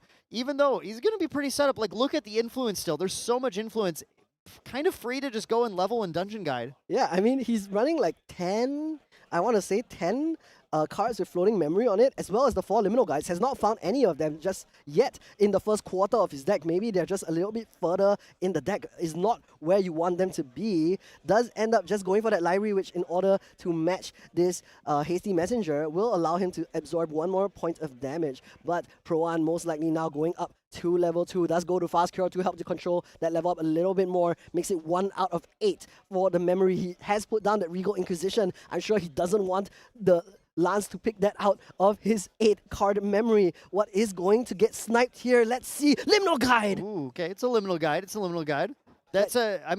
That's not the worst hit in the world right now for Pro-An. Already going to level 2. It's a little awkward to try and use it when Pro-An probably just wants to dungeon guide right away. And he has drawn into the dungeon guide as well. Has another Regal Inquisition in hand now that I look at it. And just top decked into another creative shock as well. So we'll have lots and lots of ways to look for cards right now. And Lance is still at level 1 CL. Has not found the pieces that he wants. Puts down the Varuk again. Not a card that he needs to beat Lance with the Jin's punches and slashes with the pole arm. He's going to show the dungeon guide now, heading up to Jin level 3 with the Undying Resolve, and now also able to get rid of this hasty, pesky messenger. One of the biggest issues when you draw all of your good cards and none of your setup is that Regal Inquisition can just completely remove your win conditions from your deck. That's something that Lance Lim has to be very worried about right now. When Pro-An goes up here, if Pro-An throws that Regal Inquisition out, then it's going to possibly just end the game for Lance Lim, losing all of his Baleful Oblations. Yeah, and funnily enough, Pro-An has elected to not get rid of the hasty messenger and instead prioritize the library witch. I think he's realized, you know what? You haven't drawn any float yet. If you find one, I'll give it to you, all right? You can have it, but I want to make sure that the intercept is gone right now, and I also want to make sure I'm starting to poke in damage to you, and maybe he's considering the Regal Inquisition as well, because one thing that can be done is to make sure you deny all of the cards in memory if there's no fast speed actions. Lance cannot go out to level 2. That's true. You could potentially just pitch all 6 of those. Although with the creative shock in hand and drawing 6, I think Lance Lim would be absolutely okay. I'm sure he would make it out of that just fine. I can't imagine that's going to be necessarily the line, but it would be a fun one to see. I think we did see Pro-An thinking about that Inquisition, but going for the creative shock first right away. Still, I think here comes the Inquisition. Yeah, Inquisition is going to come down. Lance Lim, I don't believe, has any reasonable reaction to play to this right now, still at level 1 CL, and instead we're going to see a couple of Baleful Oblations and maybe even Dungeon Guides banished, or I should say discarded, from Lance Lim here, and then a few new cards drawn to hand. Let's see what Pro-An wants to deny Lance Lim to have going into the next turn. He's actually going to go for the creative shock right now, instead drawing some more juicy targets for Pro-An to discard. Does find a floating memory in the Undying Dream, so that is going to be at least a little bit. We are going to clear whatever threatening cards to Crystallized Destiny, as well as the Baleful Oblations can be removed now. And Regal Inquisition. Dungeon Guides are also going to be removed from the side of Lance Lim. First, we're deciding from the hand. There is going to be Dungeon Guide and Crystallized Destiny. There is another Dungeon Guide. There is another Crystallized Destiny and the Regal Inquisition. So many new cards are going to be drawn to Lance Lim's hands, basically getting an entirely new hand off of this Regal Inquisition. If Pro-An chooses all of these cards, you have to choose the Baleful Oblation. The Extorting Blackjack, not very good anymore. Carter's not very good. Spirel is okay, but I think not worth Inquisitioning right now. Instead, we're going to see these 6 cards. I think 6 cards being chosen. I believe so. Let's see if there's a quick count. Yep, there it is. That's 6 cards being chosen. So Lansom's going to add a new Carter, 3 of Hearts. We have a Regal Inquisition. We have a Stalwart Shieldmate. We have a Sable Remnant, and we have a Resolute Stand. Well, that's where all the floating memory was, and I guess we finally found it. And now the both the CL level 2 as well as the Hasty Messenger will have some good targets to discard into the graveyard. But we're gonna see Lance first go up to CL level 2, and remember that is Lance's 3rd dungeon guide. He's already banished one earlier, thinking, okay, it's fine, I still have 2 more. Now, will he be able to find the 4th and last one in his deck?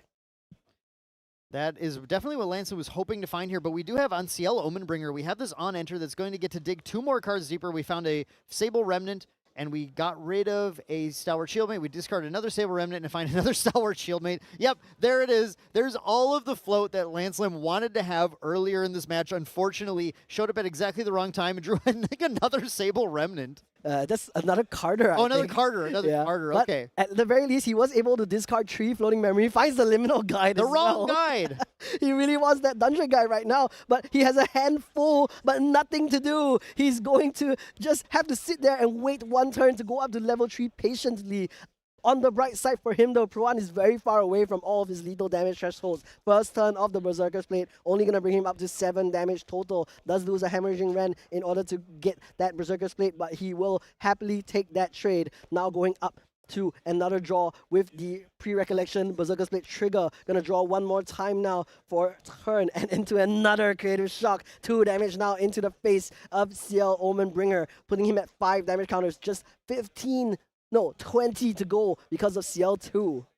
We do have the Spirit of Serene Fire still there, but Lancelem not necessarily. Spirit of Fire this time. Oh, that's right. We do don't have Spirit of Serene Fire. You're absolutely right. We didn't go for that this time. Oh, that is a dangerous position to be in. If Lancelem could have only found those float earlier, he might have been in a stronger position here, but we are still going to go to that CL, Mirage's Grave, level 3. We draw our 4th Advent of the Stormcaller. There's no prizes for that, unfortunately, but it is cool to see. Yeah, I mean, on one hand, he can go up to 4 Omens now, very safely. Doesn't have to go for the Orb of Sealing. 3 is generally enough, though, to get that additional 2 attack on your attacks. He is most likely going to go for the Carter here, or the Stalwart Shieldmate, just to provide himself some extra defense, and does add one of these. There and it is. 4 play sets complete in the Omens. This card gets rid of the Dungeon Guide with 1 damage from the Hasty Messenger, as well as the Omen 2 damage at the end of the turn. Now Pro-An is going to go for the Portentous Tangu, get to draw a card into memory pre-recollection. Again, build his influence a little bit deeper. First, we have another Creative Shock. Again, we're just trying to dig for all of our answers, finding the cards that we need. Gets a floating memory into the yard now with that Stalwart Shieldmate. Portentous Tangu now cracked in order to draw, and he draws into a Cremation Ritual as well, so does have options galore. Yeah, Pro-An is ready to draw even more cards this turn. Both players just drawing. Look at the influence on both sides of the board. It's absolutely crazy. They have so many options, and one thing that gets tough when the influence gets this high is both players just have so many potential interaction pieces. That's where cards like Regal Inquisition are so clutch, and we do know Lancelem is holding on to a 2nd Regal right now. That's right, and we are going to see the Cremation Ritual on the Ephemeral Liminal Guide. He's done 1 damage to the Stalwart Shieldmate. Maybe he has another 1 attack ally in order to get rid of the taunt, so that he can go through that next turn. Let's see what's going to be the play. Regal Inquisition number 2! Another Regal Inquisition from Pro-An, and Lance not having the Incapacitate. Go ahead and do it again. Select whatever you would like here. That's going to be Lance's Regal Inquisition coming down. And that might be the only choice here. Do you even care about Resolute Stand as Jin? I don't think so. Oh man, I mean, the Regal Inquisition is one of the only key cards left for Lance. I don't think he cares about the Carter. I don't think he cares about the Resolute Stand. 3 damage negated is not going to be enough to get out of one of Jin's massive attacks. Now that Pro-An has checked and made sure that there's nothing that Lance can do, maybe he's going to get ready to set up for lethal the following turn or 2. Let's see how much damage he can do to himself, though. I think you don't choose any extra cards there in the Regal, because you don't give your opponent any option to draw into a Crystallized Destiny, to draw into those Baleful Oblations. So yeah, we get rid of the Regal, and it's time to set up. I think we're getting ready to try and go for the lethal turn. Next turn, Lancelem instead getting that Maxim Armoire was a clutch card before, but not these top decks. These top decks are not it. We're seeing that Hasty Messenger continue to try and top deck. That was another resolute stand.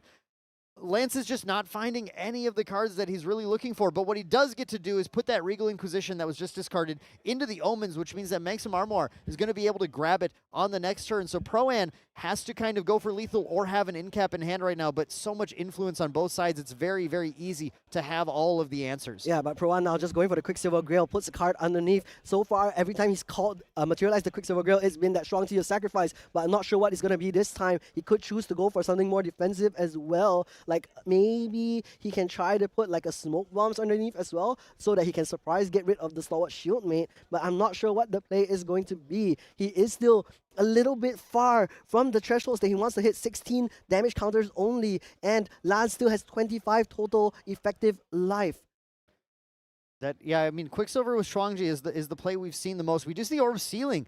Pro-An passing the turn. Orb of Sealing coming out from Landslim, a card that will allow him to turn that whatever card he puts in after he takes the Regal Inquisition back, or turn the Regal Inquisition face down. So Advent of the Stormcaller is still the lowest reserve cost in the Omens, and that Hasty Messenger, again, continuing to dig through the deck to try and find anything useful. Landslim has found sorry, he finally found his Liminal Guide, put it in the trash a little bit too late, and also found his 4th Dungeon Guide as well. Now we're gonna see what he has available. Oh, we're at 6 Omens. We're at 6 Omens, which means CL Omenbringer's Lineage Release is now online, able to play any card that you can normally activate from your Omens at fast speed. We have that Regal Inquisition for Advent of the Stormcaller and a Liminal Guide. So that fast speed Regal Inquisition is crazy. That is a crazy card for Landslim to have access to. It's a crazy way to disable Pro-An when he starts to dive in for a lethal turn. That's true, and you can't interact with it as well because of the fact that it's a lineage release, or are you able to It is a negate full it? activation. It is negatable, so Incapacitate can come down, but the fact is that's going to take nearly half of Pro-An's hand out. And here's the Smoke Bomb, so we are confirming that that is not going to be the card underneath the Quicksilver Grail. Pro-An just able to get through the Stalwart Shieldmate with that, and also will be able to deal with whatever Landslim is going to try to do. The stealth has been given to the Stalwart Shieldmate. Pro-An might be sending it right here, right now. 19 damage counters only right now, but I'm assuming with that Shuangji sacrifice is going to get a lot higher. We're going to have to worry about the fast speed Regal Inquisition like you mentioned. However, these are the final minutes of this game. Round 7 at Ascent Akihabara, the world's largest Grand Archive event thus far. Pro-An wants to make sure that he wins it. He stopped so close to victory in the last Ascent Taipei, losing out in the finals, and I'm sure he wants that revenge. Here is the Quicksilver Girl now, pre-recollection on the stack after the Proof of Life. Okay, here we have the Proof of Life. We've seen Landslim do this every time, activating that Maxim Armoire to try to deal the damage before the Shuangji's damage trigger, and we're going to see that happening right now. An interesting thing Landslim can do, though, is swap out that Liminal Guide for any card in hand if he wanted to, so he could activate it at fast speed. But we see Pro-An responding with another Proof of Life. And another Proof of Life. We're doubling the damage again. We're doubling the damage again. We're going to make sure that we're in such a high number that you cannot get past it. You don't have a taunt anymore. You don't have your Manjom Armoire. All you have is that Regal Inquisition. And Pro-An does still have the Incapacitate to play around it. And he has a deck of cards in hand already, ready to play around whatever Lance has to throw at him. Remember, there's no level Serene Spirit of Fire. There's no extra 6 HP. But here's the level 2. Lineage Release. We're going to see what is going to be the play. It has to be the Regal Inquisition at fast speed. Pro-An does have a response. Here's the Incapacitate. No, he says, you are not going to deny me. But he put down 4 cards to do that. Can Pro-An still... Oh, that was all in Recollection. Oh, that was all in Recollection, meaning that Landslim is in a scary position now, still has a handful of cards. Pro-An doesn't know necessarily what all those cards are, but certainly saw a lot of them. But this Varuk is going to come down and prevent any prevention effects from Landslim. That is going to make this super safe. We're going to go for the Exiosite, draw a card.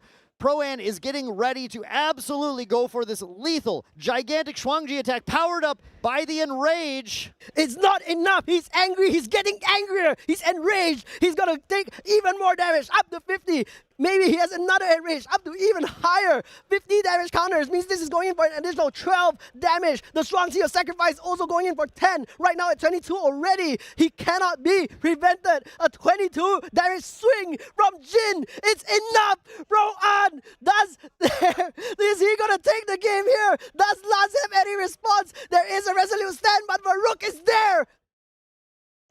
That's it. The Varuk does cause the damage to be completely unpreventable because the Spirit of Fire makes your champion fire element, and that is it. That is the damage. Pro-An deals lethal damage, taking Game 3 against Landslim. A win for Pro-An, a win for Singapore, and a win for Jin. He is back. He is back and ready for vengeance. Making it all the way to the finals at Ascent Taipei, but not able to take it home just yet. Today, tomorrow, it is time for redemption. It is time for Jin, with his undying resolve, reflecting Pro-An's resolve himself to get back to the Worlds. That was absolutely crazy. Seeing all of the Jin math, seeing both players doing some of the deck's craziest things. We even got to see an activation of Ciel Omenbringer in that match for a fast speed Regal Inquisition, which is, I think, possibly one of the strongest plays you can make in the game when you see Jin diving in for it, but perfectly played around. That triple proof of life from Pro-An, absolutely crazy. I love seeing the power. I know we have so many Jin fans out in the audience who love to see Jin's pure power being shown off at the stage here at Ascent Akihabara, the largest Grand Archive event yet. And I was talking pre-game. What is the spicy tech? What is the combo that Apex has discovered in order to make this Jin the good choice for this event? It's Varuk. Jin has so much hand cards. If you try to respond to the Varuk, Jin can incapacitate. If you try to respond to the whatever attack as well, that's also an option. He has Regal Inquisition to make sure that you don't see those cards. And most importantly, look at how many hand cards, how much influence Pro-An was playing with at the end there. It's a kind of deck where you draw the most cards. It's very consistent, and therefore the best players will have the best results. Yeah, that is absolutely crazy. This is going to be the list to look at if you have been waiting to play some Jin. This might be a list to look at. Now, the question is, Pro-An, of course, I expect to perform well in this event. I expect to see Pro-An continue to show his stuff, as well as more of the Apex team, obviously. But after Ascent Akihabara's dust settles, what's going to happen in Phantom Monarchs? Is Jin still going to be the deck you want to play? What new tricks does he find even when Exia isn't supported? We'll just have to see. That's right. I mean, whatever happens next is the problem for tomorrow's us. Whether it's Pro-An, whether it's me or you, we can't control what happens. So let's take it game by game, day by day, focus on what's in front of us. And by doing that, that is how you get all the way to round 7 at the biggest Grand Archive event of the year and give us a banger of a game to wrap up this round. Yeah, absolutely crazy. Both players playing extremely well around each other, but obviously that last game, Lance was just not finding the right cards in the right order. They were completely reversed in how he wanted to draw them, but still hanging in there, still nearly finding a way to stop Pro-An. Just not enough. Like you said, that hand size, too big. Jin goes crazy, and Jin just pushes so much damage. Varuk, incredible spice from Apex to show off in this Jin deck.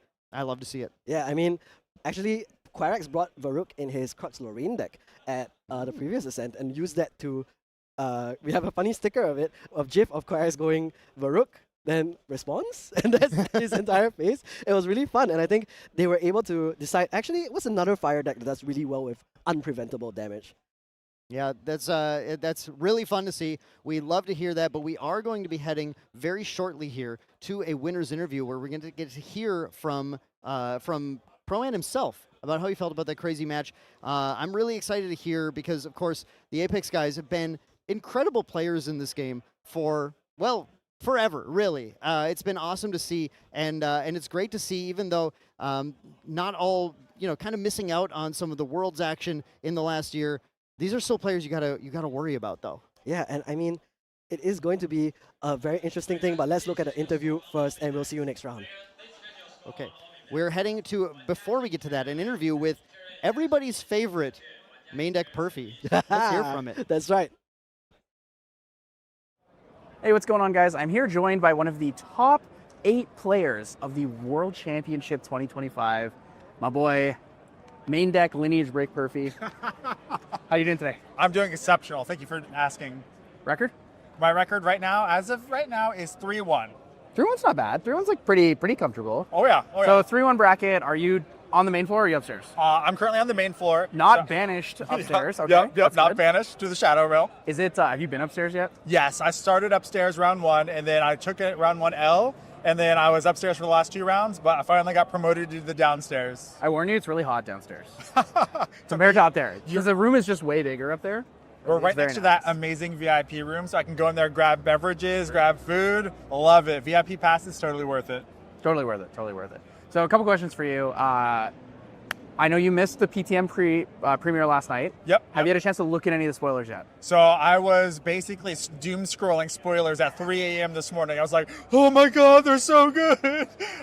Favorite card so far? So far, my favorite card is the EX card that's Wind that prevents damage from all of your allies. And for each ally that has damage prevented, you get Sheen counters. It's super cool. Well, I don't remember what it's called. Do you remember what it's called? I don't off the top So of it's my head. Wind Exalted, and it deals with Sheen counters, but it prevents damage on your allies? On your allies. Does So- it include yourself as units or just allies? You and your allies. So all units. You it's basically anti-flame sweep tech. So they flame sweep, you protect all your allies. Effigy of Gaia on a player card. It's so good. It's so good. I can't wait. Playing Wind Merlin might be the tech going forward. This guy is Merlin's biggest fan. True. I love My Merlin. bad, TK. My bad. Don't.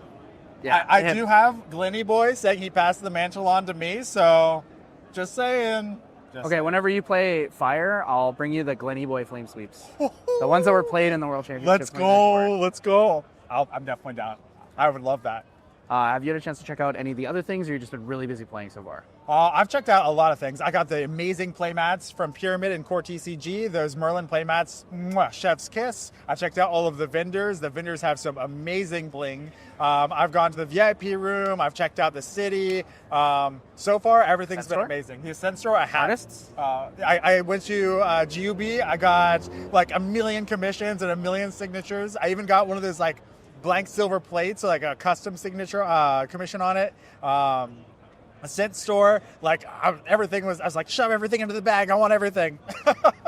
That's sick. Oh yeah. Oh yeah. Well, I know the round's starting soon, so I won't take too much more of your time. It's great to see you. I'm glad you're here in Japan.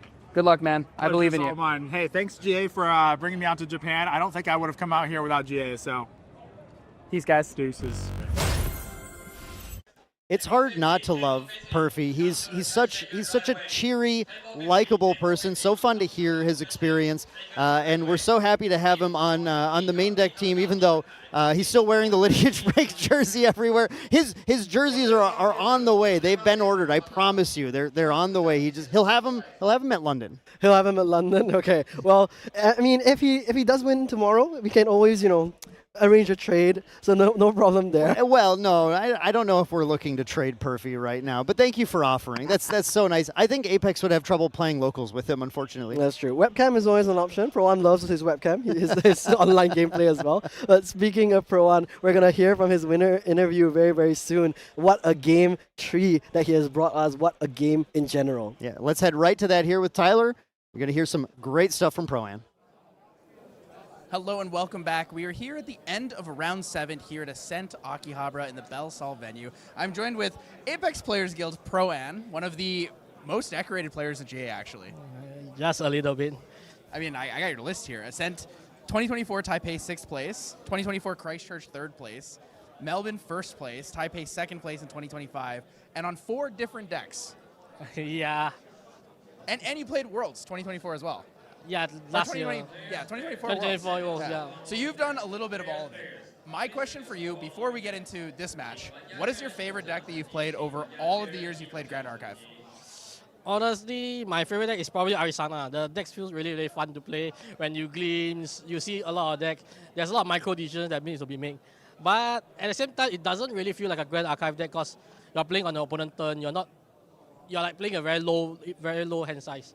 So it's very fun to play when it works, but in an open meta like this, it has very extreme matchups. So, and Jin also has extreme matchups, but like the decks that you're good against, you have a way higher percentage compared to Ari. So that's why I picked Jin for this tournament. Yeah, that makes sense. You guys were mentioning that Korax was kind of the one who was like, hey, Jin is the deck for this event, and you picked decks for other events as a team. I gotta ask, 61 cards, what is the 61st card that you decided, we can't cut this, we need to have it? The third Under Fire. Like we were on 2 Under Fire all the way. Then I'm like, what if we fight Wind Wake Up and they just try to kill on turn 2? Like having the third Under Fire means You just don't lose to wake up on turn 2 if you go second. Then also under fire is just great, like sometimes to damage yourself for like 1 more damage. True. Yeah, I never and thought about that. yeah. Damaging yourself with under fire actually is pretty good as Jin, huh? Like if you all watch the last game just now, like when I used my first proof, I was planning like when he, no, I think it was the second game. I can't one of the games when he had the armor there. I was like, if he armors my proof on the spear stack, I will prove our life to take 8 damage, like 4 more damage instead of like the doubling from the seals level 3. Those are like small things that you can use about under fire. Yeah, there's a lot of little things there. All right, I got one more question here before I let you go. Beast Soul Visage is pretty sick in your deck. Because you guys are playing the Quicksilver Grail, it's got to be for Wind Wake Up, right? Walk me through what that's for. Like, Wind Wake Up is probably one of your worst matchups because they just maybe kill you on turn 2 or 3. You don't have time to level to 3. So if you have like the Beast Soul Visage, especially if like you guys like go, depends on your hand, you can go like level 0 into Quicksilver Beast Soul Visage. Then they are tempted to like go all in with boots and like second wind. So when they crack the boots and swing, you take the first hit. Then when they attempt to withstand the unit, you crack your Quicksilver, attack the Beast Soul Visage to it. Now he lost the second swing and he has no more boots. And you are just ahead once you go level 3. Yeah, it's really smart. So for those of you guys at home who don't know how Beast Soul Visage works, it did get its popularity during Boston with the Pony Toss deck, but essentially you can. It's an ally link card that gives Pride 3, I believe, Yeah, to Pride an 3. ally. So in Wind Wake Up, it's level 0 deck or level 1 deck at best. Yeah. So I mean that's a fantastic tech. So huge congratulations to you. You are now 5-1-1. You have 1 more game to win to get into day 2. So best of luck, guys. Again, that was Pro Ann from the Apex Players Guild of One Singapore. more thing about Beast Soul Visage. Oh, yeah. You can attach to a purse so he can't use his ability. Oh, true. That's crazy. Then you can protect your spear and your armor. Yeah. True, because Pride says no activated abilities. Yeah, Craig told me that. All right, we'll see you guys soon for round 8. Thank you so much for joining us.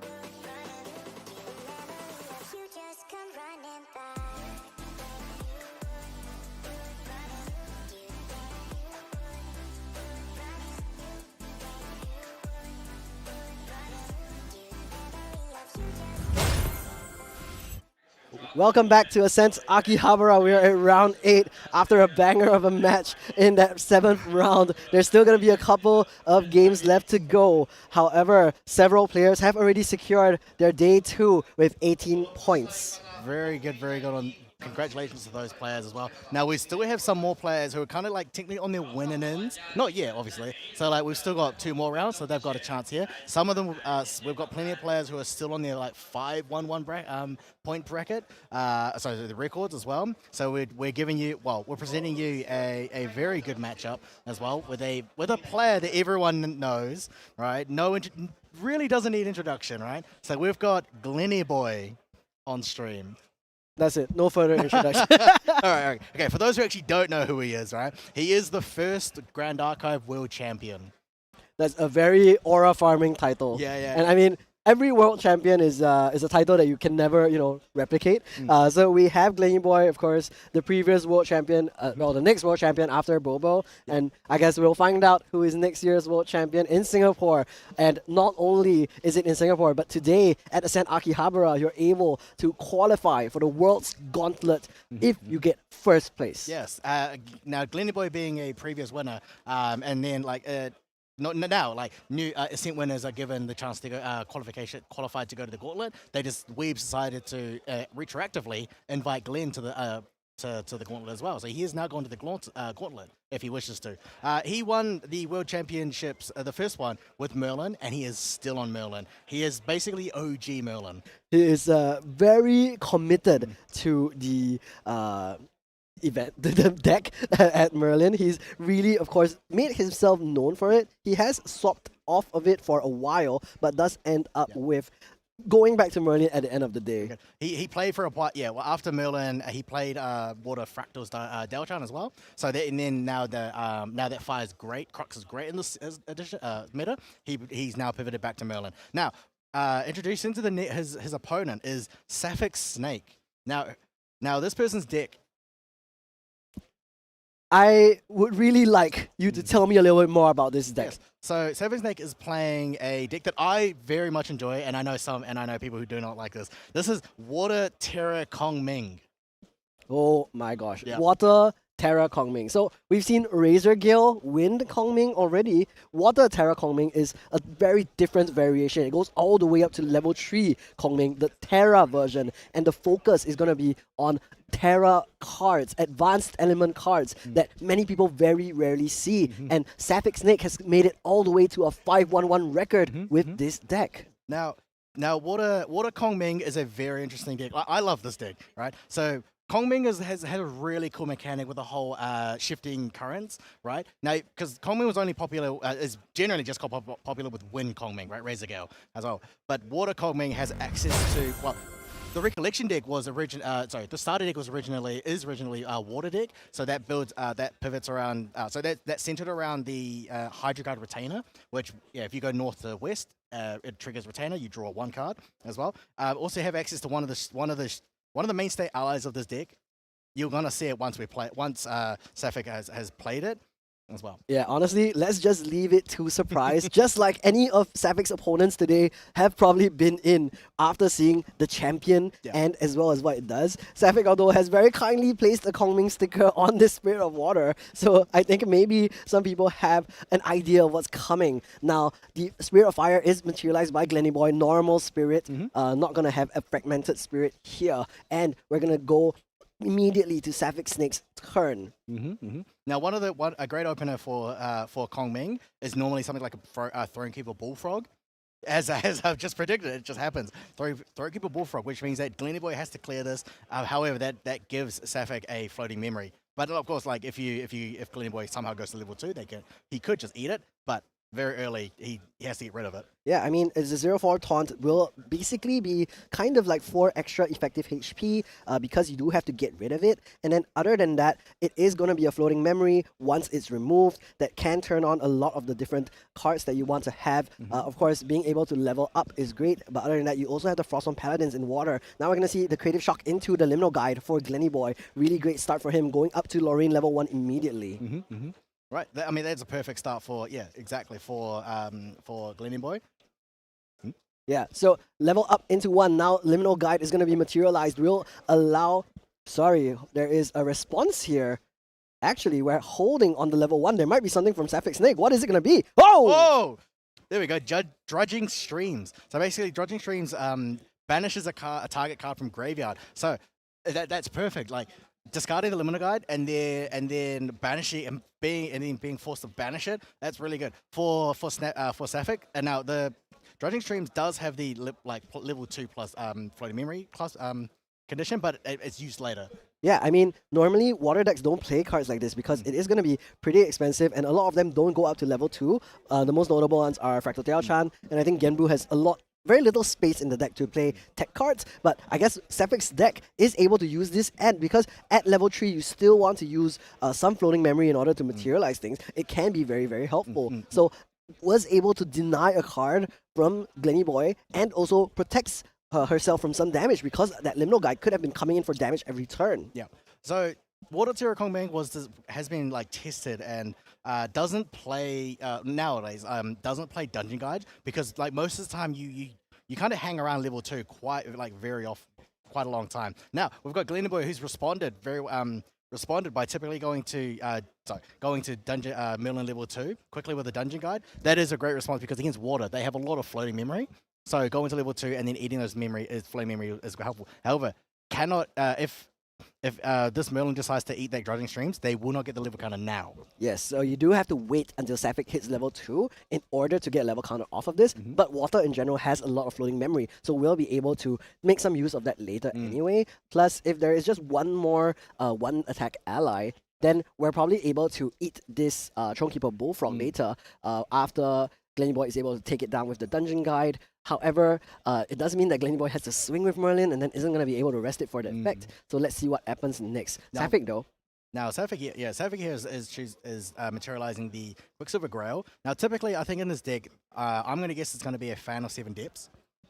So for the viewers at home, and for a quick refresher, what does the fan of 7 depths do? So it is a 1-cost Regalia, and I believe what it does is helps you to change the direction of your shifting currents. Is that right? Yeah. So this can be used later, right? So when Sapphic goes to level 1 Kongming, and then immediately they can play a, let's say, Hydro Retainer or something like that. All right, and then immediately they could change direction there, but they can also just hold off to the end of the turn. But however, when you go to level 2, you can also just later change the direction and then banish the Phantom depths. Now, depths. So we've got Sapphic playing an Extricating Touch. Now, we've already denied one card from Glenny Boy with the Drenning Streams, and now we're going to deny another card with the Extricating Touch. We're going to remove one of these hand cards that Glenny Boy has, and now we're going to make sure that he can't draw more cards. We've removed the Cheshire Cat here because based on how Glenny Boy played, it looks like that was going to be the way he would get rid of the Thronekeeper Bullfrog with the Inert Sword Cheshire Cat combo and that Dungeon Guide as well. And now Glenny Boy is down to 3 influence. Now, so Water Terra Kongming actually can respond to, can get rid of the Cheshire Cat. It has options to do it. I don't believe it has it in this hand. They've got it in this hand now, but it does have answers for it. So getting rid of the Cheshire Cat now means that they're not going to take any of the 3 damage from the Inert Sword, powered by the Inert Sword.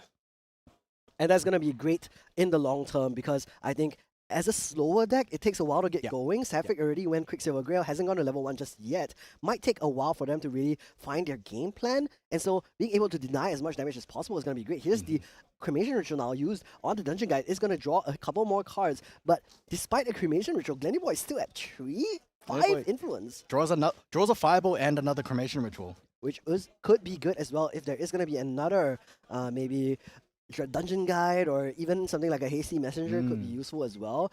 He does also have another Fireball in hand, which could be nice for the later stages of the game. But right now, he hasn't been able to just ramp up anything just yet. Interesting. So Sapphic is now going for another off turn and decided to materialize the backup charger. Just trying to get more influence into hand because for water having more influence is very important. Very good, but I want to ask, since you've played this deck a little bit for yourself, does the Kongming deck usually take a while to go up to level 1? Is it not a priority to get that shifting current on the board? I mean, I would I'd basically agree as well. So putting the so now Savik is now playing as another extricating touch. But where do you think? Hand or memory? Well, okay, so I believe this is going to into the.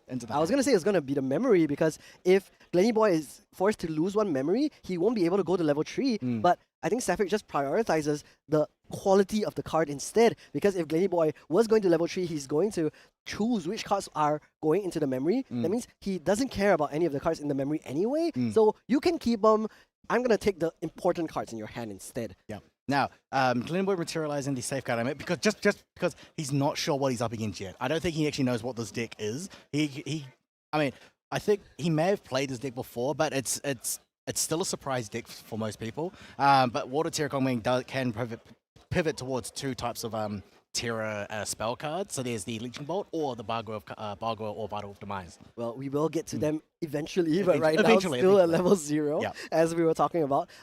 Like you were saying, does take a couple of off turns, but finally goes up to the Kongming level 1. And with that comes the Shifting Current Mastery as well, being able to turn that into one of the 4 cardinal directions, and that will affect the cards that you play later as well. Yeah. So like to answer your question earlier, so Water Terra Kongming can take likes to stay on level 1 and 2. I know that you maybe want to go level 1 really quickly, but I'll probably wait until you've got something like a Hydro Guide Retainer. Then you can go level 1 and then use the Retainer and then get some more draw cards from there. But I mean, so Water Terra Kongming can play a lot of quite a few off turns. Yeah, and Glenny Boy here, just using that backup charger he materialized earlier, draws a card into memory, maybe gonna use that to level up to 3 now. Has a really nice custom Lorraine power cell as well. Very nice card to have. He is going to once again banish that extricating touch from Sapphic Snake's graveyard, so there is not going to be any water cards in case of something that would affect that, such as a Tidal Lock. Now back to Glenny Boy. What do you think is going to be the play? Is it going to be the level 3 Merlin? So he's still got to see what he's actually up against here. So I would probably take another off turn here. I mean, like not go to level 3. He doesn't need to actually because nothing's happened. No one's taking any damage. He just needs to know. He just needs to gauge what kind of deck Sapphic actually playing. But he made a good move by materializing the Safeguard Amulet early. But that is liable to be fracturized because that doesn't really come into effect until Sapphic level 3. That's right. And Glenny Boy, unfortunately for his off turns, they're not very good. He only has the backup charger and then defensive items like the Safeguard Amulet or the Terraframe. Or I guess he does still have the Sword of Shadows available, and that is going to be the choice here. But this Sword of Shadows doesn't have the class bonus on it right now, and he already has the Inner Sword on the board anyway. So he's really not getting a lot of value unless he finds another Cheshire Cat. All right, so he top deck. So for the turn draw, he's got draws a Dungeon Guide. So he could, of course, wants to go to level 3. Going to level 3 is not bad because then thing like Merlin pops off once he gets to level 3. Yeah, I mean, then you can slowly continue to build those level counters. Every other turn you draw an additional card, which is why I was thinking that maybe that would have been the play on the previous turn, going up to level 3 instead of this Sword of Shadows. But here's the Dungeon Guide now, going up to level 3 finally. Is there going to be a response to this from Sapphic Snake, like a negate? It appears like there is not. No, there's no reason to. It's better to just hold the card. That makes sense. Additional, trying to level up into Drawn Blade, not a legal play by the way, just in case you were wondering, but is going up to level 3 now and does have 3 cards in hand. I believe there is a Spirit Blade Ascension available, but he probably doesn't want to use that with only 3 cards in hand because that does put him very susceptible to a Frostbind or something like that. So, yeah. So Sapphic is now just so now because Glenny Boy's gone to level 3, Sapphic is now free to fracturize the power cell from earlier. So using that to possibly go to level 2. Going to level 2. Is Sapphic playing the new Kongming level 2 or the old Kongming? No, the old Kongming level 2. This is better. So actually, the old level 2 is actually the mainstay of this deck because going from the direction from north to south just to get that draw. Because when you go to level 3 and then you're able to play spells and then like turn the shifting sands, you want a shifting current. You want to be able to pivot all the way to north and then go south. Yeah, and here's a reprogram also.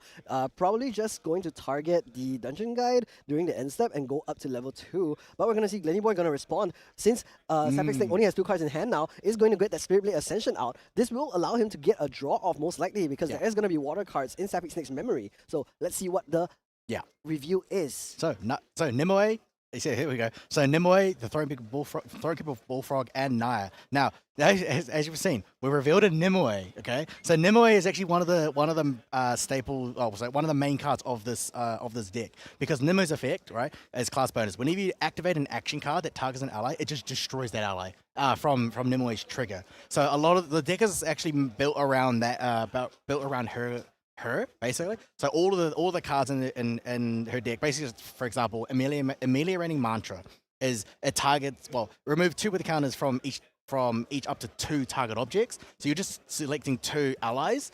It doesn't matter if they have with counters or not. Just selects 2 allies. Nimue will trigger and immediately just kill those 2 allies. And that's amazing. Here's the Naya now played down as well. So we're going to see Kongming level 2 actually hit the board for Sapphic that you were talking about. Now Naya hitting the board is going to be a huge play as well. On enter, reveal the top 3 cards, banish one of those cards and put the rest into your graveyard. And if the banished card is a spell card, you may activate it as long as you control Naya. But it looks like it was another Naya? It was another Naya. I know, actually, I actually didn't see what the other cards were. I was still talking about the Nimue. But yeah, it was one of them was at least another Naya, but the other 2 cards could be spells. But I mean, like, while Naya's on the board, Sapphic is able to activate them.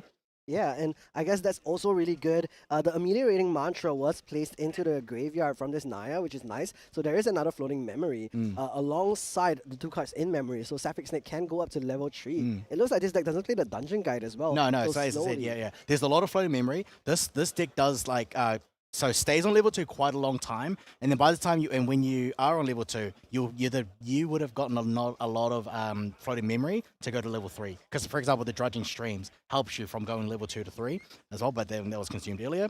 So the shifting currents went from north to south, getting the draw from the inherited effect of the level 2 Kongming. I see. So has done quite a bit so far, Sapphic Snake, progressing their game plan, whereas Glenny Boy hasn't really been able to do that much. Currently at 1 level counter only so far, and it looks like his hand isn't too great either. He has at least drawn into the turbo charge, so he can try to go for that, sacrificing that power cell, but he's maybe concerned about, again, a negate. He doesn't know what this deck plays, and it looks like it does have 4 copies of that Cerulean Decree. Yeah. So it has Cerulean Decrees. So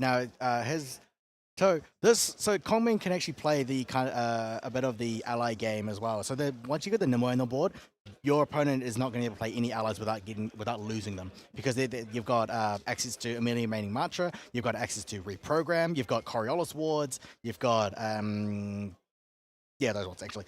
You can also use Bargo of Vital Demise as well, and then it just destroys instantly any allies. So we've got Sapphic going to level 3. Now this is where the deck kind of gets a lot better. So playing Bargo of Vital Demise here triggers the level 3. Yeah, triggers level 3, and most likely it's going to go east. And if it goes once the shifting currents goes east, the Bargo will now go back to the material.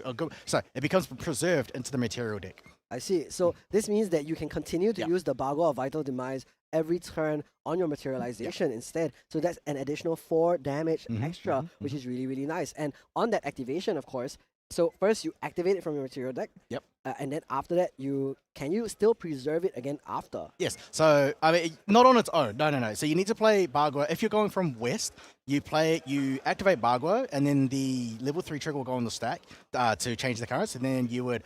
And on that trigger, you would activate something like another spell card, okay? Another spell card like a Terracide, which will trigger level 3 again. So turning from north and then goes to east. So it kind of like spins. So that's why the term spin to win was a thing. I see. So yeah, you are going to spin the wins a lot actually. So not just spin to win, but spin the wins so far. Dredging Streams again played to deny Glenny Boy of yet another floating memory. The Flame Rune Swordsman is going to be denied. So Glenny Boy is likely not going to be able to materialize that Drawn Blade unless he's willing to risk one of his cards in his memory. And it looks like he is not. Unfortunately for him so far, he has not found his Ghost of Pendragon, but we're going to see the Fan of 7 Depths now materialized off of the Quicksilver Grail. On enter does get to draw a card, hasn't found a play off of that top deck just yet, but is going to change nothing off the turn. Now Glenny Boy is going to finally hit his 2nd level counter. So this is where never mind, he does find a play. Sapphic has actually found the Fracturize, or enough cards to find the Fracturize off of that top deck from the Pen of 7 decks, and now we're going to Fracturize the Prismatic Edge, turning off Ascension. So now, off the trigger, so the Fracturize triggers level 3, putting the currents west, which means that'll enable the Bagua to be played, to be activated from the material deck. It can be activated at fast speed from a It is a deck fast as speed well. card, yes. So anytime now, when the winds are on the west, you are able to activate this card at fast speed, do an additional 4 damage. Yep, exactly. So this is where you're going to probably, you could use the Bagua on Glenny Boy's turn, because that'll force them to either take the damage or use the Safeguard Amulet. And then you could also, in hand, there could be a Terrasite in hand, and then like it'll go from, the currents will go from west to north and then to east. Now, alternatively, you don't have to turn it all the way to east if you don't want it. It's just an easy 4 damage. Yeah, and here's the turbocharge now. We're going to sacrifice that beautiful power cell, allow Glenny Boy to try to build his influence back up again. It is going to resolve, allowing Glenny Boy to go up to 6 cards in hand, 8 total influence. He is currently at 2 level counters, which means something like the Incarnate Majesty is slightly out of reach. And also, with the Prismatic Edge now Fracturized, he's going to lose a lot of damage potential from the Spirit Blade Ascensions in his deck. Fortunately for him, none in his hand right now.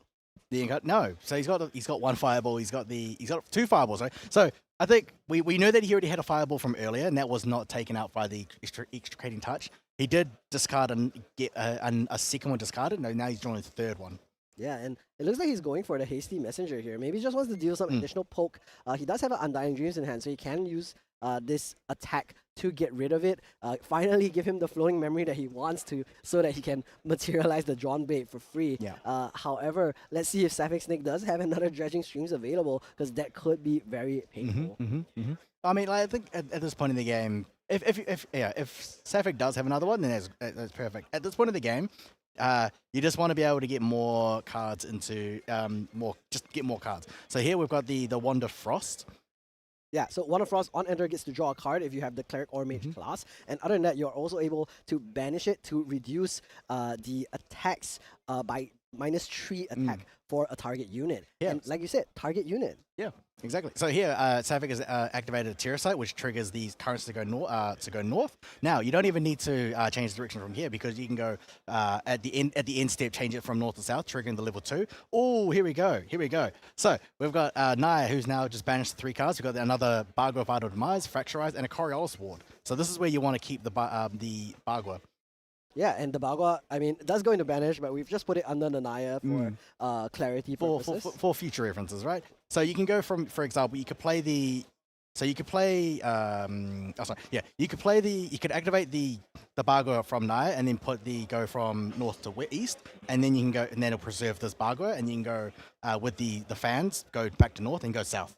Yeah, so it's just a lot of spinning in order to draw more cards, continue to do this damage. We also saw him use a Terrasite, which he then put into his material deck preserved as well. And this is the greatest Grand Crusaders ring of all time. Every turn you get to draw an additional card, which is going to be really, really big. Now, in response, though, we do have Crux Sight as well for Glenny Boy. He is going to pay the 2 extra, and I wonder what he's picking up from his trash. Probably the Ascension. Taking the Ascension, in this case, he is not able to use the Prismatic Edge, but I guess he can use it to use the Drawn Blade an extra time, which could also be a good way to get additional influence. It's still a +1, so you're still going to get a Crux card pack and draw a card anyway. So, I mean, that was the only option, yeah. And it looks like we're going to Dredging Streams the Spirit Blade Ascension in response. Oh, there we go. Very good. That's actually a really good response for Sapphic. Sapphic being able to use all their Dredging Streams perfectly. So this kind of controls the game here. So this this very well controls the game.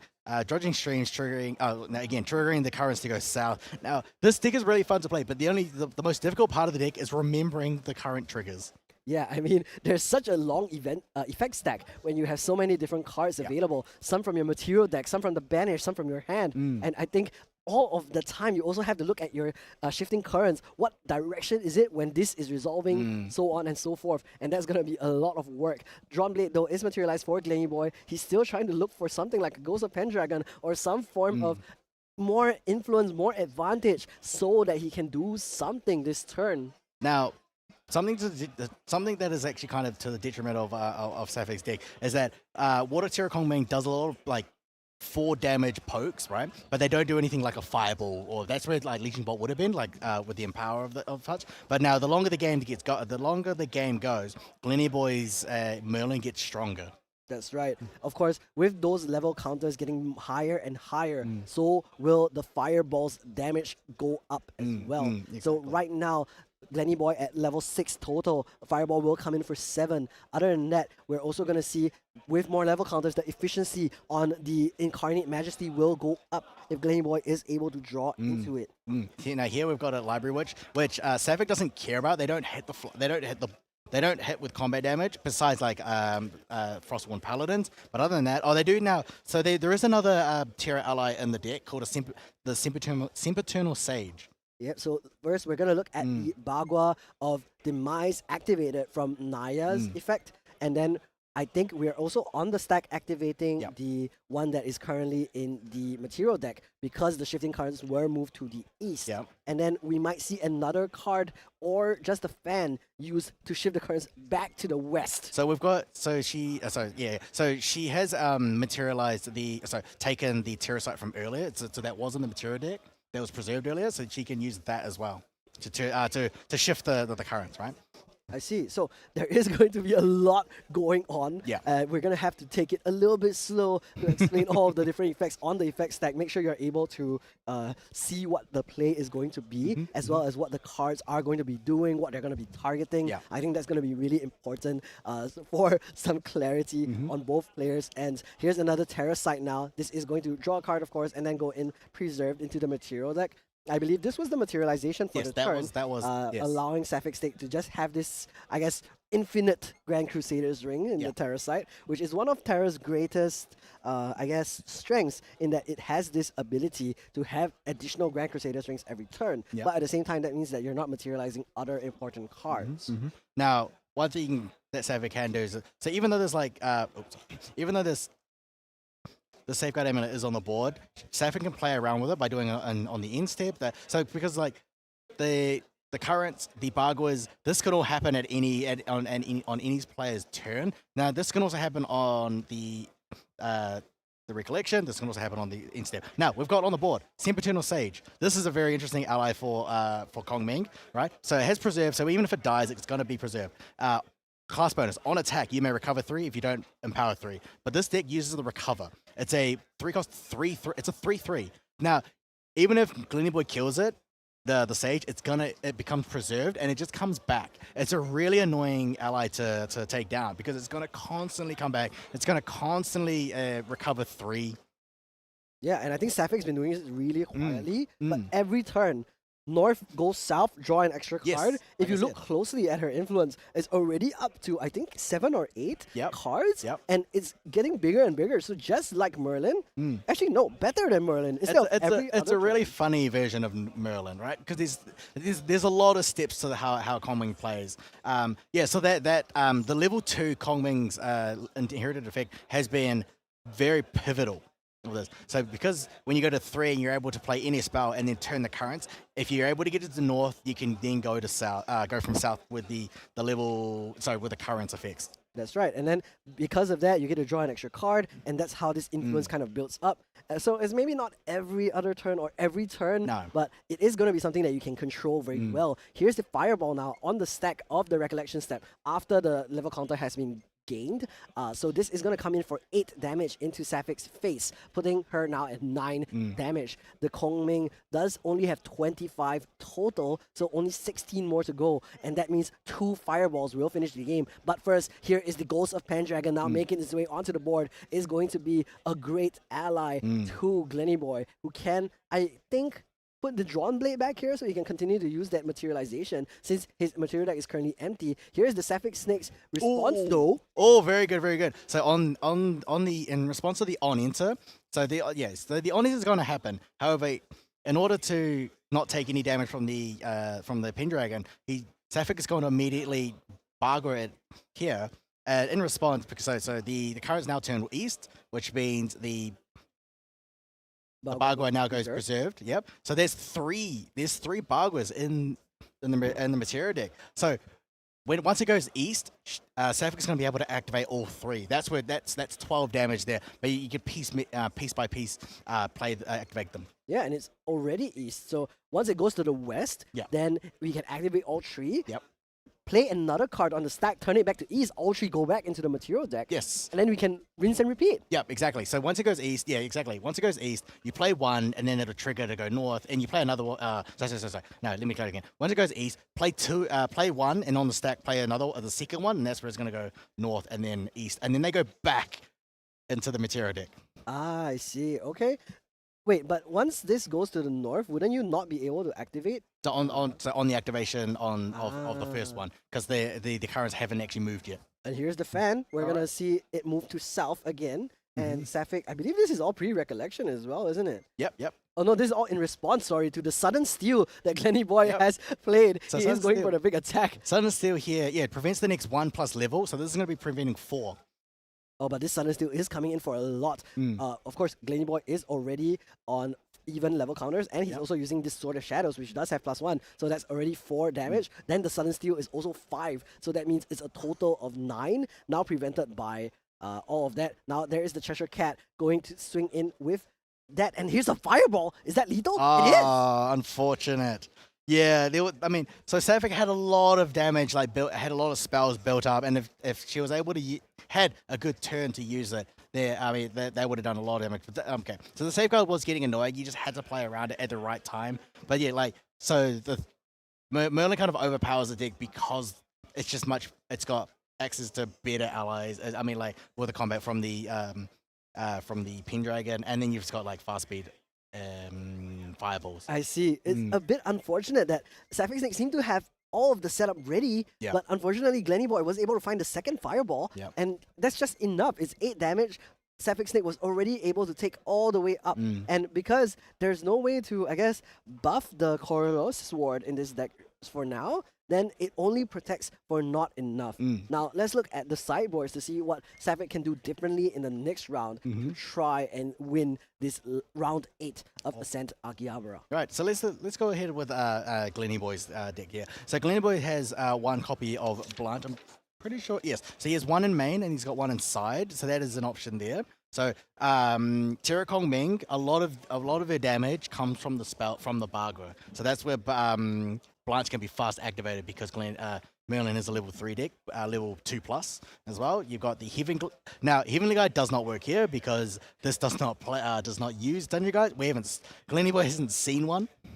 So here, another one which is really good is this is a very interesting choice from Glenn. Consumption Ring. Yeah, I mean, Glenny Boy is going to immediately side out that Tariff Ring in order to play this one that prevents more interaction from Sapphic Snake instead, preventing action cards, so that way he will be able to kind of slow Sapphic Snake down even more down when they have that very crucial damaging turn, which you see that they were trying to build up to with all the Baguas of Vital Demise in the material deck, all preserved already, ready to go, just wasn't able to find that window. And Glenny Boy now having that Consumption Ring will make that window even harder as well. So basically the Consumption Ring until end of turn, what non-ally cards, so basically like spells, for example, cost 4 more to activate, but you can only have to use it, like the Terror Ring, right? You can only use it during the opponent's recollection phase. But that's where, once it's resolved, then you could just go crazy, go nuts with fireballs and not get them negated or anything like that. That's right. So the Consumption Ring will also mean that the Bagua is now 2 + 4 cost, so 6 cost total, which means it's very unlikely that you're going to be doing multiple things a turn. And this is especially crucial for Sapphic because they need to first use the Bagua, then use something else to change the direction and do that again, and then after that it sends everything back, and then in order to do that you have to pay 12 if you wanted to do 3 actions in 1 turn. So this Consumption Ring is going to be a huge upgrade over the Tariff Ring that is currently in Glenn's main board. Now Sapphic's sideboard, this is actually really interesting as well. So Sapphic, you've got she's got Blanches as well, so they are good options for against the Fireballs as well. I actually like this choice here, the Stillwater Patrol. I actually don't know if this is going to help in this particular. No, actually, sorry. Stillwater Patrol is a true sight ally, isn't it? That is what Stillwater Patrol does. Would probably not be cited in here. Well, I mean that's good against the Cheshire Cat, but Glenny does play 3. It's good against the Cheshire Cat because the Cheshire Cat has has Spell Shroud, so not a lot of you can't do Bagua. But however, reprogram. What's up? Nimue plus reprogram can kill the Teacher Cat, Because but it's a skill. yeah, it's because it's a skill, not a spell, right?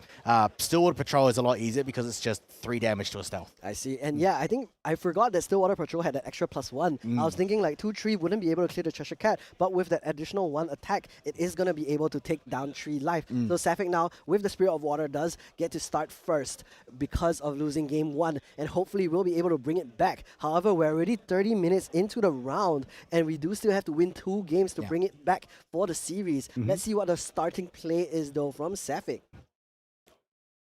It looks like a 3-cost card. We aren't able to see it just yet. Bullfrog. Oh, Okay. not. Here we go. So this is the Hydra Guard Retainer. This is one of the really cool cards for Kong Ming. But if you're going to play the Retainer, it means that next turn you're going to have to. You really want to go to level 1 because Hydra Guard Retainer doesn't actually have has an effect, right? Whenever your shifting currents go shift from north to west, draw a card. I see. And this is going to be really helpful. The moment Sapphic Snake goes up to level 1, they do have the ability to change their shifting currents every turn. Yep. So every other turn, draw a card while you are level 1. And then, like you said, once you're level 2, you can go from north to south. Yeah. Does it? Okay, so let's explain to everyone at home as well. Okay. When you're going from north, then you go from north to south and then to west. Does that count for the Hydra Guard Retainer? No. So specifically, Hydra Guard specifically wants to go from north to west. Okay, that's how hers work. Like you can't go from west to south to west. Doesn't work. It has to go from north to west. However, for the level 2 effect, what goes from north to south specifically. I see. So at the end of the day, they kind of conflict with each other, but because of how much spinning you're actually doing, it's possible to draw multiple cards a turn if you get the number of actions available. So Sapphic going to level 1, banishing the Ceasing Edict. Ceasing Edict is Kong Ming's version of Song of Frost. However, for Song of Frost, why it's for Kong Ming is because the Kong Ming bonus is sorry, not that one. As long as your shifting currents face south, this costs 2 less. So it's a 0 cost. It becomes a 0 cost Song of Frost. Yes, well, it is not technically a Kong Ming bonus. Having a shifting card is technically locked to Kong The Ming. Kong Ming bonus is the Song of Frost part. That's right. If you aren't Kong Ming, you can activate, but you have a shifting card. Yeah. You can activate it, and it will do nothing. I mean, like this is specifically for Kong Ming because you can technically say like both effects are Kong Ming bonuses because it only works for Kong Ming. No, because I guess technically, like we've seen it with Razor Girl as well. If they innervate Oh, down, sorry. Yes. Yeah, so technically you can activate it, and then it will do nothing. Yeah. For 0 cost though, so that's great. You can discard a card. Now we are gonna see the level up to level 1 Lorraine now. A Sparklight is banished from the memory. Tree of Hearts is gonna discard a Liminal Guide. No Judging Streams this time for Sapphic Snake, so not able to deny the draw. Let's see what Glenny Boy has though. Does he have something like a Dungeon Guide to go up to 2? It looks like he does not because he's going in for a swing, resting his champion. Yeah. 2 more damage into Sapphic Snake, and now the Tree of Hearts as well as the Dungeon Liminal Guide will be going in for a bit more damage, putting Sapphic up to 15. Yeah. So having the Hydra Guard is really good, but like you have to kind of protect it well enough so that it doesn't. Well, because if you're going to go level 1, you want to be able. So she's already gone from. She's already gone from north to west. So the Hydra Guard has already done one draw. You want to be able to keep it alive for as long as possible. You're right. Yeah. Yeah, oh, and there's the Cheshire Cat. It is going to come in for quite a bit of damage. Sapphic Snake, unfortunately, might lose this Hydro Guard Retainer right here, right now, unless they have something to say about it. But with only 2 cards in hand, 3 cards in hand, so there might be a play. However, Glenny Boy still has more cards in hand. He still has I believe there's a Hasty Messenger. He also has a Flame Rune Swordsman. He's got so many allies on the board. Glenny Boy is now going a lot wider. So this is actually one weakness of Chira Kong Ming, is that, Kong Ming can clear allies really well, but without the Nimue, you need to set up. You need the Nimue first as well. Otherwise, then you can't do anything like the mantras. You can't do anything like the reprograms. But if the allies are already on board and they've only gone to like 3 or 4 allies, it gets really tough. They need to come on the board slowly, and then you can just destroy them one by one. Yeah, Glenny Boy now with so many allies on the board, that's representing 8 damage a turn. And this turn was able to deal that much damage to both the Hydro Guard Retainer as well as Sapphic Snake themselves. This is true a Cerulean Decree, by the way. So actually has 10 damage currently on the board, Mhm. which means if Glenny Boy finds 5 damage next turn, he has lethal on that level 1 Kong Ming. But let's see what Snapping Snake decides to Now, materialize. It's not okay, so it's not actually entirely impossible to clear all of them. You could, for example, play a Nimue and then play two. So Nimue, and then Mantra to kill this one, and then kill that one as well. Now Mantra is not going to kill the Cheshire Cat, so that's where Reprogram would have to kill there. So you can clear 3 of the 4. All right, so. There's the Stillwater Patrol that we were talking about in the Yep. sideboarding section. Does get a tree attack true sight into the Cheshire Cat, so will deny that tree attack ally, denies also a lot of that damage output from Glenny Boy with this ally. But other than that, we're going to see extricating touch now. Glenny Boy is all hands down, so we'll get the... Ooh, wow! Premier choice of hand cards, double Fireball, and a Pendragon, and a Dungeon Guide as well. Glenny Boy, I think his commitment to the deck has shown, and Sapphire Snake, while is able to see all of those cards, right now isn't able to do anything about it. I think there was a lot to choose from. So yeah, 2 fireballs, a Dungeon Guide, and a Ghost of Pendragon. There are like pros and cons of choosing which one do you want to discard. The Ghost of Pendragon can be discarded, but then it can be Crux-sided back. The Dungeon Guide, however, doesn't. Yeah, I guess there was a lot to choose from, right? Yeah, I mean, I think because Glenny Boy was hands down, I think Sapphire Snake was pretty sure that Glenny Boy wasn't going to level up to 2, so isn't as threatened by the Dungeon Guide right now. But I think what Sapphire doesn't want to see is multiple Pendragons and then Glenny Boy getting 20 influence and then taking the game away. Yeah, but I know, like, exactly. The Ghost of Pendragon will ramp up the influence as well. But and then like it's just like there's a risk, right? Yeah, they won't get the draw now, but they can get it later. Yeah, here's 2 damage now from the Flaming Swans and 1 from the Liminal Guide, 2 more from the Tree of Hearts, putting Sapphire Snake up to 9 already. Sudden Steal! Ooh, at level 1! So much damage coming in with this Inert Sword as well. And that's, I think it's 7 damage now, putting Sapphire Snake all the way up to 16. So, yeah, exactly. We got, for example, using the Sword of Shadows. Shadow, Also yeah, a that is 2-attack 2. weapon. Yeah, for example, no stealth units on the board, so it's 2. And then, got 5. So doing 7. So Kong Ming is a bit fragile. So without any of the taunts, I mean, you're very open to allies, just combat damage, right? So Kong Ming tries to control the board, but if the board is the ally game is already there, I mean that it just gets a bit difficult for Kong Ming. Yeah, I mean, unfortunately, it's just out of control already. Kong Ming now forced to go up to level 2, really needs to get, for one, some card draw off of that level 2's effect, the Wayward Maiden, Ascetic Vice, sorry, but other than that, we're also going to need to see her do a little bit more of this board clear. I do think there was a Thronekeeper Bullfrog, but nothing else so far. 6 cards only in the influence. Is there a Frostsworn Paladin or something like that? But there's no floating memory available. So Frostsworn Paladin and a Thronekeeper Full Bullfrog was banished, having to go to level 2. Yeah, the Stillwater Patrol goes into the Flame Rune Swordsman, giving a floating memory to Glenny Boy, but at least getting rid of that 2-attack ally. Now, Sapphic does have a couple of options for the turn. Is hovering a 3-cost object, not sure what it is just yet. We will find out pretty soon. Really would have liked to get rid of either this Tree of Hearts or the Liminal Guide, because right now Glenny Boy is presenting 5 damage on the board, and Kong Ming, being a mage, only has a little bit squishier, 22 max health at level 2. So 1 damage from Glenny Boy is going to be enough to send it. Does at least get to draw a card at the end of the turn, and I wonder if there's going to be any prevention.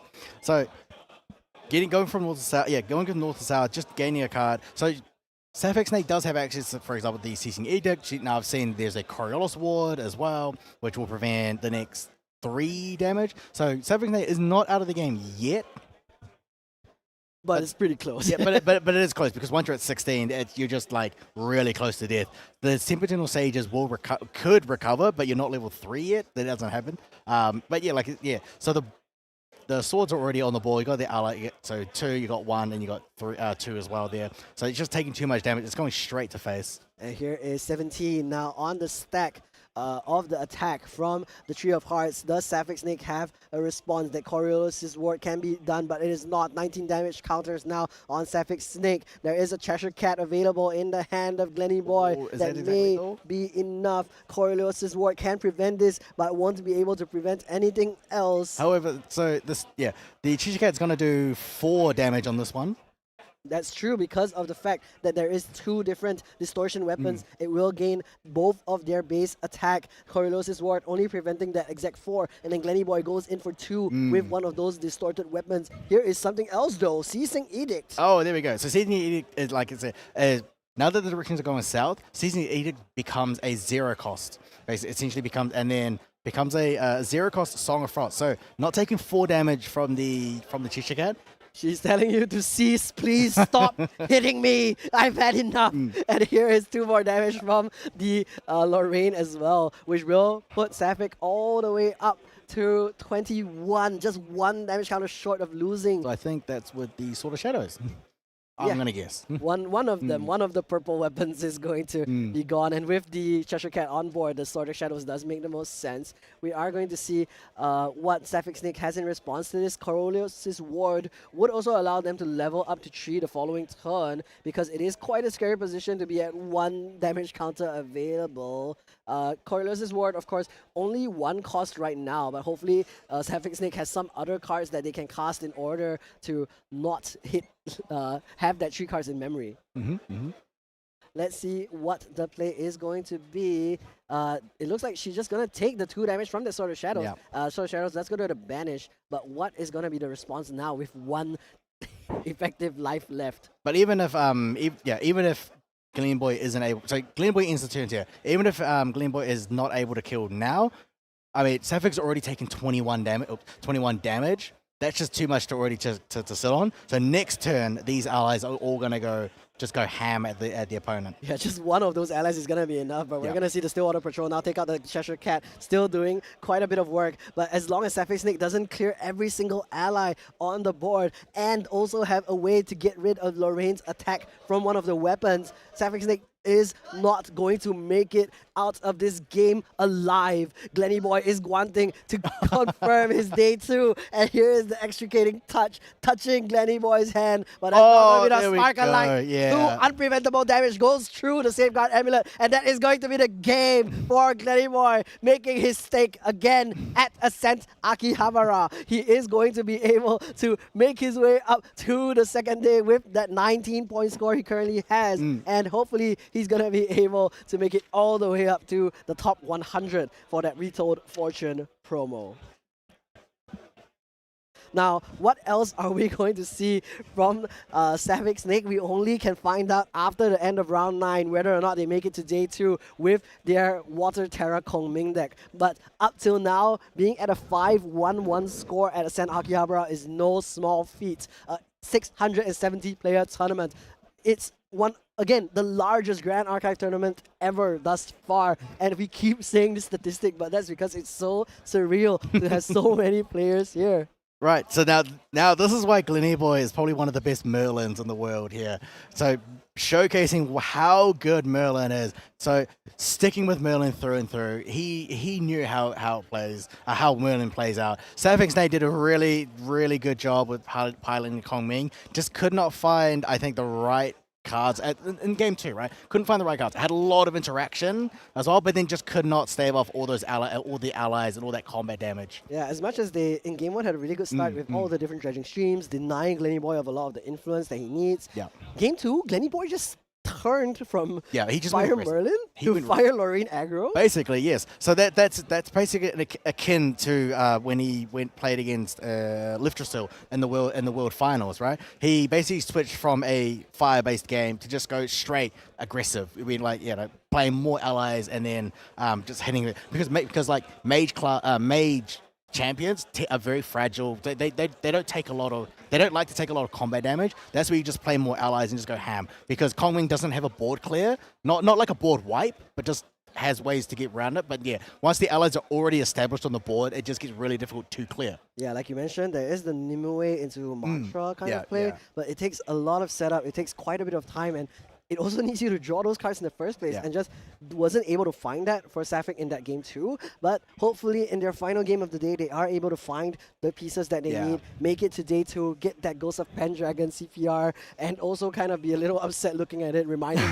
themselves of this game against Glenny Boy. Now both of the so Glenny Boy now has gotten his he's gotten his 18 points. He's at 6-1-1, so he's already at 19 points. So now he's guaranteed for day 2. Sapphic on the other hand is now currently at 5-2-1. Still needs one more game, and we've got one more round left. So Sapphic is still in just to get day 2 and just to get the Ghost of Pendragon promo card. Yeah, who knows? Maybe we'll have Sapphic on stream again for around. Maybe in the future, yeah, maybe. Or maybe for day 2 as well is also an option. Exactly. So I mean, being able to get to day 2 and Ascent Akihabara is a huge achievement, because I think like at the very start of the stream we were saying like how many players are going to how many players do you think we're going to have for the next day? Well, I think with about 670, Taipei was at around 120-ish. Yep. So somewhere around the 150 mark seems about appropriate. Yep. But we will find out in, well, about an hour or so how many players actually make it to that day 2. Yep. And it's going to be a very, very tough event. Yeah, I mean, I'm well excited to see who makes it in to the to day 2. We've got a lot of players who are already guaranteed into day 2. Some players who are actually I think there's like one player who's now undefeated as well. But you will see that once pretty much like everyone who is now keeping tabs on the Omnidex will see who's currently on the top tables as well. And then at the end of day 1, remember all the deck lists will be made public as well. All the day 2 deck lists, sorry.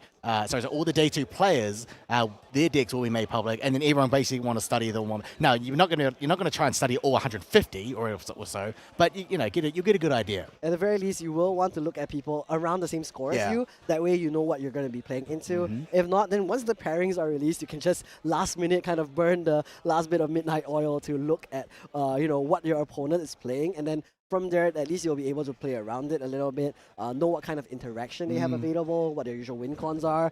Sapphic, for example, will now no longer have the element of surprise if they make it to day 2 with their homing. I mean, yeah, it's unfortunate that Sapphic didn't win. However, to get up to this point, right? To get 5 wins and 1 draw, that's not nothing to laugh at, right? Really. Because Water Terra Kogming is a very interesting deck. And so we were talking about like what rogue decks could appear here. So that's one of them. That's right. I think Sapphic is a NorCal player, I believe, but I could be wrong as well. But I've studied this deck as well, and I've played it. I really enjoy Water Terra Kongming. It's probably one of my favorites as well, next to second to Crux Lorraine. Yeah, I mean, those are 2 really good decks. We, of course, anything that can make it this far in the tournament is, of course, really good. But I think what everyone is looking forward to is what's going to come out tomorrow. That being said, I think later on we'll have an interview with Glenny Boy. We'll have him talk a little bit more about the Merlin, his choices, and what kind of decks he's going to choose. Hopefully, Sapphic Snake is going to be able to make it till day 2, though. What other decks do you think are going to be most prevalent in the top 150 or so players tomorrow? Oh, Crux. Yeah, I mean, like that's going to be the first one. So we're going to have Crux. I haven't actually seen. I haven't heard of any Razor Gales yet. Not on stream anyway. But I think there are some Razor Gale players. So we're going to have Crux as well. We're going to have maybe possibly more Crux. No. We've got Apex. Yes. With we got Apex players with Jin, so that maybe some of them could come in. So we've got Crux, Merlin, Lorraine. We've got possibly a Jin. Yeah, we've got Jin as well. We've got Wind Wake Ups. We've seen possibly Arasana, maybe some Sadius as well. Like again, like the meta's so wide, any of them could make it in. That's right. I mean, like you said, wide meta, lots of options, lots of things to play around, and it really comes down to preparation for the event.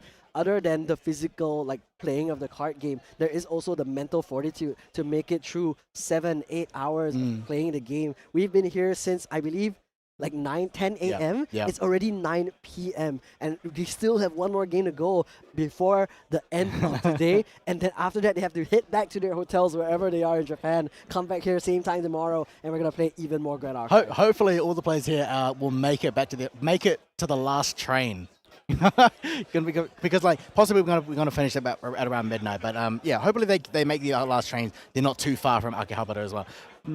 Yeah, I mean Japan, their public transport system is really really nice. The private transport system may be a little bit pricey, so hoping for the best for everyone. Another good thing about Japan, the streets are very walkable, especially at night when they're so nice and cozy and cold. I come from a country that's very very warm all the time. Yesterday when I was just roaming about Japan, I think I clocked like 20,000 steps. I don't think I would do that in my usual climate. All right. So while we're waiting for the interview with Gleany Boy, we're going to transition with an interview with a short video with Tyler interviewing some people from our boys from the SoCal. Yeah, watch it. What's going on, guys? I'm here joined by the SoCal crew. We have John Champion of recent events, the Icebound Slam God himself, Mr. Nico. We have Jet, the creator of. Tell us. Sword Saints Vow. That's crazy. That's crazy. Peter literally shouted you out on stream at Ascent Auckland after you. So he's the creator of the Winlux and Focus deck, which was funny because Peter topped on your deck and you topped on his deck. Yeah. But yeah, so you've topped Ascent Toronto with Razor Gale Kong Ming. It was a neat one. And then we have Young Kale Salad. I just ran the group 2 years ago. Is that So, when the game came out? What are your guys' records? I'm X1 right now. I am also X1. I'm 2-1-1. Oof. Yeah. Oof. Coming to the event, to Japan, I mean, obviously, it's a vacation. It's a fun time. How did you feel about the meta? How did you feel about what you wanted to bring into the meta? Well, the meta was really diverse, so I just brought the deck that loses to, like, the most represented deck in the format, Siryu. And it feels fine right now. I just beat a Siryu player. I got lucky. But it seems pretty good. Are you playing Genbu? Yeah, I'm still on Genbu. I'll be honest, it doesn't feel the best to play it, but I haven't been playing that much this season. So I'm just kind of taking something that I know because, yeah, the format's so wide. My side deck is just 2-ofs for like 5 different matchups. There's a lot of people like that. It's all 2-ofs. Yeah, and I don't even think that's the right way to do it, to be honest, but I just didn't have enough of a read on the meta, so I'm just praying it goes well right now. I wanted to play Winlux, but they told me not to, so now I'm stuck on playing Merlin. Also gaslighting. But you're X1, so you're doing fine. I am X1, but I don't like Merlin's playstyle. It's so boring. You see Pendragons? No? Alright, well, you're next game, I guess. How do you guys feel about the Fire Ablation Seal right now in the meta? Do you think it's good, or do you think it's kind of like, it's just a cheese deck? I low-key think it's really good right now, but I kind of really didn't think about playing it. I was more like, thought about playing like Sean's Regal deck, CRT, but definitely Ablation is still in my mind, but doing 15 damage is pretty good, right? People are playing like Winrai right now, so like I guess Ablation has to be good. There's actually a lot of people playing Winrai. Yeah, it's kind of crazy. A lot of people playing Winrai. I have one last question for you guys. Just your quick first thoughts. At the PTM dev stream, they talked about changes to the first turn in the game, where both players will start with their spirit on the field and draw their 7 cards, or whatever their spirit says to draw up to. How do you feel about that? I'll let the Resident Water player talk about that. So the first thing everyone is scared about is that you get frozen dismissaled on your first ally, and you probably won't be able to do like anything. But I think the thing I'm sort of more scared about is like skill damage on the first turn, because I feel like if you're just able to send like 4 or even like 6 damage somehow at the other person on your Surging Bolt, or like even like for me, I feel like there's like a jank thing you could do with Carpsong Coda and like Blitzful Calling. Like, yeah, I'm kind of scared of those kind of decks that might happen. It's like first turn Icebound Slime or something. Yeah, we'll see. I don't want to play against water. Arthur, Frozen Dismissal. They're just so You win. You win. Like, this guy's already pain enough to play against, and I have to play against another set where we have both spirits? True. It's insane. All right, well. All I'm going to say is imagine getting acquiescing rejection, having your opponent draw 2 and getting frozen dismissal after. Oh, true. It's kind of crazy. That sounds kind of pain. Yeah.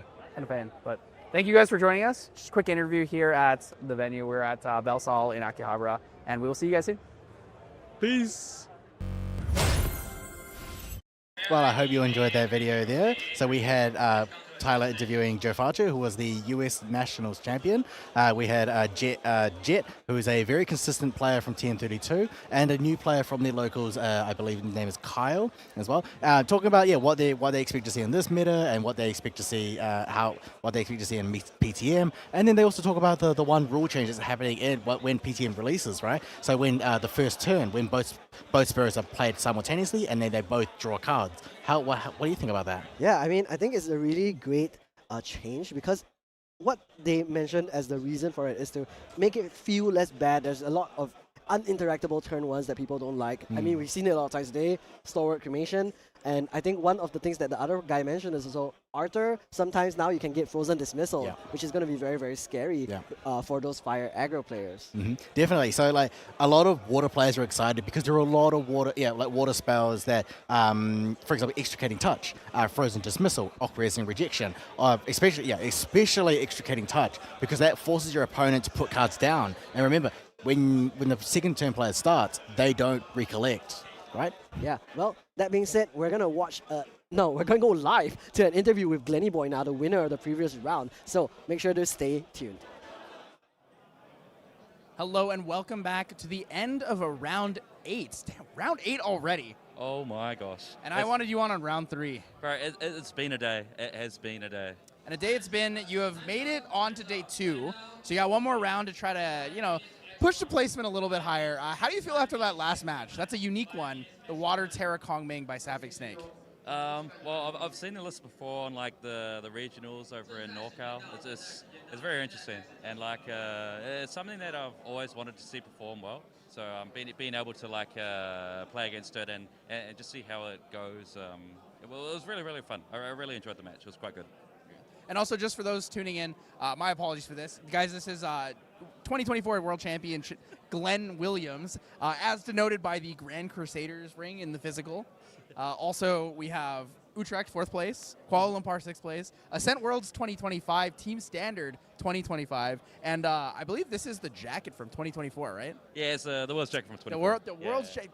He's the goatest of goats, not the hanky. I'm just washed though. I'm okay? so washed. He says I'm washed, but his Ascent Worlds 2025 winning team was named We Are Washed. The winning team, by the way. Let's talk about your deck list. So first of all, you are Mr. Merlin. You are him. You're him. Why did you take out her favorite thing, the Majestic Spirit? Card's bad. It's just bad. You can't run it now. There's too much answers to it. It's why put your whole hand down when you can just kill them instead. Okay, that's a pretty valid statement. In your deck list, you're running standard defensive Regalia, right? Terrafring and Safeguard Amulet. Yep. We've seen a lot of people here who are not running the Safeguard Amulet in the main, or some people who aren't running at all. Right, that's crazy. You definitely need both Terraf and Safeguard in this meta right now. It's too volatile. You can just die to anything right now. Yeah, especially knowing that there's Fractals players out here. There's a couple Razor Gale players here and there. And Majestic Spirit really doesn't save you against Razor Gale either. We've seen at Ascent Niagara, Ascent Auckland, it gets around it. So talk to me about it. There's 2 more things that I had about your main deck that I was interested in. The first one is you actually took out Sword of Seeking and focused on Sword of Shadows plus the Inert Sword. Why did you do that? So the main reason for that is just applying the early pressure. So the way they've built the deck is to be as aggressive as possible with the cat, the 3 of Hearts, the Flame Runes. Like we're really trying to push as much board pressure as possible. I think we're running something like 27 allies. It's actually cooked. It's a Henki the Goat Merlin list. Literally, you saw me in that game there. I was playing Fire level 1 Lorraine allies. Hit him with a Sudden Steel. Take him to 9. That's actually crazy. It's nuts. It's nuts. So I guess that's also the reason why you're running so many Undying Dreams, right? Because the value of Undying onto an ephemeral liminal guide really pushes your damage forward, right? I mean, to be honest, I haven't even done that combo once. This event, I should say. But the main reason Sure did a lot to me when we were testing that one time. Yeah, sorry. It's more to keep your units alive, Like you play a Terrafring, you've got a Pendragon out, they try and swing 4 to clear it. Boom, you can Undying it, keep it alive. Force them to put 2 more cards down, and then come in for a lethal swing on the next turn.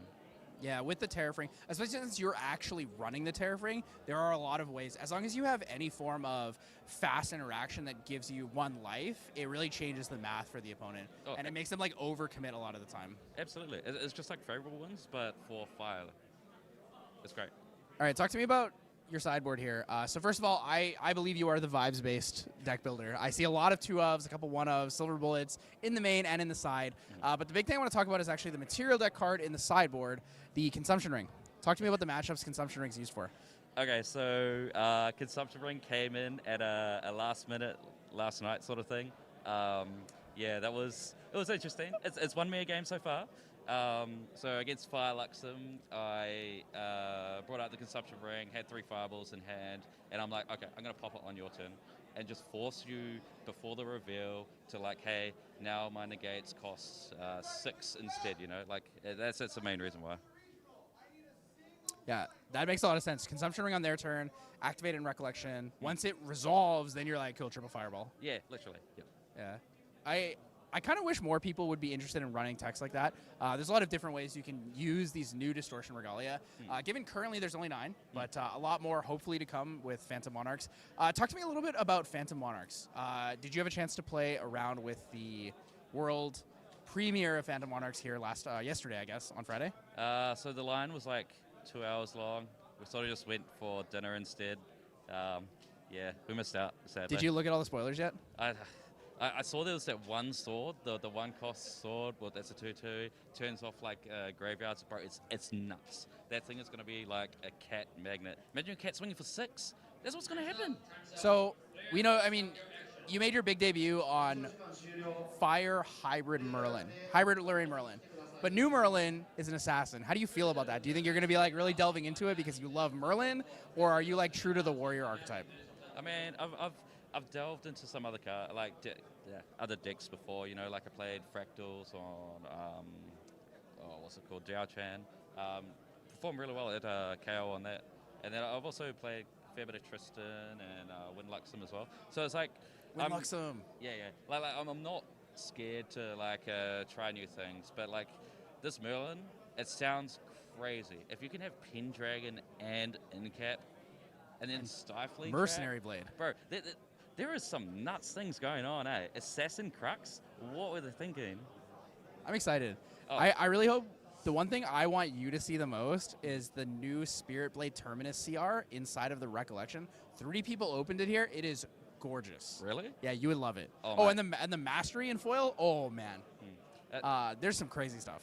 Another thing to note is that like Crux Sight in the Assassin deck actually sounds kind of cool.